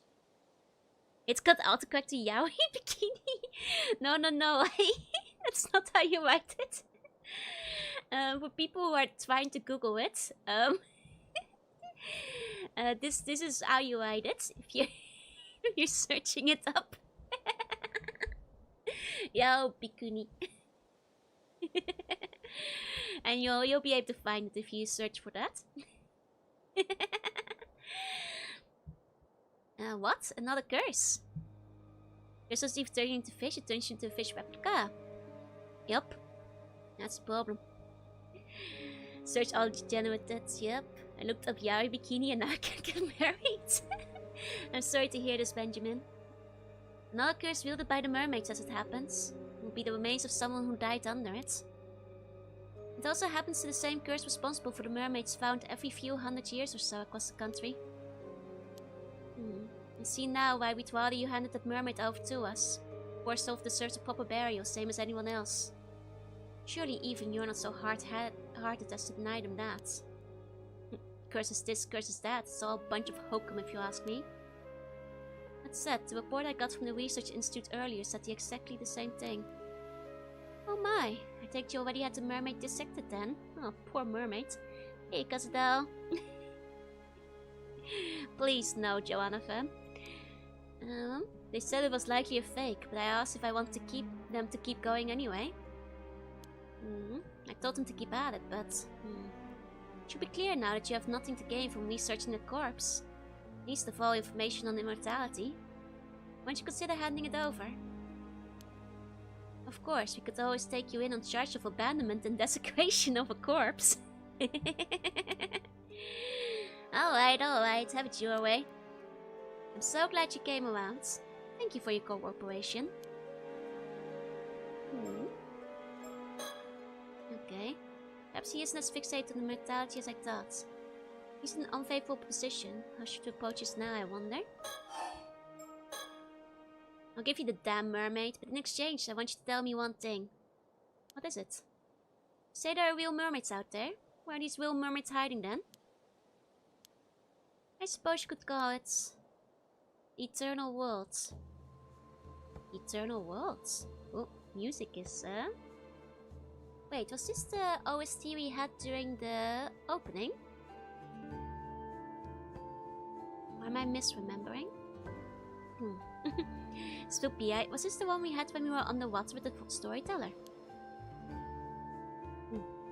New concept, yep. Yes, mermaids are not creatures of this world, you see.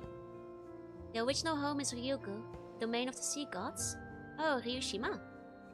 Is that true, Joe? Are you right now in Eternal World? I am. Ryugu, and how do you get there? It kind of does look like me, Vil and everything. I'm sorry to say that Ryugu's doors are only open to the dead. Going there is impossible for a living human. Claim anything with a fairy tale like that. All sounds like hokum. That said, the entrance to Ryugu is said to lie somewhere in the Ise Sea. There have been numerous sightings of mermaids crossing over to this world in the area's long history. Long tale, it's still going. Which is why Ise Bay has its share of mermaid legends too. That's where I'm from. Now that you mention it, I've heard one of those stories too. Some old tale about mermaids being found on some long-lost island called Taishima or the like. We've heard of Taishima before. Taishima is the island that got wrecked before Kamishima. And was the one that the curse of the raging waves was connected to. What? Wait a moment, where did you hear of that story? Oh, things are getting real. Quite your interest, have I? Looks like the story has some merit to it after all. I was simply surprised, that's all. It's not a name I've come across in any historical records. An island said to have previously been located to the south of Kamishima, but has long since vanished. It's sometimes referred to as Taishima, or Lost Island. No official records remain and it remains shrouded in mystery, but knowledge of it preserved only in tales passed down between residents of the Isashima area. Legend says the island was besieged by someone 400 years prior, and the curse of the murdered islanders caused the entire island to sink. Curse based on mermaids? Maybe. Is this all Otohime's fault? It might be. It might be. It's more journal updates here than in Planescape. We're still updating our journal, baby. Looking at Sodo in the background here, though. Ghost of Sodo watching Taishima sink. Okay. It's just something I heard from one of those young'uns I have out there looking for mermaids. I see. Sounds like you've got a capable young hand. I don't suppose it would be possible to meet with this individual. Nope, not happening. Unless you're willing to spill the beans on everything you know about mermaids. Every last bit of info. Maybe. Just maybe I'd consider it then. It's clear you're no ordinary housewife after all. Not interested? Then this meeting is over. I'll hand the corpse over to the police as promised. I don't think I've given up on mermaids or immortality. If they really exist, I'll find them and make them mine.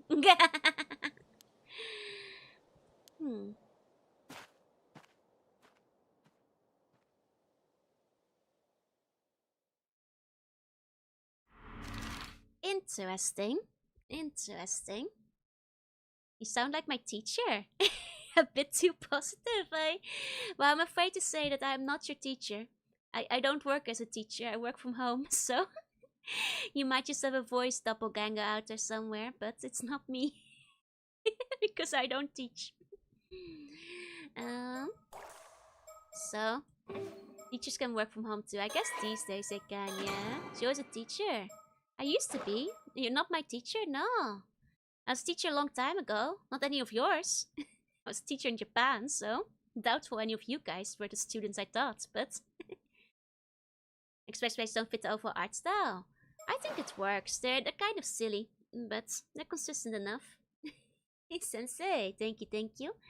Hey, Maria. Welcome in. But I'm afraid I can't be your teacher.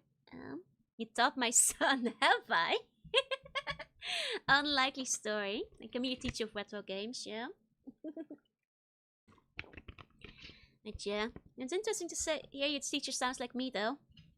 Maybe I've got a doppelganger running around somewhere. 1 second, I'm eating another haichu. Gotta keep my throat lubricated while doing so much yapping. Let's go to Issa City. And check if the teacher's horns was squishy. Sound like my nephew. Hey there, you two. Sorry for calling you out here when you're so busy. Keep in mind that timeline-wise, this is still before the mermaid corpse. This is the first mermaid corpse. Teaches new things every day. Won't that make you a teacher? I guess so. You teach me and I teach you. Jorunna, gotta keep your mouth. I figured it'd be best to give you the rundown on our findings as soon as possible. It's no problem, go ahead. Poster! With a turtle on it! Wait, look for birds. Fishing ability, activate. Guys, see any birds? Okay, I'm not seeing any birds in this area. Okay. Just making sure. Hey, Basil. This is one of Issa City's residential districts. Right now the ground is so hot, the air around it seems to be shimmering. Must be middle of August or July. It gets quite hot in Japan. Police box. That's just the police box I was waiting at. Something you were wondering about? Oh no, I just happened to find myself looking at it, that's all. Would you rather talk inside? No, there's no air conditioner, so it's probably cooler out here. That's quite alright. Talking out here should be fine. Oh, Strange Morden, thank you so much for the resub. Please enjoy your emotes. Thank you. It might be behind someone again. We really can't rule it out. What have we here? Oh, this? Supposed to advertise in Kamishima. Something about catch your eye. No, I was just thinking. Sure, it would be better to put it somewhere tourists will actually see it. Good point. Maybe they had some posters left over. Interested in Kamishima, are you? It's a nice place. Great tourist spot too. I recommend it. Okay. Just making sure. Just checking for birds.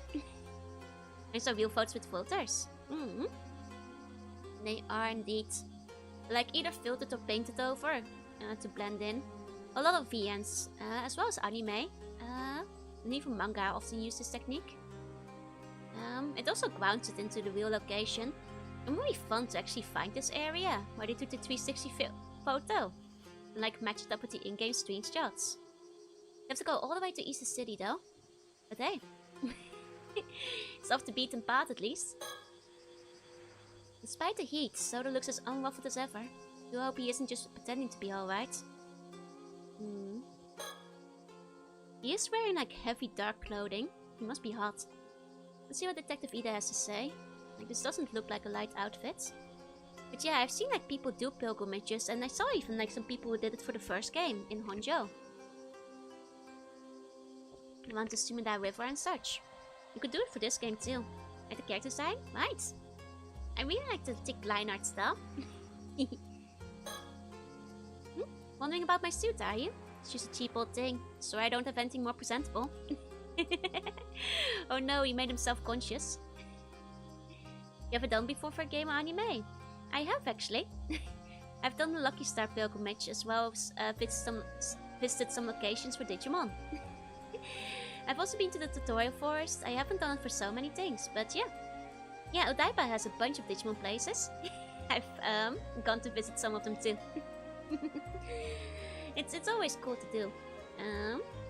And like try to match things up as best as you can. Okay. So, did you manage to meet up with Mr. Yamashina? Yes, thank you again for your help there. It seems he's willing to hand the body over without any fuss. Really? That's great. Still, why would some big shot tycoon go to all that trouble to withhold the body? That thing I've heard is true. Probably take him in on charge of desecrating a corpse, you know? Or was there something special about that corpse? Observant of you, detective. I can, of course, explain if you'd like to know more.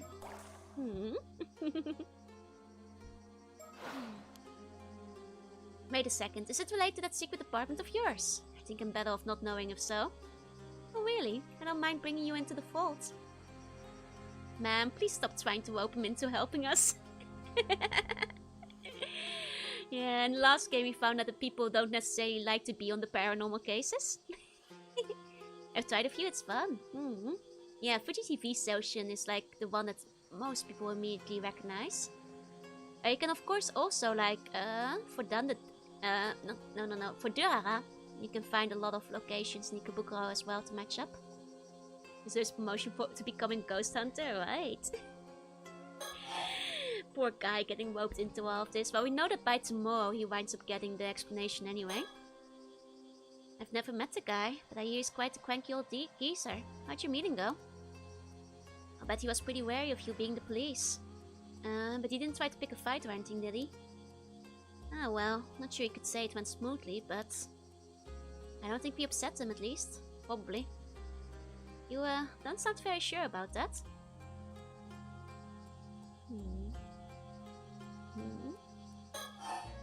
Okay, about the portrait sketch. Oh right, that's exactly what I want to talk to you about. So I got all the hands on deck to go around asking about that sketch you gave me. We finally found someone who recognized the victim. Oh, that's great news. The person who recognized him was a housewife in her 20s who lived in Kumano 7 years ago. Apparently the sketch looks like the 90-year-old she knew who left the village to go to the city. So 7 years ago he was 19, no? From the sounds of it, the guy had no relatives to speak of. Left the village with nothing but the clothes on his back. She doesn't know what happened to him after that. Well, clearly he got murdered and dumped in the ocean, but because the corpse was 6 years old. I see. It will make him a young man with no relatives who had left his hometown behind 7 years ago. Did we get a name for our mystery man? Sure it is. His name was Kippei Ikoma. Kippei Ikoma. I looked him up in the Western's registry, and it does look like he moved to from Kumano to East City 7 years ago. Seems he doesn't live at the place he put up as his address anymore. Oh, that's unfortunate. Oh, isn't he dead? Wait, hold on. Yeah, but of course he doesn't live at the... Isn't he dead? Am I missing something? In that case,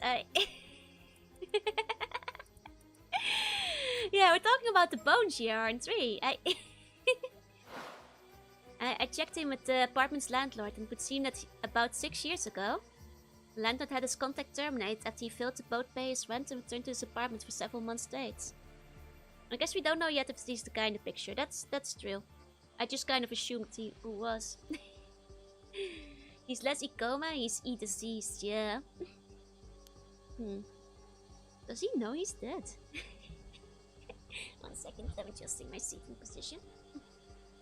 Southern Ashton is modeled after Winds Out and Fate. There's quite a couple of nice locations you can visit. Okay, the landlord didn't put out a search request or anything. So that's where the trail went, I'm afraid. If he went missing 6 years ago, I suppose it wouldn't surprise me if those were his remnants.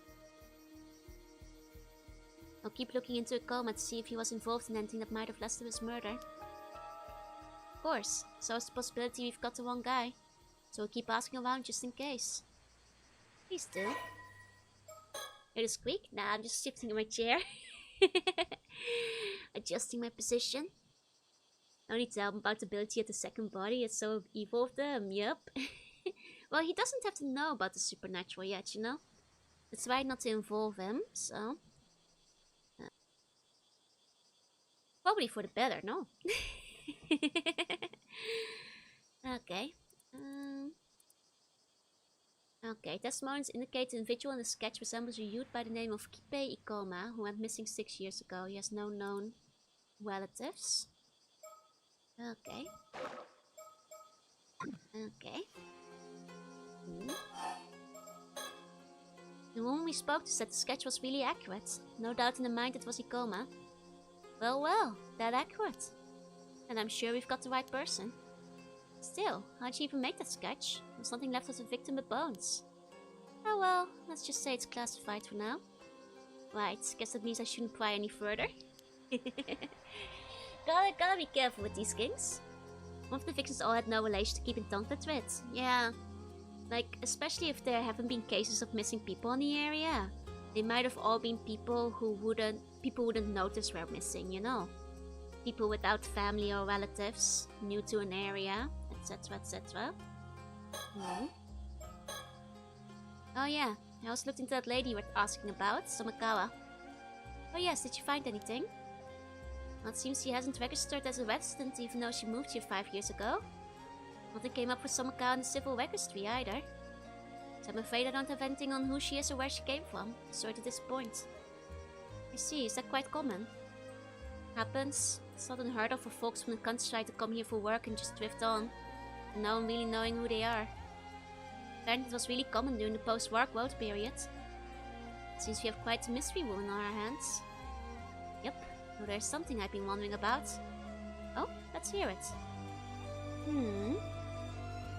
Means she might have been hiding. For whatever reason. You have some idea who she might be? Well, have you heard of the Kamishima Southern Sea disaster? Yes, we have. It was a big maritime disaster that struck 5 years back. I have, yes.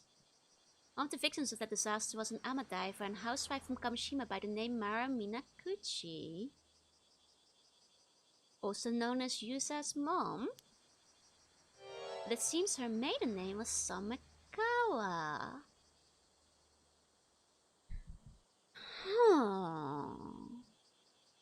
So either they're relatives, or after the sea disaster, Mara hid on land here for some reason under a different name. But it could be a sister or a cousin. Some kind of relative maybe. So our mystery woman shares a surname with a maritime disaster victim. I'm impressed you managed to dig that up. Somakawa, but which Kawa? Somakawa. Yusa's mom is dead, yeah. Yeah, I was already looking into the Kamishima disaster because of the skeletal remains. So it was a happy coincidence, if anything. Oh, so you thought they might be related too? I'm glad it wasn't just me. A coincidence? Nah, there's no coincidence in this game. They must be related or something. Anyway, it seems like the bodies of those disaster victims were never found in the end, which got me thinking. Wait, are you saying? Yep. I was thinking Mara Minakuchi could have survived the disaster 5 years ago. And you think she moved to Ichika and started going by her old name of Somakawa again? I did guess at that too, but the question would be why she would do that and leave behind her son. It made me realize how bad I would be guys with no memory of all Japanese games. You get used to it over time. To be fair, I still mix some things up. But at least this game has a very extensive profile list, in case you're in case you've forgotten any specific name. That's right, what do you think? It seems like a long shot, but maybe. If that's the case, why would she have stayed in Ichika for 5 whole years without thinking to contact her family? Maybe she lost her memories in the disaster. I mean, the Somakawa lady did seem a bit, frazzled. Not completely there, I suppose. She did bear a resemblance to Mare. But she could be a sister or something. Right, if she only had her old memories to rely on, it wouldn't be odd that if she went back to using her old name. Suddenly her appearance would still be the same, though. And it's difficult to imagine no one recognizing her for 5 whole years. Yeah, it's possible she just never ran into anyone she knew. Kind of thing's more likely than you think. Well, speaking of appearances, I found a picture of Marami Nakuchi from the report on the disaster. I haven't met this Somakawa myself, so could you take a look for me and let me know what you think? Let's see. Oh, this is interesting. Yeah, they do share a resemblance. I find fancy names even hard to keep track of. It really depends. I do think like every game should have a character directory. It's very nice because unlike wikis, you won't have spoilers in them. That's very true. I'd rather check in the game and not like run across anything I don't know yet. What do you think, Soda? She'd aged 5 years and grown badly gaunt. I can clearly see how this woman might come to resemble Mrs. Tomakawa. There is certainly a resemblance, but... Yeah, the extra background is nice too. For the immersion. My thoughts exactly. Our memories are depicted with pale skin and long dark hair, that's true. So even if there's multiple ones, they would all look like Mare. True. But that is assuming that they are actually mermaids. Because the only mermaid we've seen has been in silhouette, so we don't know that long dark hair is a certainty yet.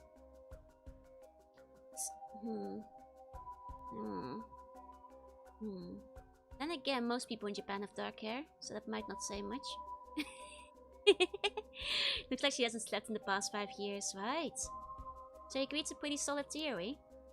Certainly worth looking into, yes. But if she really is Marami Nakuchi, there's something else that concerns me. Something else.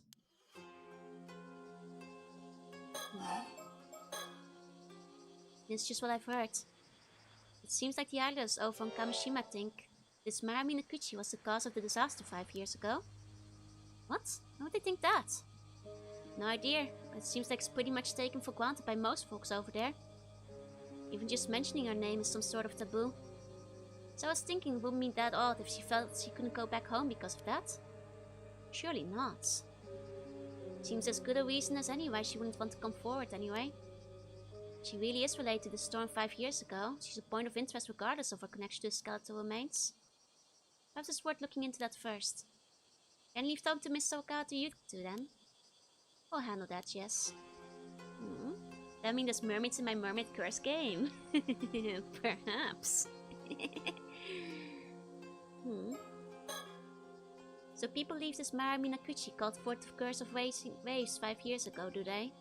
Didn't expect the Curse of Raging Waves to come up here of all places. Wait. Oh. That's it! I remember now! Soul 5 of Taishima. His surname was Somakawa! It's all coming together. So the island that sank 400 years ago also had Somakawas, huh? There's something else about Somakawa, a wooden box? Surely that'd be too much of a coincidence. Do you guys think it might actually be the Tamako Bako? Like the one from like the legend, the Urashima Tao legend? Well, that's about all I had to report. Thank you, Detective. That was very informative. As for our next move, could we ask you to keep looking into Kipe Ikoma for us? Roger that. We'll see if we can find Sumakawa again and hear what she has to say. Unfortunately, it looks like our trip to Kamishima will have to wait until tomorrow. So it seems. Oh, you have business on Kamishima too? That's actually our original reason for coming here, yes. Now we've got caught up in all this troublesome business, so it looks like dealing with that will have to come first. H-box could be useful for someone with an 800-year curse. True. Dragon Palace was already mentioned, yeah, so Ushimitaro is definitely on the table. Like, we were already talking about Ryugu and stuff. It's all coming together, you know. There's no coincidences in these kind of games. Okay, and yeah, I was hoping to get this over with as soon as possible so I could get back home to my husband. I see. You sure are devoted to your husband? Oh, very much. I do worry as he never eats properly when I'm not around. In any case, please do get in touch if you find anything else of note. Even if it's just something out of the ordinary happening, anything could be of help. Sure will do. You kind of make me worried something might actually happen now. I'd certainly prefer if it didn't. Anyway, I'm counting on you, detective. Konbanwa. Hi, Peanut. What a gentle voice you have. Thank you. Guess we'll go back to the coast then. Wasn't this where the corpses were found? Let's take a look. Oh. Bad news, ma'am. It seems we are a step too late. Oh, that's an intense look he's got. What do you mean? It seems someone came and took that Sumakawa woman out to sea just a few minutes ago. Oh. Oh, wait, but Sumakawa dies tomorrow? That means that whoever took her out to sea is probably whoever murders her. That's probably whoever... Because he's gonna die the day after this. And then, I guess, dump the body in the ocean. Geez, someone took that Sumakawa woman out to sea just a few minutes ago. What?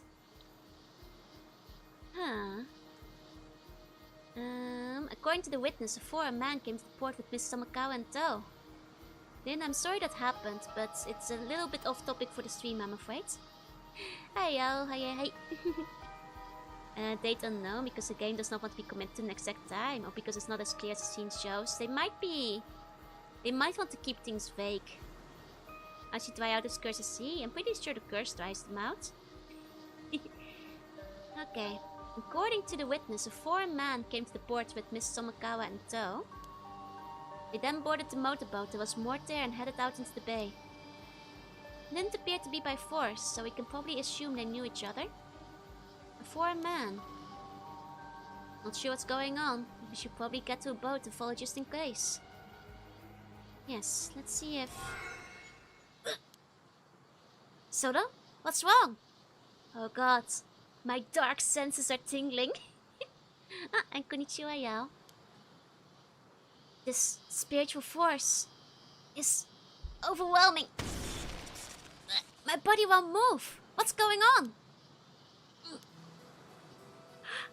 Wait, it's her! We finally found her! Let's go! My tuny powers are activating. I'm the one doing this. Oh, I've been waiting for her. my self-insert character. That girl over there, is she doing this? She's just like me for real. Ah, I see. I look like a Kimetsu no Yaiba character, really. Like Musen, really? I don't think I look like that one. I'm not very familiar with Kimetsu no Yaiba though. すいません、Kimetsu no Yaiba はあまりまあ、読んだけどあまり覚えてないのでキャラクターの名前も覚えてないよ What voice will I give her? My voice? She's clearly me. You can withstand this curse. You really are quite strong, mister. Sorry, but I can't let you go any further. I'll have to ask you to leave. Avoiditokos pneuma, guardian spirit, grant me the wisdom of the numinous. Oh, high guidance spirit, light my path ahead. Oh, she's just like me when I was younger. seems like they've saved us the effort of searching for them. So it seems. Let's see if this girl can tell us what we want to know. Wizard fight!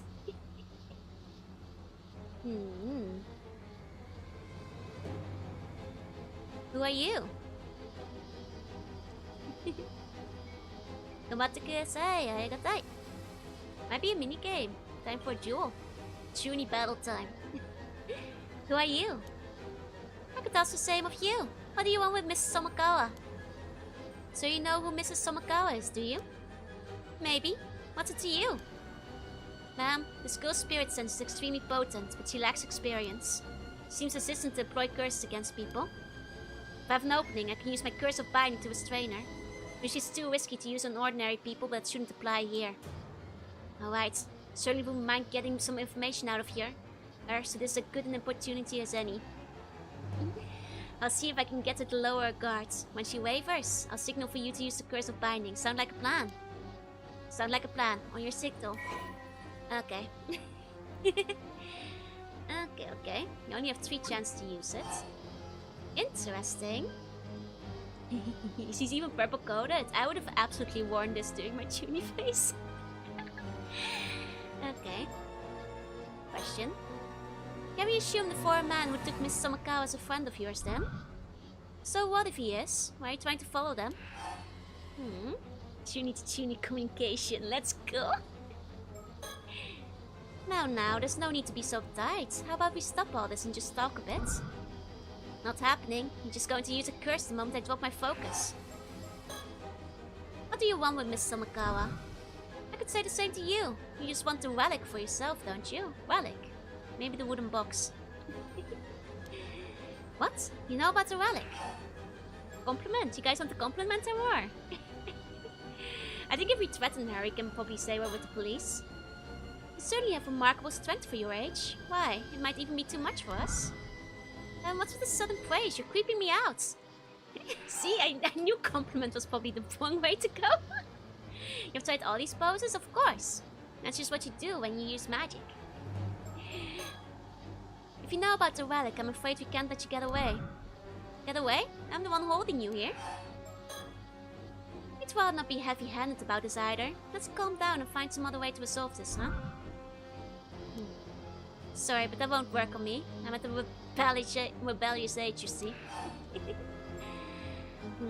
Think back on what I would want to hear. I would actually be quite prone to compliments, but... if you resist anymore, we'll have to have you taken in for obstruction of public duties. Wait, you with the police? Our housewifey charm worked on anyone else so far, yeah? She's at the Tuni age.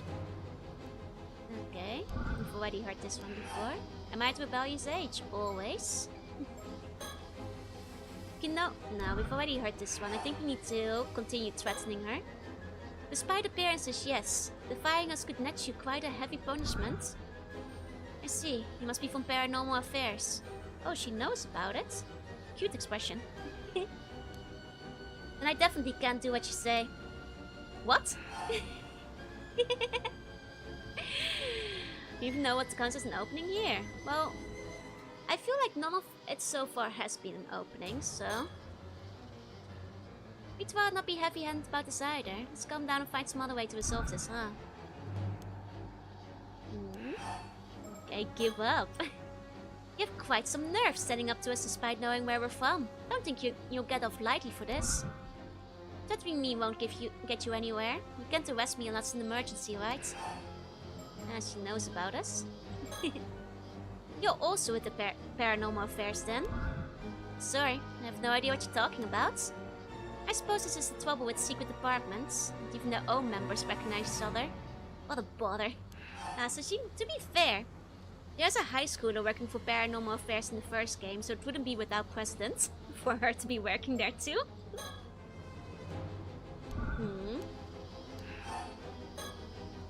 So we're both from Paranormal Affairs, are we? Let's talk. Perhaps there's some way we can help. I told you. I don't know what you're talking about. It's none of your business anyway. Even though we're from Paranormal Affairs, you kept a straight face and hid your ties. I can tell you're both bold and smart. Thanks, I guess. Will you give up now? So you're with Paranormal Affairs, but you need the relic yourself, so you're unwilling to cooperate with us. Am I correct? If that's what you think, can you give up already? Like me, it seems he's a bit of a brat, right? Give up is all we can still do. It's fully closed our eyes, it's surely the biggest opening. Alright, I understand where you're coming from. We won't interfere anymore. Soda, you can stop now. Ma'am? Ah, there's our opening. Let me save real quick. I assume that if we don't hit her now, it's gonna be a bad end. So I'm quickly gonna save and not attack her. And then we're gonna hit her with the curse.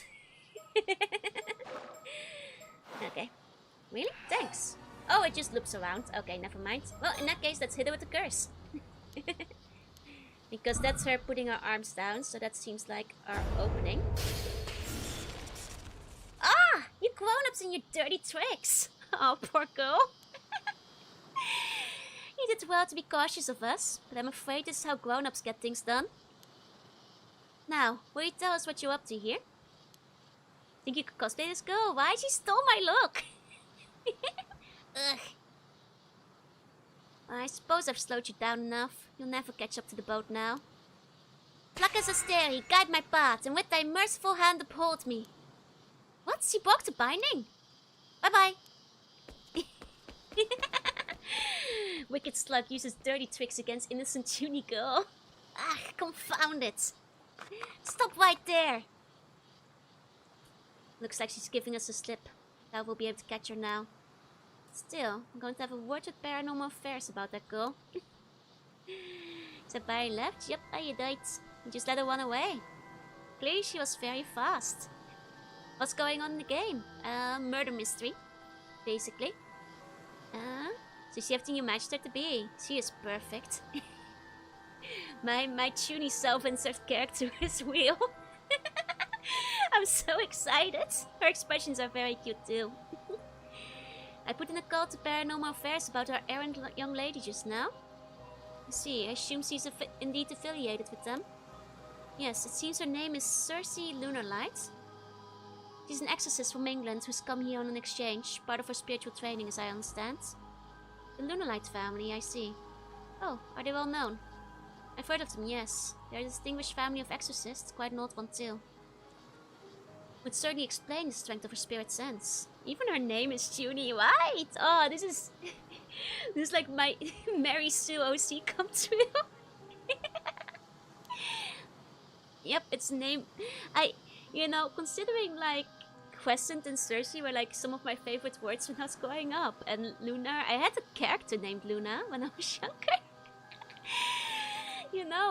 It's perfect. It's perfect. Right. In any case, it seems she's in the care of the Paranormal Affairs while she's in Japan. Honestly, I do wish they'd tell us these things in advance. What's she doing here in Mie Prefecture? Well, it seems even Paranormal Affairs isn't sure what she's up to. They've been looking for her. From the sounds of things, she's been skipping her training assignments to travel around Japan, visiting all sorts of spiritual hot spots instead. Doesn't seem like they're keeping an eye on her at all. Unfortunately not. They asked me to tell her to return to Tokyo at once when we next see her. See, more work for us then. Yes, the things we find ourselves caught up in. Seem to know about Somakawa too. Got a bad feeling about all this. Shall we try looking for her? I imagine she's still in the area. No, not now. If all that's true, I doubt she'll be looking to cause too much trouble. Besides, I'm sure we'll run into each other again eventually. I think that's enough trouble for one day. Let's call it a day. We'll head for Kamishima first thing tomorrow. Understood. And then we know the first thing the next morning is a mermaid corpse with Somakawa who got killed in the ocean. Apparently. One Paranormasight fan gets self-insert out of the game. Gotta sue the game makers? No. They clearly knew how much I loved the first game, so they decided to put me in it. You fully embody this character every day if you play this in my tuny times. Oh, absolutely. I would have tried to make the clothes, probably. Especially since he looks just like me. Okay. We still haven't unlocked the next path, though. But we have a new bird. Kiting Killer.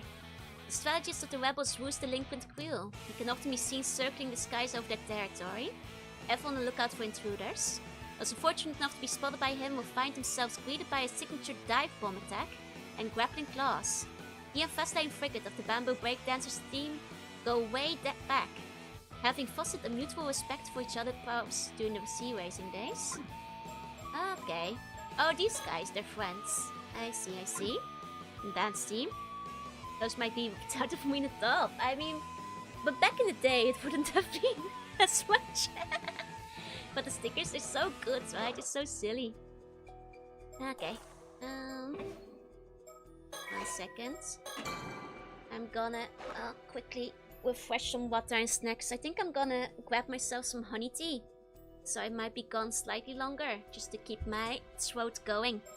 Since we've been going for about 8.5 hours, so... let me put on BRB tea time. Gonna grab something to eat too. Yeah, you guys get yourself some tea, some foods, and prepare it, and I'll be back in a bit.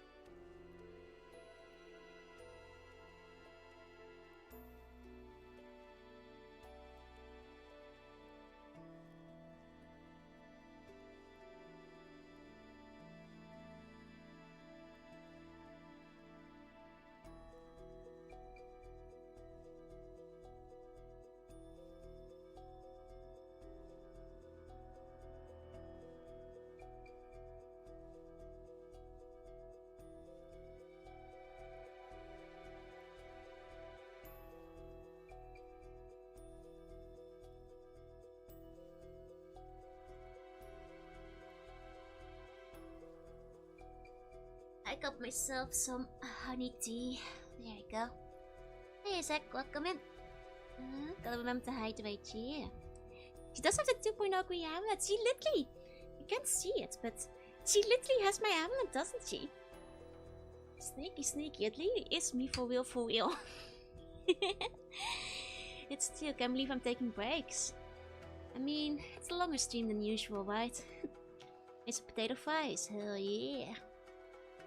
Oh, I closed the door, it was getting too chilly. It was getting too cold. Can't keep the door open that long, it's fine.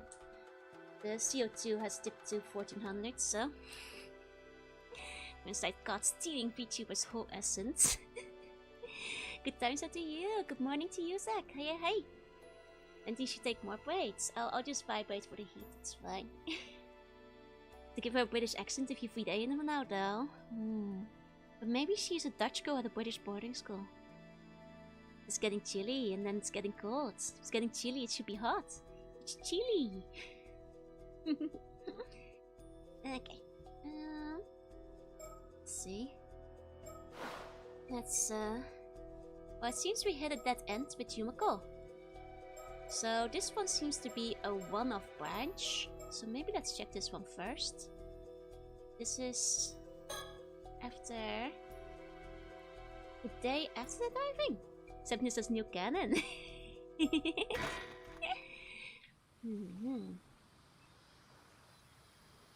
Hey, Asami, Yusa, over here. Good timing, I just got back too. Oh, Tsukasa in a diving suit is cute as well. He doesn't wear the, like, over thingy though, but they did said not all of them wear it. Matsukasa, how'd it go? Not too shabby if I do say so myself. Check this out, 2 whole scallops.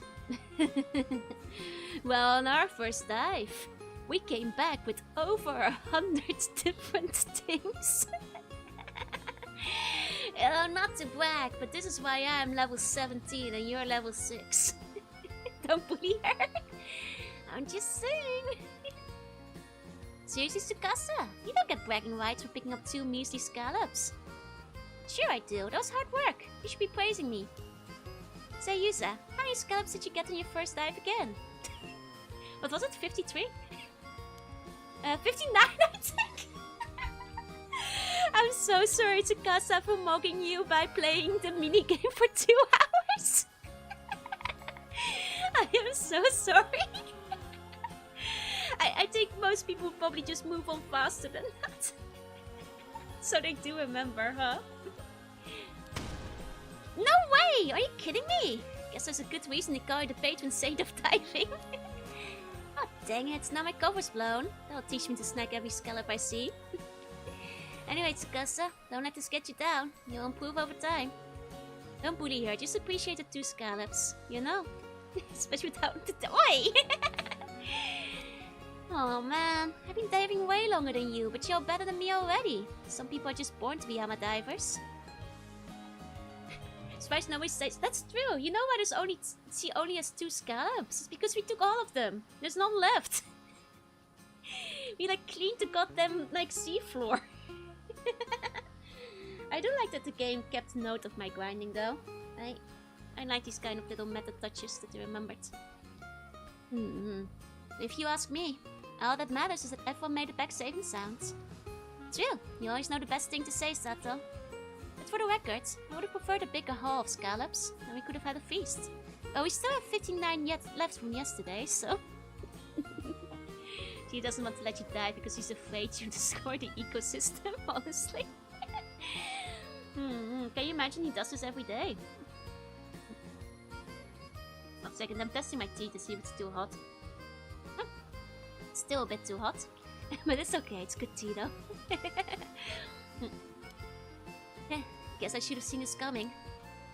So what's the plan for today? Remember, Tsukasa, it's up to you. Right? We promise you we'd do whatever you wanted today. You name it, we'll make it happen. Now that's more like it. Let's see. First of all, I want us all to go for a swim in the sea. Ooh, sounds great. Can't even remember the last time we did something like that, just for fun.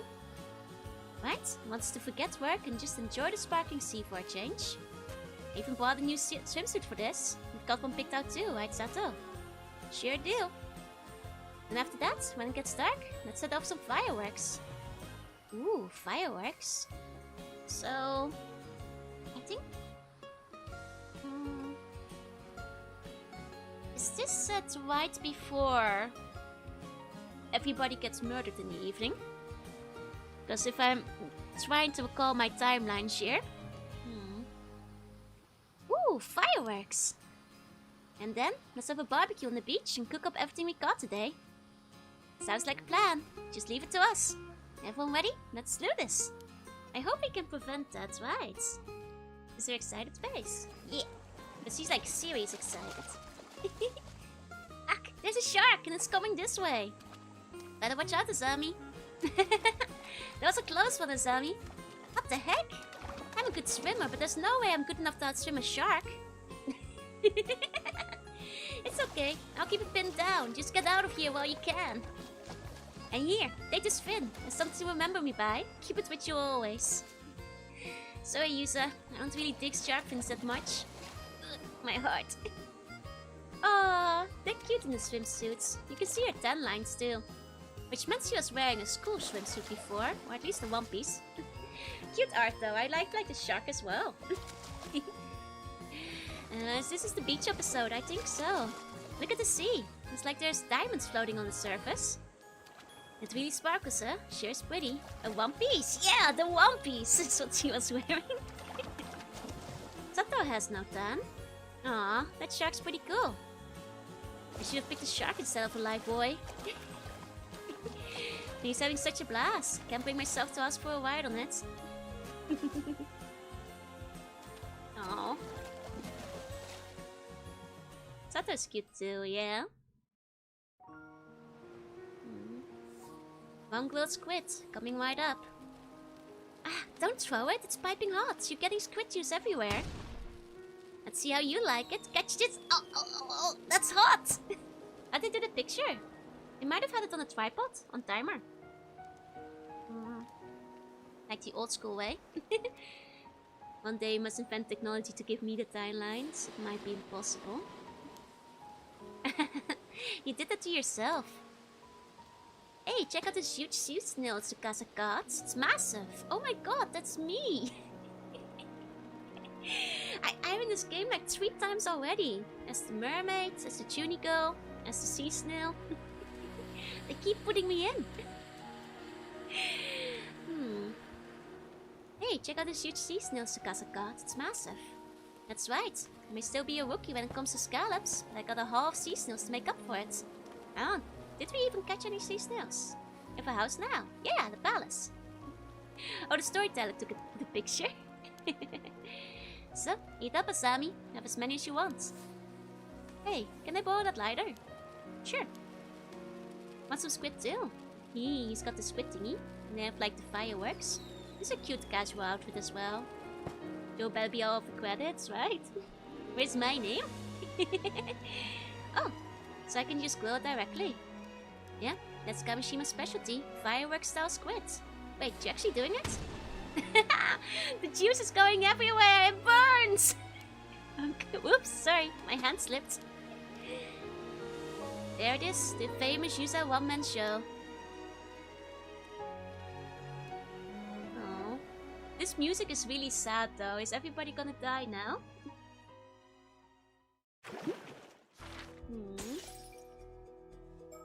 Ominous, like...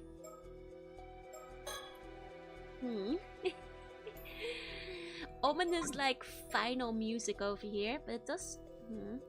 So how does this solve the case of dead mermaids? We don't have a connecting thing here. I guess, like, that might be right before everybody dies. Because we know everybody winds up dying that evening, right? Moments before disaster, maybe. Your next left is there for lasting a home. Oi! I have a palace. Maybe the last summer ever, yeah. Because we saw on the other routes. I heard the CO2 meter. Yeah, I just turned it off. It's going back up. Oh, Cleo! Thank you for the wait. Whoa, thank you, thank you. Hi, everybody. Welcome in. Let me say hi to everyone. Hey Cleo, hey, I'm Jorunna, I'm a sea bunny, I play retro games to art sometimes, and welcome in. It's Clean.io, right? Were you guys playing a cleaning game or something? So, as a matter of fact, today is not retro nor art, it's just a game I was very excited to play. Oh, Warhammer, okay. Where does the cleaning come in? Is my question, I guess. I hope you guys had a good time. Sorry, it's got too slow. Welcome in, everybody. Yakorokuju-san, Shlitla, and Ui Shinigami, thank you for the follows. In the binging, the cleaning. I'm a mobile, it's not fair. No worries. Oh, you guys were cleaning heretics. I see. Well, you guys come right on time because we're about to enter another story segment. Today we're playing Paranormasight, the Mermaid's Curse, and I'm the mermaid, and I will curse you. it's my curse that they put in the game. Cleansing the universe. I see. Cleaning the Nurgle. Okay. Those opposing the great plan. You know, that checks out. It checks out. So for anybody who doesn't know this game, which you probably don't, because it only came out a few days ago, and the previous iteration was not very well advertised, I recommend the first Paranormasight. It's very good as well. This one stands alone, completely new story. It's basically murder mystery adjacent. There is a mermaid's curse, and people have been getting murdered. And also, we're looking for mermaids. And that's basically the long and short of it. There's a lot of intrigue going on, so to say. And that's basically... It's basically what's happening, yeah. Imagine if you had Phoenix Wright, but with more mermaids that kill people. Not be confused with a murder maid, exactly. And Insanity, and Kaisei, thank you for the follow. Junior with his throne curses and mermaid slice of life. Basically. We just watched the Beast episode, so you guys missed out on the bikinis, I'm afraid.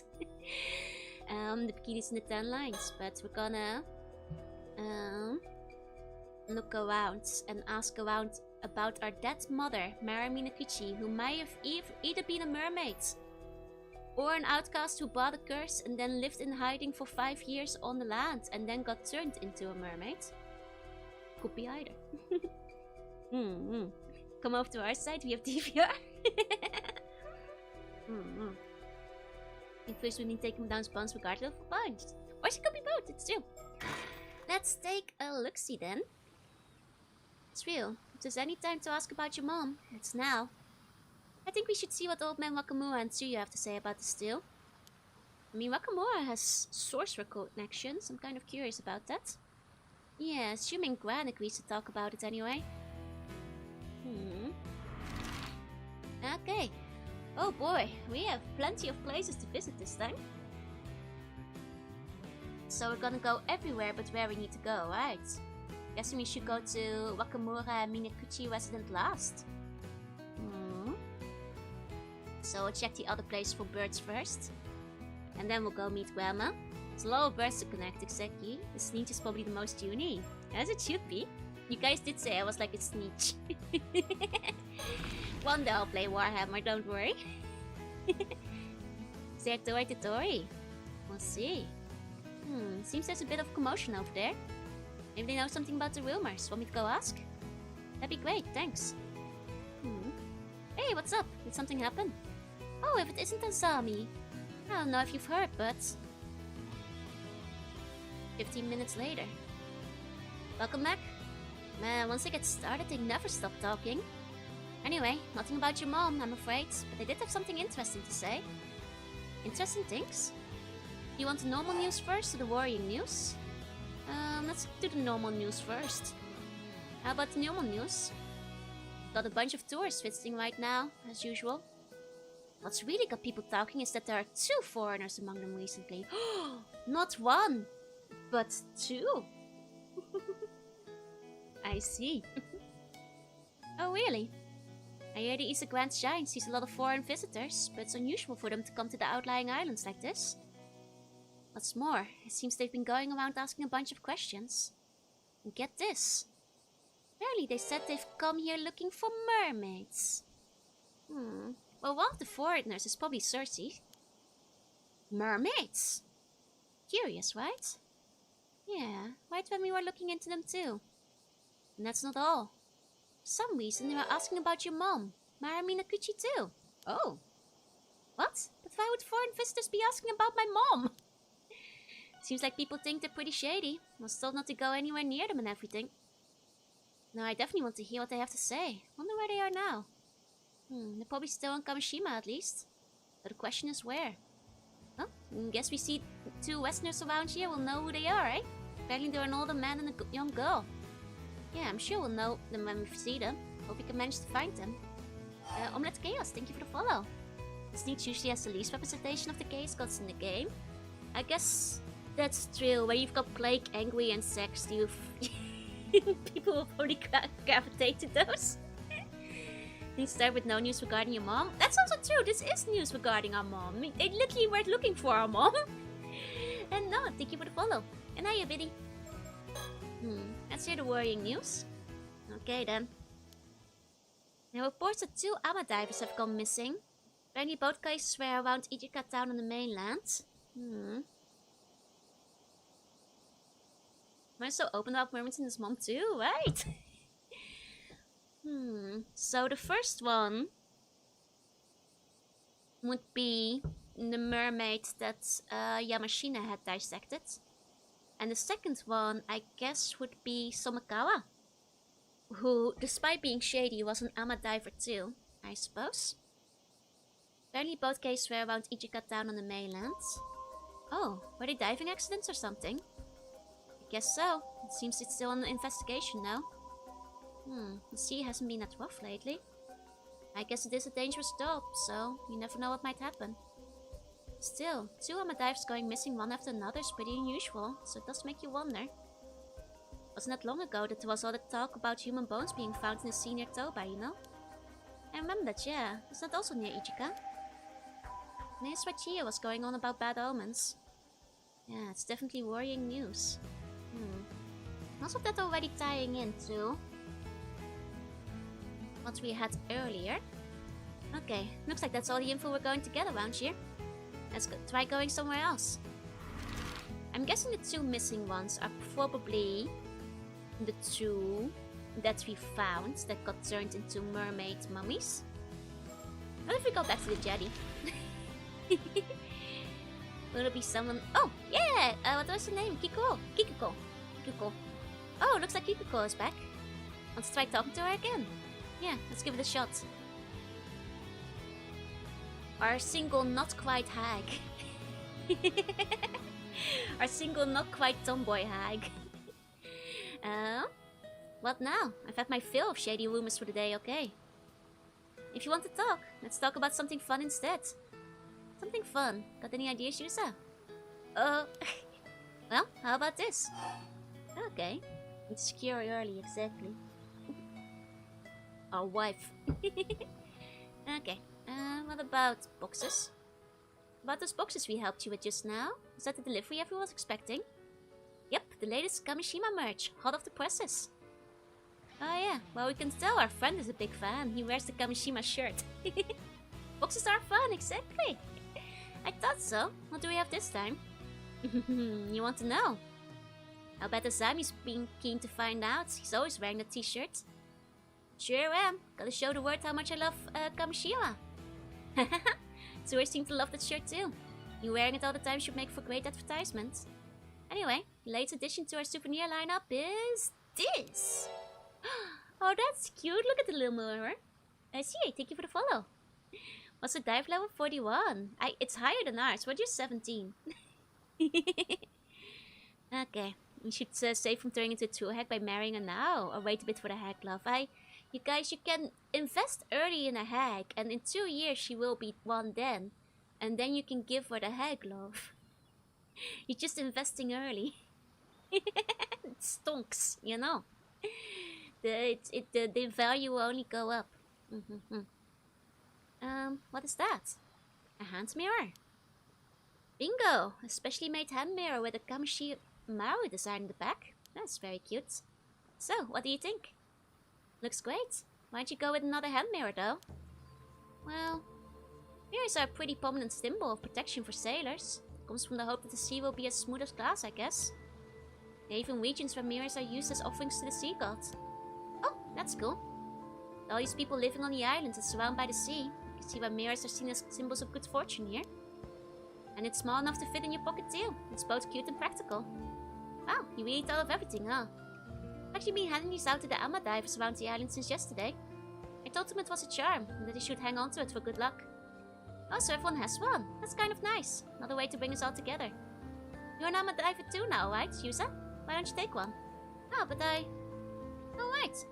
I don't know if it's okay to count you as a diver, given what happened earlier. Oh, like it really matters. We've got plenty, so you should take one too. Ah, thanks. Sorry for the trouble. Oh. There you go. Should we donate mirrors? Thank you for protection. Midnight in Space Pants, thank you for the follow. Oh, she ate mermaid flesh and she doesn't get any older, we'd be ripped off. You look fishy. I am fishy. Oh. Nice, Jorunna. Thank you for the follow. I suppose the waiters wouldn't know, but I can show you guys my true form in full very quickly. Aha. I am fishy. I am particularly fishy even. Aha. Aha. As you can see. There you go. And yes, the mermaid's curse, when I said it was my curse, I wasn't joking. They based the game on me. So big I have to tilt myself diagonally. It's hard to fit myself on the screen. My tail is long, you guys. It's very long. Can you do a spin? Spin. But yes, I'm just a little bit squishy. I'm sold, hell yeah. Found the head mermaid. There we go. You hit it with the tail. You're welcome. Want to give mirrors as an offering to the sea goddess? I'll take it. Okay, let's check her hand mirror then. It's no big deal. I don't want you to feel left out or anything. I guess it means Asami's getting one as well. Here you go. Whoa, really? I'm always down for more Kamishimao merch. Sure thing. Keep it safe and sound in your pockets. Maybe it'll keep you safe too. Aww. That's fun. Hey Kiki, hey. Everyone else was happy to get theirs too. Even your grandma seemed to like it, Yusa. Said she'd be sure to use it from now on. Really? I'm glad to hear it. Do a flip? I did. Nayaniru, welcome in. Took a sip. You ate my asking for graces with a swim thrill. Too late now. I'm sorry. Remind me at the end of the stream. And now she just woke up. Morning, Kiki. Okay. Oh yeah, that's something I've been wondering for a while. Yeah? I like his sleepy eye. Kamishimaru is so tired. Were you the one who came up with the idea for Kamishimaru Kiko? Nope, can't take credit for that one. Oh right, I forgot you didn't know Yusa. You know what? At one point, the local youth organization was trying to come up with souvenir ideas for tourists. Tsukasa stepped up and suggested creating a mascot character for Kamishima. She even drew the design for it. Mascot characters are all the rage nowadays, you know? There are even mascots for the World Expo and the Japan Games. For people who came in later, this game takes place in the 80s. Oh, I see. Tsukasa drew this. I only heard about it after the fact too. I didn't know she was so good at drawing. Oh, that's cool. Wish me good health. Good health. I hope you recover quickly. It's not just a cute little turtle. The unique look on its face makes a big impression. Yeah, the snoozer. Yeah, the old guys here didn't seem too sure about it at first though. Thanks to Asami's fervent endorsement, it ended up making the cut. I just didn't want Tsukasa's design to go to waste, you know. She puts a lot of effort into it. I think it's a great mascot too, for what it's worth. How interesting. I'm glad I asked. Okay. Like when they had mascots instead of removing them. To be fair, mascots are still very prominent in Japan. Everything has a mascot. Hell. Well, I guess nowadays everything has a VTuber. Like, I've seen malls with VTubers at this point, but before that everything had a mascot. Maybe he likes her. I think that, like, I feel like maybe a bit of staring in the air that Asami might like Tsukasa. My mother's so lucky to have Tsukasa interest in him, right? She's a good girl. And maybe... Oh, we might have like a love triangle. Favorite onsen needs me as a mascot, right? My favorite onsen already has a mascot though. Senko Maki, thank you for the follow. Has Yayarka the train sim playing VTuber yet? Not train sim, but they do have VTubers. I had a whole bunch of designs for them, but I think that's promotion is already over. But they have had for a while. Now I think a lot of the commercial VTubers for big companies tend to be not like really VTubers in the traditional sense. Like they'll have live 2D and stuff, but they'll have like, you know, famous voice actors voicing them and stuff. Instead of like a traditional VTuber streaming, they'll just have a voice actor who voices the live 2D for like an announcement or something. So it's a little bit different. Yeah, like the Tales VTuber. A mascot character created specifically for Kamishima as part of the local youth organization's effort to boost the island's economy and strengthen its community. The design selected for the product was envisioned by Tsukasa Awao, a local high school student. I like him, he's silly. Good products too, we saw this one on the boat earlier. As a symbol of Kamishima, it can be seen on a wide variety of merchandise sold in shops on the island, including keychains, flags and hand towels. A surprising number of tourists have found themselves charmed by the turtle character's peculiar, sleepy expression. Enough so that his merchandise is often in short supply. He is very cute. If they ever decide to make merch of this game, which is unlikely, it would have to sell higher, but... I mean, they did do like a small collab cafe for the first game. Either way, what I'm saying is I would buy this Kamishima keyring. I like it, it's cute. Okay. There's a bunch of Kamishima merch now. Keychains, notepads, you name it. If you want any, just let me know. Okay, fan merch time. Keyrings are usually pretty easy to do. That's true, but this is a fairly fancy keyring. Like, looking at the files. I must leave. My Twitch mobile app just gave me notification to check out this cool VTuber called Jorunna V. Oh, okay. Well, I understand if you have to go watch somebody else. No worries. The thing is, this is slightly fancy. This is like one of those keychains that this has like the waist partitions, you know what I mean? Instead of a straightforward one, it's almost like a pin. Have we killed anyone with a curse yet? Not yet, actually. Restrained somebody with a curse. A nice pin for it would be nice, yeah. Okay, did you go diving today as well, Kikiko? Oh, you mean that whole thing about how we're supposed to stay out of the sea? No one I know is paying attention to that. Took a boat out to the bay from the northern shore, but didn't end up with much to show for it. North Sea, huh? Did anyone go with you? No, I went by myself. Why do you ask? Oh, no particular reason. Just taking notes for later. We're past the curse day now. No, we're still on the same day. We're just in a different timeline. The main difference being that we talked about the whole... But this is still the day that we came back, with the boat. The beach episode was the day after though. But now we're back on the day that we came back. Yeah, they filled in the past with some glossy paint. It has like that, stained glass look to it. No particular reason. Just taking notes for later. I see. You're really serious about becoming an ama diver, huh? Be a real shame if you couldn't become one with all the enthusiasm. I'd like to help, but the time is really not the best right now. It's okay. Any information you can give me is a help enough. Sorry, I'll help out when things have died down, okay? By the way, Yusa, how much practice did you manage to get in today? Oh, well, I don't want to brag, but, enough to be able to do most things comfortably, I think. For sure, I can tell you've improved a lot just from the way you carry yourself. Must have a real talent for diving if you were able to improve that much in one day. Well, I don't want to brag, but I did spend over an hour on the minigame.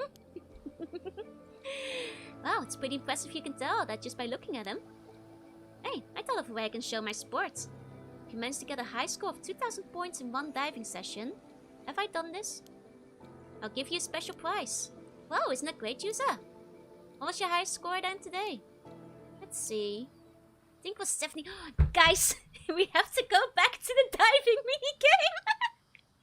Guys, we must go back. I need to get over 2,000. These lines absolutely do change. Okay. The game on the sequel? Hell yeah, it's very good. Okay, guys, after this segment, we have to go back to the diving minigame and get 2,000 points. Oof, I'm afraid you weren't quite up to snuff. Too bad. I got tired. Sleep tight to sleep any dreams. Coach, put me back in. I've brought shame to my name as the patron saint of diving. Now it's personal. Once you become a proper amateur diver, I'll tell you all the good diving spots I know. Let's see for the minigames, I'm all for it. I think there's gonna be a long chapter though, because there's several people we haven't talked to yet. But after that, we're back to the dive. Do you have any tips that might help when diving? Hey now, that's basically asking me to give away company secrets for free. Oh, no, I didn't mean anything like that. Just the basics would be helpful. Basics, huh? How about this then? Sometimes your foot can get caught in rocks while you're swimming, so you should always stay aware of your surroundings. So being too focused on your cast can get you into trouble. That makes sense. If you swim hard enough, you should be able to free yourself, so don't panic too much if it happens, okay? Thanks, I'll be careful. If I'm ever allowed to go diving again, that is. Okay. So that's been updated. Can let the NPC show me up, right? I think the whole chapter resets if you quit in the middle. That's what I'm saying, like I think it's better to quit later. After we finish the chapter. We'll quit because otherwise we're cancelling it. That's all I've got for now. One more tips, try asking to see you. By the way, have you seen the 2 foreign visitors that we're supposed to be visiting today? Wait a sec, foreign tourists? Here? Today? No way, what did they look like? Did they have blonde hair? Were they cool? I'm not sure, we don't know that much about it. Guess that means you haven't seen them either though.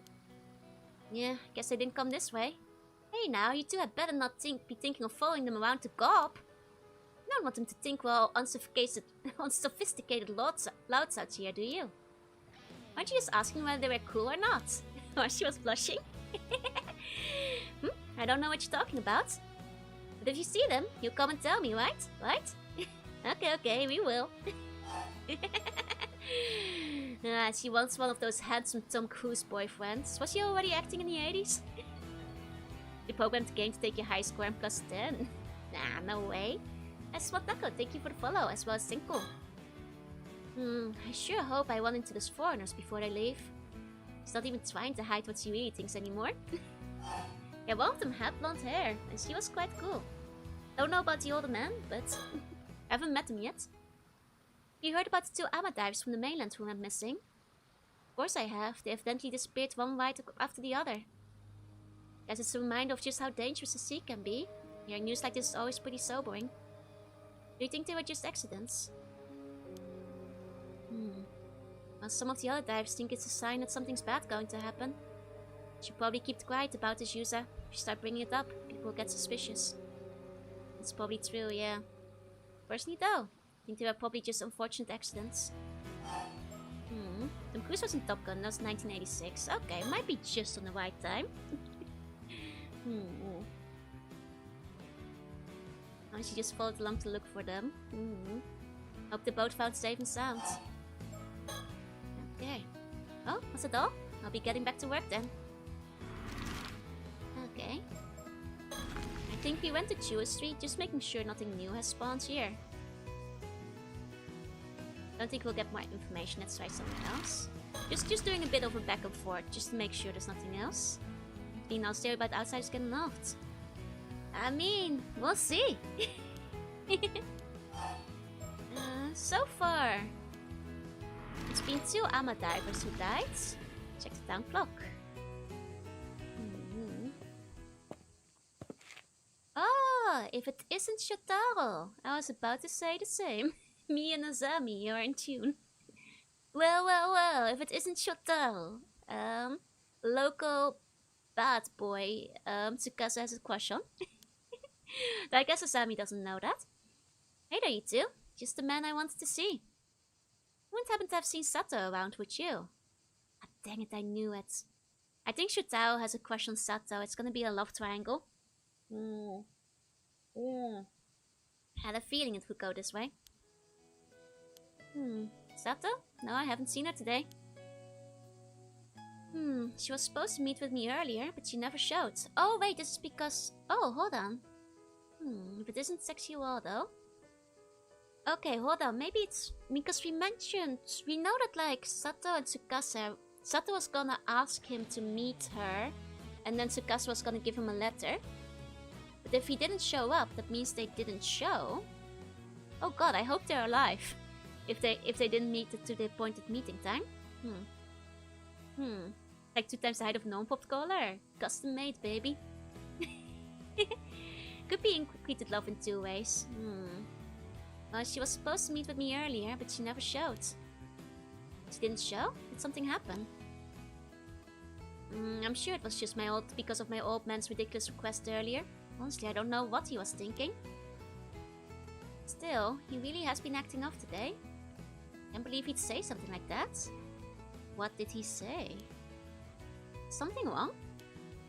Oh, pardon me. It's nothing for you two to worry about. By the way, Yusa, I hear you've become an ama diver. Ah yes, but I was told to stop, so I'm currently on extended if not permanent leave. Now don't let it get to you. I for one think you should go for it. And besides, we can travel to the past to get a higher score. I imagine everyone's been using your mother as an excuse, saying she brought bad luck to the island or some such. Wow, that's exactly it. Do you know why everyone keeps saying Yusa's mom was a bad omen, Shotaro? Ah yes, what was it again? Something about her being the Waging Waves curse bearer. The what? Waging Waves? The Waging Waves curse bearer? Waging Waves is, well, exactly what you think it means. The curse bearer has the power to call forth the calamity of the sea. How does he know? I mean... His father apparently knew about the curse, right?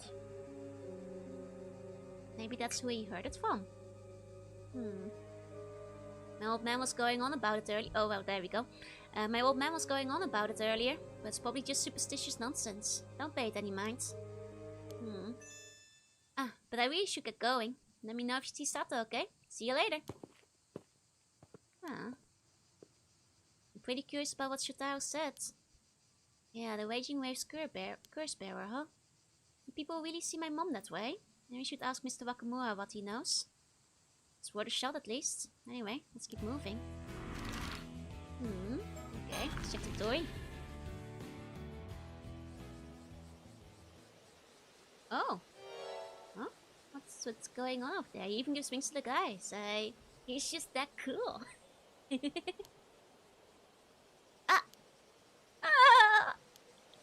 Tsukasa? Sato? What's going on? Well, I'm sorry, I can't explain right now. Tsukasa, come on, we're drawing too much attention here. Oh god, something bad happened here. Hey, what was that all about? Something was definitely up with them. Yeah, they practically ran off when they saw us.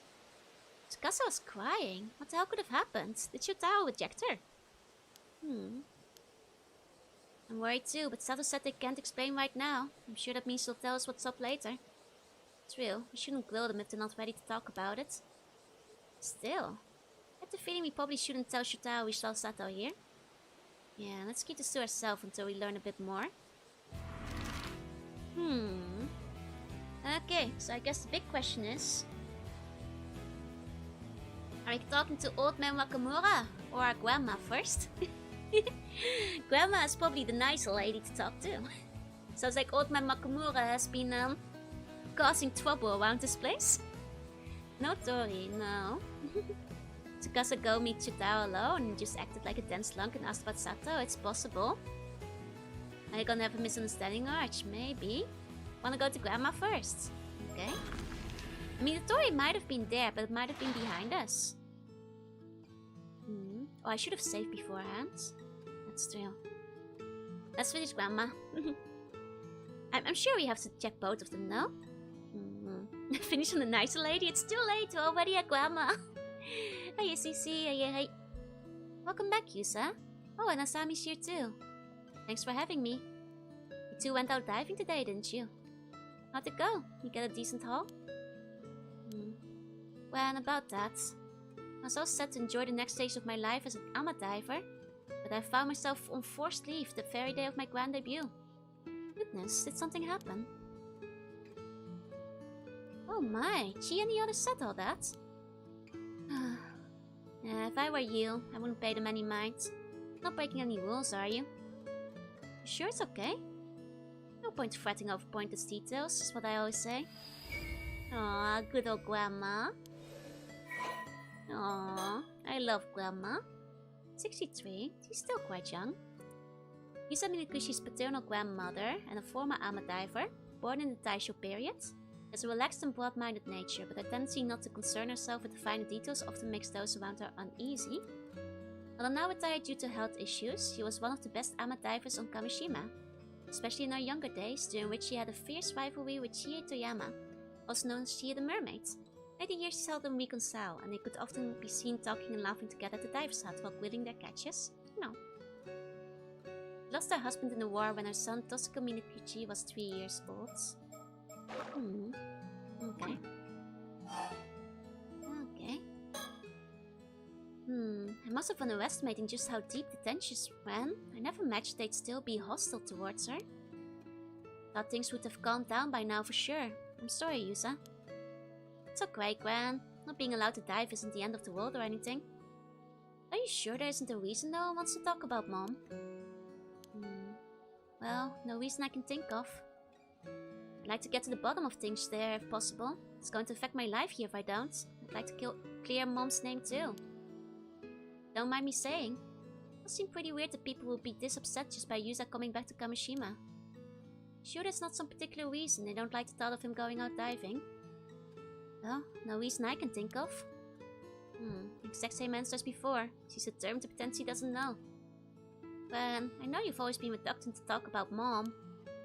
I'm not a child anymore. Isn't it about time you told me the truth? We can't get through, Grandma. Sorry, I'm moving my cup away. I finished my tea.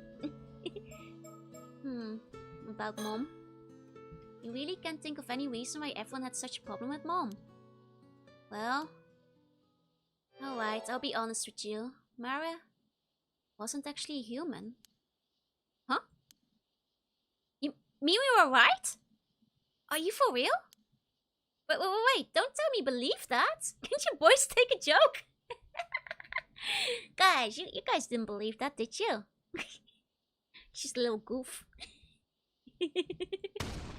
I was obviously kidding. Did all the seawater pickle your common sense? Wait, you were joking? Of course I was. Thought I'd get a rise around, mess around a bit to see if I could get a rise out of you. You sure turned the tables on me. Turning a prank around on me like that. I have nothing more to teach you, young Yusa. Oh, and here I fell for it, hook, line, and sinker. It's no good. She's set on giving us a slip. Not going to get anything more out of her like this. Maybe she'd be more willing to talk if we had more information. She has the same expression as the best friend as well. And it's just a local expression people have in this area. All the seaworker pickled grand sense of humor. Oh, actual whiplash, is that the truth? Have I been pickled by the sea? All the seawater, you know. You've heard me say this before, but Mara found it difficult to fit here in the island. The environment she'd grown up in was quite different, you see. She started to adapt to life in a small community. Not a reason I can think of for the beef the others had with her. So, how'd the dive out in the bay go? The dive went perfectly. You may know me only as your grandson Yusa.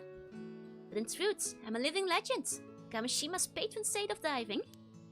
Well, now that does sound impressive. I was going to leave it at that, but you're serious, aren't you? You've improved by leaps and bounds since I last saw you. Well, some of us have spent over 1 hour in the minigame. That is correct. It seems there's a lot of alternative lines tied to doing well in the minigame. I'm guessing, if you don't, you might be, like, less impressed.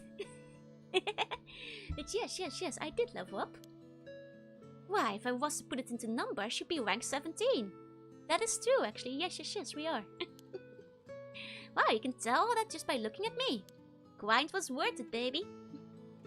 Gran's been around the diving, ama diving block, you know. There's nothing more I can teach you. You'll make a fine ama diver, Yusa. Thanks, Gran. I'll do you proud as your successor. I've been forbidden from diving for now, so it seems my life as an ama dive will have to wait. No need to fret. I'm sure it will sort itself out in time. I don't know about that. The grammar's the same as ever, eh? Yes, and we'll go back to get 2000 points. Want to see everyone's disappointed lines. I wonder what happened if you just like leave after your tutorial dive. Like just not pick up anything. Probably a unique dialogue for that too. Of a lady who has bird vision and now of a lady who can see all the diving ranks. Well, that's just because she can tell, you know? She's been diving for so long. If the case, I'm happy you've chosen to follow in my footsteps, Yusa. Good thing I thought to keep Mara's outfit, eh? Yeah, but I don't know how I feel about being able to fit in my mom's clothes at this age. You never did get any taller after middle school, did you? Damn, has my constant diet of fresh seafood meant nothing? It's nothing you need to worry about, Yusa. Doesn't make you any less charming. It's okay, people love short kings these days. You're fine, Yusa, it's fine. Do you have any diving advice for me, Gwen? Advice, eh? Let me see. If you're looking to get a higher score in a single dive, you should focus on gathering everything you can, even a small fry. Getting 10 or 15 will earn you a bonus to your final score. If you manage to nab a big catch, switching your focus to bringing in as many small catches as possible should net you a good result. So don't underestimate the multiplier, I suppose. I see. That'll be a great help. So fortunately 40 years behind. This is the 80s too. Okay, 15 or more gives you a 1.8 multiplier. Okay, so ideally you'd get a lobster and then get like whatever else you can find. To get at least 15, huh? I guess it's the way to a high score. Wouldn't happen to have any other diving tips from me, would you?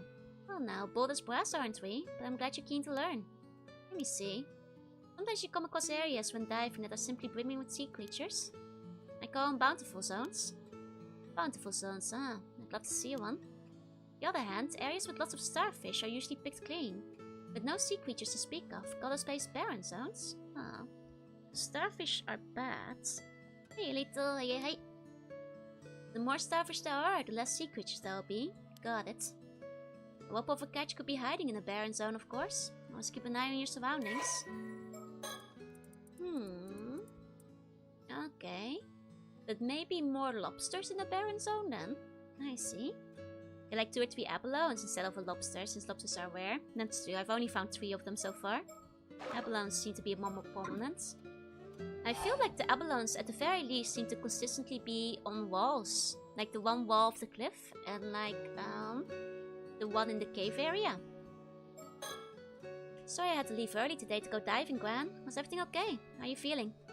Well, I didn't have much pep in my step today, but it's fine because Sato came over this morning. Aw. She really is a saint, always helping me out with the cooking and cleaning like that. Again? Gwen, I know you're fond of her, but you shouldn't rely on her too much. I didn't know Sato was coming over to help out here. Yeah, she and Gwen became friends recently. Before I knew it, she was coming over every so often. That is such a nice young lady. She even chats with me about all the latest TV drama developments. She's a bit naive in some ways, but she's a quick learner. Remember everything I tell her almost instantly. I had no idea. I thought she could relax you for a while, but she left early today. Glad you're having fun, but make sure to thank her properly sometime, alright? Of course.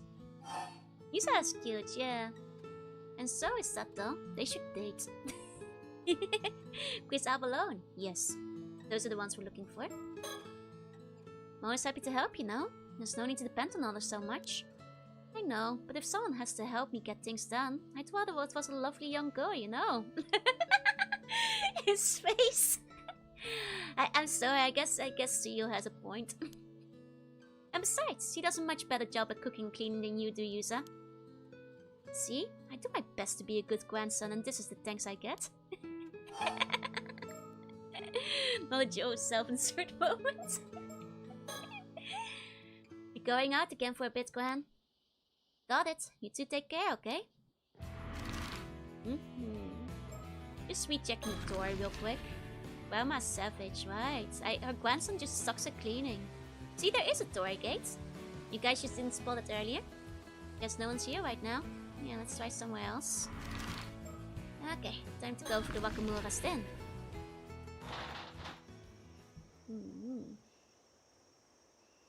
Ah, old man Wakamura. You mind if we ask you something real quick? He's like dramatically got his back turned. I'm afraid he's gonna yell at us. Just one thing after another today. What now? Azami and the Minakuchi boy. Hey, from Chia, you two went into the bay to do some diving earlier. I've got a bone to pick with you. There's no time like the present. Oh, okay. So, boy, you serious about wanting to become an ama diver? Huh? I thought at first you'd come up here to get my permission to dive. But now I hear you've been running around looking into Mara Minakuchi. What's the meaning of this? We've been asking around. To be honest, we have been asking around. Guess there was no hiding it from you. Yusa, are you sure this is okay? It's probably the best to be honest about things now, Azami. I mean, the guy already knows. There's no point in hiding it. He's got Waka, but he's old. The juxtaposition. It's just like you said, you've been trying to find out more about my mom. I knew it. Anyway, my point is... No more sticking your nose where it don't belong, got it? Most of all, no becoming an ama diver. Local magnates. Shinobu Wakamura. It's not a kanji for young. It's a kanji for... well, Japanese song village. Oh, and ask this guy. It's his own mom. That is his own business, right? So... if I give up on becoming an ama diver and fall in line, will you tell me about my mom? All this sniffing around you're doing sure ain't falling in line, that's for sure. Besides, you should be asking Tsuyu about all this business, not me. She's gotta know more than I do. Oh? So Tsuyu really does know more than she's letting on? Well, and ask this guy. I mean, he's basically running off mafia money as well, isn't he? So, I guess it's to be expected. Mafia money and superstitious sorcerer deals, I guess. Gwen said he doesn't know anything about my mom, though. So she said even that to you, huh? What do you mean? Well, I don't know that much myself.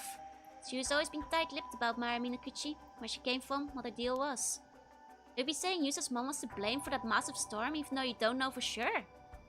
So you ain't said nothing to deny it. Speaks for itself, don't it? On my way home, let's go! Good luck with the trip. Like it's his business who dies, right? Well, I guess he's the guy who wants this island. But even so, like even if he's like symbolically in charge of the entire place. Shaking my head. I guess he owns a lot of land or something. He wants one company. Well, in that case, he has no business asking whether we dive or not. He's like Tom Nook. I think he's like, because he's the local magnate and he has like the most money on the island, everybody just listens to him, huh? If you don't like what you're hearing, you should go ask Tsuyu about it yourselves.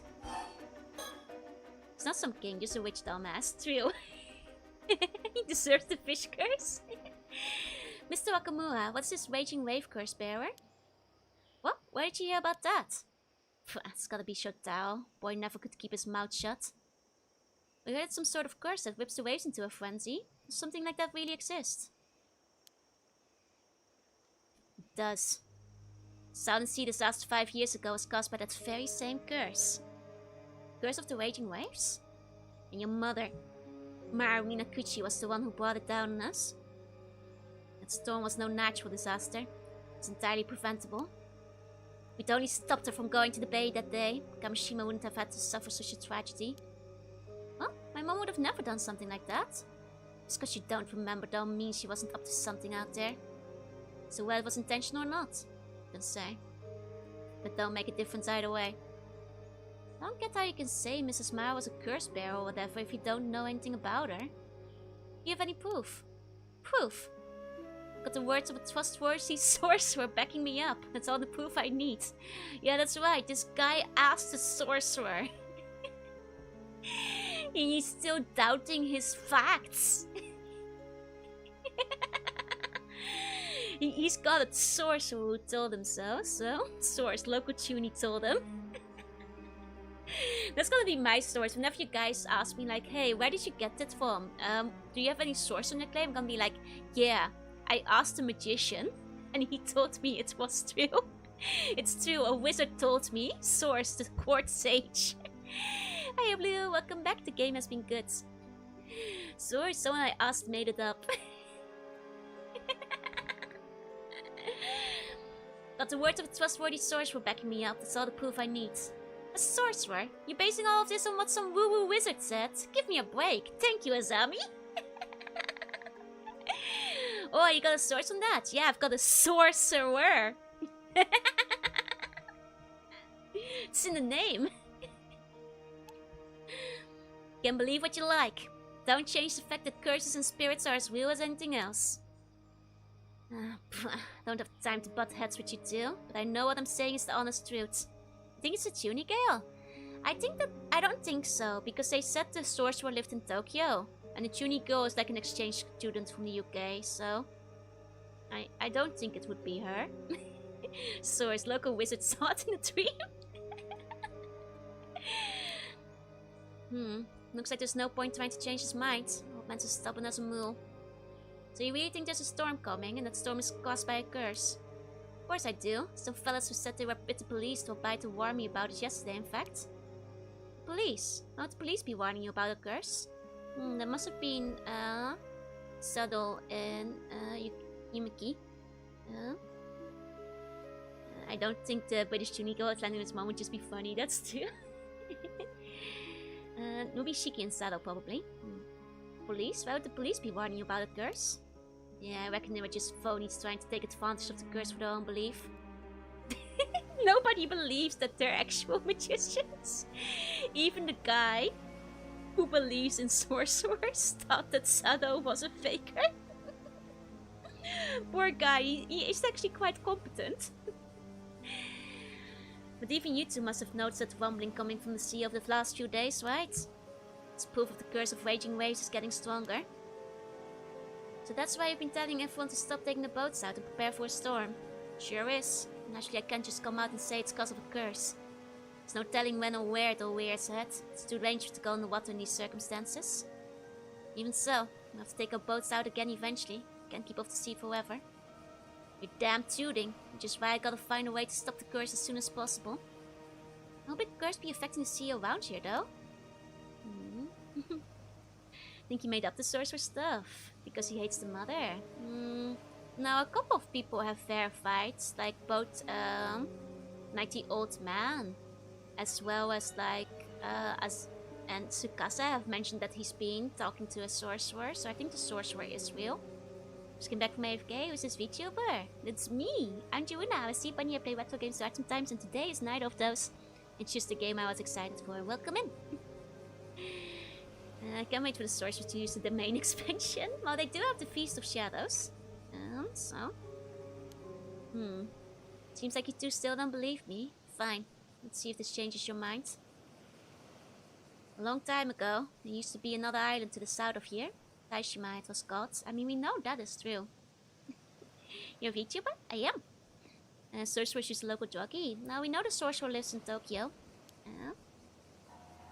Taishima. It's the first I've heard of it. They say it was devastated by an earthquake and tsunami nearly 400 years ago. The truth of the matter is that raiders overran the island and slaughtered every last one of the people who lived here. The Mermaid Islanders' resentment gave rise to the curse of the raging waves. Resulting storm and tsunami sank the island to the bottom of the sea, raiders and all. Well, we know that, like, the survivor of Tashima was his Somakawa, and his mother's maiden name was Somakawa. So I guess that, like, as the survivor of the island, there might be something to them being the curse bearer, I guess. Is that real? The curse is still rolling about in the seas near here to this very day. Just one little push and that storm could come barreling down on Kamishima next. Push.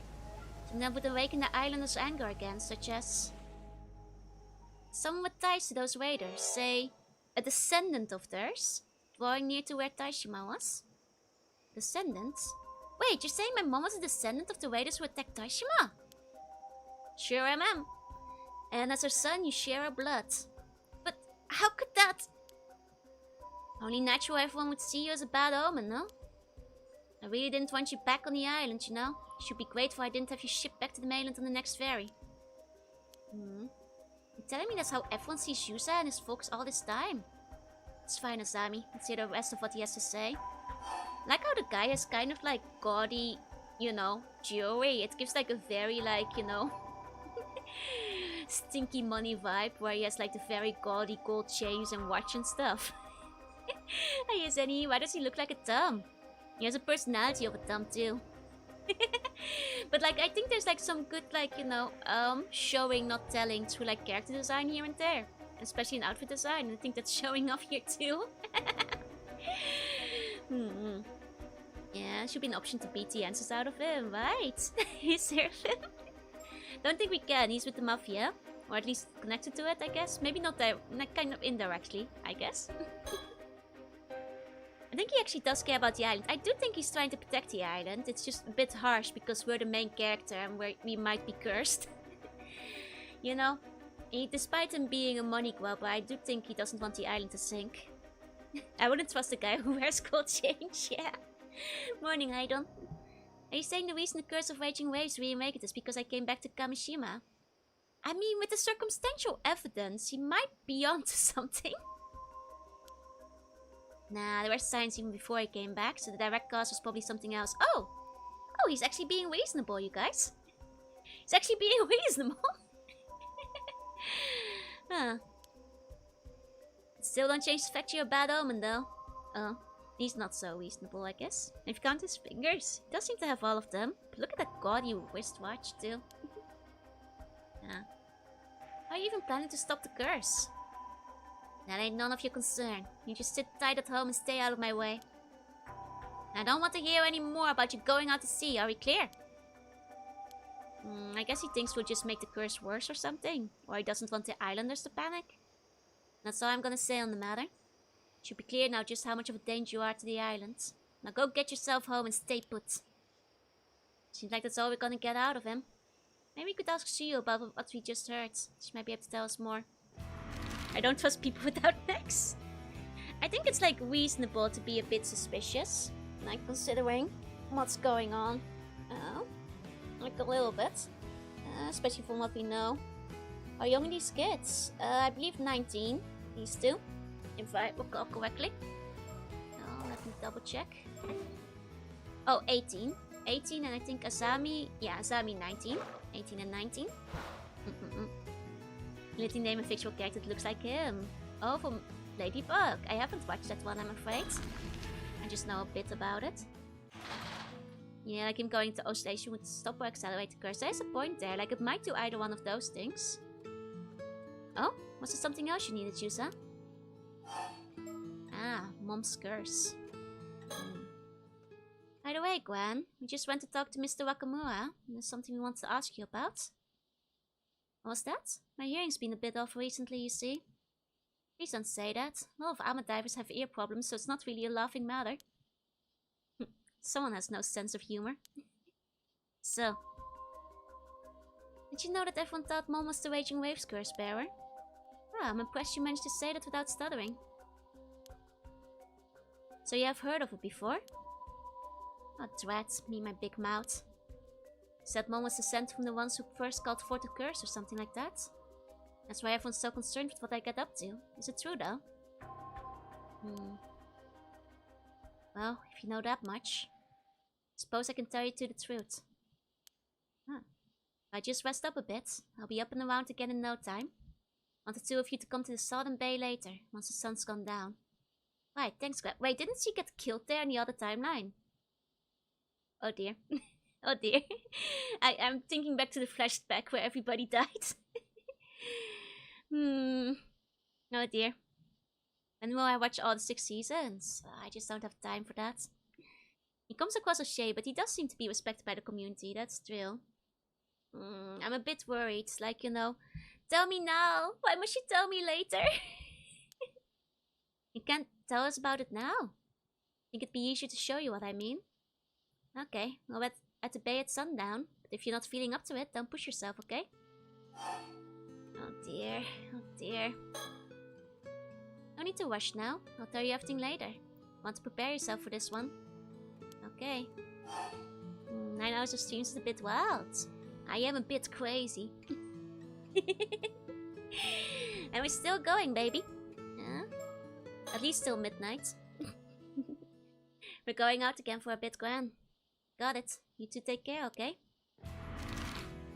Okay. Oh, so are we gonna go back to Wakamura then? Guess we'll just keep going till we run out of conversations. No good, he's completely clammed up. I will be able to crack the shell. Let's try somewhere else. You dig the hard black outlines? I love the art style on this.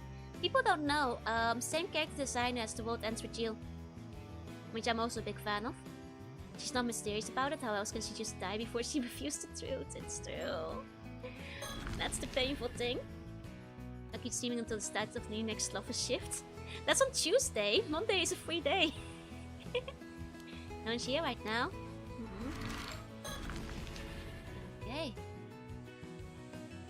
Oh, Chie. Ah, Chie. Oh, you two again? Still wandering around poking your nose into business you shouldn't be? How about you stop messing around and just give up already? Nothing you do is gonna make me change my mind.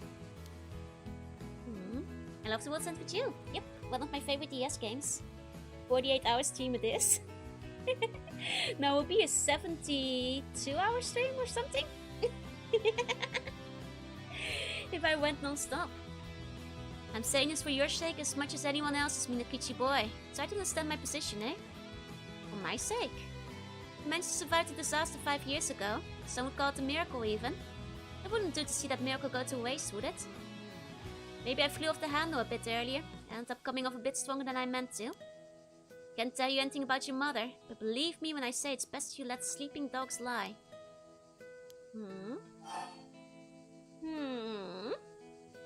Still haven't played it, only heard good things. I really recommend it. It's legitimately one of my favorite DS games of all time.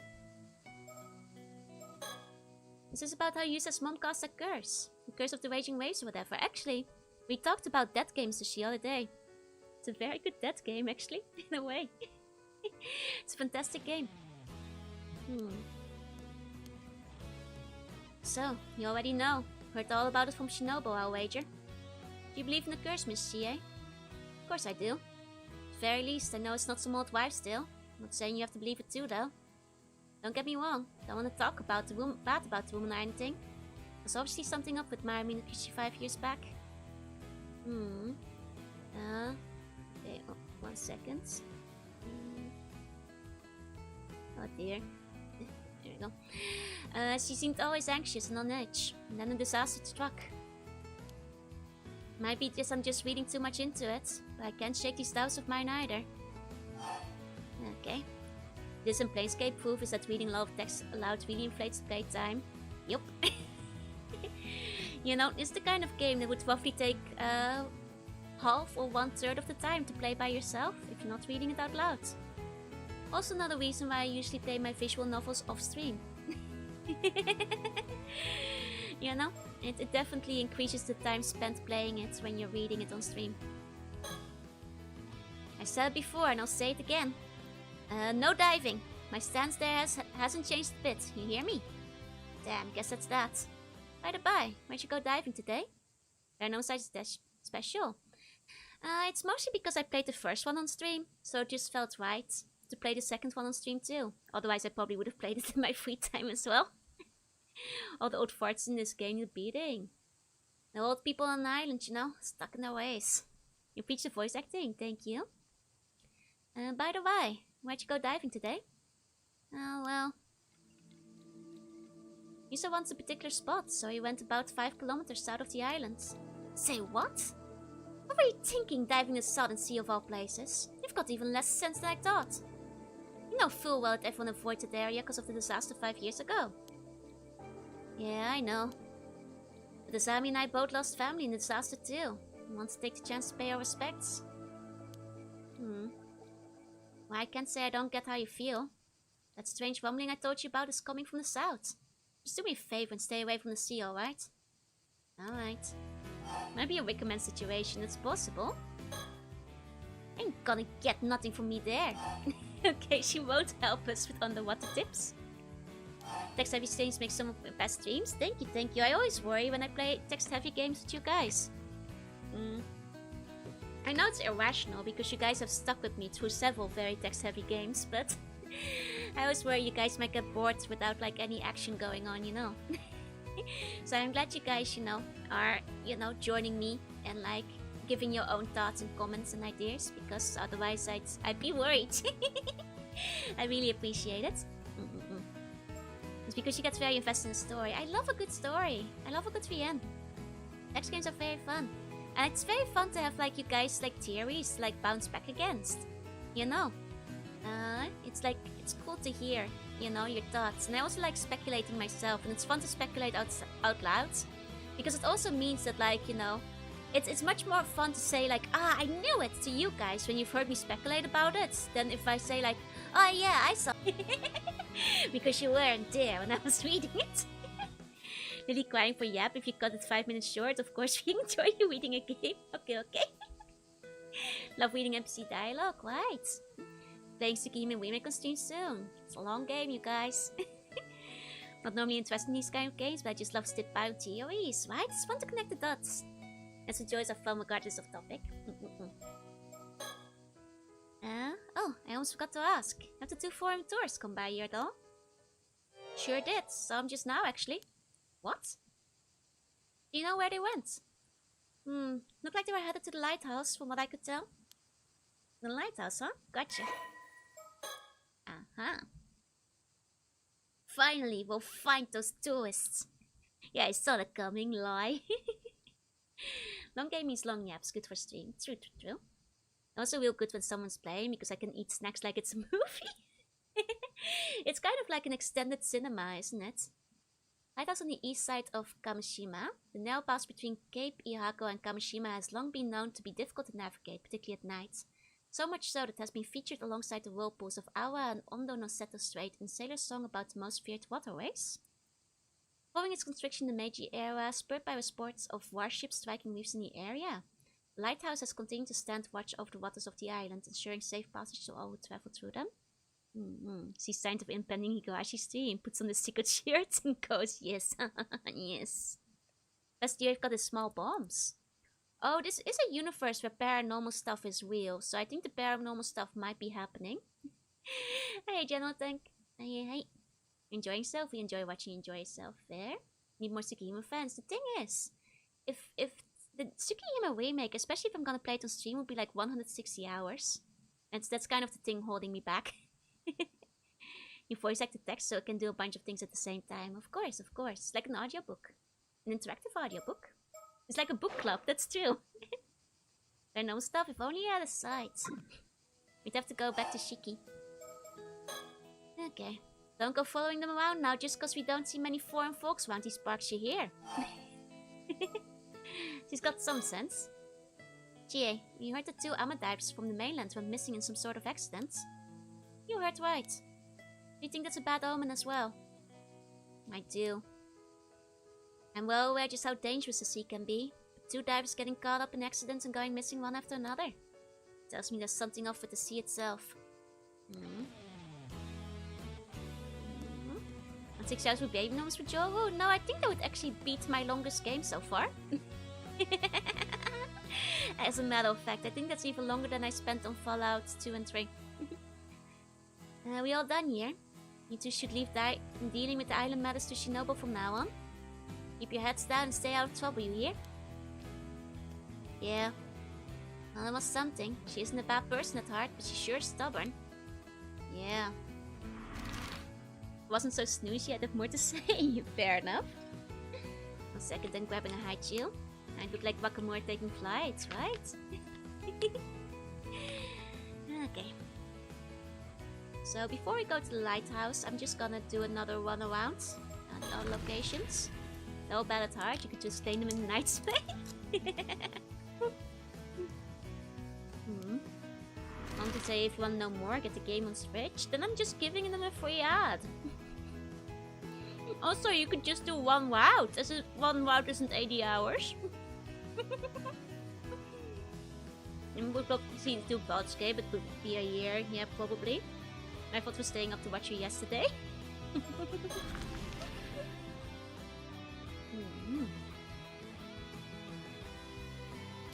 Okay, let me see if there's anything. Curse of Raging Wave. Yes, we do have something new here. Hey, Penta. You heard of the Curse of Raging Waves? Nope, never heard of it. What is it?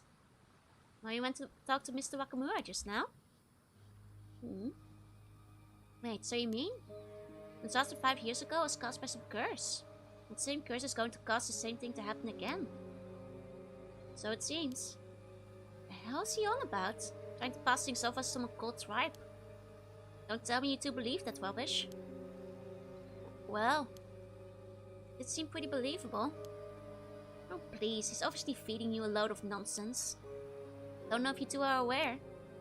There are rumors the old man's been really into this shady sorcerer recently.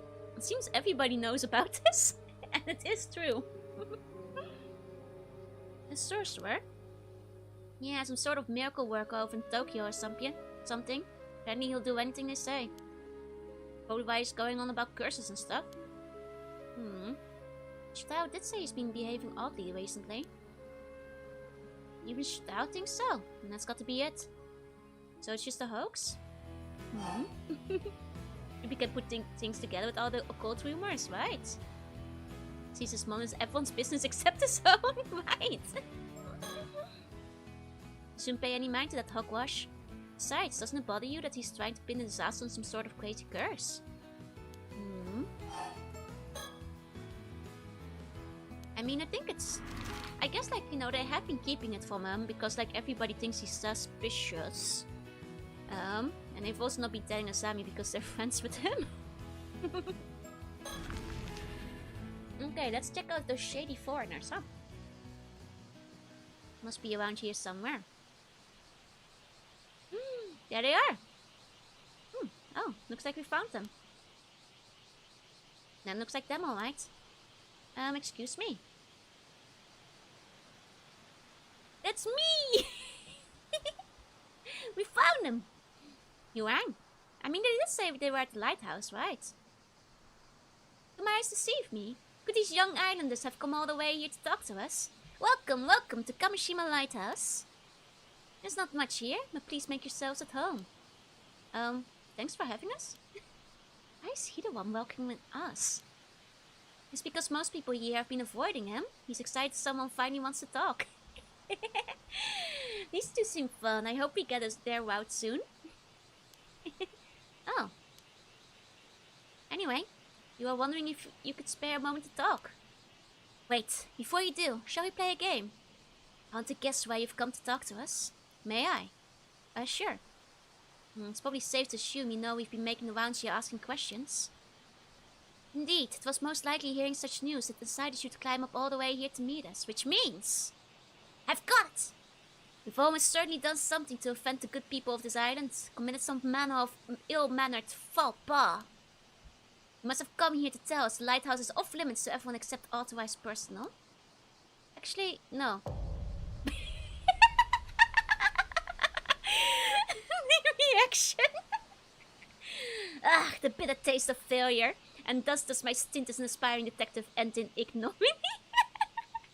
This guy, new favorite character. He reminds me of like the Michael Jackson looking character from the first game, who was very funny too. Pure cinema. The game is so funny. I'd say the whole show is kind of a social faux pas, at least. Don't worry, he's always like this. He'll bounce back in no time. See the Richter guy of this game? This guy feels like the Richter guy of this game. Which I'm very excited for, because I loved Richter guy in the first game.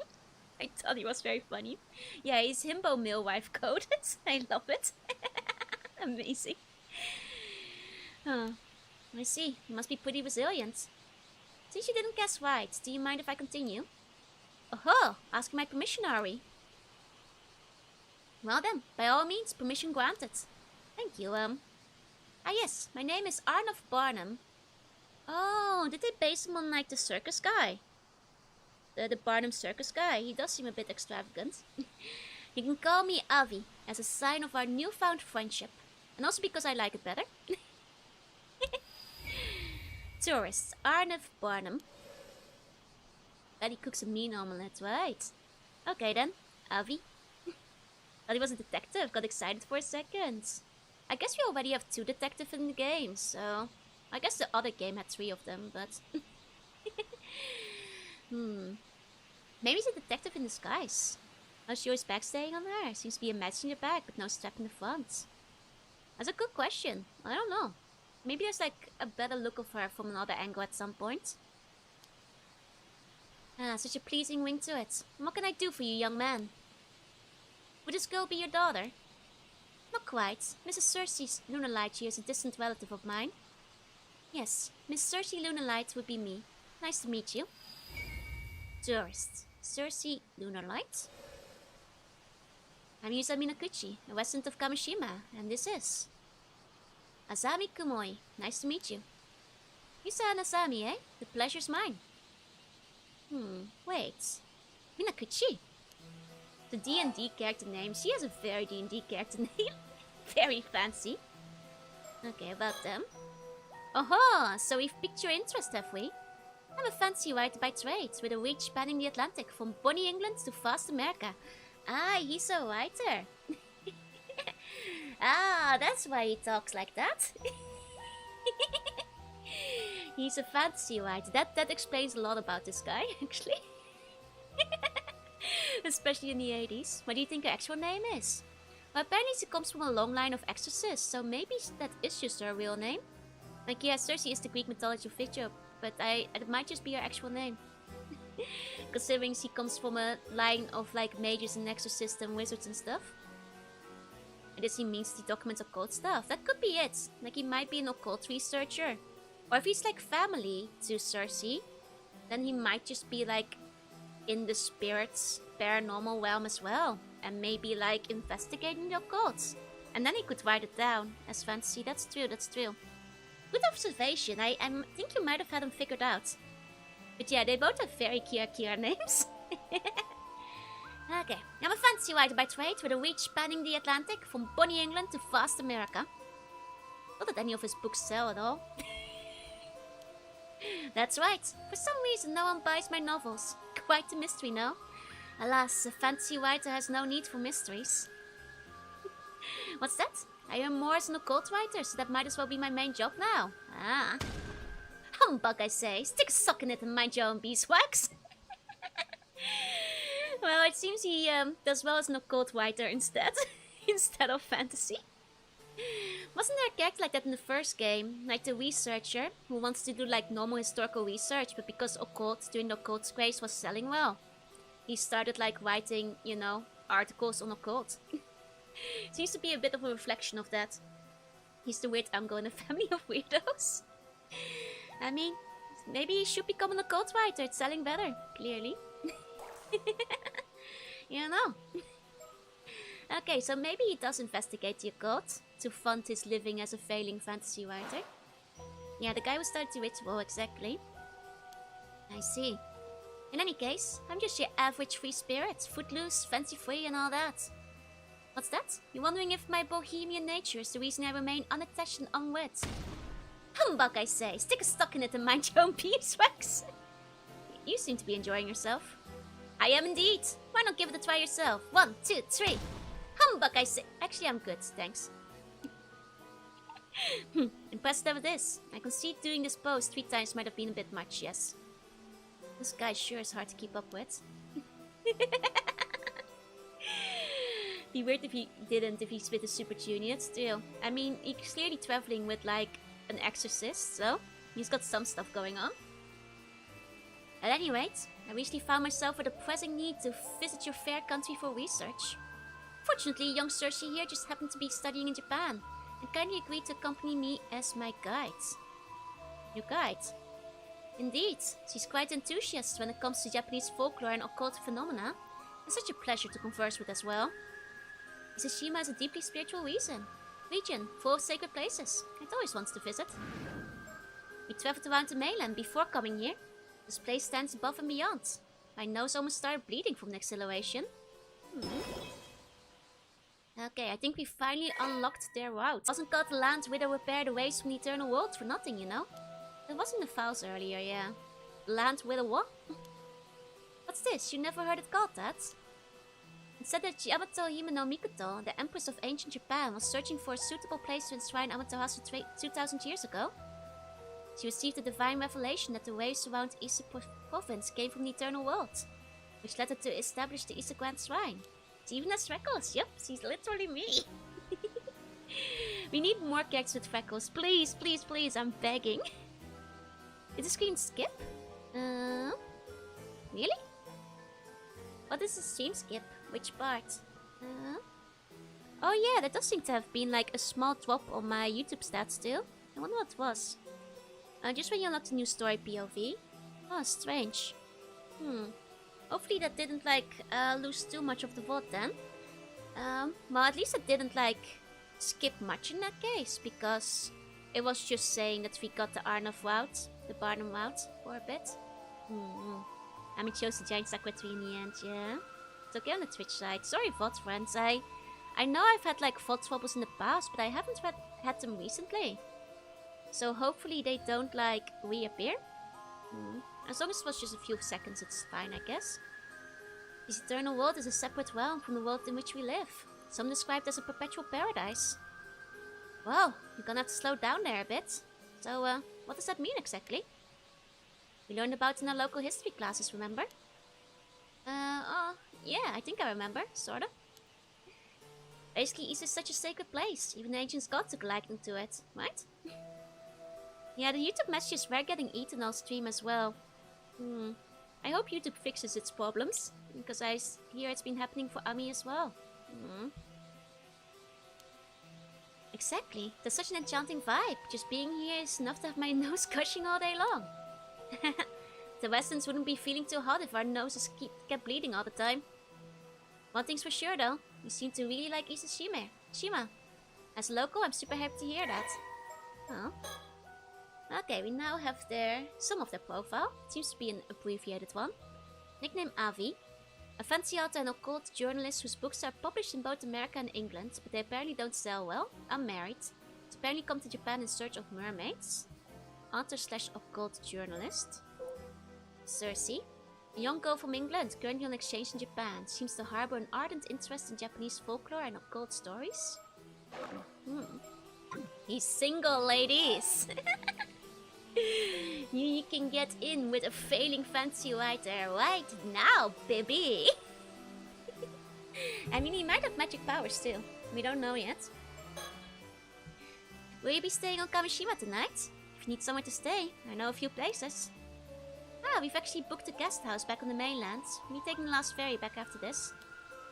Oh, I guess you don't have much time left then, huh? Can you find straight with a thriving occult journalist? That's true. So, what brings you to Kamishima today? I mean, he's just like 40 years early for the like YA novel boom, you know? I bet he'd be selling numbers these days. Like if he was born just like 40 years later, he could be writing all the like, you know, self-insert Mary Sue romance with like vampires and werewolves and stuff, and the ladies would be eating it up. He just was a bit too late. But I'm glad you asked, John Yusa. We were hoping to pick your brains on the topic as well. There wouldn't happen to be any legends concerning mermaids passed down this island, would there? I guess that's true. The YA boom actually started some 20 years ago. I would say like 10 years ago it started getting bigger. But it's only escalated since then. So you really are looking for mermaids? Oh, indeed we are. You know what mermaids are, yes? I refer, of course, the mythical half-human, half-fish creature. Sure, we know that much at least. Then may I be able to provide a modicum of additional information on the subject? Additional information? Well, you may be aware that the typical Western mermaid is envisioned as having the lower half of a fish and the top half of a human woman. It's thought that this interpretation has its origins in another sea monster, the sirens of Greek mythology. Their claim to fame is surfacing near reefs, and bewitching sailors with their beautiful voices. Andersen's fairy tale, Little Mermaid, is a famous example of this type of mermaid. Indeed, it caused his image to enter common knowledge. At that point he should have started writing D&D books, that's true. He could have made a good living with that as well. He could have maybe even then gone on to work on the Fallout games. After that. Yeah, that comes to mind when I think of mermaids too. Typical mermaid, right? But the mermaid that appears in ancient Japanese folklore is quite different. This mermaid has only the head of a human, with the rest of its body being a fish. The appearance was seen more as an evil spirit or a yokai in nature. The legend that eating its flesh will grant immortality also implies it was seen as more fish than human. Sure, that makes sense. People would definitely think twice about eating something that looked human, huh? This isn't to say there's a difference in Eastern and Western interpretations of mermaids, mind you. One could rather assume that there are several different types of creature that can be encompassed by the term mermaids. After all, there are also reports of more humanoid or demi-human mermaids being sighted in Japan in later years. Still what? Really? Even the fish... the the human head fish mermaid? Head of fish, body of a human. Would work in reverse. I think those reverse mermaids are more of a modern invention, but people have drawn them. I'd eat one, you'd get cursed. Well, if it was a sexy mermaid... you know, I'd give it the keys. Japanese folklore mermaid Joe, and honestly, this outfit goes really hard. Would be an awesome outfit for like VTuber style. After all, there are also reports of more humanoid and demi-human mermaids being sighted in Japan in later years. Different types of mermaids, huh? Personally, I think lumping the two on the same appellation is a mistake. Oh, you mean the previous one? I already have my sea slug form, you know. Fish mermaid just has extremely expressive face, yeah. Like if you just look at the face.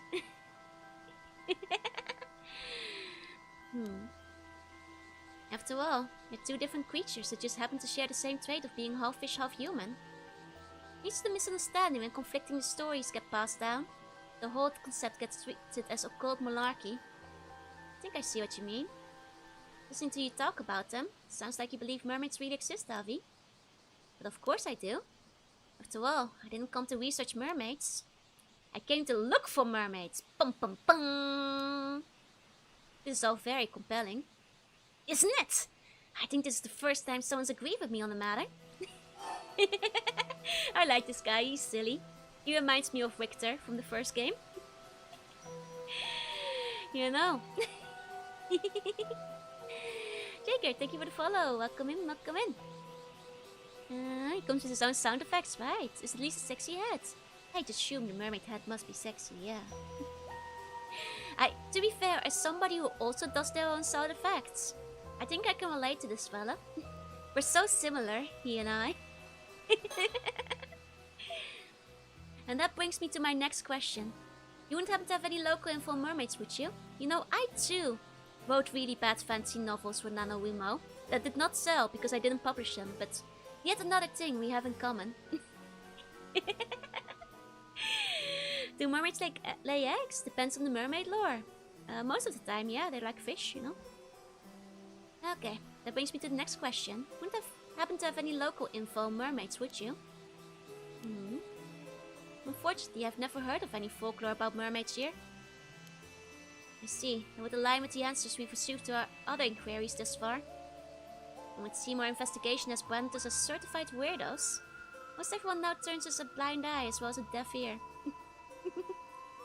We're in 25 years apart, I'd say they could be your parents. Am I part of the Lunalight family?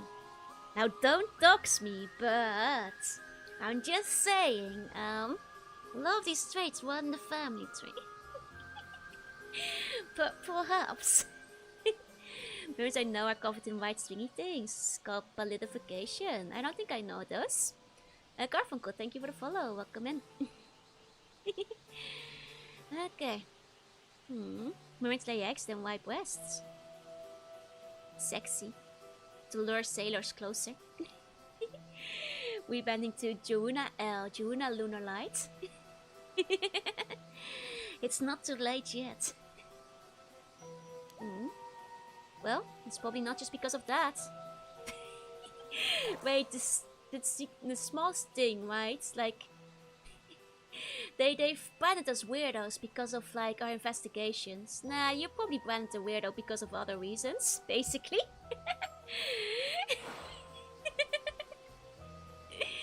I mean, isn't there supposed to be a huge occult craze going on in Japan right now? I assume everyone will be jumping at the chance to discuss cryptids. Pretty sure it's just a small group of enthusiasts getting worked up. Very vocal minority, yeah? You're that interested in the occult? What brought you all the way to Kamishima? Do you have a reason to believe mermaids could be found here? An excellent question. I do indeed. More precisely, it's reason to believe they could be found around Taishima, an island that no longer exists. Once again, Taishima gets brought up. Interesting. Obviously, design reminds me of someone. I think he just has one of those faces. Like he's got like movie protagonist face, you know what I mean? You guys kind of get what I mean? Like summer blockbuster movie protagonist face, you know? I'm not sure who he reminds me of, but that's the vibe he gives me. You get what I mean, right? Like he doesn't remind me of one specific character, but like I wouldn't be a, you know, middle-aged swashbuckling type, adventure type, like if that's the fake inspiration. Yeah, he has like Telltale game face. He looks like a Belmont. Oh, I see. I think that's the close a little bit too. Looks like a Brad Pitt mixed with someone else. That's what I was thinking too. Like, you know, kind of Brad Pittish, you know, main lead character man face. A lot of Telltale games have the same kind of look to them. I think the Paranormasight Mermaid Twitch was a Limbus. Oh! Flew over my head for a second. I remember now what you guys mean. Okay. Nice move from old Joseph. Okay, Taishima. Taishima! Indeed, I obtained this information through personal research, so I imagine it's not common knowledge. Some say there were 3 mermaids. Oh, this is new. Sobaye, Nagame, and Hayase, living in the seas around Taishima 400 or so years ago. Seem to aggressively eating my comments. God, I'm so sorry, you guys. YouTube apparently has been eating comments all night. I feel really bad and sad because it means I'm missing all these comments that might be out there. God, I hope YouTube fixes that soon. Fair skinned full beard mustache combo, perfectly maintained brown hair, and short sided tops. Yup, the classic. Oh man, I really hope YouTube fixes that. States some combination of works. They've been getting very strict because it wasn't so aggressively eating chat messages before. And it seems this has been happening across a few chats at the moment, so they might be like introducing a new filtering system. But yeah, the only way around it is rewording. It's definitely not modding. I don't even have a filter on YouTube at the moment, so it's definitely not that. It's all YouTube's auto mod, you know. So, I'm so sorry. Just keep trying to reword till it gets through, I guess. Precisely. If anything, they threw an awful auto AI modding up. I think it's true. Like YouTube has been leaning into AI stuff. I wouldn't be surprised if they're like auto AI modding the messages now. Of the comments get eaten. Oh man. Yeah, it's a live chat bug out thing. It's annoying. 3 of them, and you even know their names? I didn't even know Taishima existed until today. So 400 years ago, in Taishima, we had 3 mermaids. Okay. Hey, Dream. But yeah. Seems a deliberate decision was made not to leave any records of Taishima's existence. Truth obviously leads one to believe something is being concealed. On that note, did you know that records remain of several other sightings of mermaids in Ise Bay? What? Really? That's right. Legends about mermaids exist throughout Japan, and this region is no exception. In particular, there are reports of mermaids having been discovered in Sioux City and Ise City, both of which border Ise Bay.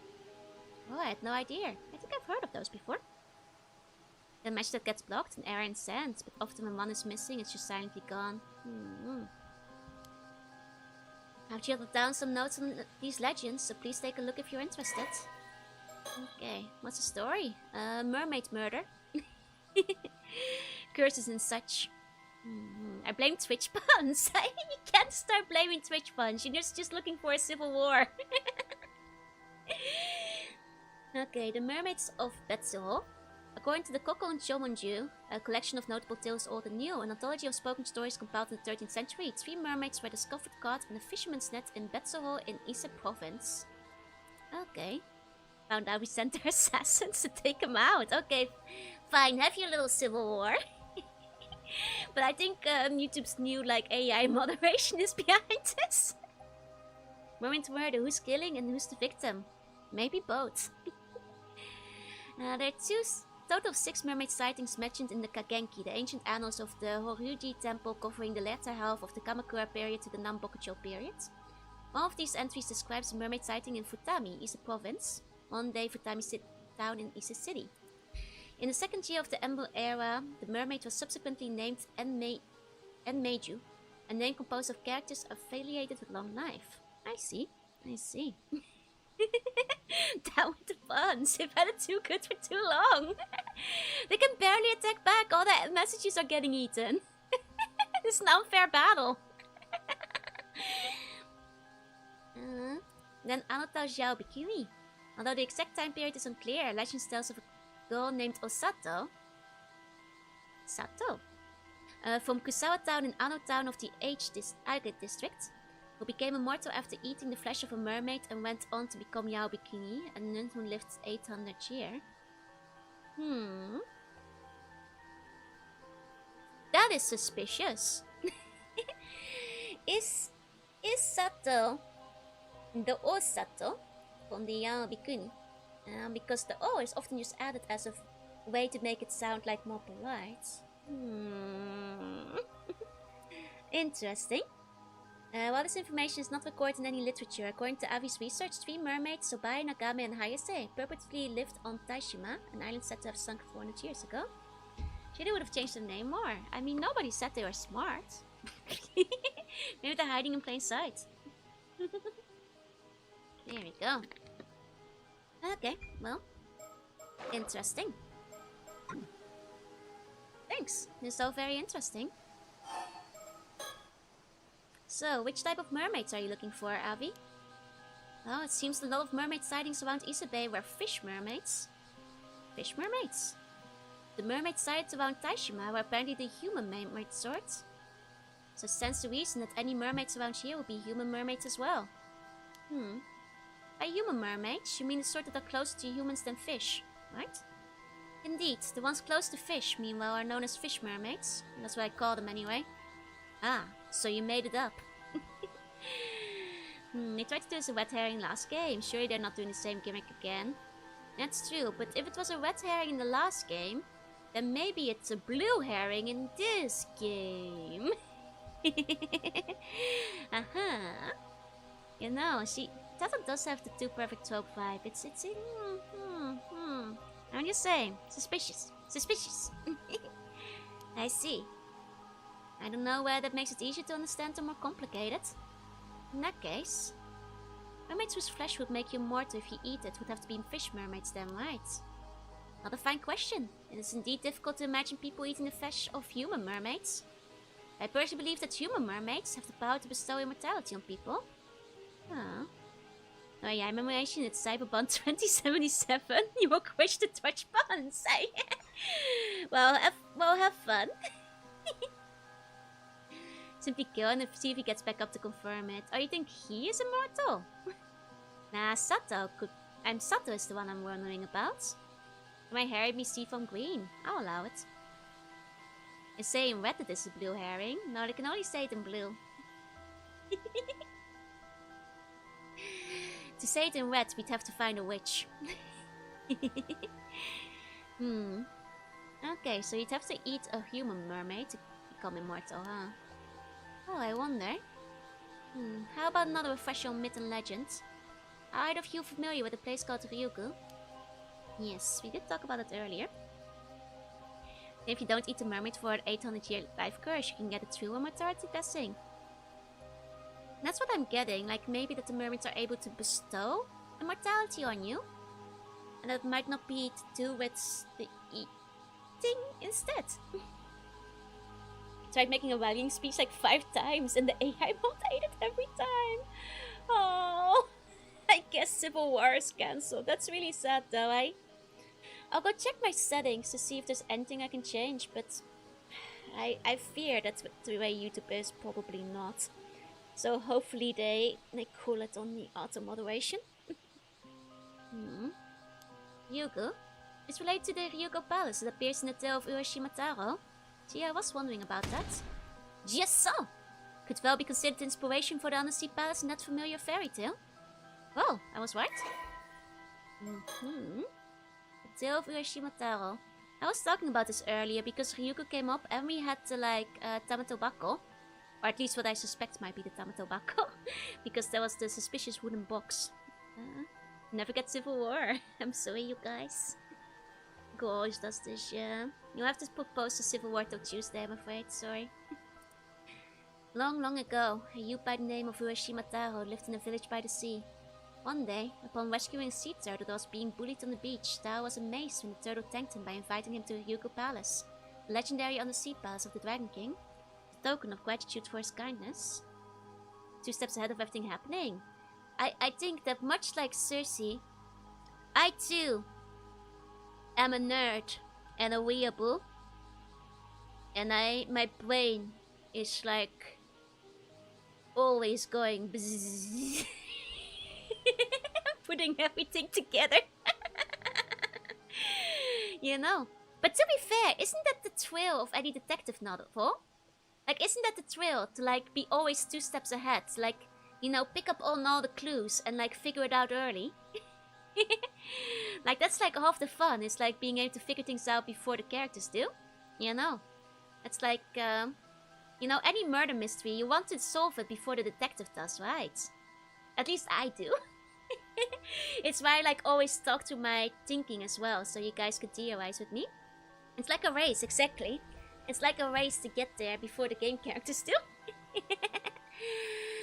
But to be fair, this game is very up my alley in terms of things I already know about, so... my knowledge of like Japanese like folklore is definitely helping here. And, you know, even more so now, it's still fresh in my mind for Okami. Either way, Turtle thanked him by inviting him to Ryuko Palace, the legendary undersea palace of the Dragon King, as a token of gratitude for his kindness. Ryuko Palace was a wondrous place with a beauty unlike anything found in the surface world. The princess of Ryuko Palace, Otohime, received him with great hospitality. Tao spent his days treated to elegant dances performed by sea breams and flounders, and satisfied by extravagant feasts, spending his days as if in a dream. After spending some time enjoying his luxurious lifestyle, Tao began to miss his village. He asked Otohime for permission to return home. Now that sad to see him go, the princess granted his request. As a parting gift, she handed him a mysterious box, a tamatobako, but warned him never to open it. Thinking this strange, but agreeing to Otohime's request nonetheless, Tao accepted the tamatobako and set out back towards his village on the turtleback. Okay. So the worst part of the message still goes in the chat log on my end, only disappearing from web question page. That's rough. Man, I hate that apparently you guys can see your own messages, because that means it looks like I'm ignoring you guys. If like the message doesn't go through. So any YouTube puns, if it looks like I ignored you, I didn't, I swear. Hi Frosty, hi. Just need a refresher. Should watch the playthrough, yeah? Impressed that the game hands off it is with 2 ends. You have to actually prove you pay attention. Ah, perfect. I like a good puzzle where you actually have to pay attention. Hi Bluey, welcome back. I will note that the tamatobako is highlighted in gold, so it's almost certainly gonna be important later. We'll probably get its own page eventually. And it also makes me think that that wooden box we saw earlier probably has something to do with it. Hey, you mind hey. Cute ignored it. I don't want to ignore the chat, I'm so sorry you guys. Check if your message goes through by refreshing it or something. I feel so bad, sorry YouTube woes. Upon reaching his village, Tao realized everything was different. The house he had lived in was gone, and there was no sign of his parents or anyone he had known. What he had believed to be just a short sojourn in the Ryukyu Palace had in fact been several hundred years on the surface. The village and people he had once known were no more. Overcome with despair, Tao turned to the tamatobako he had been gifted in the final grasp at hope. As he opened the box, a thick white smoke engulfed him. In that instant, the 100 years that had passed caught up with him, turning him into an old man. I switched between top chat and live chat to reload it faster. Yeah, I got the second part. So it's like being ignored kids, yeah. I'm so sorry, YouTube buns. You guys know that I would never ignore you, right? I do my best to read all messages. Okay. Mine even appears on phone chat and stays in the VUD despite being filtered until lockout. I mean, if it stays in the VODs, then like, I probably saw them, then you're not getting the deleted. Yeah, I guess I should put a pin in, that's a good point. It is eating a lot of messages today. If I don't read your comment, it might be because I didn't see it. Check if it appears on refresh on the VODs on the screen. Otherwise, you need to send again. Here we go. I'll just spin that. Here we go. Here we go. Okay.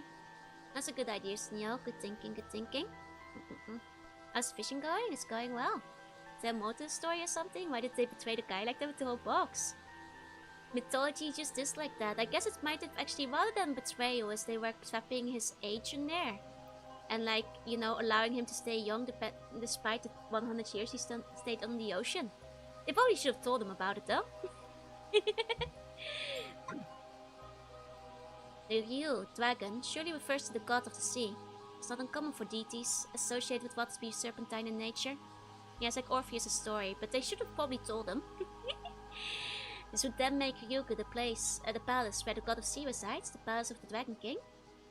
Like, you know, I guess it's like a thing like, you know, just listen when gods tell you to not do things.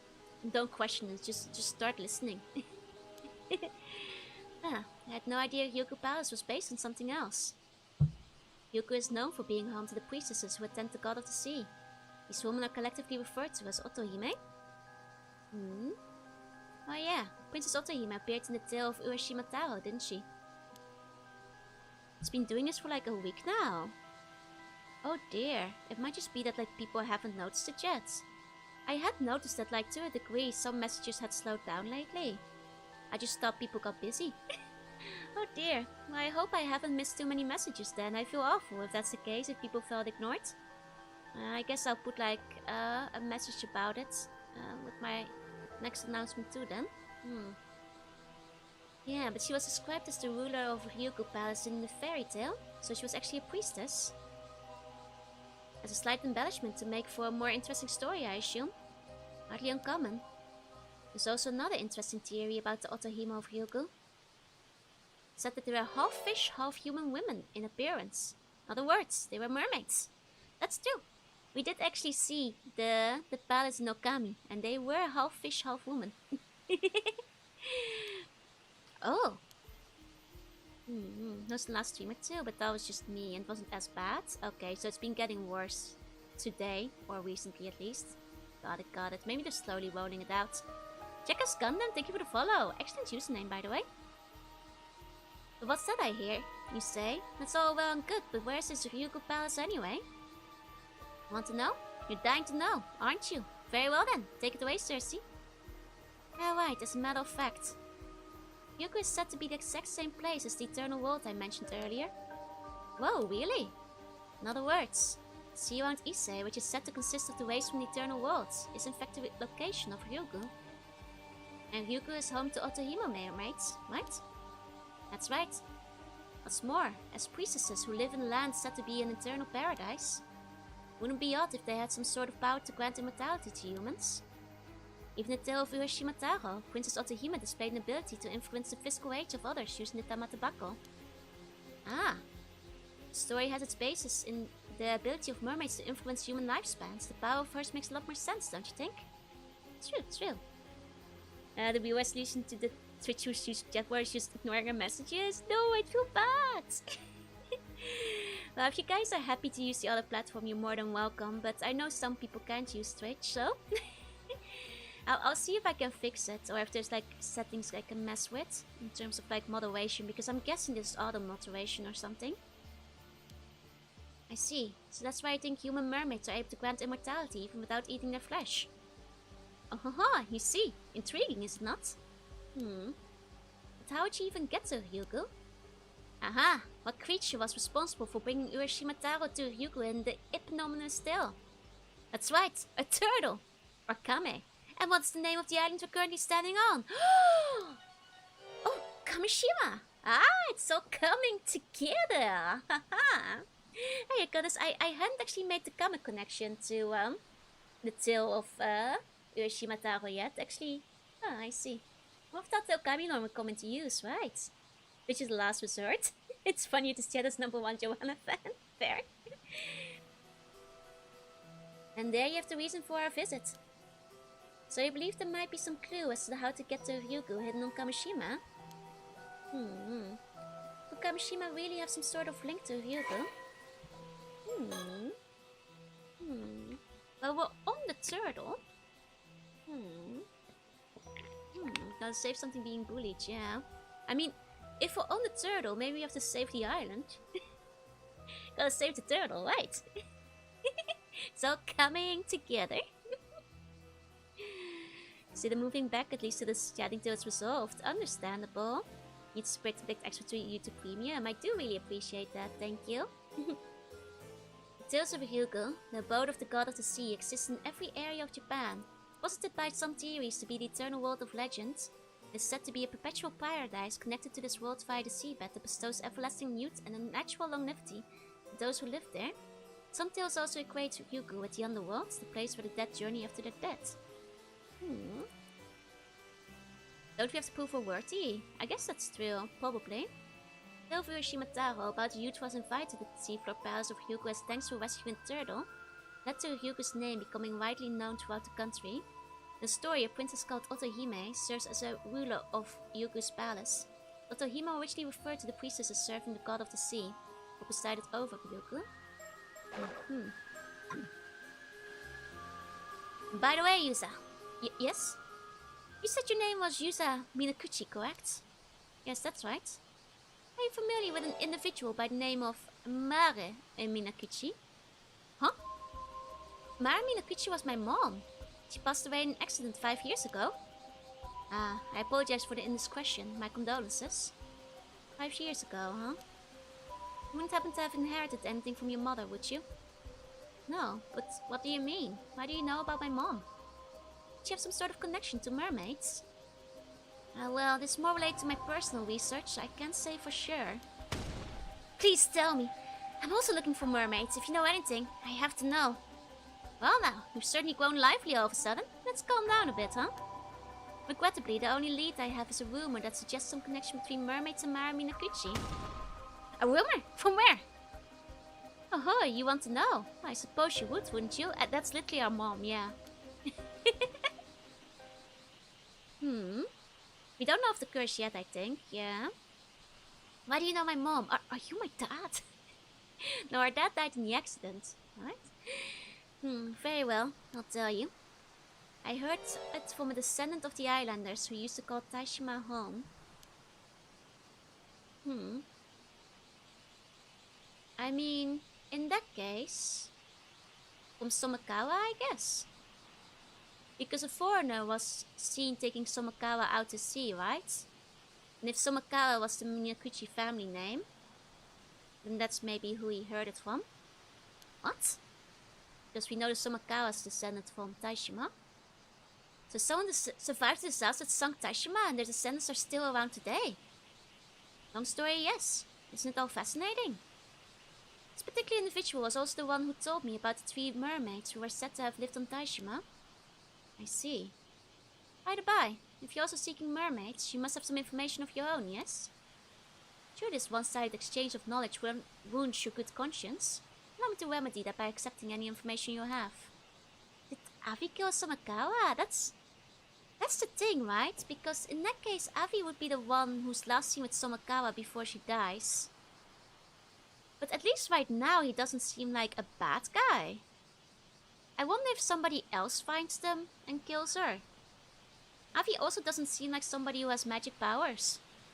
And like Cersei was on shore, like Avi doesn't seem like somebody who can turn someone into a fish. Like, no offense, Avi, you just don't seem that like you have that kind of strength in you. Maybe they got attacked while they were at sea. Yusa. Yeah, and it's our best lead yet. Let's share what information we can. You see. So you were saved by a mermaid during the disaster 5 years ago? The fighting for immortality, they could probably go that far. That's true. He is investigating mermaids, so he might be interested in immortality. That's a good point. I believe the mermaid in question might have been your mother. Yeah, I know it sounds pretty far-fetched. I know some of it probably comes from me wanting her to still be alive. Oh no, on the contrary, I find it very interesting. Very interesting indeed. Why, you ask? Why? There's a rumor about one of the 3 mermaids who used to live around Taishima. They say she took on a human form several decades ago. And has lived among humans ever since. Okay, so it could be our mother, I suppose. But then again, is that too obvious? Now I'm hesitating, like if they're already figuring this out so soon. Is that too obvious though? What? No way! It would fit perfectly with our theory. Calling me surprised as well. It's my surprise face, by the way. Maybe Grandma wasn't joking, yeah. But it would be very interesting if that was the case. Sorry, Avi. I think I'm at my limit. Oh my, that bad is it? Is something wrong? My apologies. As much as I wish we could talk more, it would appear we're out of time. I'm afraid we must bid you goodbye for today. Now that you mention it, if you're looking to make the last ferry, you'll probably want to be heading back soon. But wait, this is the most promising lead we found! Could you stay a bit longer?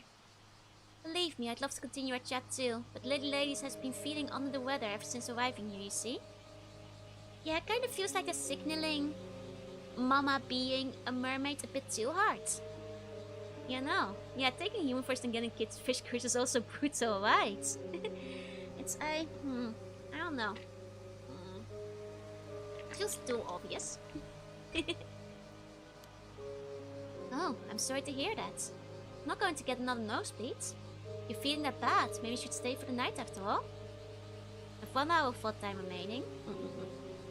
Thanks. I'm just about to hold the nosebleed in. But I really should get off this island as soon as possible. Ever since arriving here, I've had this feeling that some terrible calamity is approaching. Calamity, you can mean... I forgot to mention, young Cersei here might be a bit sensitive to things in that sphere if you catch my drift. Oh well, okay, but... as reluctant as I am to part ways, we really must go. Many thanks for the information you shared, and never fear, we'll be back tomorrow. Tomorrow? Yusa? She's sickly, just like me. She's like me for real, for real. Avi! You are? If you happen to find any more leads on mermaids today, would you let us know as soon as possible, please? Oh, I didn't expect you to be all that interested. Very well. If I hear anything else, I'll be sure to let you know. So give me your contact information, please. Thank you. Man, that sure was a stroke of good luck. Never thought they'd have so much info for us. Managed to learn a lot. It seems like getting any more from them today will be a bit tough. I really need that information by tomorrow, though. Why the deadline? Is the question. Oh, wow, there's still more to this chapter. Oh, wait! I can look around here. I hadn't realized that. Hold on. Got Kamishimaru. Okay, as well. Oh, I can click it. I want this keychain. I hope they make it real. Right, you then just gonna imagine that you look taller or the thicker version of her, basically. Know that Stormcurse is coming. They might know. There you go. I was half closing when you asked earlier. I mean, maybe. Yeah. Maybe. Okay. Gonna want the map to look for birds. Oh, for birds too. I didn't see birds yet though. Okay, no one left here. Just checking all the places again. Just in case. Just in case. If there's a bird on the map, I'm gonna be so mad. That would be a great place to hide it though. Oh, we found something. Looks like the sun's starting to set. Why don't we go over what we've learned so far? Yeah, good idea.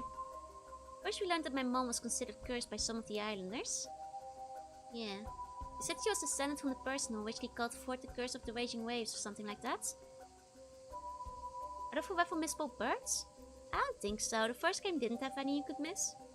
And besides, you have a story chart, so you could always go back to the place you went before, no?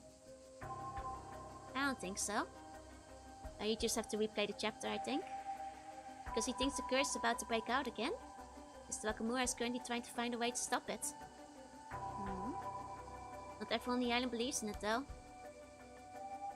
Kikuko and Shotaro didn't seem to believe in it at all. Yeah. He also managed to speak with those 2 foreigners who were looking for mermaids. I'm sure we're full of surprises. There's also a rumor about mermaids living near Taishima, and the nearby island that was destroyed in that one of them assumed human form. I thought we'd find something to support the idea that my mom might have been a mermaid. It's just like Bow Meets Girl, you can go to so many locations. But only so many till the time runs out, I guess. Whatever else we may have learned from this, the mermaid that I encountered 5 years ago may very well have been one of those 3 living near Taishima. You also got some hints about where those mermaids might have come from. Yeah, there's a good chance that they originally came from an otherworldly place called Ryugu. If they're in a place like that, I don't see how we could ever get to them though. What the girl said about the calamity approaching is bothering me a bit though. There's no way she should know about the curse of the raging waves, right? Do you think that means the curse is real after all? Oh! Sammy, I just realized something. Yep. The curse of the raging waves is in danger of breaking out again. And wouldn't that mean the curse barrier is still around today?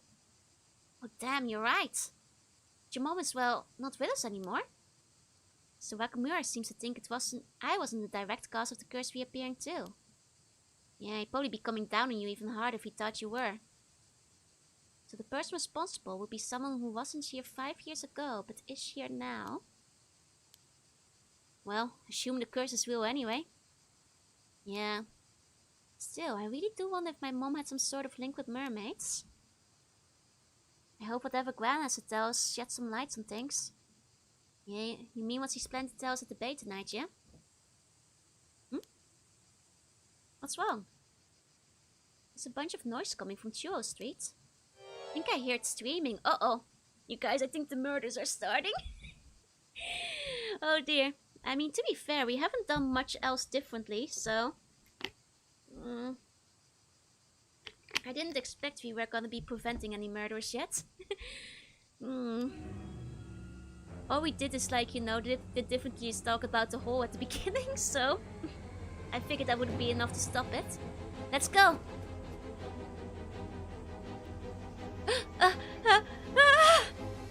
Why? Why? Hinamizawa syndrome is kicking in, right? Oh? What happened? What's wrong? Tsukasa, what's going on? I don't... We were just... But then Sato just... Yusa, look over there! What? Oh dear god, they killed Sato! She's one of the characters that we're playing. Sato, there's blood everywhere! What happened? She's not moving! Don't tell me she's dead! Sato just suddenly... We were just... But then she got cut down! Whatever it is, we gotta get her to the clinic! Wait, what's happening? Whoa! Sato, her wound is... Oh, it healed. The wound is gone? Sato! That means she's one of the immortals. Ah. She must be one of the immortals then. Okay. Because they said that they heal up, right? Sato? Are you okay? Sato?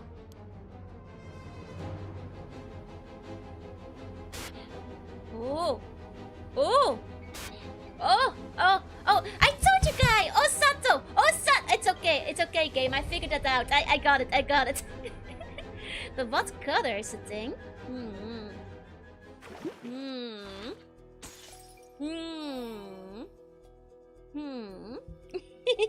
It's okay, game. I made the connection. I got the hint. I made the connection. Don't worry. She must have eaten the mermaid meat. The Yao bikini. The game does have supernatural stuff. I've been saying that, it does. There are supernatural things in this game. If I just showed you the log, right? Oh, okay. Well, to be fair, she was a bit suspicious, so... Going to the journal's a neat touch. Yeah, it's very intense. I wonder if it shows you if you haven't read it. That's true. I wonder... I wonder if, like, if it doesn't... If you, like, were skipping all the, you know, secondary reading and just left it unread, I wonder if it would have still shown you that. Imagine getting mermaid meat and then selling it as canned tuna. Well, you'd have a lot of immortals going around. Wonder how they wrote Sato and Osato in Japanese. I wouldn't be surprised if they just used the honorary O. They do that a lot when O is in front of the name. I wouldn't be surprised. And GM throws you no notes in your face after describing the scene. Right. We did see the way her name was written, but it was only during an interaction. It doesn't seem to be in these notes anymore. Okay, we can't actually pay Arnov yet. It could be all for the O, that's true, that's true. But I wonder if the rest of the kanji remain the same. She was living with the witch guys. Are they sus now? She was living with them, that's true. It's a little suspicious. Teensy bit suspicious, honestly. Okay, you guys, we unlocked a new thing, but you know, you might nearly forget, but we have something very important to do. Which is get 2000 points on fishing. Lest we forget. You guys forgot, didn't you? You only trust Arnav in this game. It's time for the fishing minigame. Oh wait, that's not this one. That's this one. I did forget, you did, didn't you? Fishing into 1 AM in the end, yep. We gotta keep going till we get 2000 points. We gotta lock in, you guys. Gotta fish like our life depends on it. Swim our ass off. I think going for this wall is the way to go. Because that's where like a lot of the high value ones were at. At least seem to spawn fairly consistently. Like in a group. Oh, and a lobster, perfect. There we go. And actually, even if we have just 2, then maybe just going to a field of a bunch of them to get the multiplier. Or might be dying, but there's a cute tomboy who's gonna give us a present if we get a high score. We can't let the cute tomboy down, you guys. We can't disappoint them now. We've gotta do it. Will we have enough? We still have some air. Oh, we're not getting 15 with this though. Yeah, too much time loss. Okay. There were high value things in the wall, but there weren't many of them is the problem. Every time the cute cake tomboy promises for the high price. I mean, we got the small multiplier at least. Nah, we want over 15. Okay, so maybe on the way to the wall. Pick up a few. And then get them. The thing is, if it's just easy catches, the multiplier 1.8 is not gonna get us over 2000. We need like some of the big catches still. Might have to cut it close. We have a bunch of the small ones on the way over. Hope for some big ones on the wall. And then go for the rest. Just need to warm back to get into our true level 70 yourself. Yeah. Okay. Oh, dang it. The well is empty. It is randomized, unfortunately. It is a bad spawn. I was hoping for like some good stuff being on the wall. Didn't have the time now. She would have had 1900. Yeah. Okay, it's fine. Got a couple of decent ones. I think we can probably push it still. Man, the swimming is a bit floaty. Now we're overshooting them. It's the problem. Okay, one more big one. Okay.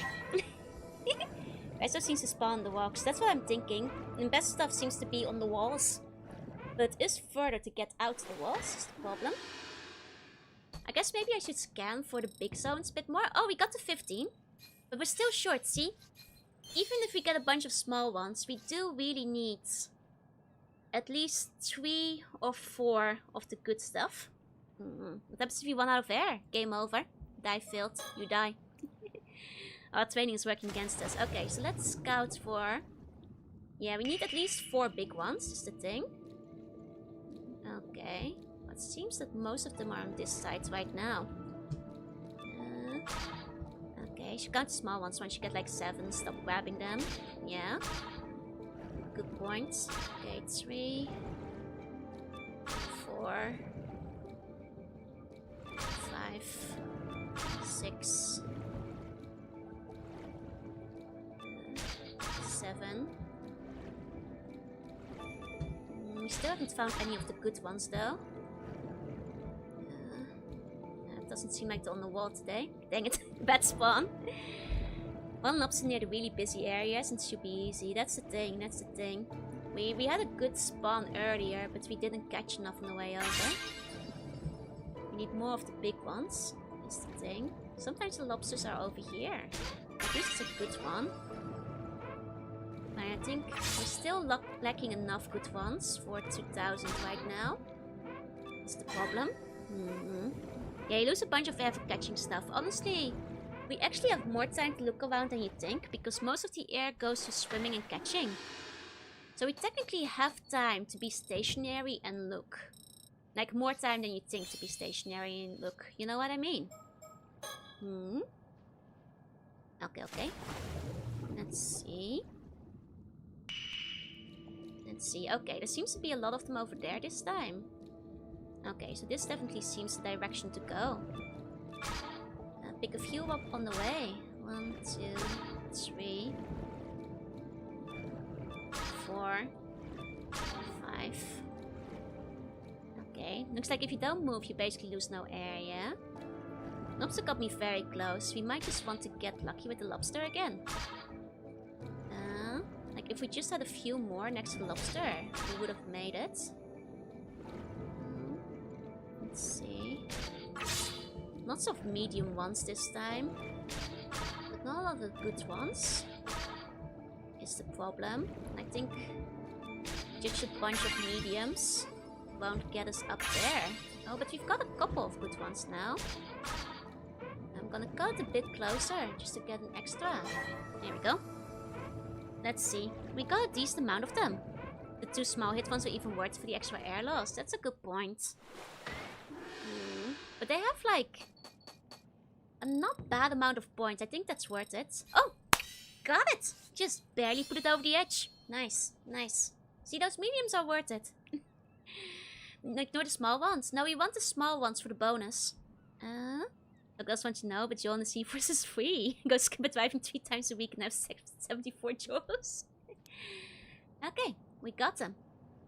Let's go get our tomboy present. There you go. Hey, Saiken. Hey. Let's go get presents from the tomboy. Okay, keep a good conversation. Wasting air moving over them, but then not harvesting them even if they're small. Yeah, exactly. Better take them with you. Okay. There you go. Want 1100 plus the 1.5. What now? I've had my fill of shady rumors for the day. Okay. I would like my present. Okay. Okay. Let's see. It presses our hand in marriage. I hope so. Okay.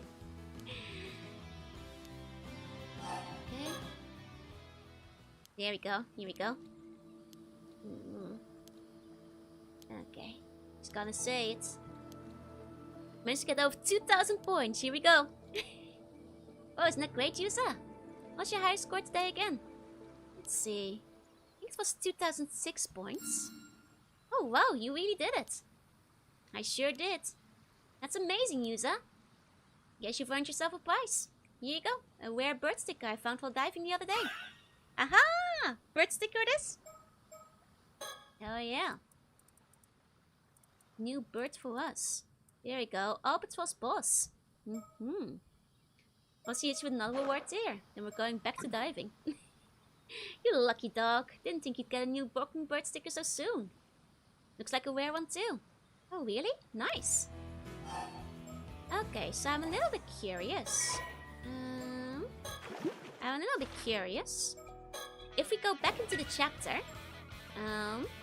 now we already have the sticker. Will she still test our score? With those bird stickers in the ocean. Too many people apparently. We found 4 of them there. Oh, she might give us tips on the spots now. That's a good point. The leader of the ocean outlaws, a gang of hooligans who soar around the skies of a seaside town. His imposing size and tactical demeanor have won the admiration of many birds, leading to his influence growing by the day. However, the truth is, he's really not thinking of much at all. His science just happens to be interpreted in a flattering light by those around him. Classic. Okay. The flute tracks me up. It's so funny. It's like the off-tuned Titanic flute. It's so funny. It kills me. And of whoever decided the main melody of the Mockingbird should be played in the kazoo recorder, right? Absolutely genius choice. Okay, let's see what happens now that we already have the bird. Okay. Let's see. Yeah, we did well. She compliments us. Okay, over 2,000 points. What now? Okay. Okay, it's just a sticker again. That's fair. Means unknowingly, Laurie's dad is a sort of gang leader. It's true. Okay, that's fair. I mean, she does canonically give it to us after all. Okay. She won't tell us the good spots yet, well that's fair. I just wanted to check real quick. Jeez, I really want to play Barnum's route, but we can't go there yet. Gotta go meet with Tsuyu, I suppose. Several hours later. Sorry to keep you waiting, Yusa. It's nearly time to meet up with Tsuyu, yeah? Let's head that way. Was the underwater gathering tips? No, that was the other option, which we got into the journal before. And Mahop, thank you for the follow. Right. Okay. Just checking for birds here. I don't think there's birds on this screen. I miss Yoko.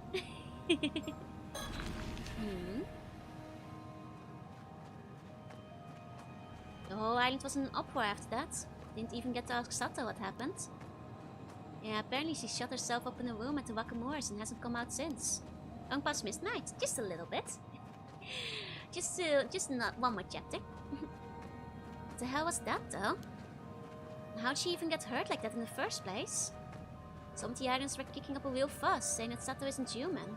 She's something evil that should be changed off the island. Everyone settled down after Mr. Wakamura stepped in and promised to handle it. Everyone on the island probably heard about it by now though. It'll be all anyone can talk about for a while. Did you go back home afterwards, Yusa? No, I stayed out to do some digging. Gran wasn't at home anyway. She hasn't recovered enough to be able to move around that much though, so I'm pretty worried. Yeah. I think I promised to meet with her at the bay is still on. Let's go and see. This night everyone starts dying, yup. I'm kind of worried for Grandma. Seems she's still alive, but... Oh good, she's here. She died in the flash forward. Gran, is your leg okay? Ominous zoom. Gran, it's me. Okay, she's still fine. Oh, you two came after all. The waves were so loud I couldn't hear you for a second. What are you doing over there, Gran? I swear it's hidden. Hidden? What is? Bob Mare, your mother left us. My mom? Yes, so Yusa. I've heard of an island called Taishima. Taishima? Uh-oh.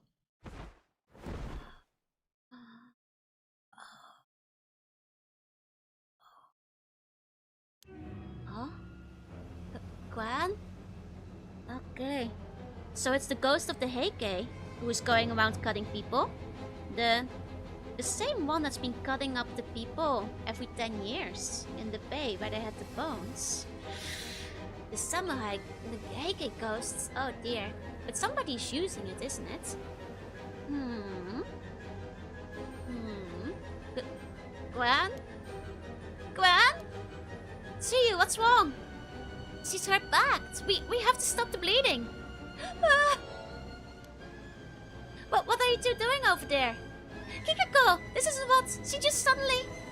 Is that Tsuyu? No, you couldn't have. Ah! No, Kikako! It wasn't us! Wait! Shit, she's totally got the wrong idea. It's too late, go on. She's got no pulse. The wound's too deep. It's almost cut her clean in half. She never stood a chance. I'll go get someone. You stay here with Tsuyu, Yuza. No, it's alright, I'll come with you. Oh dear, we're getting blamed for it now. Especially because they already suspect us, right? Oh no. Help! Someone get the clinic doctor! Ah! Oh dear. This is Old Lady Nakamura? What the hell's happening? I hear screaming from down there too. Come on, let's go. Uh-oh. Oh, Chie as well. No way. Even Chie. Someone help. 2 more people collapsed over there. But what's happening? Help me. I don't want to die. Damn it, there are too many victims. We aren't going to have enough people to help at this rate. There are more over here too. Oh is that Kikako? Oh no, they killed the tomboy as well. Why does this ghost hate hags so much? Oh no.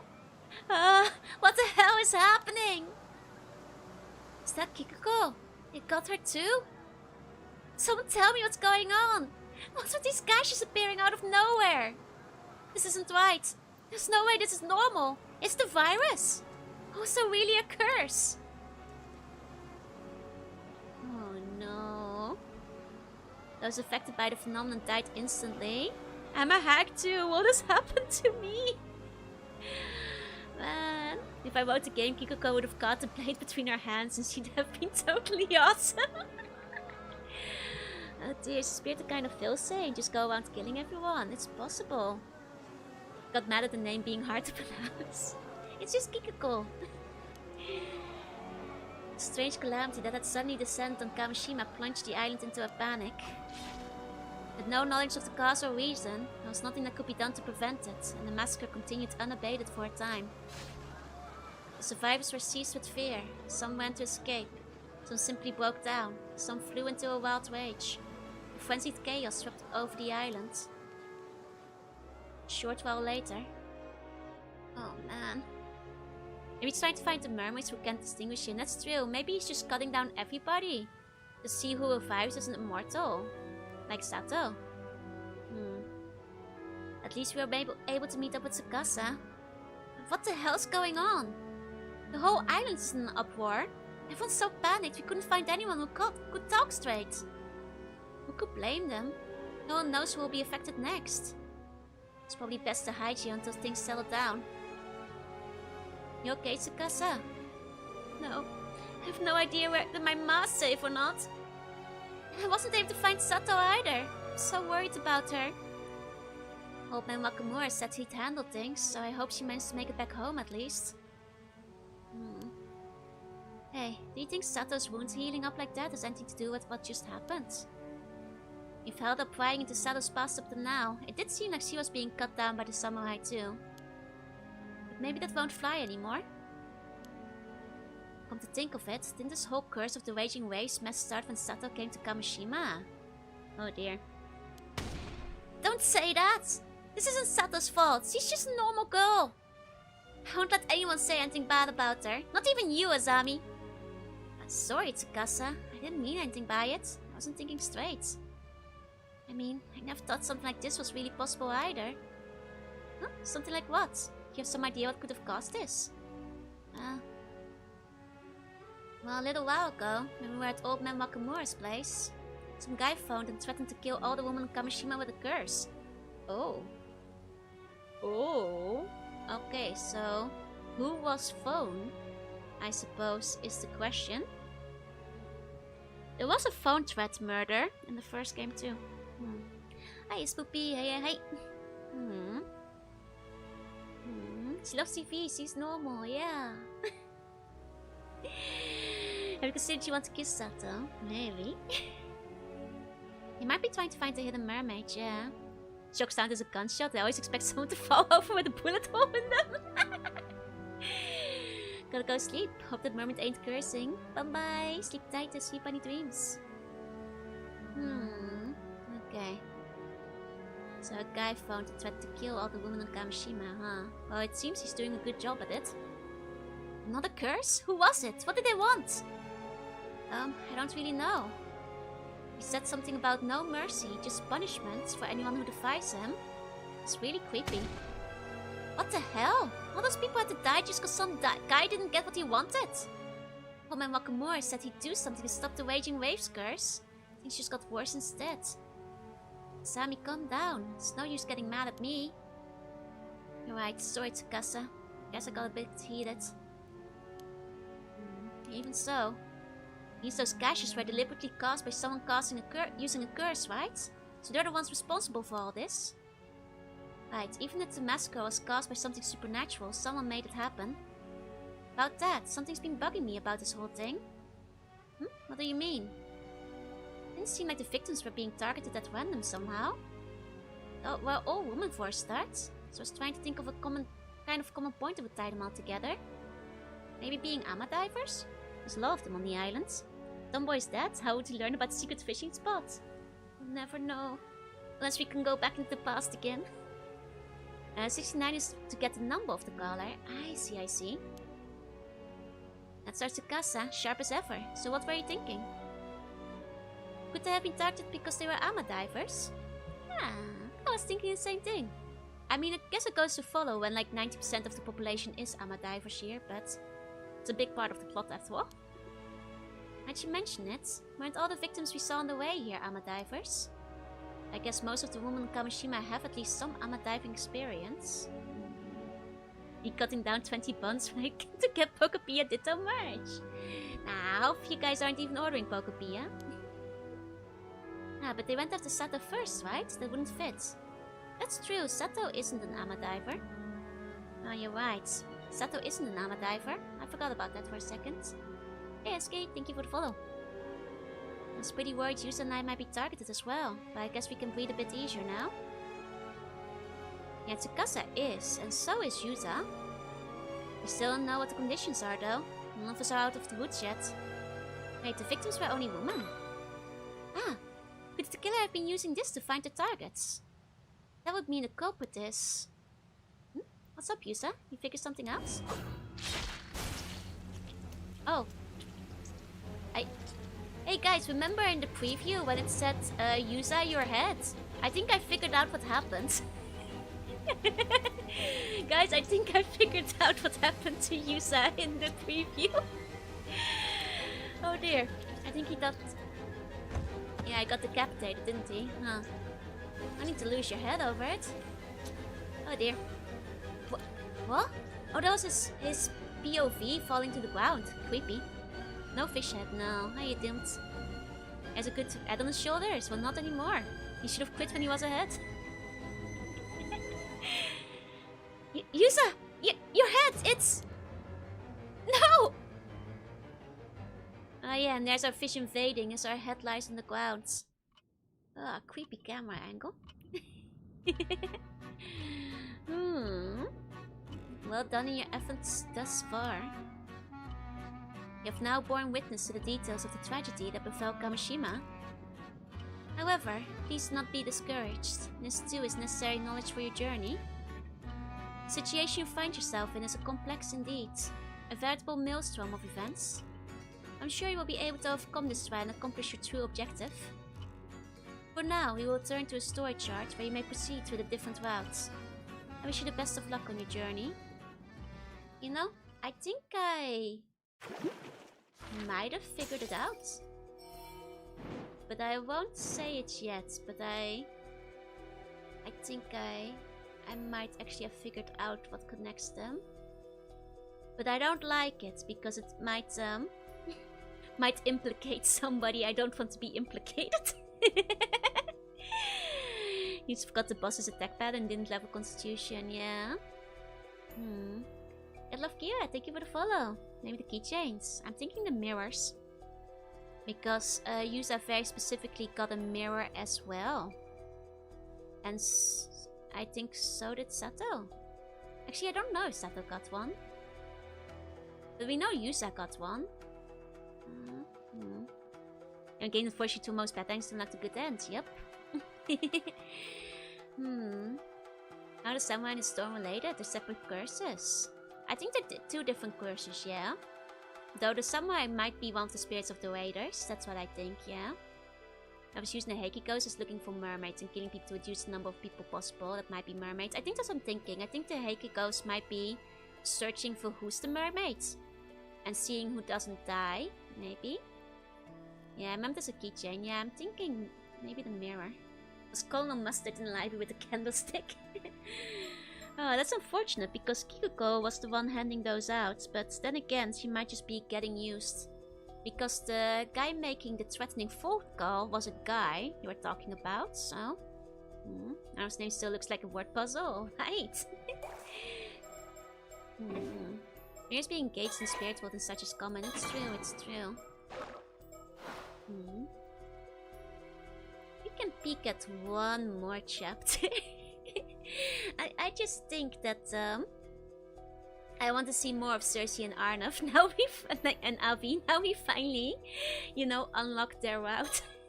Just one last chapter, one peek. I've sent the merch in, it's true. It could be that the merch got like, you know, cursed on the way over. Or she might be cursed into the bidding, that's true. They were talking about possession as well. And that's true, that's true. Okay, Arnov, a cheerful fancy artist, sets off on a trip to visit the Mermaid Legends of Issa Bay. Think the game's pretty good? It's been pretty fun. How late will I be staying up tonight? I have 45 minutes of VOD left. That's enough for one last chapter. Well, I guess 40 minutes of VOD. It's like 5 minutes less. After much, this chapter probably won't be more than 40 minutes, right? I hope. After much hustle and bustle, we finally managed to make our way to Issei Bay. And lots Sato's new out too. Nice. Does it have any romance? There's some married people in here. And there is a girl who wants to confess her love to this one guy. So there's at least some love going on. New stream record? Nah, I went for 24 hours once. This isn't nice, this is easy. Wait. Take it all in now. We're standing on the coast of Nakabeppo and Mie Prefecture's Kawage town. Which means this is the Sea of Ise, the connection to the eternal world. How amazing. I'm sorry for keeping you guys up so late. One last chapter. I won't make a habit of doing super long streams too often for you guys' sake, for you guys' health. But I figured I'd get as much of a chunk in while I can before I start getting hit with spoilers. No 24 hours not getting all the streams for you, right? It's okay if you want to do them. Okay. One more chapter. It's 3 PM in UU, so we're eating good. Hell yeah. 4 PM for you. Hell yeah. Indeed it is. Come, Issei. Henceforth begins our grand adventure in the search of the legendary mermaids of Issei Bay. How amazing. I just can't stop saying it. I could stream tomorrow. Depends on how my voice is doing tomorrow. How much I'll regret this. 4 for you. Hell yeah. Without further ado, my name is Arnov Barnum, an American-born fancy oster. Please call me Avi. Who are you introducing yourself to, weirdo? Oh well, I simply thought a new beginning called for a little dramatic flair, you know? He's one of those characters who pretends there's cameras everywhere. A little bit crazy, I see. As we say, this should be neat, yeah? Sure. With that out of the way, perhaps my darling guides can provide some insight into the goings-ons of this locale. He's Shuni too! They're both Shuni! Game is here, we know the one more level works like. We're here till you finish off the game. Well, the thing is, I am limited by the YouTube VOD limits being 12 hours, so you guys may be spared with my mercy. It's a different flavor of Shuni, yeah? Sure, I've got you covered. Okay. Science stream where you have to try to make you respond. Would not last 5 minutes. Oh, absolutely not. Well, this area is now called Nakabeppo. Long ago, it was a region of Issei province known as Betsuo. Back records indicate that 3 mermaids were caught in a fisherman's net along this coast back in the Heian period. Now that's what I'm talking about. Let's hear more about those mermaids. They had human heads with the mouths of monkeys and the teeth and bodies of fish. They spoke and even shed tears like humans. Could these be the fish mermaids you mentioned before, Avi? Indubitably. Yes, this must be the place. I'm getting goosebumps. Right, I feel the same way. This is so exciting. Aw, they're 2 nerds. I love it. Mandatory board check. Yes, once they let me turn around. Bentley slug from stealing 24 hours straight. I'll never forgive you, Tiff.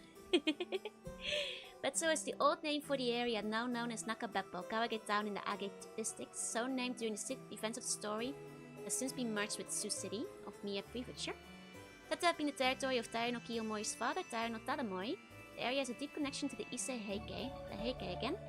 It's also said to be the location where the 3 mermaids were caught in a fisherman's net and presented to Taira no Tadamoi during the Heian period. Oh, wait, thank you so much for the resub. Thank you. Mouths of monkeys and teeth of fish. Not sexy fish with human heads, no. Unfortunately. Okay, check for birds. Check for birds. To be fair, the beach does not seem like a good area for birds. The endless expanse of the Issei Sea. The eternal world may lie just beyond this horizon. After all, Issei Province is the land where they repair the waste from the eternal worlds. The eternal world is purported to be the perpetual paradise, a separate plane from the world we live in, yes? Could it be that the mermaids hail from such a place? I don't think you should compare sexy and fish in the same sentence, but I'm a sexy fish. The endless expanse of the Issei Sea. The eternal world may lie just beyond this horizon. Okay. Then, let's talk to Issei. I mean to Cersei. Cersei. This young lady is a distant relative of mine, the 3rd daughter of the Lunarlight family. Lunarlights have been in the business of demonic exorcism in England for several generations now. As such, young Cersei has received education on this rare subject from a young age and is now an apprentice exorcist. In order to continue her training, or more likely, simply because of her interest in the area, Cersei has come to Japan to study abroad. Upon hearing such news, I sought to employ her as my guide for this mermaid hunting expedition to Issei Bay. She's apparently quite fond of Japanese myths and folk tales, and has already explored a number of areas concerned with the occult. Interested in visiting Mie Prefecture at least once during her stay, she immediately agreed to my request. Slugs are bugs. Oh, gastropods. I get that reference, Otakuna. Okay, so she's a weep. She is a weep! Just like me! Okay, Cersei is the 3rd daughter of the Sierra Lunarlights, the current head of the matrilineal Lunarlight family, a long line of exorcists based in England. Along with the 2 older sisters, she has received a specialized education in exorcism ever since she was a child and is currently training as an apprentice. As the beings known as demons in the West ultimately share the same root cause as harmful spiritual phenomena in the East, spirits of the dead, strong thoughts and curses. What she does in exorcist is fundamentally the same as what Japanese psychics do, with only methods and terminology differing. I see, the game's calling me out. They stole my diary! When we asked, yours is sexiest fish in the ocean. She's from the family of one of the Yu-Gi-Oh decks I play. Hell yeah!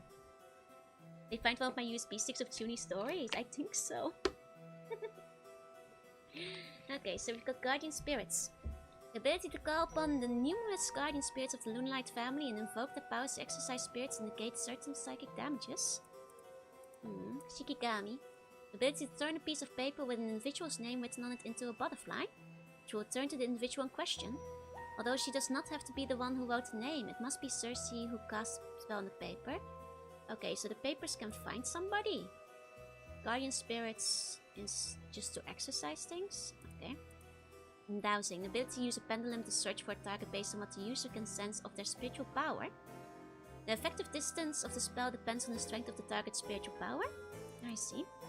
Although she's supposed to be in the care of the Paranormal Affairs Bureau, a confidential Japanese institute during her time in Japan, Cersei has been spending more time traveling around the country sightseeing and working through her training curriculum.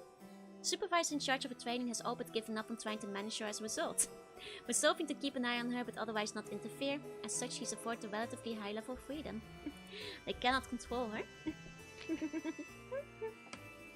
Not the Quet's one is shown. Cersei based on Jorunna, fun to say.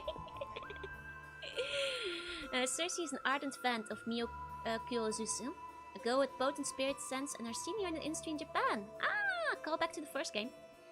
She harbors both strong admiration and strong feelings of rivalry towards her in equal measure, and it's not uncommon for her to end up babbling mess when the topic turns to the other girl. She treasures the photographs she had taken with Mio upon first meeting her in Tokyo and keeps it with her at all times. Aww, that's cute. I like how there's like little touches of the last game. Also special deity with I got drowsy, yeah?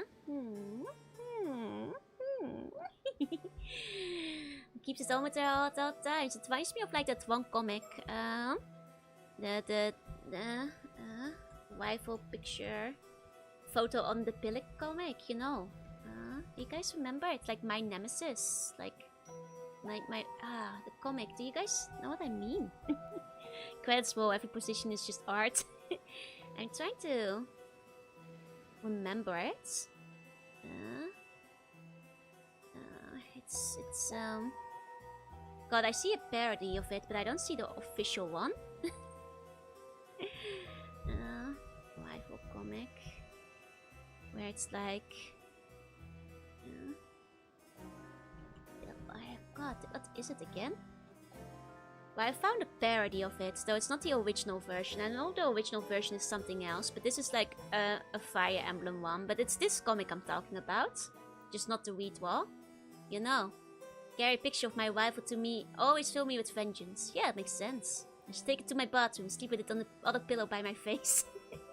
That one is what I'm reminded of. You guys might have seen it around. That was my first thought. Okay. I think I've seen it. Yeah, it gets parodied with like a lot of different fandoms. As far as the girl is concerned, I suppose I could be considered a guardian of sorts. Even so, I often find myself caught up in a pace and completely thrown off guard. If anyone should be taking things up around here, it ought to be me. They're both tuney. I love it. We've come all this way to a distant foreign land seeking mermaids. Of course, I have my own reasons for trying to locate the mythical creatures. But for now, I intend to scour this land in order to learn as much as I can about its lore and legends.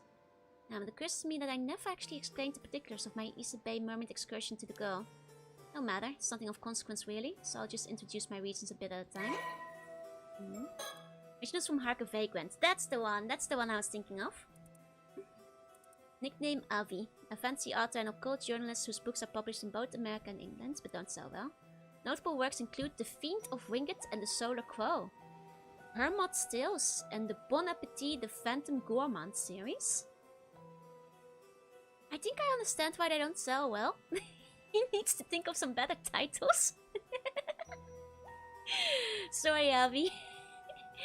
Although a grown man, he still has a certain naive boyishness to him, most evident in his passion for romantic tales and appetite for chasing his dreams. However, this also comes with an equivalent amount of immaturity, making him somewhat troublesome to deal with. Yeah, they sound very tuney. He believes that most any circumstance he finds himself in will sort itself out, an optimistic creed that often sees him casually throwing himself into difficult situations, and he remains impressively unbothered. Even on these occasions, he does find himself in trouble, often managing to slip out of danger with nary a dent in his usual carefree attitude. That he's made it this far unscathed is largely owed to his sheer luck, although he remains blissfully unaware of this. But it's well, Joel, art, sound design, Joel, based on a true Joel story.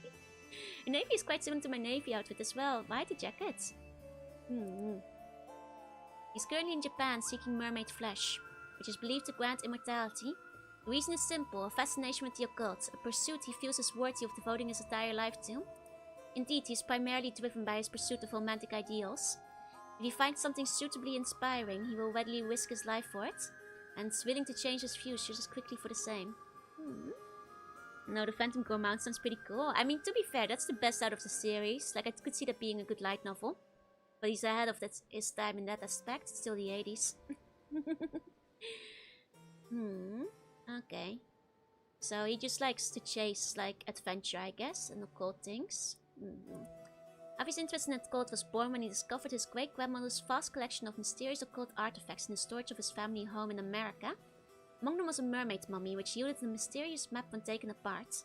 discovery which captivated his imagination and led to his current quests. The great-grandmother happened to be a relative of the main Lunalite family in England, albeit one who had chosen not to succeed the family estate. After discovering this through independent research into its lineage, Avi made contact with the Lunalite family and continues to maintain a secret correspondence with them to this day. Interesting. Okay. Garaga Town might be located next to Mia Prefecture's modern city, Sioux City, but there's something you have to keep in mind. It's also the birthday of the Heike, a branch of the Heian period's permanent Taira clan. Based on tuned illusions developed by Jorunna in the mid-2000s. If you're an Alzheimer's Junior, you'd be an occult nerd by birth. That's true, especially if you're an exorcist family. Going to talk about the Eastern province, then you absolutely have to mention the Heike. Was there a mummy with a map in it? Oh, you're right! You are right! That means that...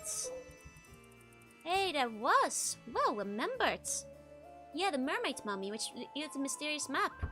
It had the Sodo Kuryu family heirloom treasure map thingy was inside of a mermaid mummy. Well spotted, well spotted. That must be the one then. That must be the one that Sodo and Yumiko were looking for. Good catch, good catch. I do have a passing understanding of the topic. The Heike to Park in the Genpei were correct. You had the brain cell. That's right. There was the war in the Heian period where two great samurai families, the Minamoto and the Taira, locked horns and really got into it. Among the Heike, Taira no Kiyomori was a particularly famous figure who appears in many creative works concerning the event. His father, Taira no Tadamori, was the one responsible for securing the Heike's high social standing. Tadamori was Kiyomori's father, right? Names like that, how can anyone hope to keep them straight? That's history for you. I'm afraid you just have to memorize them. It gets tough, especially in ancient Japanese history, where everybody passes on like the family kanji down the line. And you have like a million moris. Or is there the mermaid mommy instead of mommy? No, I'm afraid not. I mean, they're both nerds, I love it. They are dumping the info. I love her. She's great. She's perfect. She also knows like specific samurai, just like I do. We have so much in common. I suppose you're right about that. Then memorize them I shall. Apparently Tadamori was born in Sioux City in a place called Ubushina.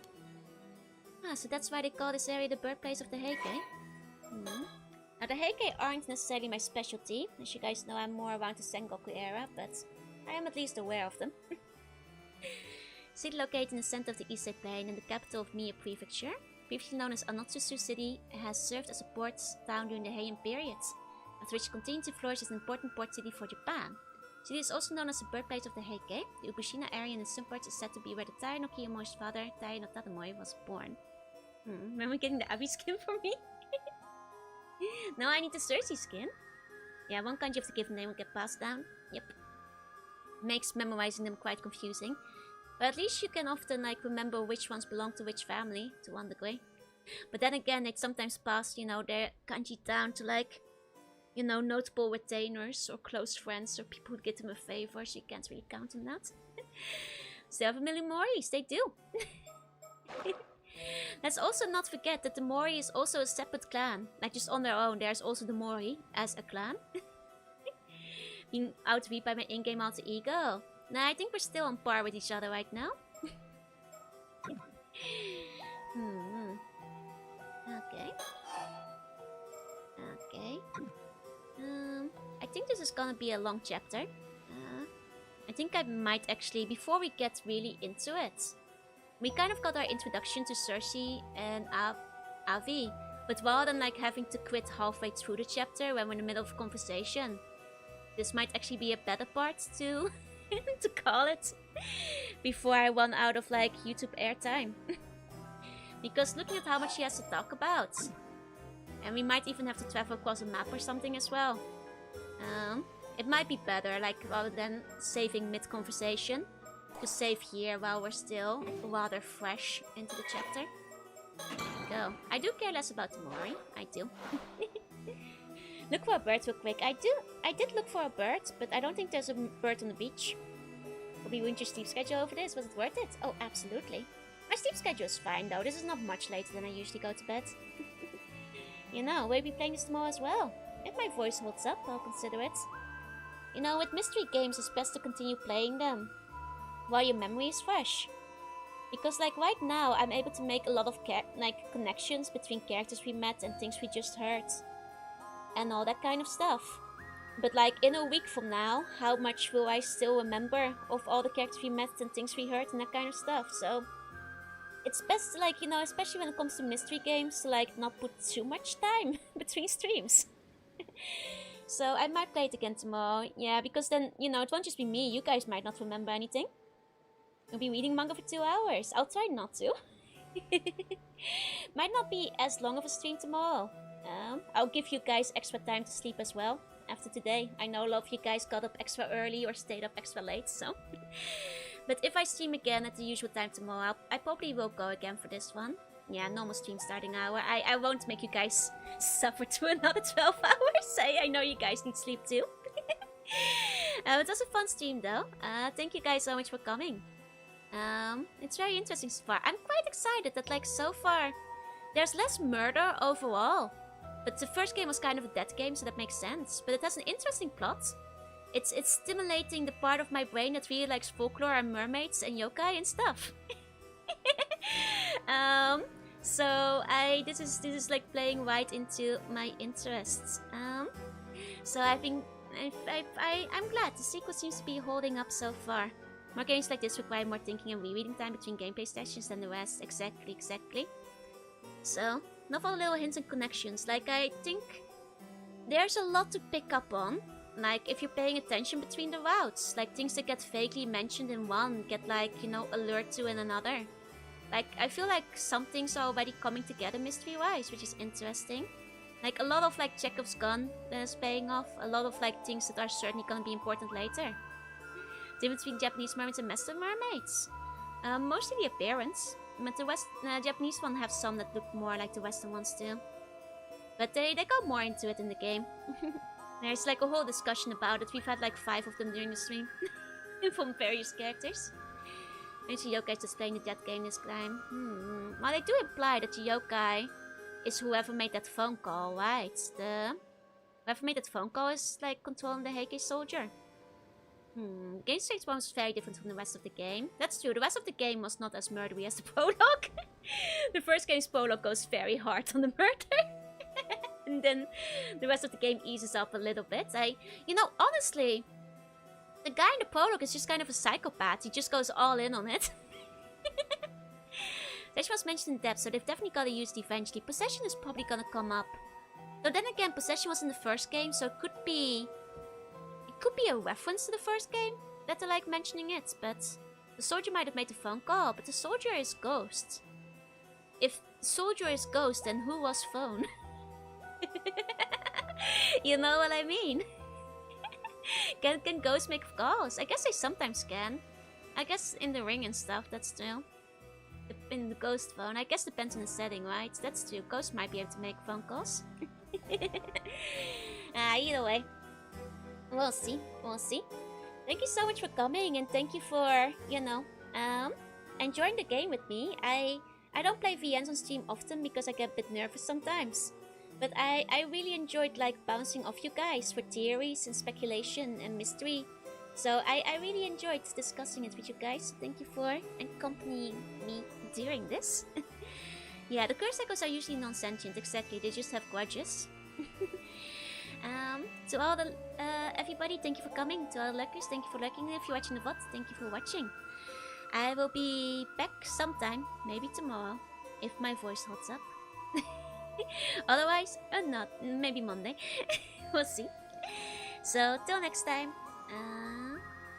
Kiss on the forehead, sleep bunny dreams to those going to bed, and those not, have a good rest of your day, and I'll see you next time. Bye bye bye bye. Bye bye.